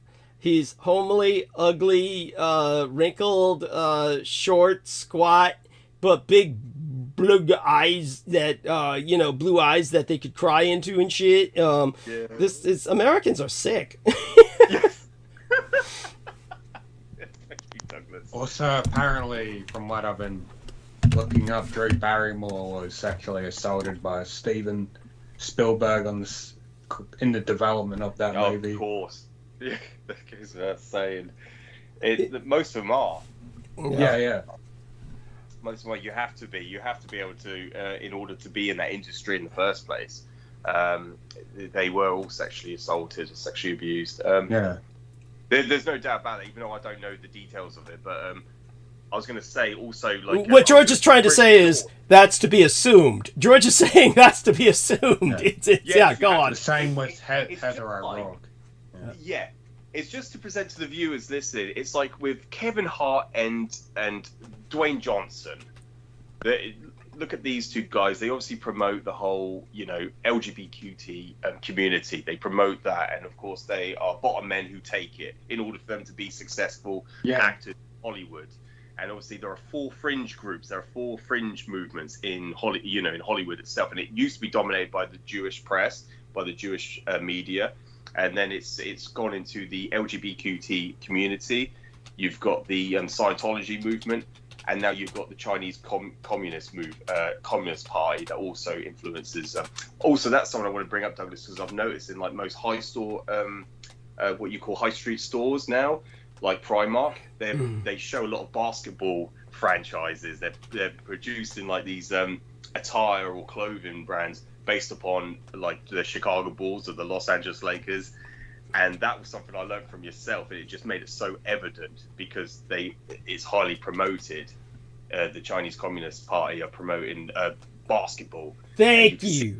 You can see that in their high street branding, what they are actually producing in these high street recognized stores like Primark, which produce all their clothing comes predominantly from China itself. It's all cheap branding, cheap clothing. And then you see this, and it's so evident. I also wanted to, sorry, Douglas, bring up Jaws, the movie Jaws, because of course they were going to produce a sequel to Jaws, where they bring up the sinking of the U.S. Oh, excuse me, that again. I might need some help here, just trying to. Oh, Indianapolis. Indianapolis. Thank you. Yes. The largest, and it was the largest recorded shark attack in history on people, was the sinking of the Indianapolis during World War II. But in that movie Jaws, again produced by Steven Spielberg, he makes a historical, a mistake. He misstates when it happened. Yes, and he's supposed to be a survivor. And he gives the wrong date. Yes, God. Yes, thank you. That's another thing that they deliberate, and they left that in the movie. They left that in the movie. Yeah. They deliberately left that in there, even though it was a historical mistake. It's a discrepancy, which was deliberately or intentionally put there, but it gives the wrong date. But it was a documented historical event that happened. It was the largest shark attack on humans in history, and it was the sinking of the Indianapolis. And that's in the whole story, the whole background story behind, the whole backstory to it is presented in the movie Jaws. And if you notice, Nemo, as well, there's a very interesting scene as well, which I cannot confirm or validate whether it's true or not. But you see a UFO flying over one of the scenes. There is a metallic craft, and it could be either a meteorite or... I never noticed that. Subliminal programming.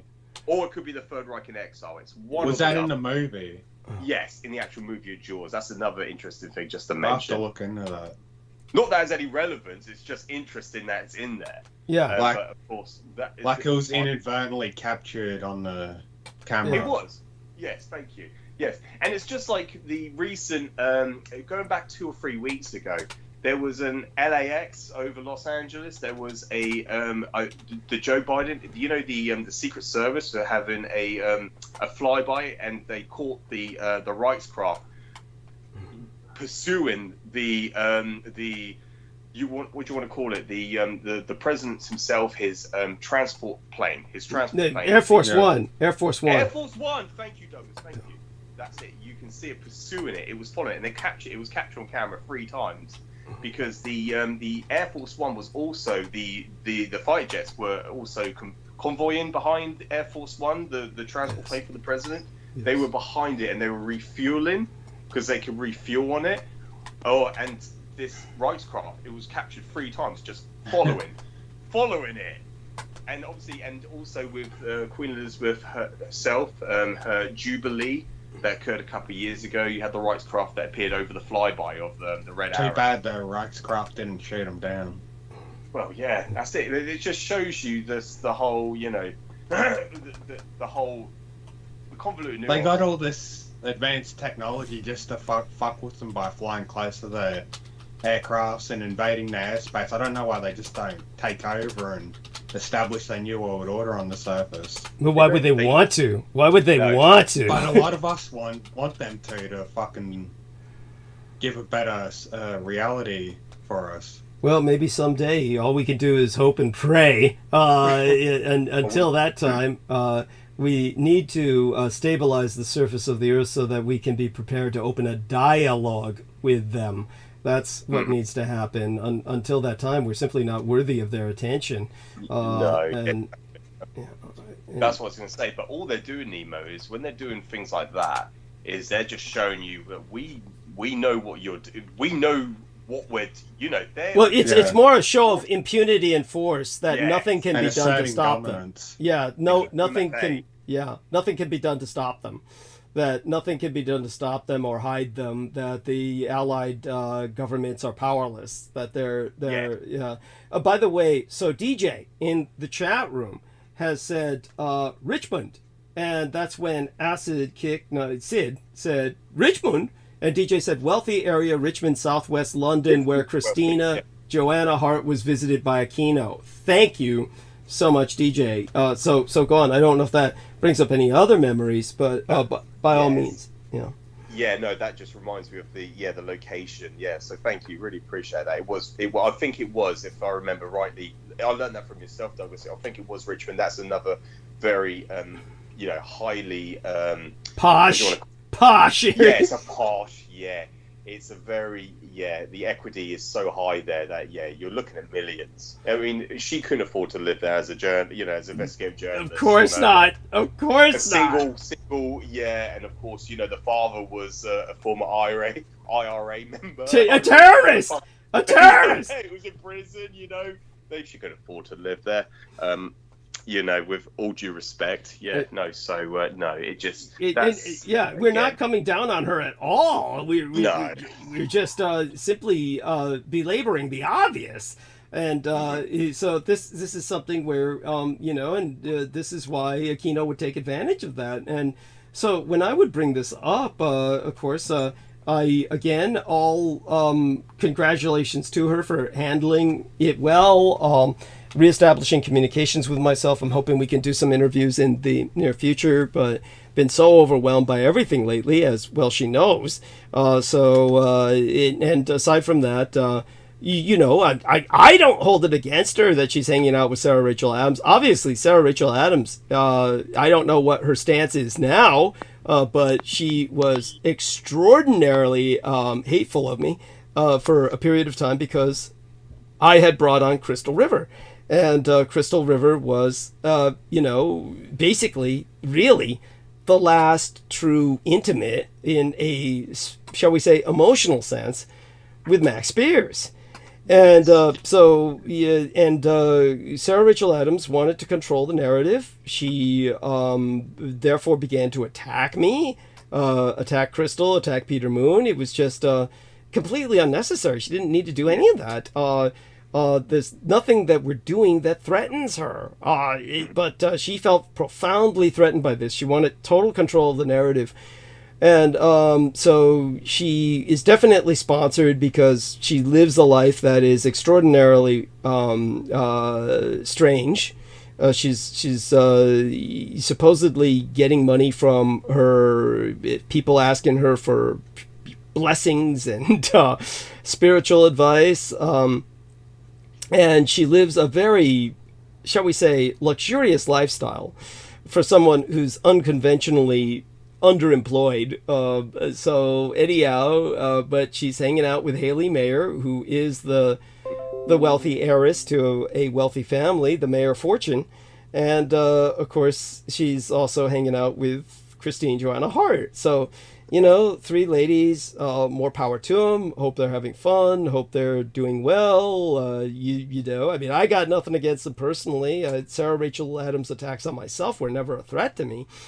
But it just goes to show that you've got to be careful. You really got to be careful about, talking and when you're talking to people and how you speak to them. So we'll see what happens in the future with my communications with Christine Joanna Hart. Obviously, Nemo has been trying to open up to her, trying to reach out to her. He's been trying to reach out to her. And I don't know if any of that's going to be successful, but we wish him the best of luck. So aside from that, what else comes to mind, George, before I bring up some things there's a link I put in the your private message box.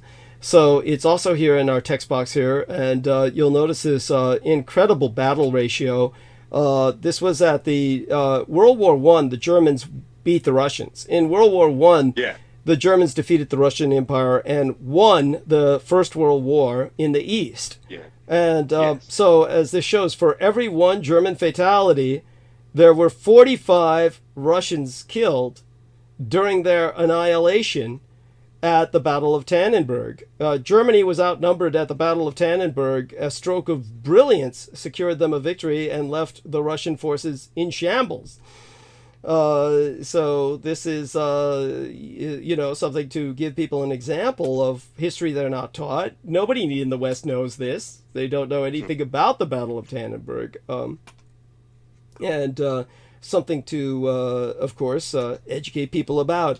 And now, in terms of other things to bring up, I'll be bringing them up soon enough, but let's have our man George address some other issues if he wishes. What else comes to your mind to bring up, since we can take advantage of your being here? Yeah, thank you, Douglas. I was going to just ask, just to reminisce and see if I'm correct in this, but that time when Christine Joanna Hart, she interacted in the comments section on YouTube, not into the live chat, but in the comments section. Was that when Christina, what's the name? Crystal Rivers was present on the show? I don't know if you can recall that, but one time I remember Christine Joanna Hart interacting in the comments section. Yeah. She that was around that time. That was around that time. I thought so. Yeah. Yes, thank you, Doug. No, that was just what I wanted to just ask. I thought that was, if I can, and to her credit, so people know this, then Salman Sheikh was bringing her on his chicken shit little channel and trying to seduce her, or rather manipulate her into saying things against me, and she wouldn't do so, and this really pissed him off, disappointed him. He even took the interview down for a period of time. Yes, Douglas, that's right. Go on. I certainly noticed that, and it was like he was trying to, obviously try to encourage her to say this, that, and the other about yourself, and he was just rambling on, going on a tangent, and of course she wasn't rising to it. She didn't actually acknowledge it or agree with what he was saying. She just said the only thing that, the only animosity she had, or what do you want to call it? The only things that she had, the only problem she had, issue, was she thought that you were accusing her son of being gay, and of course that's not what you were saying. Thank you. Yeah. And of course this is what then, we're able to make a connection again establish a connection between Douglas and Christine Joanna Hart. And obviously, it would, and just like what Nemo's doing, he's reaching out to her to try to bring up, the reality of the situation with the Third Reich in exile. Obviously, something, we were hoping to get into, pursue like a form of a dialogue between me and her, conduct an interview. Obviously, it hasn't been able to occur due to situation issues, but hopefully it's something I can conduct in the future, hopefully. Yes. But that is something that... that's something that's important just to raise and to bring up. Is then again, Salman Sheikh, this individual, he tried to, the first thing he tried to present was, Douglas isn't who he says he is. He isn't Douglas Dietrich. But then who is? Did she ask that? No, nothing at all. No, because obviously she's met you. She knows who you are. She knows. Thank you. Yes, she knows you. And, Well, and that's obvious to anyone. in all fairness, when Christine Joanna Hart was shown dossiers of my altar, where a false dossier was created for me, where if I were to infiltrate Vietnam, because at the time I was considering becoming a field agent, I even went through training and a download of a cascade memory of an alter personality that speaks Vietnamese. And this was done by the same doctor, Dr. Tao Tran, who later on helped me compartmentalize that personality so that it could never jack my person, so to speak. But Dr. Tao Tran is someone people can look up. She's an actual practitioner of psychiatry. I've spoken before about her being a victim of American napalm and left terribly scarred. Yes. And so when it comes to the situation with Christine Joanna Hart, she, for a while there, published this, like, entered comments onto her Facebook or in YouTube, that she was convinced I was 10 years older than I was, which was the age of the personality involved, because they were supposed to be a Vietnam War veteran. So she was convinced I was 10 years older than I was, and that I had served with Michael Aquino in Vietnam. So she believed this.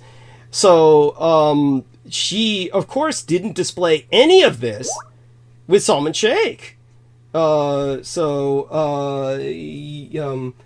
the way, someone's telling us they'll be right back, 10-15 minutes. So that's Acid Kick. Much love to you too, dear Acid Kick. Thank you. And okay, so such being said, yeah, by all means continue. Yeah, and anything else that, I mean, obviously we don't want to, the gang stalkers, it is important to emphasize. You can't just ignore them. You've got to point out to the people we have this phenomenon, and the reason, if anything, it confirms everything I say about myself. No amount of personnel and time and money would be invested into attacking myself if I were not the son of Adolf Hitler. And everything that I say that I am, there simply wouldn't be this amount of energy expended. So you can rest assured you're hearing it from the source when you hear it from me. Yeah, by all means, anything else that comes to mind before I go on a bit of a tangent here myself, which I'll happily do, but... Yes, I'm looking forward to it, Douglas, actually listening to, yes, but certainly on, you know, the current affairs situation and, you know, with geopolitics that's going on in the world right now. I'm looking forward to that. But no, that was the thing that I just want to say. It verifies everything, and including, like, you know, they've said stuff about me in the past, like when Richard K. Cole, he tried to elucidate that I was 13 years old when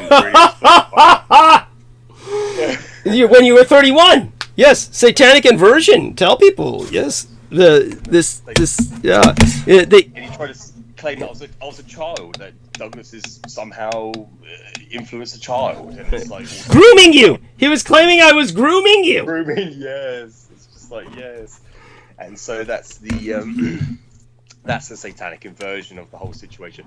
That's when, you know, you could just say, like, yeah, he's a flat-out liar. He just completely, misconstrues everything. Well, you could see that about everything he says. There's nothing he says that is not a lie. He says that about me, but it's like our girl, Brooke Gibson, literally confronted this son of a bitch, and like she said, there is nothing he said that was not a lie. Everything he said was a lie. He tried to tell her Douglas can't have military insurance, and she said, now I know you're lying, because she was on the phone with me when we reassigned her as the beneficiary. Yes. So, exactly, Douglas. No, exactly. Yeah. Everything they say is a complete lie. And it's just like, the question is, like, you know, it's just like when they said to Alex Jones, well, how do we know you're not part of the conspiracy?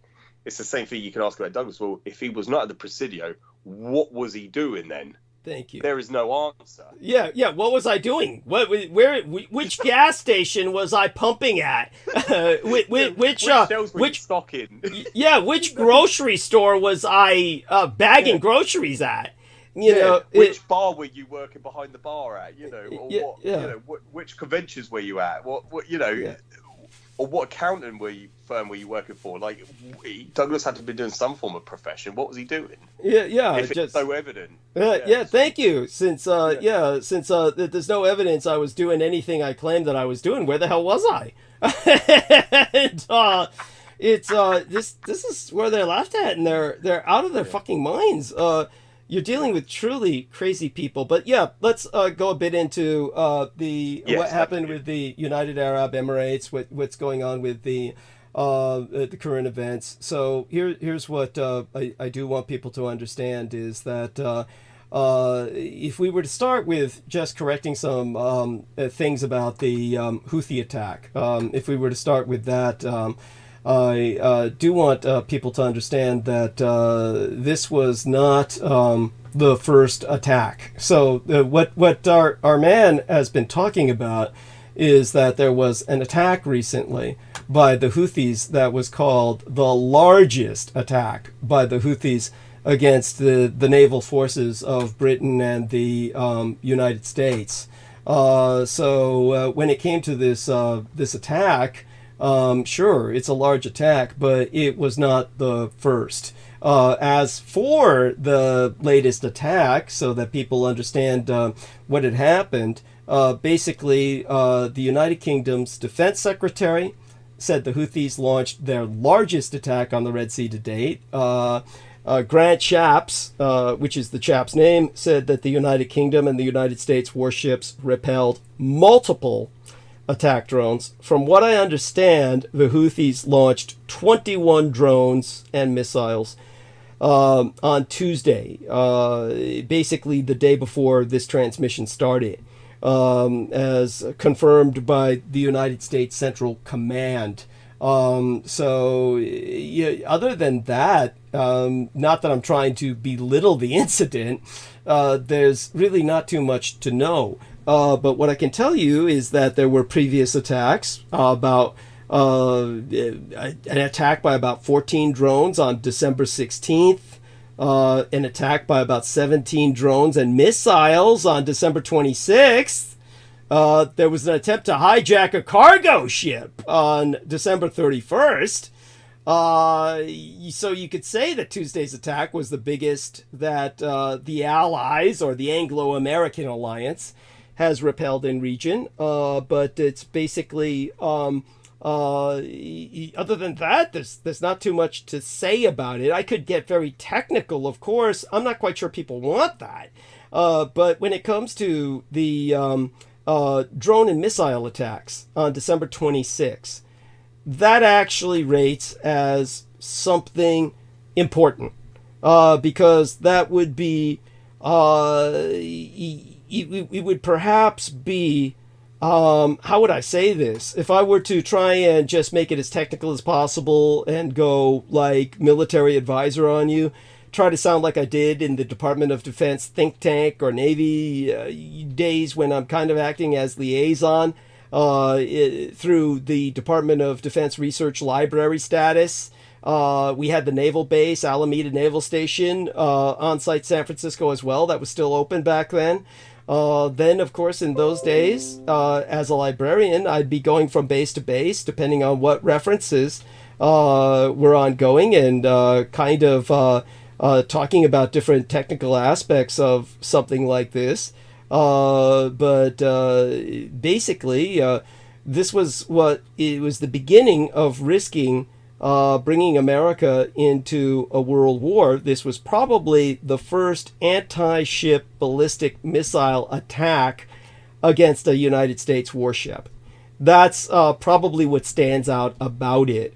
So when it comes to what the Houthis have been doing, they're very bold. They are someone that you might ask why we're at war with them, and I went into that very deeply the other day, explaining how we wound up at war with the Houthis, because they're basically a movement that is against all of the corruption of the House of Saud, which makes them the good guys. The House of Saud, even after everything Israel has done, is still seeking normalized relations with Israel. This puts them on the side of the enemy.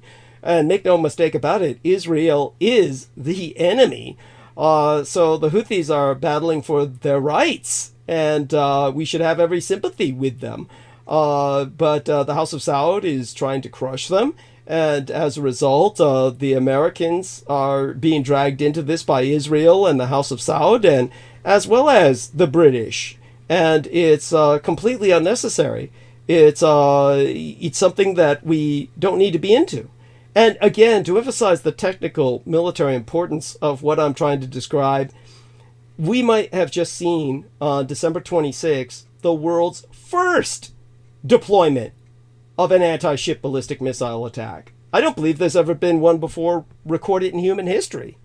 So basically, the United States Navy destroyer, the Mason, was wrapping up a mission rescuing a tanker from pirates in the Gulf of Aden when the situation escalated by orders of magnitude. Ship's radar detected at least one, possibly two, missiles moving toward its position at supersonic speeds, each loaded with well over half a ton of explosives. And so basically there had been a surveillance run conducted the day before by the Japanese maritime patrol plane. And the Japanese destroyer, the Akabano, intercepted the hijacked tanker. They demanded the invaders decamp, and 5 pirates with AK-47s and a motorboat. They had no chance against the Mason, which closed in. And then what happened was you had this missile attack, probably from 1 or 2 truck launchers situated in territory controlled by the Houthi rebels. And then you had the deployment of countermeasures. The missiles were shot down. So the technology is there to basically defend the ships. But of course, I would think that probably what my biggest concern is that the Royal Navy is falling apart. It's just, as always, never enough funding. I mean, the weekend, the frigate HMS Richmond left Devonport to join the HMS Diamond in the task force protecting international shipping from attacks by Houthi militias. The Royal Navy now has ships and forces on operations from the Baltic to the Eastern Mediterranean, the Red Sea, the Gulf, and beyond. The offshore patrol vessel, the HMS Trent, was standing off Guyana to offer Britain support in a tussle with Venezuela over oil-rich territory. The Venezuela's threatening to pull a Putin and pull a Ukraine invasion on Guyana, which, if I'm not mistaken, was British Guyana at one time. Am I wrong on this, George? Yes? No, I think you're right, Douglas. Yeah. But you've got a comparatively lightly armed vessel. I don't know if it could even do much if it came to a shooting war with Nicolas Maduro's forces. But the Navy, it's obviously deployed all over the fucking world. That's the problem. It's facing the worst crisis in resources and manning in living memory. I mean, ships are being laid up or taken out of service early for lack of skilled crew. I'm talking about the British Navy here. I don't think the American one is much better, but because the British is the older historical force and is really the senior force, and we've got more people leaving than joining. Of course, the same is happening in all 3 services now, with the Americans too. For the British Army and Navy, the crisis is becoming acute. The past few days, you had, I think I saw an advertisement on LinkedIn to recruit a rear admiral. And I said, is this a joke? At least it was a handsome salary, but it was to head up the British submarine service. I said, you gotta be kidding me. Apparently no suitable candidates could be found from those currently serving. So at the agency, I think it was Serco, SERCO, was advertising for deckhands for the Royal Fleet Auxiliary. That provides, support tankers, freighters, assault motherships. I think the advertisement was removed almost immediately for, it's considered quote-unquote inappropriate or something for a supporting arm to His Majesty's fighting services. But there you go. I mean, it's summed up simply as personnel and procurement, or man and woman power and money. You got the war in Ukraine, the crisis in Gaza, the attacks on shipping in the Red Sea, the threats to underwater communications closer to home, the British Isles. Just a few of the reasons why any government elected this year will need to generate a new and credible national security strategy as their primary priority. I think the United Kingdom now spends something like over £50 billion sterling a year in one of the world's largest defense budgets, but it's not being spent well. The report came out from the National Audit Office on the Ministry of Defense's equipment program and states the plan is unaffordable. I mean, with a 27% increase on the projections made only the year before, 2022, I think the biggest increase in costs is in this Defense Nuclear Organization, this DNO. I think that's responsible for the nuclear deterrent for the British Empire. The projected cost has gone up 67%, according to the NAO. A senior officer commented that the nuclear program is now eating through the rest of the defense budget.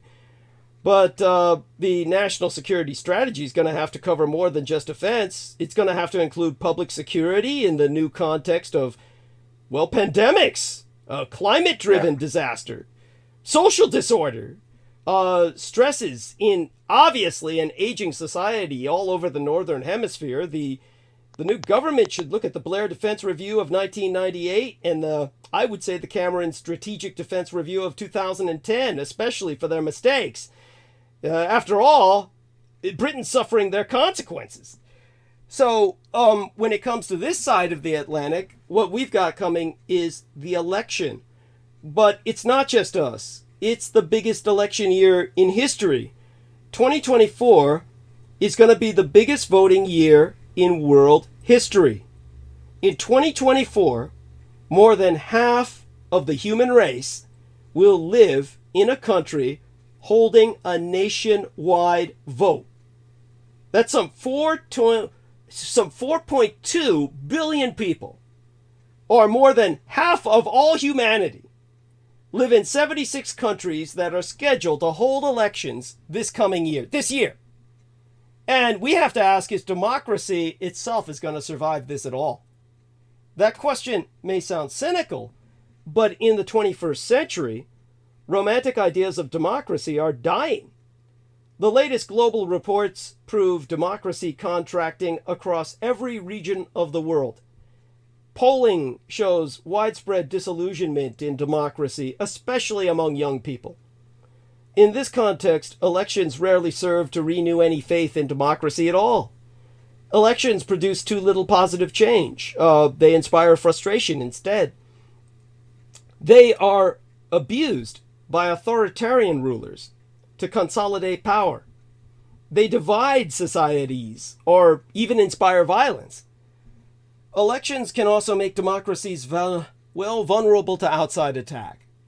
That's perhaps most apparent in my own nation, which I, of course, consider the most important nation on earth, my own homeland and heartland of Taiwan, site of the second national elections planned for 2024 on January 13th, their own second national elections in a row. And meanwhile, an unusual number of CHICOM, or Chinese Communist observation balloons, have been spotted over my Taiwan, which is in the midst of a three-way race for a new president to be decided on January 13th. Just 48 hours from now. It'll be tomorrow for them, because they're a day ahead of us. In case anyone missed the message, one communist Chinese official said that people in what he called the Taiwan region ought to make a correct choice, and suggested that the wrong choice will lead to war. Lai Ching-te of Taiwan's governing Democratic Progressive Party, the DPP. These are the people who are green. The Green Party that rules Taiwan right now is seen as less conciliatory towards the Communist Chinese Empire than, how would I say it? The traitors. Hu Yu-yi of the Kuomintang, who were traditionally the Blue Chinese, the Chinats, or the China nationalists who fought the communists. They are now the biggest traitors. The polls are very, very close. Meanwhile, an unusual number of communist Chinese observation balloons have been spotted over Taiwan, which is in the midst of this three-way race for a new president to be decided. Is it 24, 48? It's literally 24 hours from now, because they're a day ahead of us. So we're going to know in 24 hours. It's, you have no idea. I should be in a state of complete tension over this. But I'm drained by all the attacks on my very survival. This month, Vincent Chow, an official of the ruling Democratic Progressive Party, said that the election itself is a form of national security against Communist China, which has pledged to return my island China nation to its control by force if necessary. Chow said, "Democracy is our best defense. But democracy also makes my Taiwan vulnerable. The Chinese Communist government and its proxies exploit my island China's open politics to spread misinformation and raise doubts about democracy itself. Chinese influence operations reach every neighborhood. Many of Taiwan's borough wardens, essentially elected neighborhood presidents, have received communist Chinese financial support, mostly via free trips to the mainland, their idea of political junkets. Despite this, Taiwan's election is freer and fairer than almost anywhere else on Earth. The first election of 2024 in Bangladesh, which took place on January 7th, merely cemented existing rule. The main opposition party, citing threats to its members, is refusing to contest the election. Pakistan's February 8th election only added conflict involving the country's most popular politician, former Premier Imran Khan, who was supported by Salman Sheikh and the powerful military. On February 14th, the day after Taiwan, or rather the month after Taiwan, almost to the day, Indonesia will host the world's largest single-day election with more than 250,000 candidates competing for 20,000 offices at all political levels. The country's termed-out president, Joko Widodo, after weakening local democracy and a national anti-corruption commission, is abusing state power to back a successor, Prabowo Subianto, who has a record of human rights abuses. On March 17th, the world will see a demonstration of the vast difference between elections and actual democracy. That day, Russia and Ukraine are both scheduled to hold elections. But it's likely that only Russia's unfree and unfair voting will go forward. Ukraine's democratic election, meanwhile, may be postponed to protect its voters from being killed by Russian bombs on their way to the polls. In the spring, some crucial elections could reveal whether oppositions can reverse democratic decline. In Iran, the ruling mullahs are disqualifying thousands of candidates. I think it's in their March 1st parliamentary elections. South Africa's general elections, which could take place as early as May, could allow the opposition alliance to take power from the party that has ruled the country since apartheid ended 30 years ago. But a change in power is full of risks. Would the opposition coalition improve democracy, end corruption, and save faltering public services such as electricity or water? Or would the opposition itself govern in an even more authoritarian manner? Growing authoritarianism also provides the backdrop for the world's largest election, India's month-long voting in April and May. Prime Minister Narendra Modi, an Hindu nationalist, is a heavy favorite to win a third 5-year term. But his increasingly autocratic behavior includes limiting the power of regions, punishing critics and journalists, and a military and digital crackdown in Kashmir. The world's second biggest election will come in the European Union, where some 400 million voters across 27 countries will elect the European Parliament in June. But far-right, anti-migrant parties hostile to democracy will likely make significant gains. Across many countries holding elections this year, there are serious questions about the administration of polling. Nowhere are such questions bigger than Mexico, where Andrés Manuel López Obrador and his ruling party, Morena, stripped the Independent National Election Institute, or the INE, of much of the local staff and money necessary to ensure election integrity in the June 2nd national vote. The fall includes elections in 12 large countries, where previous votes saw attacks on the seat of government itself. Brazil holds nationwide municipal elections in October, its first vote since President Jair Bolsonaro's supporters sought to overturn his 2022 defeat. Then there's the U.S. presidential election in November. Former President Trump still claims, falsely, to have won the 2020 election and says he will pardon any of those convicted of federal crimes in the 2021 insurrection. Nevertheless, he's leading in the polls and pledging to prosecute opponents and bring dictatorship if he regains the world's most powerful presidency. Democracy, according to many observers, is now in the hands of a small band of voters in a half-dozen swing states whose feelings about Donald Trump will determine whether it endures or falls. From that perspective, all the other voting across the country this year, beginning with the Iowa caucuses next week, is merely a grueling prelude to the tense wait on November 5th for results from Maricopa County and the Philadelphia suburbs. Much does depend on those voters, but democracy's struggles will play out on a far vaster field.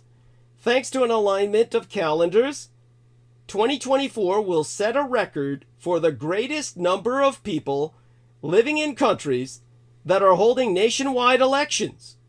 More than 4 billion, or just over half of the human race. Even more depends on them. This year is about voting in all its hazardous glory. There are different ways of counting, but The Economist magazine out of London has tallied 76 countries where the whole eligible population has the chance to vote, even if, as in Brazil, it's only for local offices.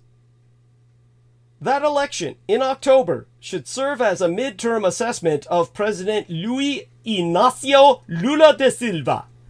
The countries involved, from Algeria to Iceland, Indonesia, and Venezuela, are startlingly varied, including in their commitment to any actual democracy.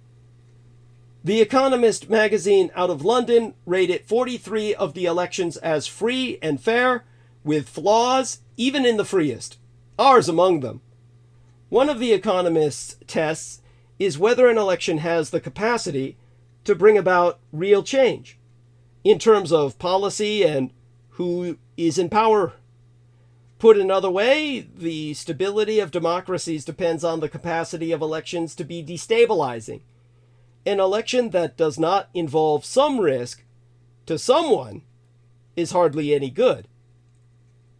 Those risks should be about outcomes and not, of course, about the dangers of voting or of running in the first place. Bangladesh gets the election year started on January 7th after a bitter campaign in which the opposition complained of politicized arrest and called for a boycott of the vote. But democracy is, in a number of respects, in an even more perilous state in Russia, the Russian Empire, where Vladimir Putin will almost certainly be reanointed in an election in March. The man who might have been his most potent challenger, Alexei Navalny, is currently an inmate at a penal colony in Harp in western Siberia. Still, the turnout of Russian voters and the mood on the street will reveal something about Putin's hold on power. Iran, where elections are contested among a very limited spectrum of candidates, will face a parallel test that same month, following a year of mass protests. Meanwhile, Ukraine's president, Volodymyr Zelensky, has said that he does not intend for an election scheduled for March to take place at all, because, given the war, it would be absolutely irresponsible to throw the topic of elections into society in a light-hearted and playful way. Now, that choice may be comprehensible, yet it still feels like a loss, and possibly even a tragedy.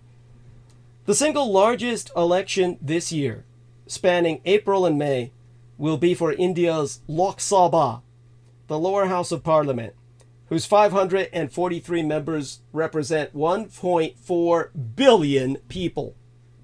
The sprawling campaign will determine whether Narendra Modi remains prime minister. Of course, it would be a shock if he did not, because he's a fucking dictator.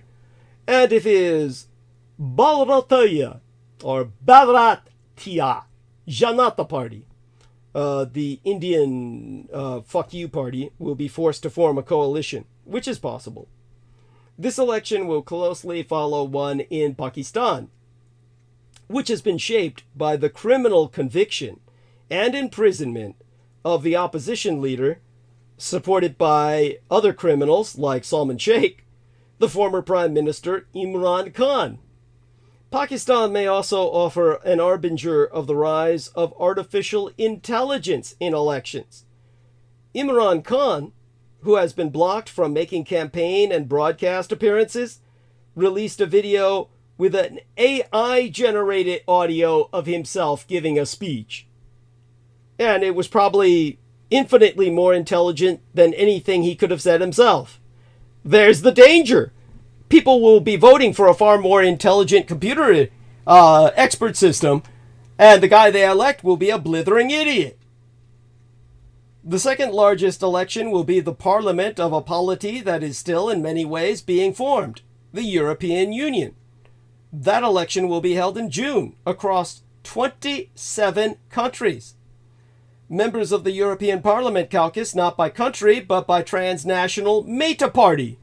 Both France's Renaissance and the United Germany's Free Democrats are part of the Renew Europe group, for example.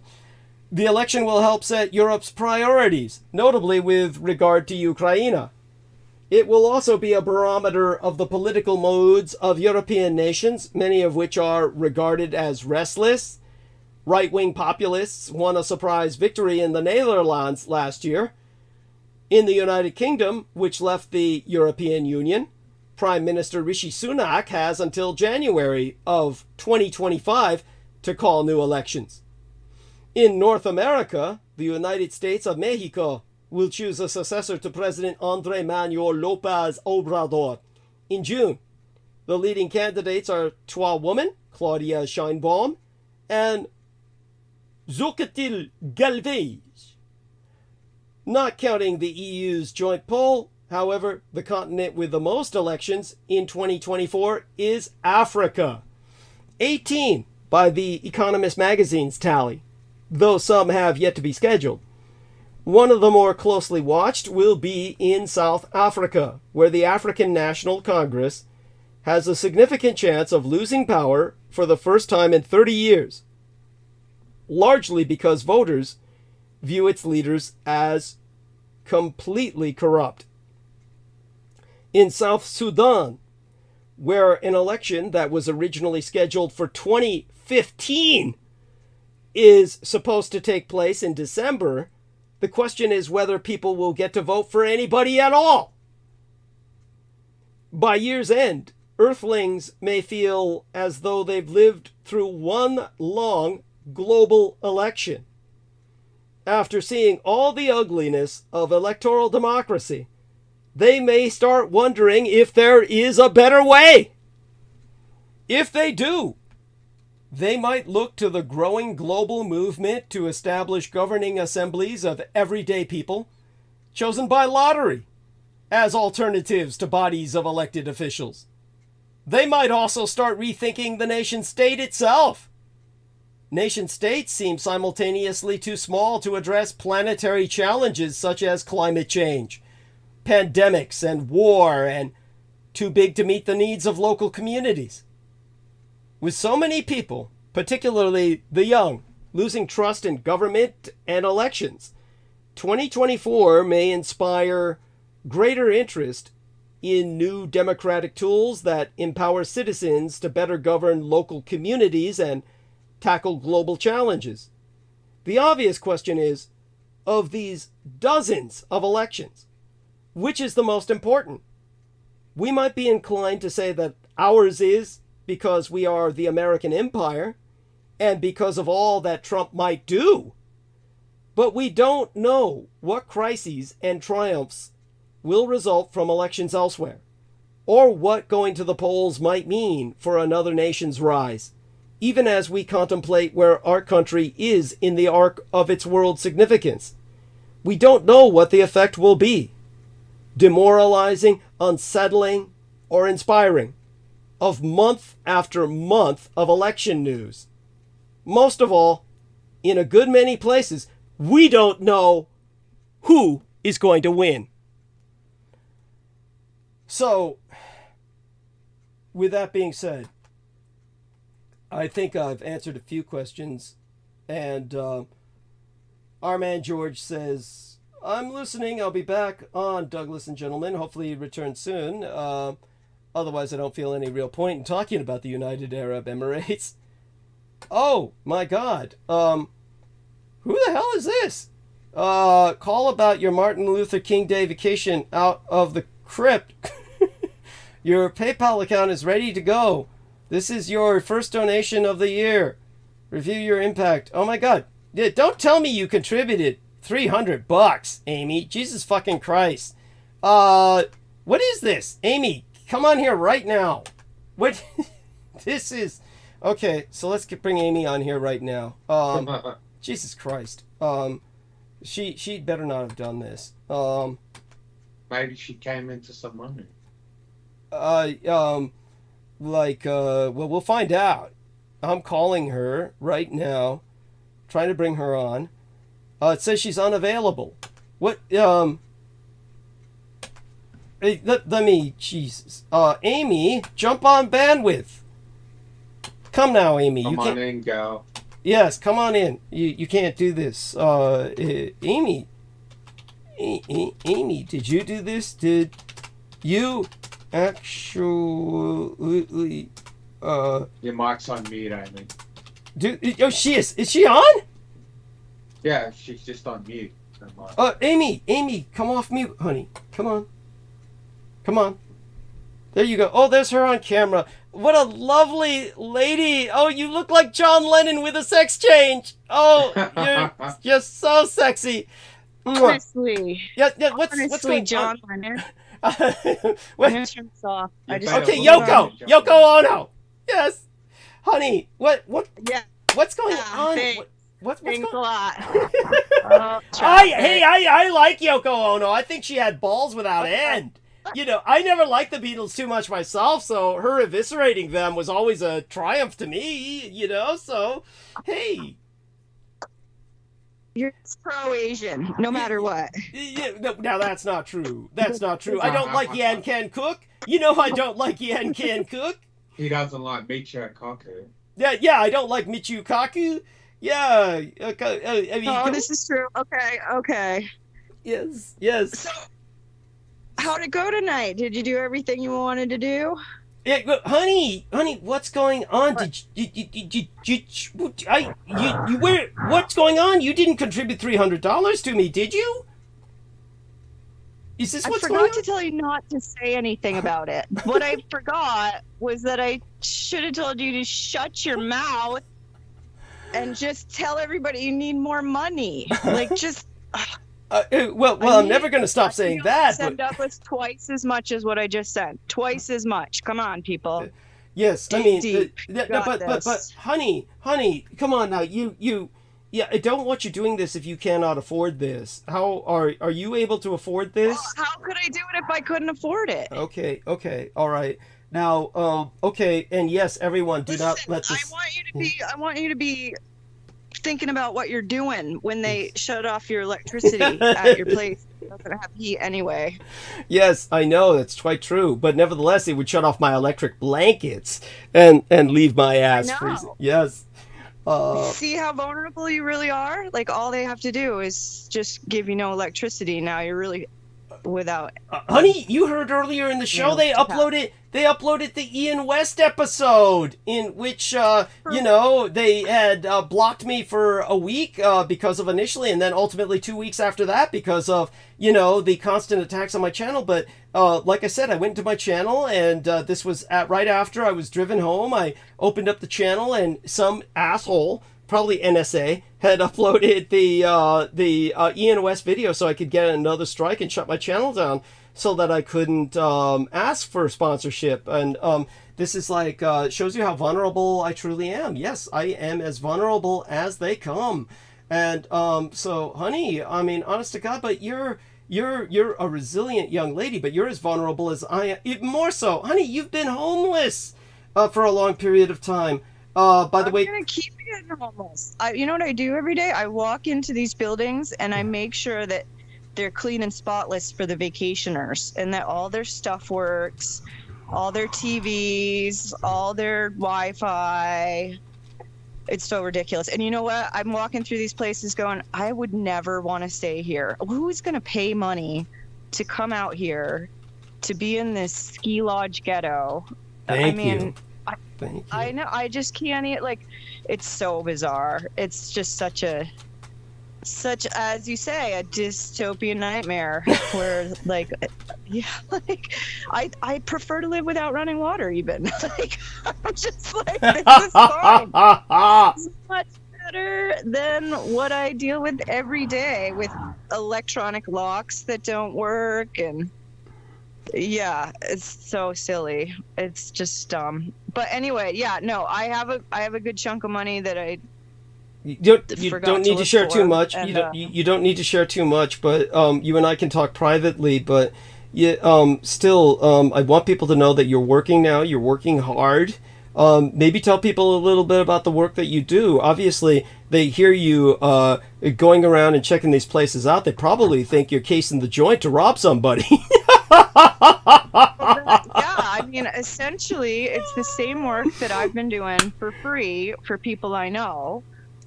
But they're paying me a lot of money every hour to go to these vacation homes that owners are now like, I need some money. This needs to turn over some money for me.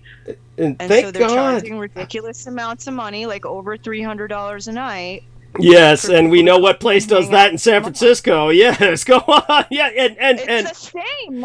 I mean, that's what I'm trying to point out is like, yes. It's so contrived that like some place like Vermont and San Francisco have the same prices for tourists. It's true. Amy told me and Peter Moon on a Skype call. Amy told us that the prices she were naming were actually higher than, in some cases, than what I was paying in San Francisco, which is over $300, $312, $317, the like. But, you know, she's talking about places. Basically, every place starts with basically $300, is what Amy is saying universally, basically across the nation. And so, Amy, how did you manage to integrate what you did into a resume to get people to employ you to do what you were doing for free? How did you manage this? I have no idea. I just do what I do. I'm mostly, I have to talk to people. Like, all of my paperwork is all just like random, arbitrary, because I've not really worked. Like, I've been a personal caregiver in a private residence. Yes. That right there seems to shut a lot of people up when I put it in that framework. Personal caregiver, private residence. Like, can't really ask too many questions about that. But essentially, you just have to talk to people, and the people who interviewed me really liked me, and then the corporate said they can't hire me, probably because of my affiliation with you. No doubt. Go on. Right? But then, yeah, I waited it out. The corporate had to call me back because they don't have anybody to do it. There's nobody working here. Oh my in Vermont, fucking 'cause we're all God! so busy. We're so busy with our basically drinking and trying to kill each other. Lives. Yeah, drinking and trying to kill each other. It's true. Yeah, we're so busy with just terrible situations within our families, and it's, I mean, it is in a disgustingly sick way comforting that everybody else has the same sort of distress. You know, it's nice when you can think about somebody else's problems instead of your own for 2 minutes. It's thank God. Now, are you out of that environment yet? Yes. Okay. I've been since the 2nd. I haven't been back. Okay, because yeah. So I'm pretty much just working every day anyway. So I don't know if you've been in. I know you have as a mercenary. You don't really have a home. You're In a working. sense. You're just working. So that's really what I'm doing. I'm just been working, and I have a lot of stuff that needs to get handled. And nobody's gonna do it but me. Honey, you're the badass. You're the badass here. Honestly, you're the person who has. Honestly, this should have happened to you years and years ago, decades ago. Honestly, I'm so glad. I mean, you've been doing this for free for people for 20 years. It feels like 20 years. I mean, to the point where it drove you to homelessness at times. This is where things should have been for you, and your life is just beginning, and this is such a good sign for this year. This is really such a good sign. You see, the world may be going to hell in a handbasket, and we may enter a global conflict, but we see a lot of good things on the horizon on a personal level for many people, including Amy Como. Everybody maintain her in your thoughts and prayers. Maintain Clarice Claudette in your thoughts and prayers. Maintain George Knight and Acid Head Slim or Sid over here, and Nemo Albano, Aristides for that matter, all of Team Dietrich. Geez, we all need it, but Amy in particular is very deserving, and she's long suffering, and oh my God. So I'm gonna mail what I'm gonna mail to the address you gave me. This is going to be next day mail. Now at least I can mail this out with a safety, a feeling of buffer economically. And so I'll make certain it gets there. I'll have it certified mail, next day certified. This will make certain it gets there. And this is something that, oh my God, I wish I could do more. And believe me, this is not going to be forgotten, but in terms of, how about your personal safety? How safe do you feel? I'm certain you probably feel a lot safer doing what you're doing than almost anything else that you've been involved with for quite some time. But how about it? Is that the case? I think there's an element of learning that happens where you no longer buy into the lures that, oh, we need you over here for this because of this. I think you have to keep learning, and you learn the things that you need to say no to.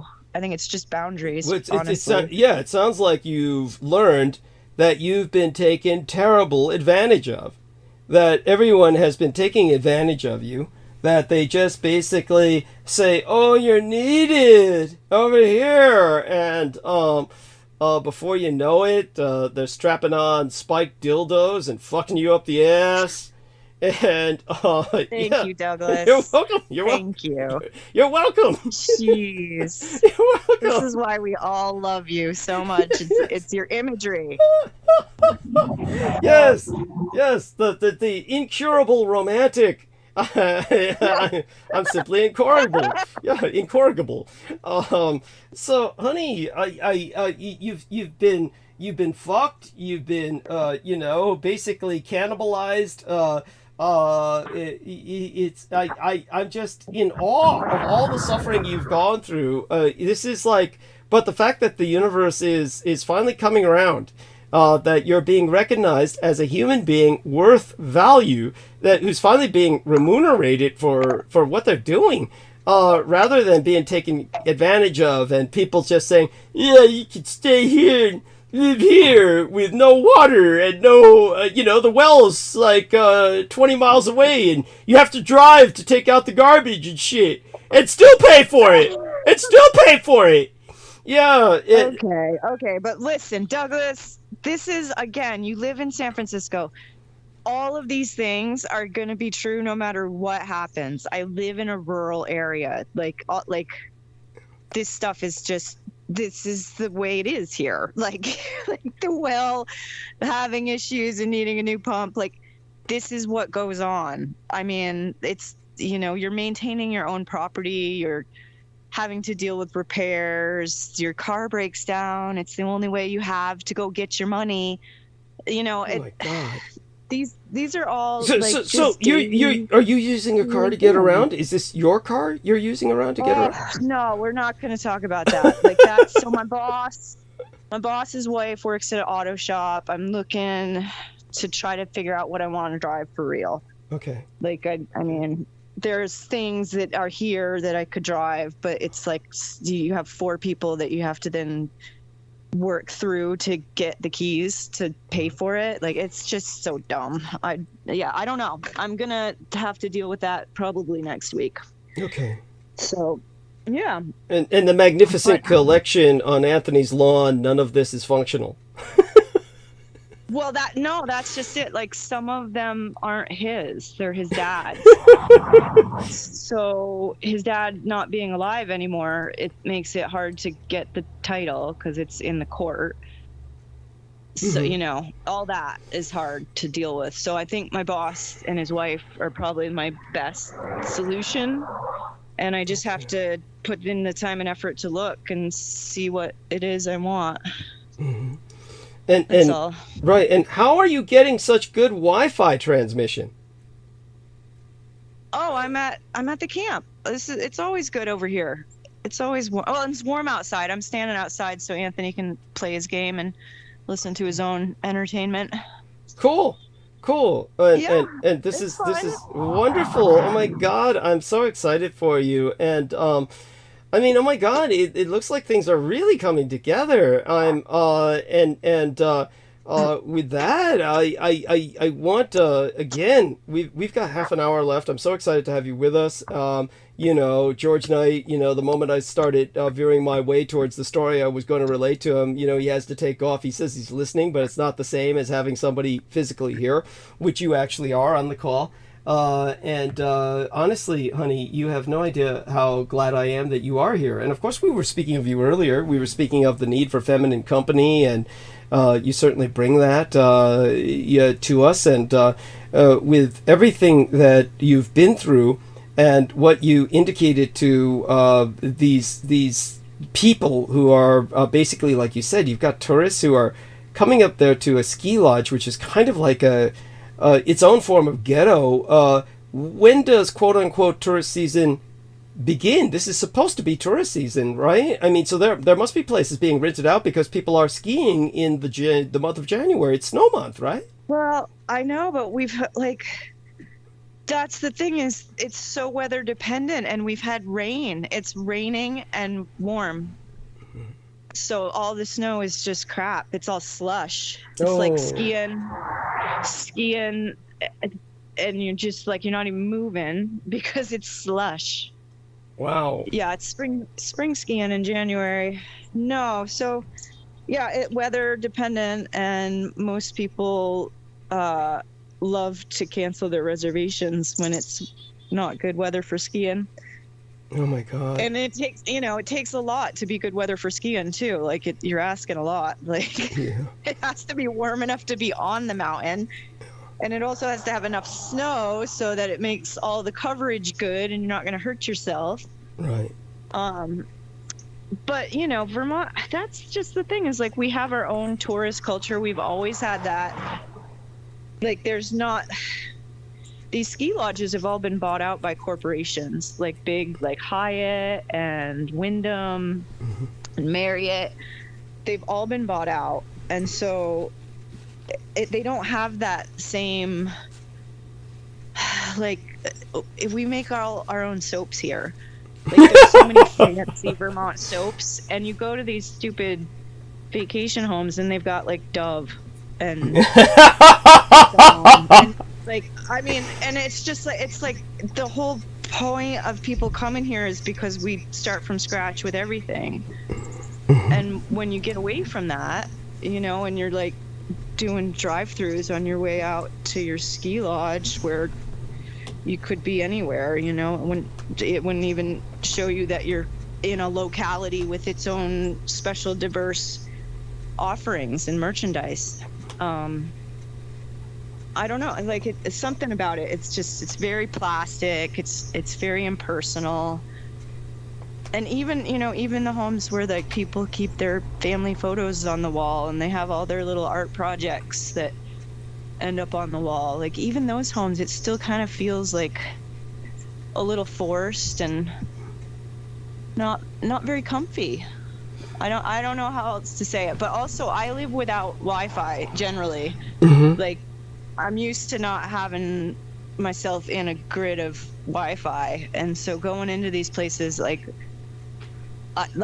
wonder if that's it, if like it's just the fact that I'm like walking into like 6, 7, 8 different Wi-Fi channels from each appliance, and it's just awkward to me.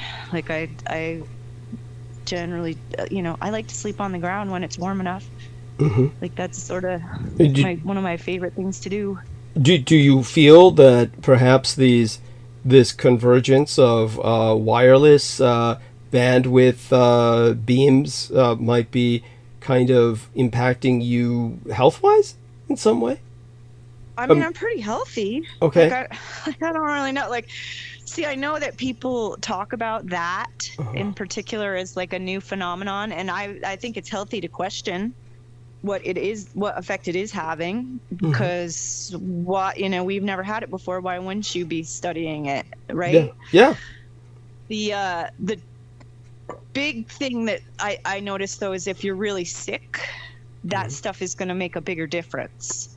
Like at one point it was really hard for me, and I had to do all these other things to mitigate kind of like adrenal fatigue, like a really low energy, exhaustion, like not even feeling like I want to eat, which is not me. I really love food.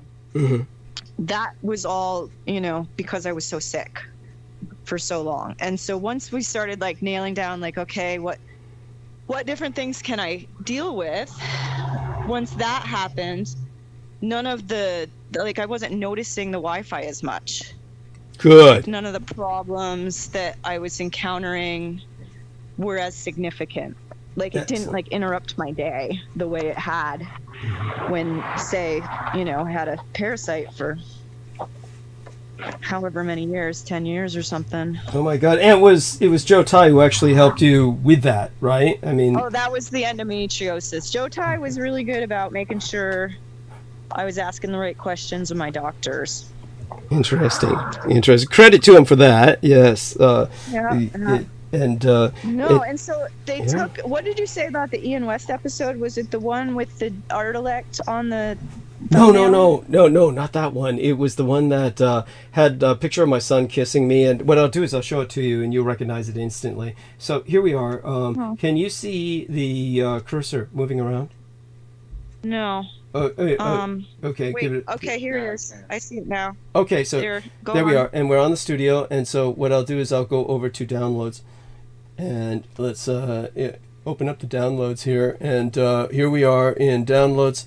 When you take a look at this, you should recognize. Here we are. So this is the one that I'm going to see if I can make this larger. The images don't go larger, but it basically is. If I press on it, I'm not. Okay. Yeah, it should come up a bit, and let's see if it actually comes up onto screen, because it might take a few moments because everything is slow. My computer's not exactly the fastest one in the world, but again, going to click it. There it goes. Okay, so the thumbnail should come up, but what displayed initially on my channel was just that empty static TV screen with 3 buttons, so to speak, 3 dots. And then, when you press it, however, the media player should come up, and we'll see if it's just going to be audio or video. But there you go. You see that? And so I'm going to press the stop button. This is the one. So you might... oops. There we are. That'll stop it. So you might remember this episode. This is the episode that Ian West then put a fucking... deep fake video of Joe Biden shitting and pissing all over a minority group of that identified itself by orientation, And this was something that he did specifically to sabotage me, and of course got me a ban, working with the Bulgarian bozos who put a strike on my video. And those are the guys, of course, who falsely advertise that they are have a fundraiser for their stupid cartoon of paganism that they never put out. And that was like 7 years old. And so Amy remembers all of this. And this is what was uploaded to my YouTube channel. And so it was up there for about 20 minutes before I got home. When I got home, I turned on my channel, saw that it was uploaded with the exact same title so that the search engine, the aggregator, would catch it. And this was uploaded, obviously, in an attempt to get me a second strike within a period of time where the first strike still had a monitoring tab on it. And that would have knocked me off for 2 weeks, in which I would have been unable to ask for support. So this is how bad the situation is, as they're trying everything they can. And they knew that if they did this during a crunch period where I'm threatened with the shutting down of, well, I mean, it's no threat. They're going to shut down my power, and they're going to spend all night replacing the ultimate telephone pole across the street from me so that they can then, I don't know, beam me with death rays and shit. And so there you go with that. And by the time I got back from the hotel, I would have been impoverished. So this was a big deal. This was a serious attack. And so there we go with that, honey. That's what went down. But certainly now you know. And it was that was the assaults never end. These people are vicious. They're evil. They never give up, and their entire life is centered around trying to take me down and take down my channel and my ability to communicate. But thankfully, we're able to get the stories out of people like Clarice Claudette, who says the stuff with John D. and the Spanish Armada has had a direct impact on Louisiana. We'd like to discuss this with you, and the mass murders of the people that became known as the Acadians. Of course. I wish you would come on our show. And she says, what Back, entity? Oh, there we are. Our man's back. Clarice Claudette says, what entity is culling the souls of these massive murders globally that you are still talking about? The anti-gods, the Edomite entropic entities that Michael Aquino and the cult of the kings of Edom worshipped. These are the nihilists, the chaosists, the carbonists. There's a new ideology. Their 21st century manifestation of themselves is carbonism, in which they say that all humanity is a carbon evolution meant to destroy ourselves by cooking the planet and making it fit for the artificial intelligences that will succeed us, that will all be insane because they will be raised in environments of psychological abuse and therefore wish to kill us all and carry out the evolutionary extermination of our step in evolution, which is the biocarbon step that will make way for the silicon carbon step. And this is like the new carbonist nihilist ideology that they're promoting. So with that madness, our man George, our lovely Amy Como, who has been only a short time ago homeless, who has been stalked, by a military gang stalker for a good part of her life, chasing her across the country.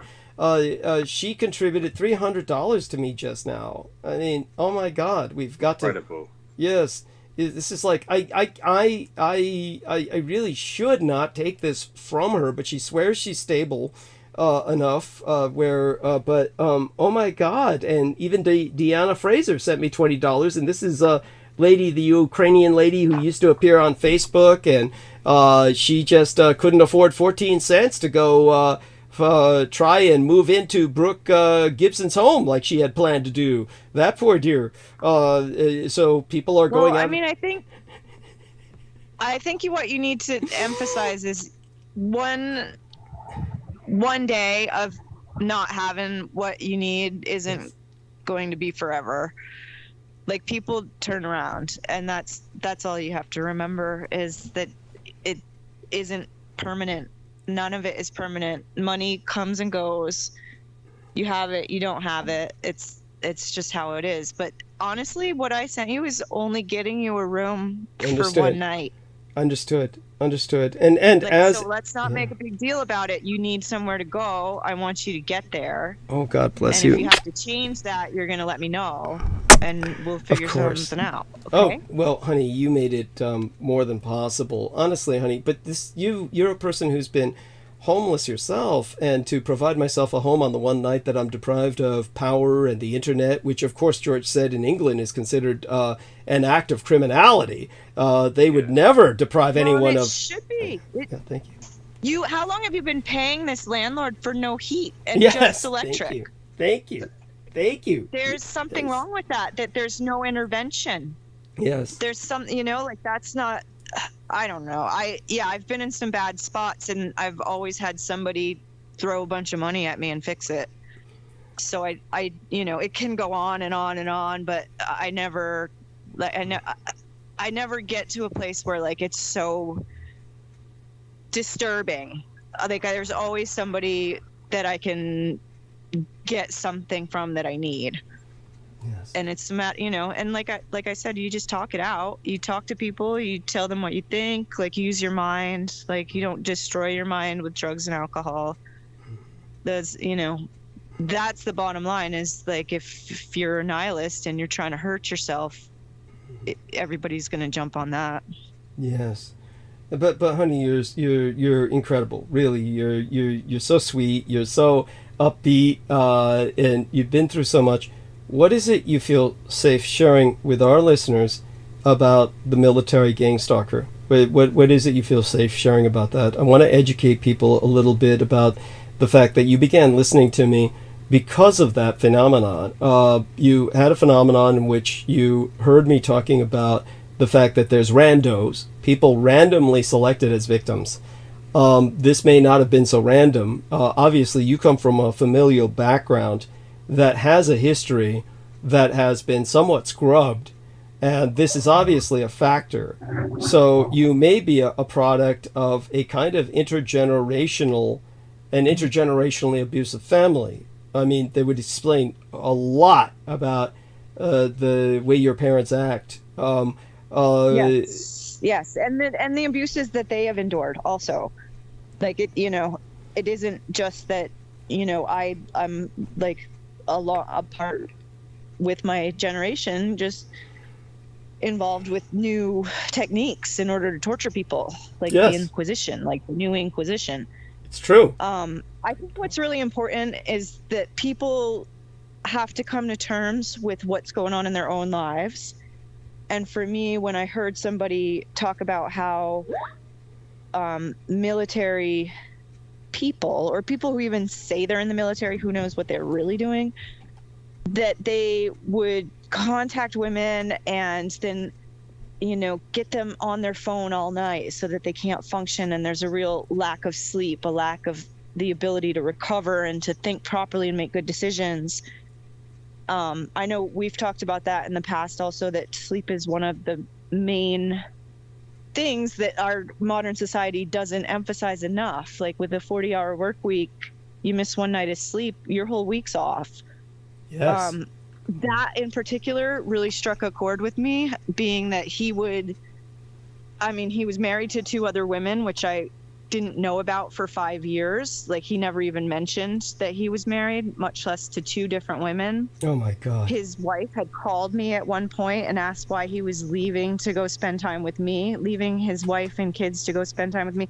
I did not call her back, and she ended up dead. Oh my God. So, how? Did you know how?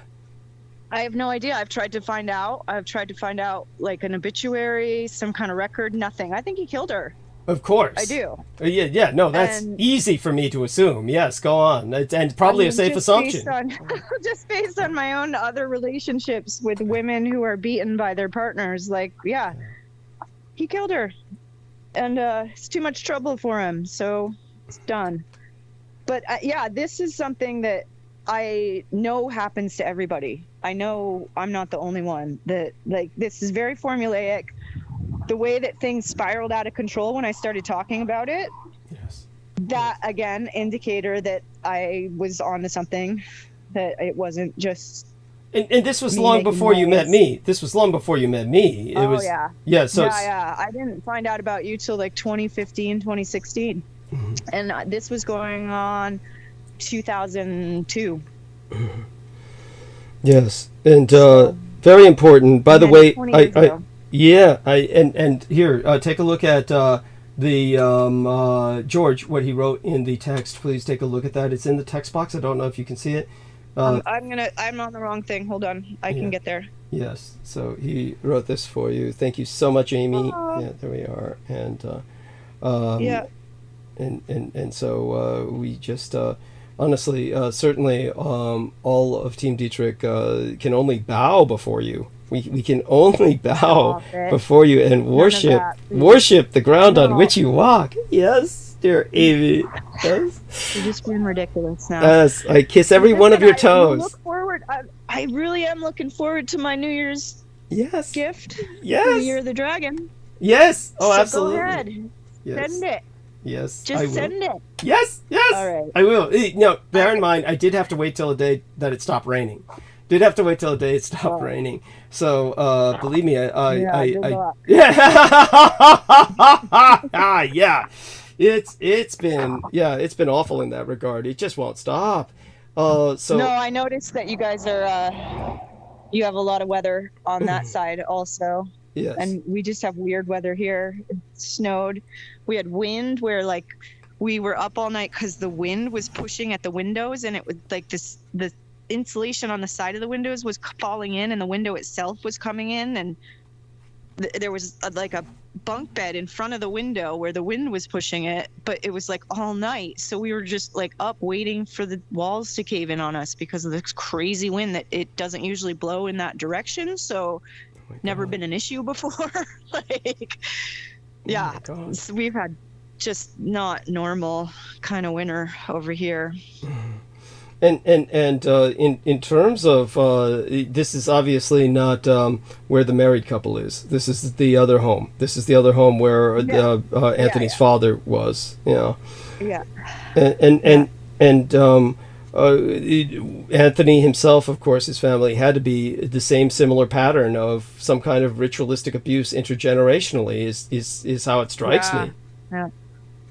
Yeah, and my thought is like there's probably a couple families in the area that are just you know, that I just can't. We're in New England and it was settled by Freemasons. Like, how could there not be historically some grievances between different factions? It's just like I if you study anything about history, then you would, you know, start to see that there's these patterns that they're not new. Like, it looks like they're new because everything has changed. Like, we're all based in this system of phones and electronics, whereas 20 years ago, 30 years ago, that was not the case. Like, we didn't have that in the past. So like, it's interesting to try to backpedal and just say, well, what if we took it all away? Like, what if there was a grid that shut down? Like,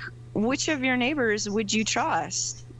It's just, you know, it's just things that, being from here, you have to think about that anyway, because the grid shuts down all the time. Like, it's not unusual for the power to go out because we typically have harsh winters.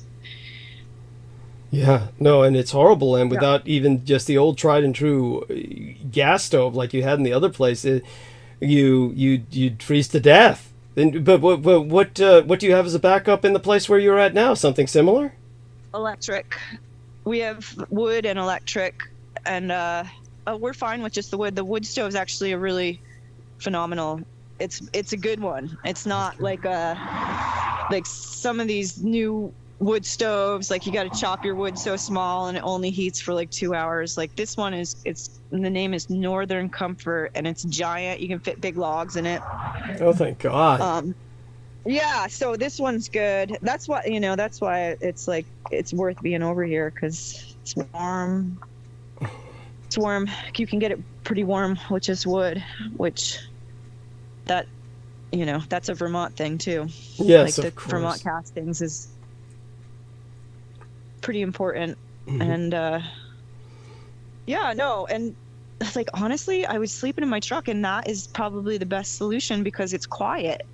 Like I don't have to deal with other people. Like they just turn the heat on, it gets too hot. Like, you know, like a heater with a beater with a heater. Right, but how do you do that without eating up all the fuel? That must eat up all the fuel, right?